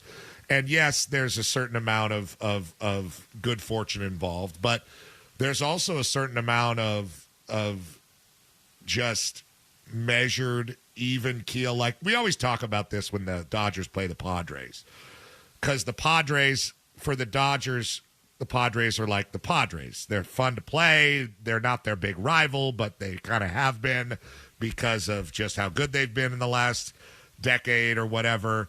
They've never won a World Series. And whenever the Dodgers play them, the Padres absolutely lose their minds. Like John McEnroe, just they melt down. Right. And the Dodgers, whether they lose or win or whatever, they seem to just kind of plod through it and handle it because everybody that the Dodgers play is kind of a big deal, right? Everybody, they're the team that won the World Series. They're the team with the payroll. They're coming to L.A. You're coming to Dodger Stadium. The Dodgers are coming to your place. There's going to be a bunch of Dodger fans in there. So I feel like whatever Dave Roberts creates, I guess it's a long answer, but whatever Dave Roberts creates is the right demeanor for a team that is playing from the top. Right. Well, and so we don't get a lot of like really disgruntled players because they're trying to piggyback pitchers, if that makes sense. Yes. Well, it's interesting you bring up Friedman because we have the same issue with Jerry DiPoto, and Softy and I were actually joking about it yesterday. We were having the conversation of how much actually does come from above and how much does Dan Wilson actually do in the dugout? I mean, is there a bat phone? Does Jerry DiPoto call Dan Wilson and say you're going to pinch hit Rob Refsnyder for Luke Raley right now in the 6th inning? How much do you think general managers have the power to dictate what happens in an individual baseball game in 2026? Well, I think there's a lot of gray area, right? I mean, none of us are ever able to get that answer, no matter how many interviews we do. Right. They don't really say, well, it's a collaboration, and we have an idea, and then I do this, and then I'm on, and we hear the same thing. Yeah. Oh, well, we have meetings. Okay, right. What are those meetings, and what are said in those meetings, right? Yeah, it's and to a certain degree, they should be permitted their privacy or their process or whatever you want to say. But, yeah, I think it's modern baseball, and they're not going to tell you how they make their decisions. Well, we brought up the term piggyback and got another term for you as we switch topics to the Seahawks. So we had the first conversation with Mike McDonald as OTAs are opening up over there at Renton, and he said, we're not using the term run it back. We're using the term run it forward. So they're not looking back at anything, Petros. So what's your take on run it forward? Is that a dicky little term created by the Seahawks, or do you kind of think it's cool? Yeah, none of that stuff really matters 2 weeks into the season, right? And somebody gets hurt, it's I remember 3-Pete for Pete Carroll, like 3-PETE. And one of them was an AP championship. One of them was a BCS championship. And then the third one they lost to Texas. So you didn't get the 3-Pete, but people still talk about it. And then some people said, well, it's really just one Pete, Yeah, we had one Pete here in Seattle, too. Yeah, we had one. So, it's all marketing. And, are you marketing to your players? Maybe if they're young, but when you're an NFL team, you're around those teams. You know what it's like. I don't think a marketing slogan really helps or hurts. It's just kind of when we have corporate, like I had all day, we've been doing this corporation LA radio cluster stuff, right? Oh, that sounds fun. Well, it's the biggest cluster in the world, biggest radio company in the world, and the biggest cluster in the radio company and all that. And this is how much revenue we have, and we're this and we're that, and blah, blah, blah. And they use their slogans, and they say this, and our talent is our gold mine and all this stuff. Now, when it gets down to the nuts and bolts of us actually doing the job, what does it matter? No. And I think, to a certain degree, that's the same way football is when it gets down to the nuts and bolts of doing it. But, it's always good to be, everybody's under the same flag or banner going into the season. That's fine. I kind of feel like if it was the Niners that the Hawks took out instead of the Rams last year in the NFC Championship, there would just be this ferocity coming out of the Bay Area, just like frothing at the mouth to get the Seahawks back, kind of like, back in 2013 when we beat them in the NFC Championship game.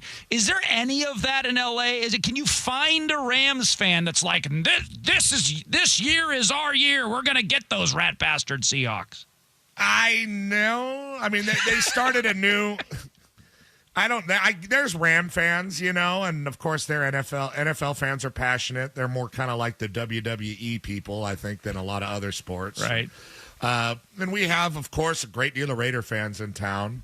Probably more Cowboy fans than there are Ram fans and Charger fans. Wow.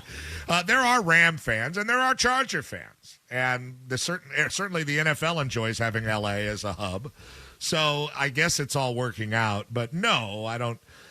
They just started a new radio station in town, a new sports station, right? And they hired some guy. I don't even know who the guy is. And the guy, like many of the people, which is probably not going to work out, are transplants into Los Angeles, talking to people who live in Los Angeles about LA sports. Mm-hmm. And the guy said, 5 years ago, I was here for the Rams Super Bowl, the one after COVID or whatever.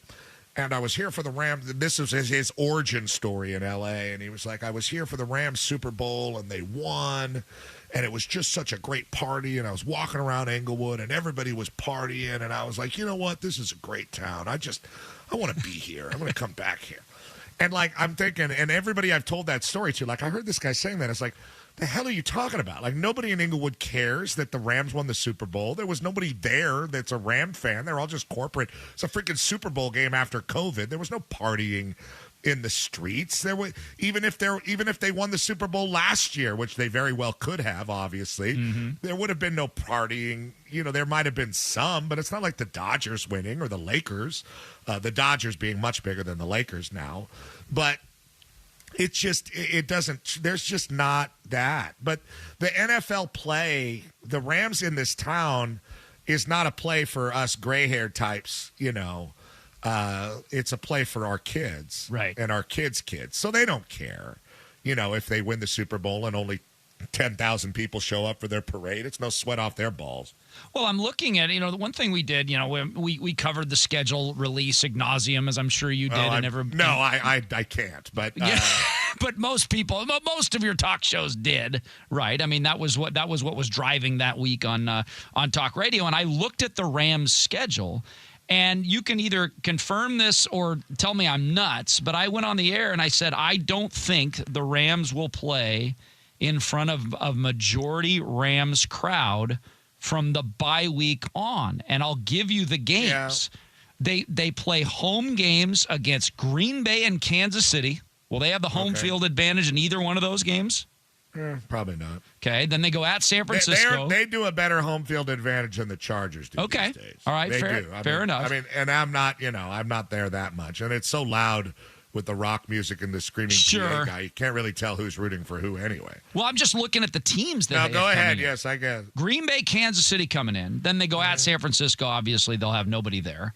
Then they have Dallas at home, and you say yourself that there's probably more Cowboy fans than Ram fans in LA. Yeah, that'll be a hot ticket. Yeah. Then at Seattle, and then at Tampa Bay, and then home against the Seahawks. And I don't know. I mean, I haven't been to a Seahawk game in LA, but there's got to be close to as many Seahawk fans in LA than there is Ram fans in LA. Probably not, but maybe. I don't know. Yeah, I mean they kind of play through. It's the same way when the Raiders play, because everybody wants to come to Las Vegas, right? And you certainly can't say that there's no Raider fans. You know what I mean? But they'll sell their tickets, and suddenly it's filled with something else. But you're right. I mean, it's an issue. Matt Stafford's very annoying wife complains about it all the time. And, I mean, but part of it is the fact that we are a city of transplants. And there is no, people who have had Steelers tickets in their family for generations, correct, when it comes to the Rams and the Chargers. And a lot of very rich people own the tickets, and corporations and different law firms and stuff like that. and those tickets end up in kind of anybody's hands. You know what I mean? So you have your Ram fans, but then you also have they have a proclivity to want to sell their tickets to make money, and then you have the whole corporate element of it. And I think it will be probably a generation, maybe not.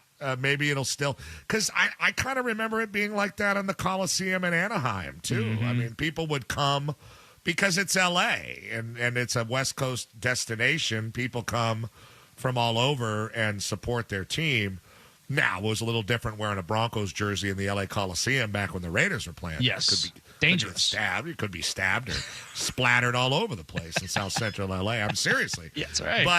But yeah, I mean, your questions are making me think about it. And you're right. But that's something that the Rams complain about. The Chargers people complain about. The Chargers people complained about in San Diego, when they were down there. Yeah. And they certainly had a big following down there. It's something Raider people complain about. I don't think it happens in places like Seattle where the ticket is such a hot ticket and the 12s thing and the stupid drum and all that. But it's called Soundwave. Oh, no, the Soundwave is the Sounders. It's a Blue Thunder. Blue Thunder is the Seahawks drum line. Yeah. I just, I mean, I don't think you see it happening really at Laker games or Dodger games, or even Clipper games. It's like, oh, wow, this place is really filled with, maybe Laker fans, but not like, OKC fans or anything. Like, Right. All these teams have their fan bases and their support, but the NFL football and the NFL football ticket and the color of like red when the Niners play there, you're right. Like, it's a story, and it is kind of an interesting phenomenon. Well, before I let you go, since you brought her up, what did our friend Kelly Stafford think about Ty Simpson getting drafted by the Rams in the first round, do you think? I think she called him and was like, congratulations. That's what he said that she called him. Really? Yeah, which is kind of weird. Be pissed. Like, you're no, well, I don't think, I think they. Because she likes to get pissed. Yeah, she complained about people calling him Matt Stafford and not Matthew.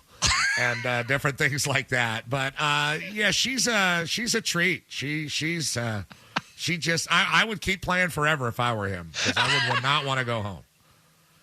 My wife's lovely, and I still don't want to come home. There's just too many issues here. But I tell you, that Kelly Stafford is something else. Oh, love it, Petros. But they seem happy. He just signed his big extension. Yeah, So they got plenty more money coming. Well, when you talk to Softy next week, you can talk about piggybacking and running it forward. All right, you'll be hip with him. We're not going to run it back. We're going to run it forward.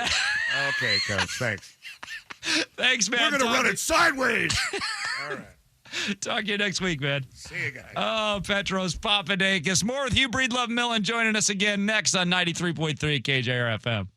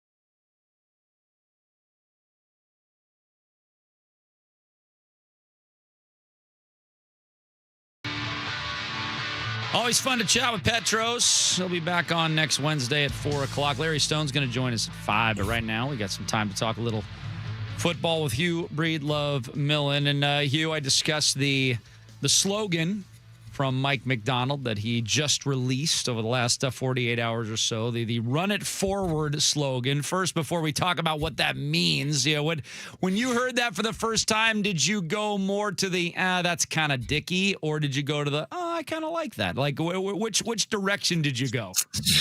Well, I was more, I'm just a big believer in Mike McDonald. Yeah. And I think that he has a very authentic way of motivating. I don't think it comes across as corny because he's not corny. And so I think there's always a challenge. And so I think it kind of fits in with his personality. Yeah, I think I had the same. By the way, I agree with you on Petros, man. I mean, he's been coming on for years. I mean, you just think of him, if you just said objectively, here's a guy that's been doing LA drive time sports talk for close to 25 years. Mm-hmm. Just objectively, that means you're a top level, a top shelf entertainer. Right. Like you can't say not that be. about somebody exactly. objectively. You would have gone a long time ago. You've been fired. Oh my God. Yeah. I think the chemistry that he has with Dave, just, through the years, them just going at it and it's been really good radio for a long damn time. I'm glad you got a chance to fill in. Yeah, no, he's great to talk to, no question about it. But I think you're right when it all depends on who it comes from, right? Somebody that you respect can say something, and then somebody that you don't respect or don't think they know the time of day can say the exact same thing, and you're going to have a different feeling. Like if and I think that's probably where it came from. I heard I heard Mike McDonald say that. I was like, yeah, I kind of like that. And I have no idea if that was because I actually like the slogan or just because I like the person and respect the person that it came from. But it's probably more the latter. But what does it mean, right? This is problematic. To winning a Super Bowl is not problematic. Winning back-to-back Super Bowls after you've won one is problematic. And if you have not had a Tom Brady or a Patrick Mahomes as your quarterback this century, you have not been able to do it. Now, this team, we like ourselves some Sam Darnold. I don't think anybody's going to convince him with prime Patrick or confuse him with prime Patrick Mahomes or prime Tom Brady. So what do we do? Like, what are some of the tenets? Because you've been there before. You were traded to the Cowboys, I believe, right after they won their first Super Bowl and were trying to run it back the first time, right? Yeah. So what were the talking points there, and how did it work? Because they had a pretty nice, successful run there. Well, I see some commonalities. I mean, first of all, the Cowboys had, I think most football fans, they can remember they won 3 out of 4 in that stretch in the early and mid 90s. And the first one, they beat the Bills 52-17 right in the Super Bowl. And then I was traded on draft day to that team. And so now the very first meeting that we had after the draft was, I kind of did the calculus. It was the first meeting that they had as a team since they had been in the locker of the Super Bowl. Oh, okay. Celebrating in the champagne flying. And Jimmy Johnson famously said, how about them Cowboys, right? Mm-hmm. Like, so this was just a couple months after that. And I kind of went into that meeting thinking this is going to be just like, like, I don't know, just kind of a goosebump type, like, hey, everybody's enjoying the offseason, whatever I thought it was going to be casual. Mm-hmm. And Jimmy Johnson just got up there, and I would just say he preemptively ripped the football team. Like he was just adamant. I mean, he was famous for getting his face would get red. He got angry at the thought of complacency. And I remember him saying, don't tell me, hey, coach, I'll make the play on Sunday. Hell, and he's like, F that. He goes, you make the play today in this practice field today. And he was just, he took the temperature in that meeting room and just scaled it like, whoa. And so I think, and And really, my experience with that and how they approached everything, those guys were the most talented team, but they were the hardest workers. And the hardest working team I'd been on, and because their best players were their hardest working players. Michael Irvin is out of 93 Pro Bowl players I played with my career, and I counted 16 Hall of Famers. I think it's up to close to 20, but he's the hardest working dude I've ever been around. Troy was an incredibly hard worker. There was this focus, this intensity. And I would just say that everybody in their life should be exposed to an environment where greatness is demanded, unequivocally demanded. Like that environment was so freaking cool. I don't care what industry you're in. If you wouldn't have a desire to be exposed to that desire for greatness, I would liken it to this. Remember in Tiger Woods in around 2000, during the Tiger Slam and all that? If you take every golfer on the PGA Tour and you said, hey, we're going to major right now, going into the game, into the match, I'll give you second place, 1 stroke behind Tiger. I'll give you or 1 stroke behind the leader, I'll say. How many golfers would say, yeah, I'll take that. That's pretty damn good. Yeah. The top 2 finish in a major. Yep. I know it's a lot of money. It's not the winner's money, but it's a lot of money. It's a lot of acclaim. It's really good for sponsors. What percentage of the field would say, I'll take number 2? 90. At least, right? Yeah. And yet if you said that to Tiger back in the days, he'd vomit right in your face. Either before or after he kicked you in the nuts for even suggesting that, right? So if you can connect with that type of a feeling, that's how they were. That it was just this unbelievable standard for greatness. As the players said, I remember going out to lunch with these linemen when I first got there, and one of them said, Jimmy Johnson would step on his own mother's neck to win a championship. That's all he sees. That's all he's, he had lost his wife at that point. Like that was everything that was driving. I'm not saying that's a good thing. I'm just saying that's the way it was.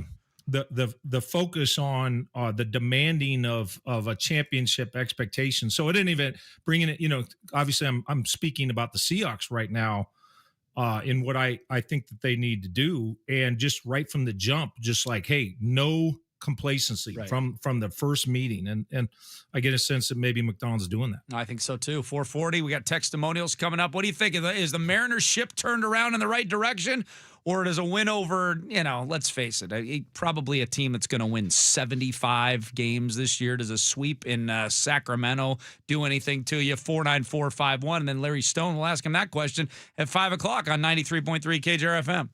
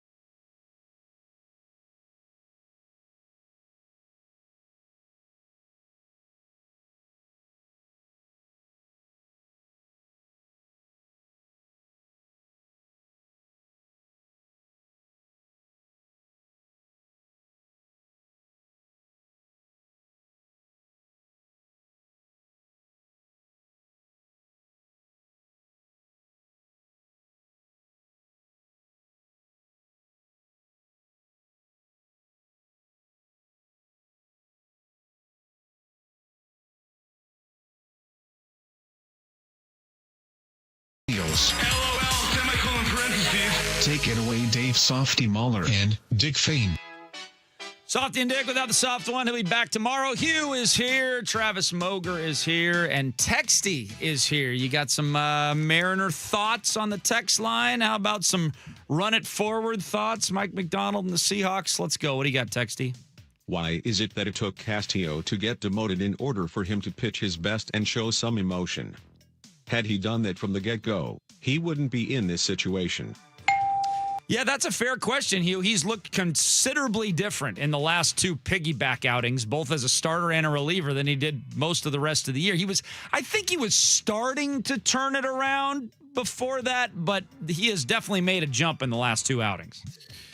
Yeah, it's a fair observation. Sometimes athletes play better pissed. I mean, didn't Jefferson play the best when he thought his car was getting messed up? Yeah. Did I get that right? Or was that in Fast Times at Ridgemont High? Yeah. So you pulled me way back when I was like Jefferson. Oh, Jefferson, yeah, right? Yeah. I might got some of the details wrong. But, look, I think it's there's a lot of tentacles, as I said earlier. My strongest take is you can't have a strong take. Mm-hmm. Like if there's a scale of like on the athlete side of like, okay, cater to the athlete on one end and then shut up and just do what you're told on the other. I think both extremes are the wrong place to be. You gotta somehow understand a little bit of the competitive nature of an athlete and work with it to best serve the team, right? Mm-hmm. And in that statement, it of course is stated that the team is always number one, but the individual player is not nothing, right? Because the team is comprised of individuals, obviously, right? So at any event, but getting to Texie's comment, there's truth there. Last three outings for Luis Castillo. His last start before the piggyback, 5 2/3, 3 runs. I think you'll take that. Then he had the relief appearance where he goes 2 1/3, should not have pitched in the ninth inning, and instead he got two guys on in the ninth inning, and then it was blown, and that should have been an Andres Munoz close. You should have been able to get him out of there after 2 innings and untouched. And then this last one, 4 innings start, 2 hits. So things are looking up for Luis. What do we got next? The only problem with the piggyback is that Luis and Bryce are asses who are only interested in their own ego and nothing about team success. Ooh. Oh, wow. Interesting. Taking shots at Bryce and Luis. Now, I mean, Bryce has been grumpy. He's obviously there's a couple of ways to handle it when your employer does something that you don't like. You either grin and bear it and don't let anybody know that you're ticked off, or you come out and obviously let everybody know in, I think, a respectful way that you're ticked off. And then there's the third way where you just go and be a complete ass about it. I think Bryce is in that middle ground. Like he's obviously letting everyone know, Hugh, that he doesn't like this situation at all, but I don't think he's stepping over and being a jerk about it. Yeah, I mean, I can see Texty in that circumstance is leaning on pretty close to one end of the scale. Yeah. Was Marshawn Lynch when he flipped off the sideline? Look, I get it in theory, and then in reality. In theory, every professional athlete would just fall in line and totally subjugate their own ego. Their own ego would mean nothing, and the fortune of the team would mean everything. In theory, when Jerry Rice in his prime went to Mike Holmgren and bitched about not getting the ball, what did Mike Holmgren just say? Hey, get the hell out of my office and be more team focused? No, what he did is he said this is Mike's own words. He had a little on the far right corner of his play sheet. He says Jerry's place. Yep.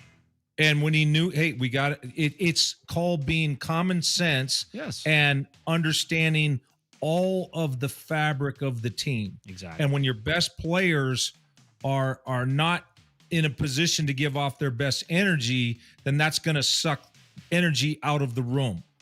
That's exactly right. And so, I just don't think it's the 1960s with Vince Lombardi out barking at everybody. Mm-hmm. And again, I don't sway all the way over to the other end of the spectrum. I think it's you've got to find a healthy medium, and it's almost on a case by case basis. No question. I'm fine with Luis. The only way I'm not fine with Luis throwing his gear is if he was told beforehand, like before the game, you're only going 4 innings, and then he throws a tantrum after being pulled out after 4 innings. I just don't believe that happened. I just don't think somebody reacts that way unless they're surprised they're being pulled out. Yeah, and I'm sure Castillo would tell you, by all accounts, haven't everybody raved about the type of teammate he is in that clubhouse? Absolutely. So this is not, this would be, if anything, it would not be consistent with his prior actions. It would be inconsistent. It would be an aberration. Mm-hmm. So I'm sure Castillo, if he's the team player that people say he has been on at the Norm, he would probably tell you, hey, you know what? That's not the way a big leaguer should handle discouragement, right? I'm obviously showing up the manager and what have you, and he would be in a more rational moment, be able to concede that point. But again, you're dealing with raw emotions, and you're talking about hyper competitors. There's certain customs and cultures that are associated with each sport. We talked about that earlier. Yep. And there's a certain modus of operandi for a starting level pitcher, an all-star. You say, well, he hasn't been pitching like an all-star. And that would be a fair point. And that's, as Texty earlier said, that's one of the reasons why we're in this situation. But I think it's also the respect level that the fan base has for the Mariners versus the respect level the fan base has for the Seahawks. If somebody acted up on the Seahawks sideline, if like Tariq Woolen, which he's done, the Seahawk Nation would be like, screw you, get on the sidelines and shut your mouth. But since it's the Mariners, who most of the fan base is really skeptical of 99% of the time, they're like, yeah, Luis, get pissed, right? I mean, it's just how it's the level of respect we give to the Seahawks organization versus the level of respect we give to the Mariners organization. Well, you touched on it, Dick, the communication piece, that is central to this topic. Yes. And until that gets clarified, I think it's lingering because that it could be argued is the most essential piece is what was the nature of the communication and when. I mean, we know at some point he was told he's not going in because he didn't go in. Right. Was he told 10 seconds before he wasn't going in, or was he told 10 minutes before or 10 hours before? I just find it hard to believe he was told before the game and then he had that reaction after the 4th inning. Yeah, that would pass the sniff test.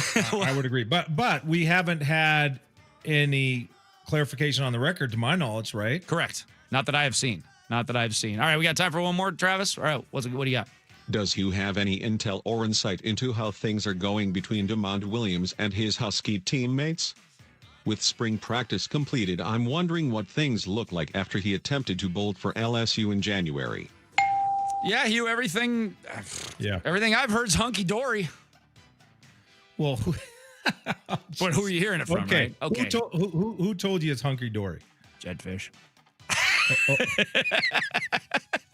So come on, let's be somewhat scientific in here. Let's just posit 2 hypotheses. Right. One is that things are hunky-dory, and one is things are most decidedly not hunky-dory. Right. Okay. Now, I present it as a binary. I don't believe it's a binary. It's a shades of gray. But just for the sake of the illustration, let's just say it's 2. Right. All right. Then we say, as evidence to make a conclusion, we are going to listen to the on-the-record comment from the head coach. Right. What would the head coach say if things weren't hunky-dory? We're working through things. Well, here's I'll answer Texty literally. Okay. The intel that I'm getting is that it was a, I don't want to say a big problem, but it was it's a significant problem in that locker, but it has brought out some of the best of DeMond in the last few months, that he is interacting with his teammates in ways that he had never done before. Love it. So the players who had a real problem with it, they're they are noticing, hey, here's a guy that is going to, dare I say, unprecedented lengths to connect, to understand his leadership role in all of this. So I think that my answer would be twofold. Yes, it was a problem, and yes, Damon Williams is not only doing the best he can, but doing things he never did, which could end up being the best possible situation for the Huskies. Well, the schedule lays out well. I've said it from the jump. I think that everything's going to be fine if you win. Winning's going to cure this topic. Yes. But if there's some stinker like Wisconsin or even Michigan, where DeMond was awful at Michigan, right? Like you lose a game, but you really didn't have a chance to win it because DeMond was as big a problem as anybody. If something like that would be the impetus to kind of where some of the thoughts could resurface. Right. God, that's great insight, Hugh. Good stuff. We've got top of the hour headlines. And then, it's too bad there's no Mariner topics to talk about with Larry Stone when we come back. Nothing pressing, nothing hot. Oh, my God, with this team. Every single day there's something. We'll talk to Larry Stone next.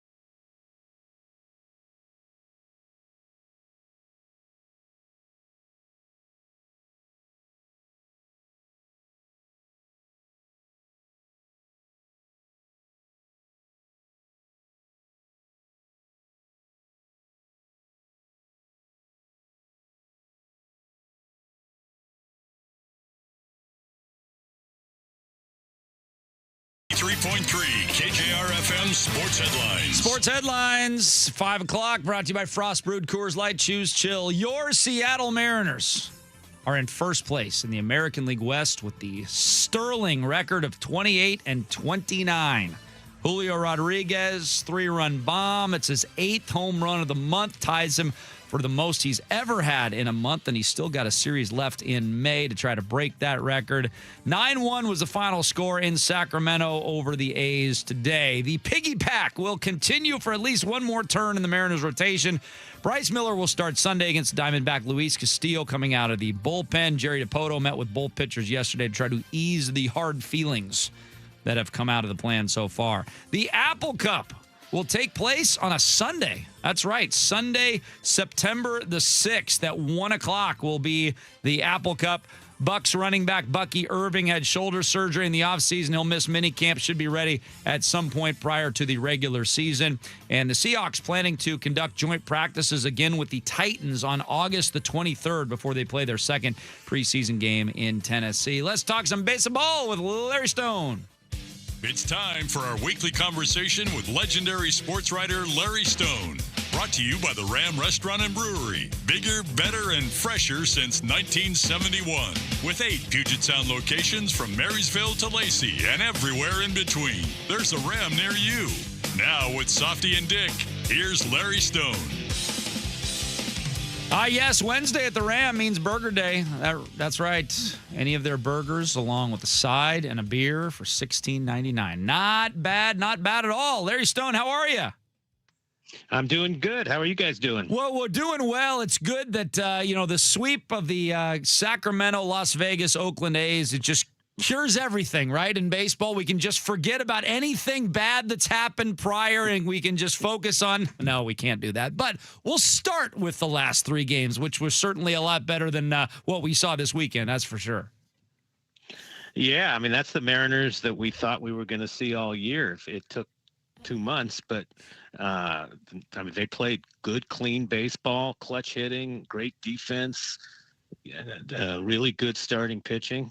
And how many times, Dick, week after week, we've talked about, even while they're struggling, the fact that they were hanging close to the division was actually a good sign, because when they started to play well, they were going to take off. And, now they'll probably come home and go 2-4 on the next homestand, because that's the Mariner way. The kind of season that's the Mariner way. But right now, I mean, you got to think that they're poised to finally, maybe distance themselves from the division. Well, the A's looked at all the numbers, and they presumably had optimism about their left-handed arms going against the Mariners lineup and the struggles the Mariners have had. What's your take on that? Do you feel like this is the first real sign of curing those ills, or do you need to see more? It's certainly the first signs, and I need to see more. But both. Okay, both of those all right, things. all right. I agree with. But when I saw yesterday, Hugh, that they were bringing up a rookie, their top pitching prospect, Gage Jump, who threw 97 on a lefty, I figured, they're sunk. A guy they've never seen before, hard throwing lefty. That's the kind of guy that's been killing them all year, and they've never seen him to boot, but they handled him really well. After the first inning, I was sure I was right, because he made him look kind of helpless. But then they unloaded on him. I think having Robles back is a huge thing. Yeah. He had a great game offensively yesterday, a great game defensively today. A more legitimate bat than Connor Joe. Great guy, but probably past his prime. And they need Ref Snyder. He's been the butt of everybody's wrath and jokes and everything. But, I think yesterday he got on base 3 times. Today he hit that huge home run. If he could finally take off, I think that would go a long way towards solving their problems against left-handed pitching. I can't not hear the major league line. This guy here never had a prime. When you mention Connor Joe past his prime, Larry Stone. He had about a 5-minute prime with the Pirates. Where yes.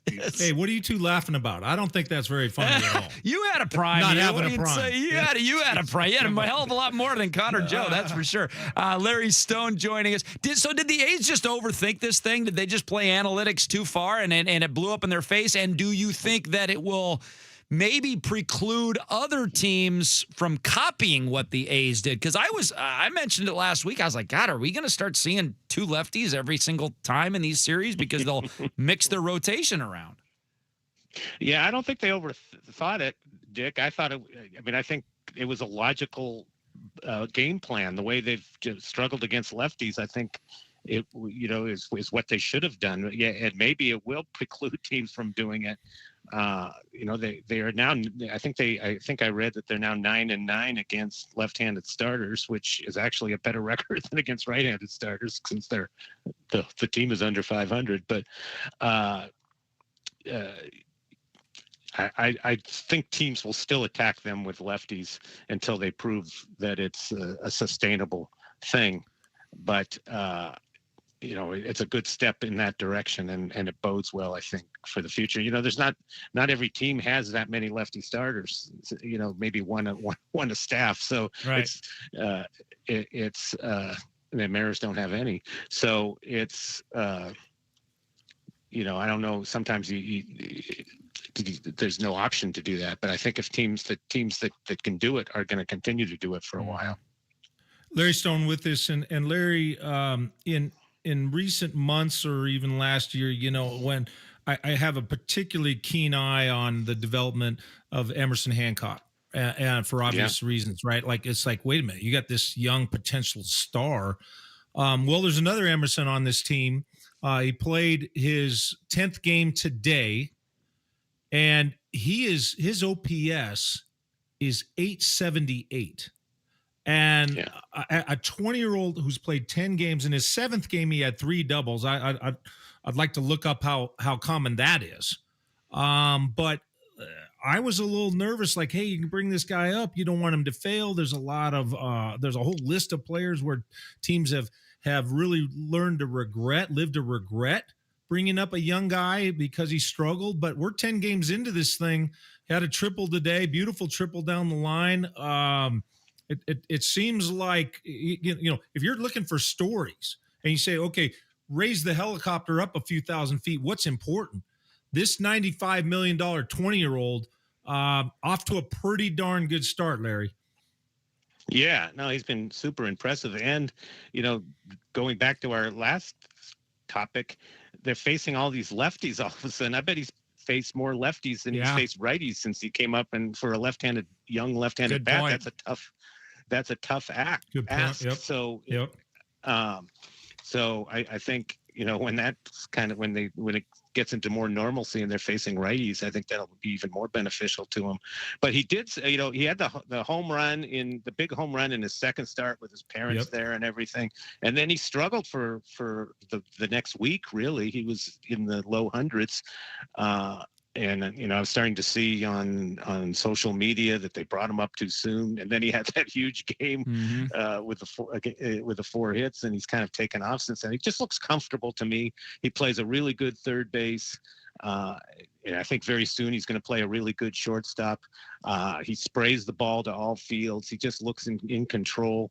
I don't think you could be any more impressed with the start that he's had. It's still settling in, but looking like a guy who's belongs here and is going to be a huge help to this team, and not in the future, but right now. Larry, the pitching side of things, we haven't talked to you since the latest version of Piggyback 2.0. And it went pretty well, other than the fact that you ticked off both of your pitchers in the process of winning the game. Talk to me about what you think happened, because remember, when Bryce Miller was the starter of the Piggyback, he was allowed to go 5+ and be eligible to pick up the win. I would assume that Luis Castillo thought that, hey, if I'm in position to pick up the win, you're going to let me go 5 and then give Bryce Miller the rest of the game. And that's not what happened. So what do you think Luis knew, and how much do you blame him for how he reacted? Well, I think the lack of communication has been one of the biggest problems of this whole thing. And when you have a 9-2 win over your biggest rival, and the immediate aftermath is that both pitchers are pissed off, something has gone wrong. It's a bad it's either a bad plan or a bad operation. And I think in this case it was a bad operation. And I think you can also, I would still argue it's a bad plan. But I don't know if Bryce would have been allowed to go those 5 innings if he didn't have a no-hitter going. I think Dan realized he couldn't take a guy out with a no-hitter going. I think the original plan was for him to go 4 or 5 innings. But I wonder how much of Castillo's wrath had to do with the fact that he could not get the win. Analysts and people in baseball have devalued pitchers' wins, but the one person group that it means a lot to still is pitchers themselves. Mm-hmm. They want that W, and when he couldn't get it, I think that irritated him. Plus the fact that he struggled all year and he finally was in a groove. He was pitching like the Castillo of old, and suddenly they yank him out of the game. That's the problem I have with this plan, is that success is not rewarded. You're going to get pulled no matter how well you pitch, just to keep the other guy getting his innings. But I was very encouraged by the fact that they had that Wilson and Woodworth met with them and DePoto met with them. I think this plan could work if, and this is a huge if there's buy-in from the pitchers, and there was not buy-in from them, but maybe now with the explanation of how they plan to do it, maybe there will be buy-in. And you were right, Dick. Looking purely at the numbers, it worked spectacularly. I mean, 2.12 ERA in 2 games. They were in position to win both those games. Both those guys pitched well. So if they could somehow figure out a way to make them happy with their usage, I think it has a chance to work. Larry Stone with us. Larry, let's stay there, and I want you to imagine. I'm seeing a scale, a kind of just a linear scale, where on one end of it we have you could say just shut up, do what you're told. Think only about the team, nothing about yourself, right? Like, I don't know if you could describe that as old school, what have you. At the end of the spectrum, you would have I think the term was used, equitable. Do what's equitable. Be hyper aware of players' sensitivities and what have you, and the idea that they're finely tuned competitors that perhaps in Castillo's case, even from a cultural standpoint, has this idea about hey, this is the profile of a starting pitcher, and this is who I am, that type of thing. So if those are 2 opposite ends of the spectrum, you've been around ball a long time. Where do you think the best place to be is? Are you more sympathetic to the side that, hey, shut up and do what you're told, or are you more sympathetic to, hey, these guys are human beings and there's certain things that are embedded into the culture of baseball that you have to be aware of how these guys are going to be impacted from as a competitor and an emotional scale? Where are you on that spectrum? I'm more towards they're human beings. I think it's nice to say, do your job, you're getting paid for it, but they're human beings and there's emotion involved. And this is a very unorthodox system here that really doesn't have much of a track record anywhere in baseball. So it's a new thing that they're being asked to do. And I think it's a tough ask for guys that, Bryce Miller is pitching for arbitration, and he hasn't hit the big money yet, and stats are important for that, so I'm sure that's in the back of his mind. Castillo wants a new contract when this one expires, so those are factors as well. But I think they are, they're doing it. They're maybe reluctantly and with some resentment, but they are going out there and doing it. So just shut up and do your job, people. The answer is in their actions, and so they are performing. They're not pouting or protesting. Well, they're pouting a little bit, right? Like, I mean, we're throwing mitts. Yeah, they are pouting a little. We're throwing mitts, and we're telling the press that we're not. And I don't mean to be contrarian. I mean, we don't want to knock down a straw man. Let's steel man this thing. They are on some level outwardly protesting and appearing, at least in the eyes of some, to be selfish, right? So, true. But but bottom line is, they're out there. They're still out there pitching their butts off. Yes, they are. And yep. And I think heat of the moment, anger like that from Castillo, I understand it, and I don't hold that against him and think it's selfishness or anything like that. Part of athletics is selfishness, because the better you are as an individual, the better for the team in a lot of cases. Larry, there's another quote from Bryce Miller after his prior start that really resonated with me. And it was this. He said, "This year it's different. We know we're the best team in the West. We know that we should be the best team in the American League. And it's like at times we just haven't proven it. Sometimes we just don't have that attitude of everybody's coming to beat us and we're just flat sometimes." And man, has that manifested itself so many times this year, most recently Saturday and Sunday, where there's dropped transfers and throws that are 15 feet wide and Randy booting a play for 3 runs. And it's just like an absolute mess. And I'm wondering, and this might not be the best time to bring it up because they just swept Oakland. I understand that. But still, why do they slip into this malaise where like 2 of their 3 or 4 losses every week, they just look dead on arrival? And who do you put that on? Yeah.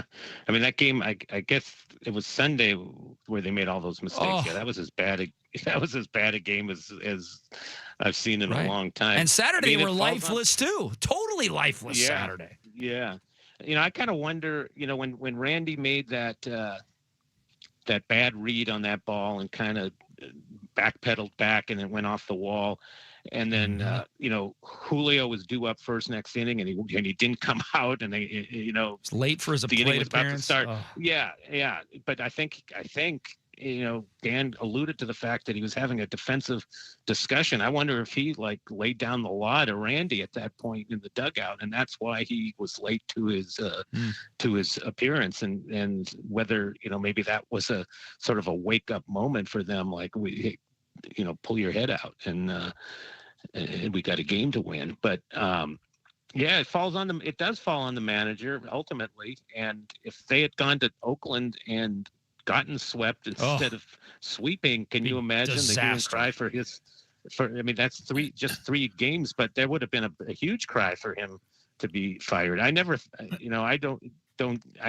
he was going to get fired in May coming off the year that he had. But, if they're still playing that sort of way you described in July, I think, that conversation would be renewed. But, it's also going to be hard to fire a Dan Wilson, a franchise legend. That I felt that from the day they hired him. That how do you fire a Dan Wilson? And I don't think it's come to that right yet. And maybe we'll look back at that discussion and laugh in a month when they're 6 games in the lead. But right now, it's relevant. I'm going to push back a little bit against both you, Larry and Dick, in this regard, and I'm totally prepared to accept your version, and we'll come to an agreement on this. But from coach, I coached 24 seasons of football with kids, and been around it a bit, and I look and I say, when things don't go right, was that an execution breakdown, or was it an effort breakdown? I put the effort breakdown in terms of focus or hustle. Right. And so when we say that we booted a ball or that we turn, and I saw like that Rosarina play was awful. That was something out of Bad News Bears, right? It was a terrible play. But how can we glean? We just say, hey, these guys aren't into it today. They're flat. They're emotionally not there. Certainly, you cite, if Julio doesn't know when his next damn AB is, that would absolutely be not focused. But sometimes you have these type of errors or what have you, or you look flat or what have you, because you might be trying too hard. We're sitting there. We're gonna say, well, they're not trying hard enough. They're not focused enough. It could be the opposite. Right. And so how do we say these are signs that are reliable indicators that they are truly not focused versus Maybe they're just pressing. Maybe they're like, oh my God, we're not living up to our potential, and now all of a sudden they're tight, and then we see errors because of that. So I just find it could be you get the same result, but they come from totally 180 degrees apart mindsets, Larry. Yeah, well, it's hard to just. I agree with you, and I never like to call out athletes for lack of effort, because that's impossible for anyone. In most cases, it's impossible to know what their level of effort was. So I try not to do that, but it's just looked like a team. Like, what you said was true. How about the game? I was at this game sitting in the stands. Everyone in the stands was stunned when Randy Arozarena ran off the field because he thought there were 2 outs. That would be, at a key moment in that game, it was I believe it was the Emerson Hancock 14 strikeout game when they retired Randy Johnson's uniform number, and they ended up losing in extra innings, and that could have been the difference in the game. But yeah, there's just been a lot of things this year where they've just seemed unfocused, and maybe it is pressing because of too much effort. I'll give you that, but good teams figure that out and get past that, and they weren't doing that for 2 months, but now maybe they're at a point where they're going to take off, like I said. Yeah, let's hope this series is a precursor of things to come. Always a pleasure, Larry. Thank you. All right. Thanks, guys. Thanks, Larry. You Enjoy bet. it. You bet, Larry Stone. We'll get back to the Seahawks conversation with Hugh. He was just kind of getting into a little comparison between the Seahawks and his Cowboys team, who are trying to defend a Super Bowl championship. We'll do that next on 93.3 KJR FM.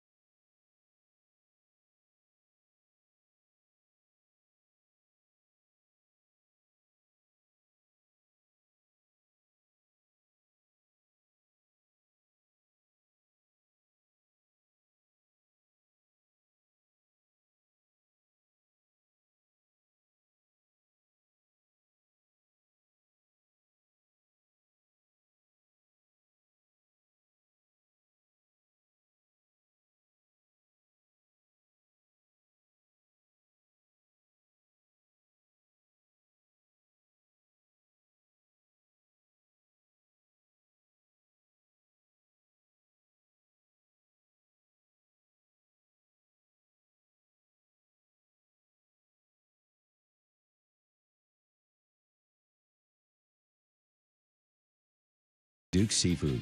Why don't you make it a Duke's night tonight? Reserve your table today at dukeseafood.com. Now, back to Softy and Dick on Sports Radio 93.3 KJR FM.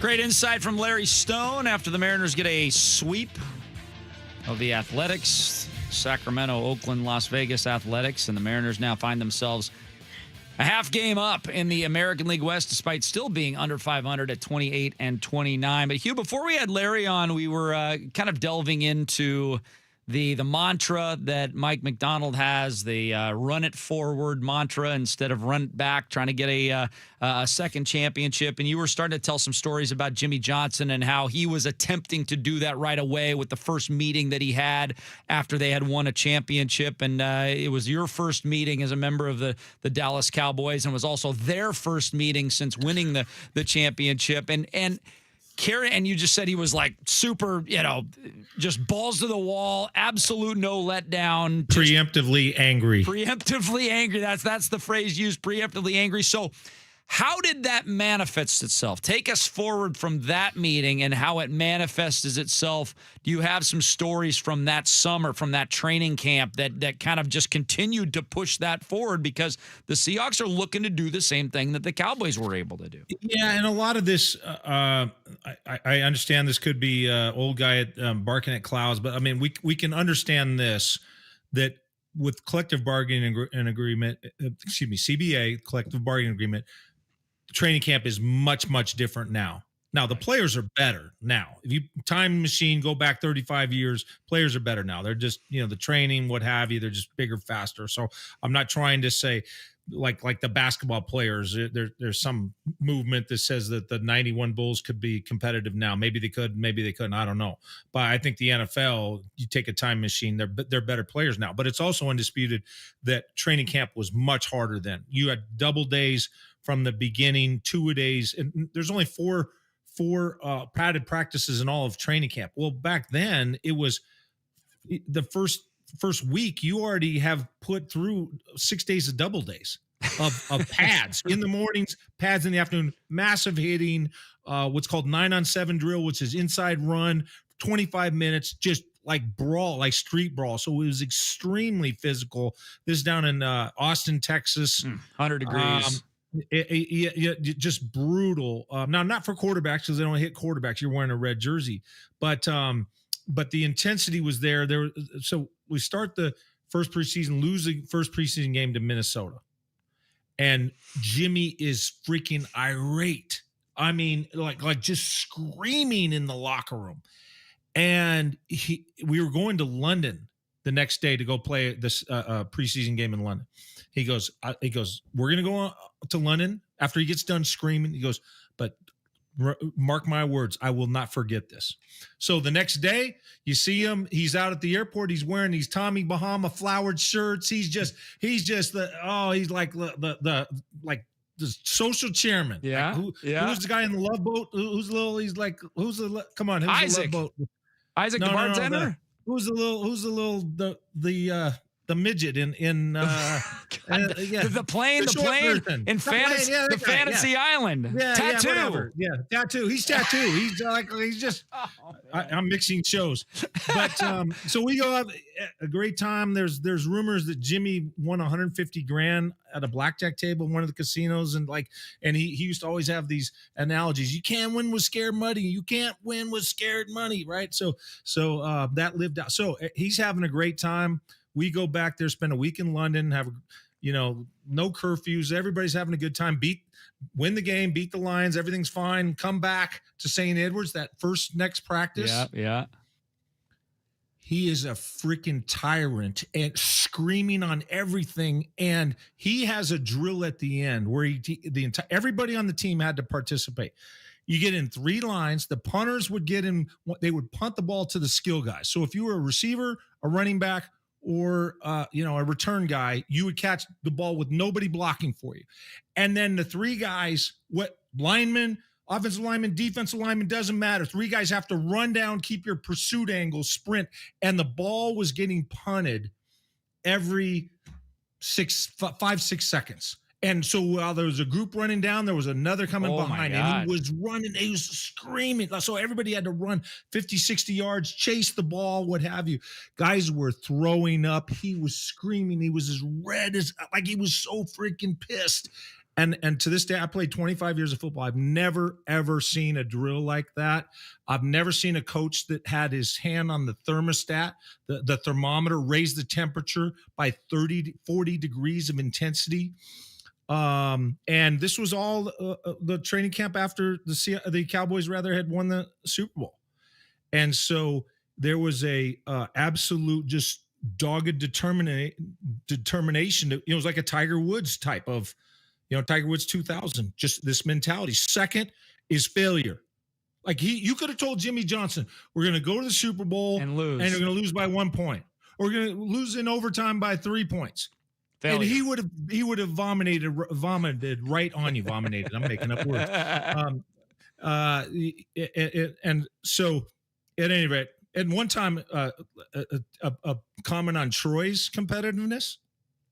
We're doing a 2-minute drill, and so it's live offense, live defense, and the offense has like a false start penalty or drops a pass or lines up in the wrong formation, like 2 or 3 or 4 things that happened. The offense was just, and Troy in the middle of the drill, this isn't a dead ball. This is a live situation. He comes up, everybody sprints to the line, offense sprints to the line. They hike it to him from under center. He takes 3 steps backwards, and during a live clock, he kicks the ball, punts the ball straight up in the air as high as he can punch it, while the clock is going. And he's like, effing Junior League. He's like screaming at the offense for the lack of focus. Here we just talking last segment with Larry Stone about lack of focus. But anyway, the point is it was an incredible environment of demanding greatness. And it's something that all people should be exposed to, in my opinion. Just like be around an enterprise that is that driven to greatness. And then they, went 13-3. We went 13-3, won the Super Bowl 30-13, and got the repeat. So obviously Seattle, I promise you they're not going to be doing some of the stuff that I just described. Right. But in terms of the laying down the pedal to the metal and no tolerance for complacency, if those leaders have that, then they got a chance to repeat. When we come back, Softy and I were talking about something yesterday I want to run by you. And it's the level of fever or lack thereof that it seems like the city has had for this Super Bowl championship and the season after versus what we saw 12 years ago. And I've got a quote from somebody that I think will add a little bit of flavor to that as well. Okay. We'll talk about that next on 93.3 KJR FM.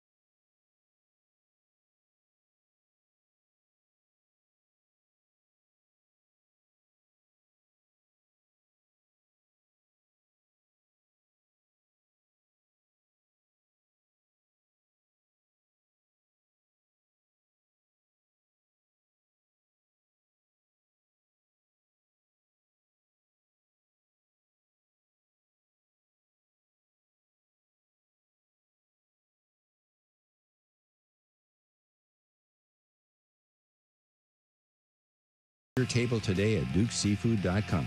Now, back to Softy and Dick on Sports Radio 93.3 KJR FM.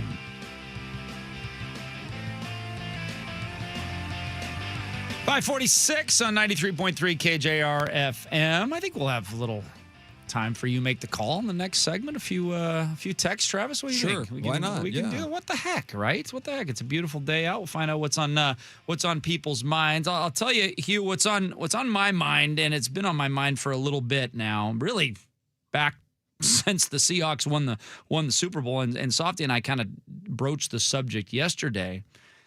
It just doesn't seem like there was the same fervor leading from the Super Bowl than we had 12 years ago. Now, we still had a great parade. We still had 750,000 people or whatever. The city was still excited. I'm not saying they weren't excited. I know that every single time I drove home for like 2 months after the Seahawks won their last Super Bowl, I passed 3 separate white tents selling 12 gear on my drive home. I remember feeling like I was on cloud 9 throughout February, March, all the way up until baseball season started. I was just like, I cannot freaking believe this. My football team won the Super Bowl. Like, it was unreal. And then I just didn't have that same type of feeling this year. And what is interesting is I just thought, I chalked it up to, hey, I'm 50. I've seen it before, so second time's never as special as the first time, until I got a random quote from my daughter, my 13-year-old daughter, completely random, about a month ago at the dinner table. We weren't even talking about sports at the time. She goes, what's weird? And I was like, what? She's like, it's weird that we won the Super Bowl. Like, it doesn't even feel like we won the Super Bowl, but we won the Super Bowl. And I was like, oh, my God, that's coming from someone that didn't remember winning the Super Bowl the first time. So why am I having this experience, Hugh? And Softy said the same thing. And so I'm wondering why people in Seattle are not having the same experience this time around that they did 12 years ago. Well, I think that there's a fallacy, the fallacy of generalization. And you take a small sample size and then you infer a large sample size. Sure. Now, it doesn't mean it's not true, but it can be fallacious. So you have to watch, I think sometimes maybe you reason that through. You say, okay, what my kids or a couple of kids and their friends in the back of the car. Look, we all have to do it. I mean, I coach too, and I had the football players in the back of the car too. So I have to say, okay, is that something? If I hear 2 or 3 guys, say something, and one of them's my kid, does that mean that I can make conclusions about the entire city? Mm-hmm. So I think we got to be careful about that. I think you touched on what my sense would be the more logical. I mean, in 2013, here's some factors. In 2013, it had been 34 years since the Sonics had won the title. Right.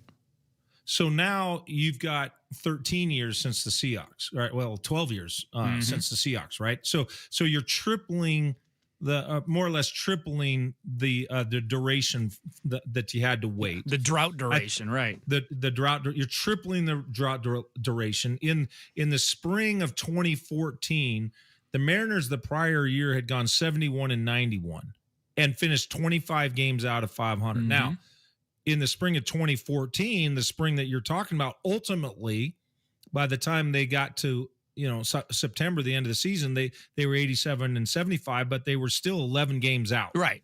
They weren't the type of team they are now. So the spring that you're talking about, they were 11 games out. Before that, there were 25 games out. Before that, 19. Before that, 29. Before that, 29. That's the 5 years of Mariners that you had going into that. So that is a factor. This is a much more accomplished Mariner team with higher expectations. So the natural turn the sports calendar, like, hey, let's turn the NFL and let's focus on the Mariners. I think that would be a factor. Yeah. I think that the personalities involved, I personally, my brand, this is just me. I'm not trying to convince anybody as an analyst. My brand of coaching, I'm more drawn to Mike Macdonald's personality than Pete Carroll's. There's just I mean, we all know, right? So I'm not going to go into, trying to persuade just coming from one person. Sure. But I can concede that Pete Carroll had more panache in some ways. Moxie. Right? There was that. Well, I don't know about moxie because I think that charisma. That would be the word I would. Possibly, you could say charisma. Now that could be off-putting or what have you, but I think he had a bigger personality. He had been at USC. There's certainly a bigger aura. Yes, absolutely a bigger aura. Again, my brand, what I'm drawn to more, I feel more connected. I like Mike Macdonald more than I like. I'm not trying to convince somebody who might say I like Pete Carroll more. There's reasons to like Pete Carroll more, but. We can agree whichever one you like more, and I don't even know that you need to say identify why you like one more than the other. But Pete Carroll for sure had a bigger aura about him. I think that's a good way to put it. Marshawn Lynch. There's personalities. Yes. Richard Sherman. Bam. There was arguably more personality on the 2013 team. They had more of a cultural impact in the football world. Remember the Sports Illustrated cover with the Legion of Boom on it and what have you. And so I think that there was they went 4 straight years number 1 in the NFL, fewest points allowed. And that's only been done once in the Super Bowl era, and it was done by them. Right. So that's what the Legion of Boom did for you. And 2013 wasn't the first year of that. I believe 2013 was the 3rd year of that. Could have been the second year of that. It was 12, 13, 14, 15 were the 4 years. 15. Yeah. Okay. Yeah, you're right. So I think all of those, I don't think there's one factor. But those would be the factors that I would point to. I think you nailed it. I think you put it very succinctly. I think for me, and Softy and I talked about yesterday. I told Softy, I said, "Hey, this is as interested as I have been in the Mariners on a day-to-day basis in as long as I can remember in May. Like I am the quintessential wake me up when we're in the pennant race baseball fan. Like, I'll follow the team, but, not day to day to day to day and every little, because each Mariner game it can get really monotonous, and 1 out of 162 just doesn't matter that much. But for some reason, this year, kind of like my interest level in the Seahawks will probably not ramp up until September. My interest level in the Mariners is so high right now because of the stakes, right? How far we went last year. How, disgusted I've been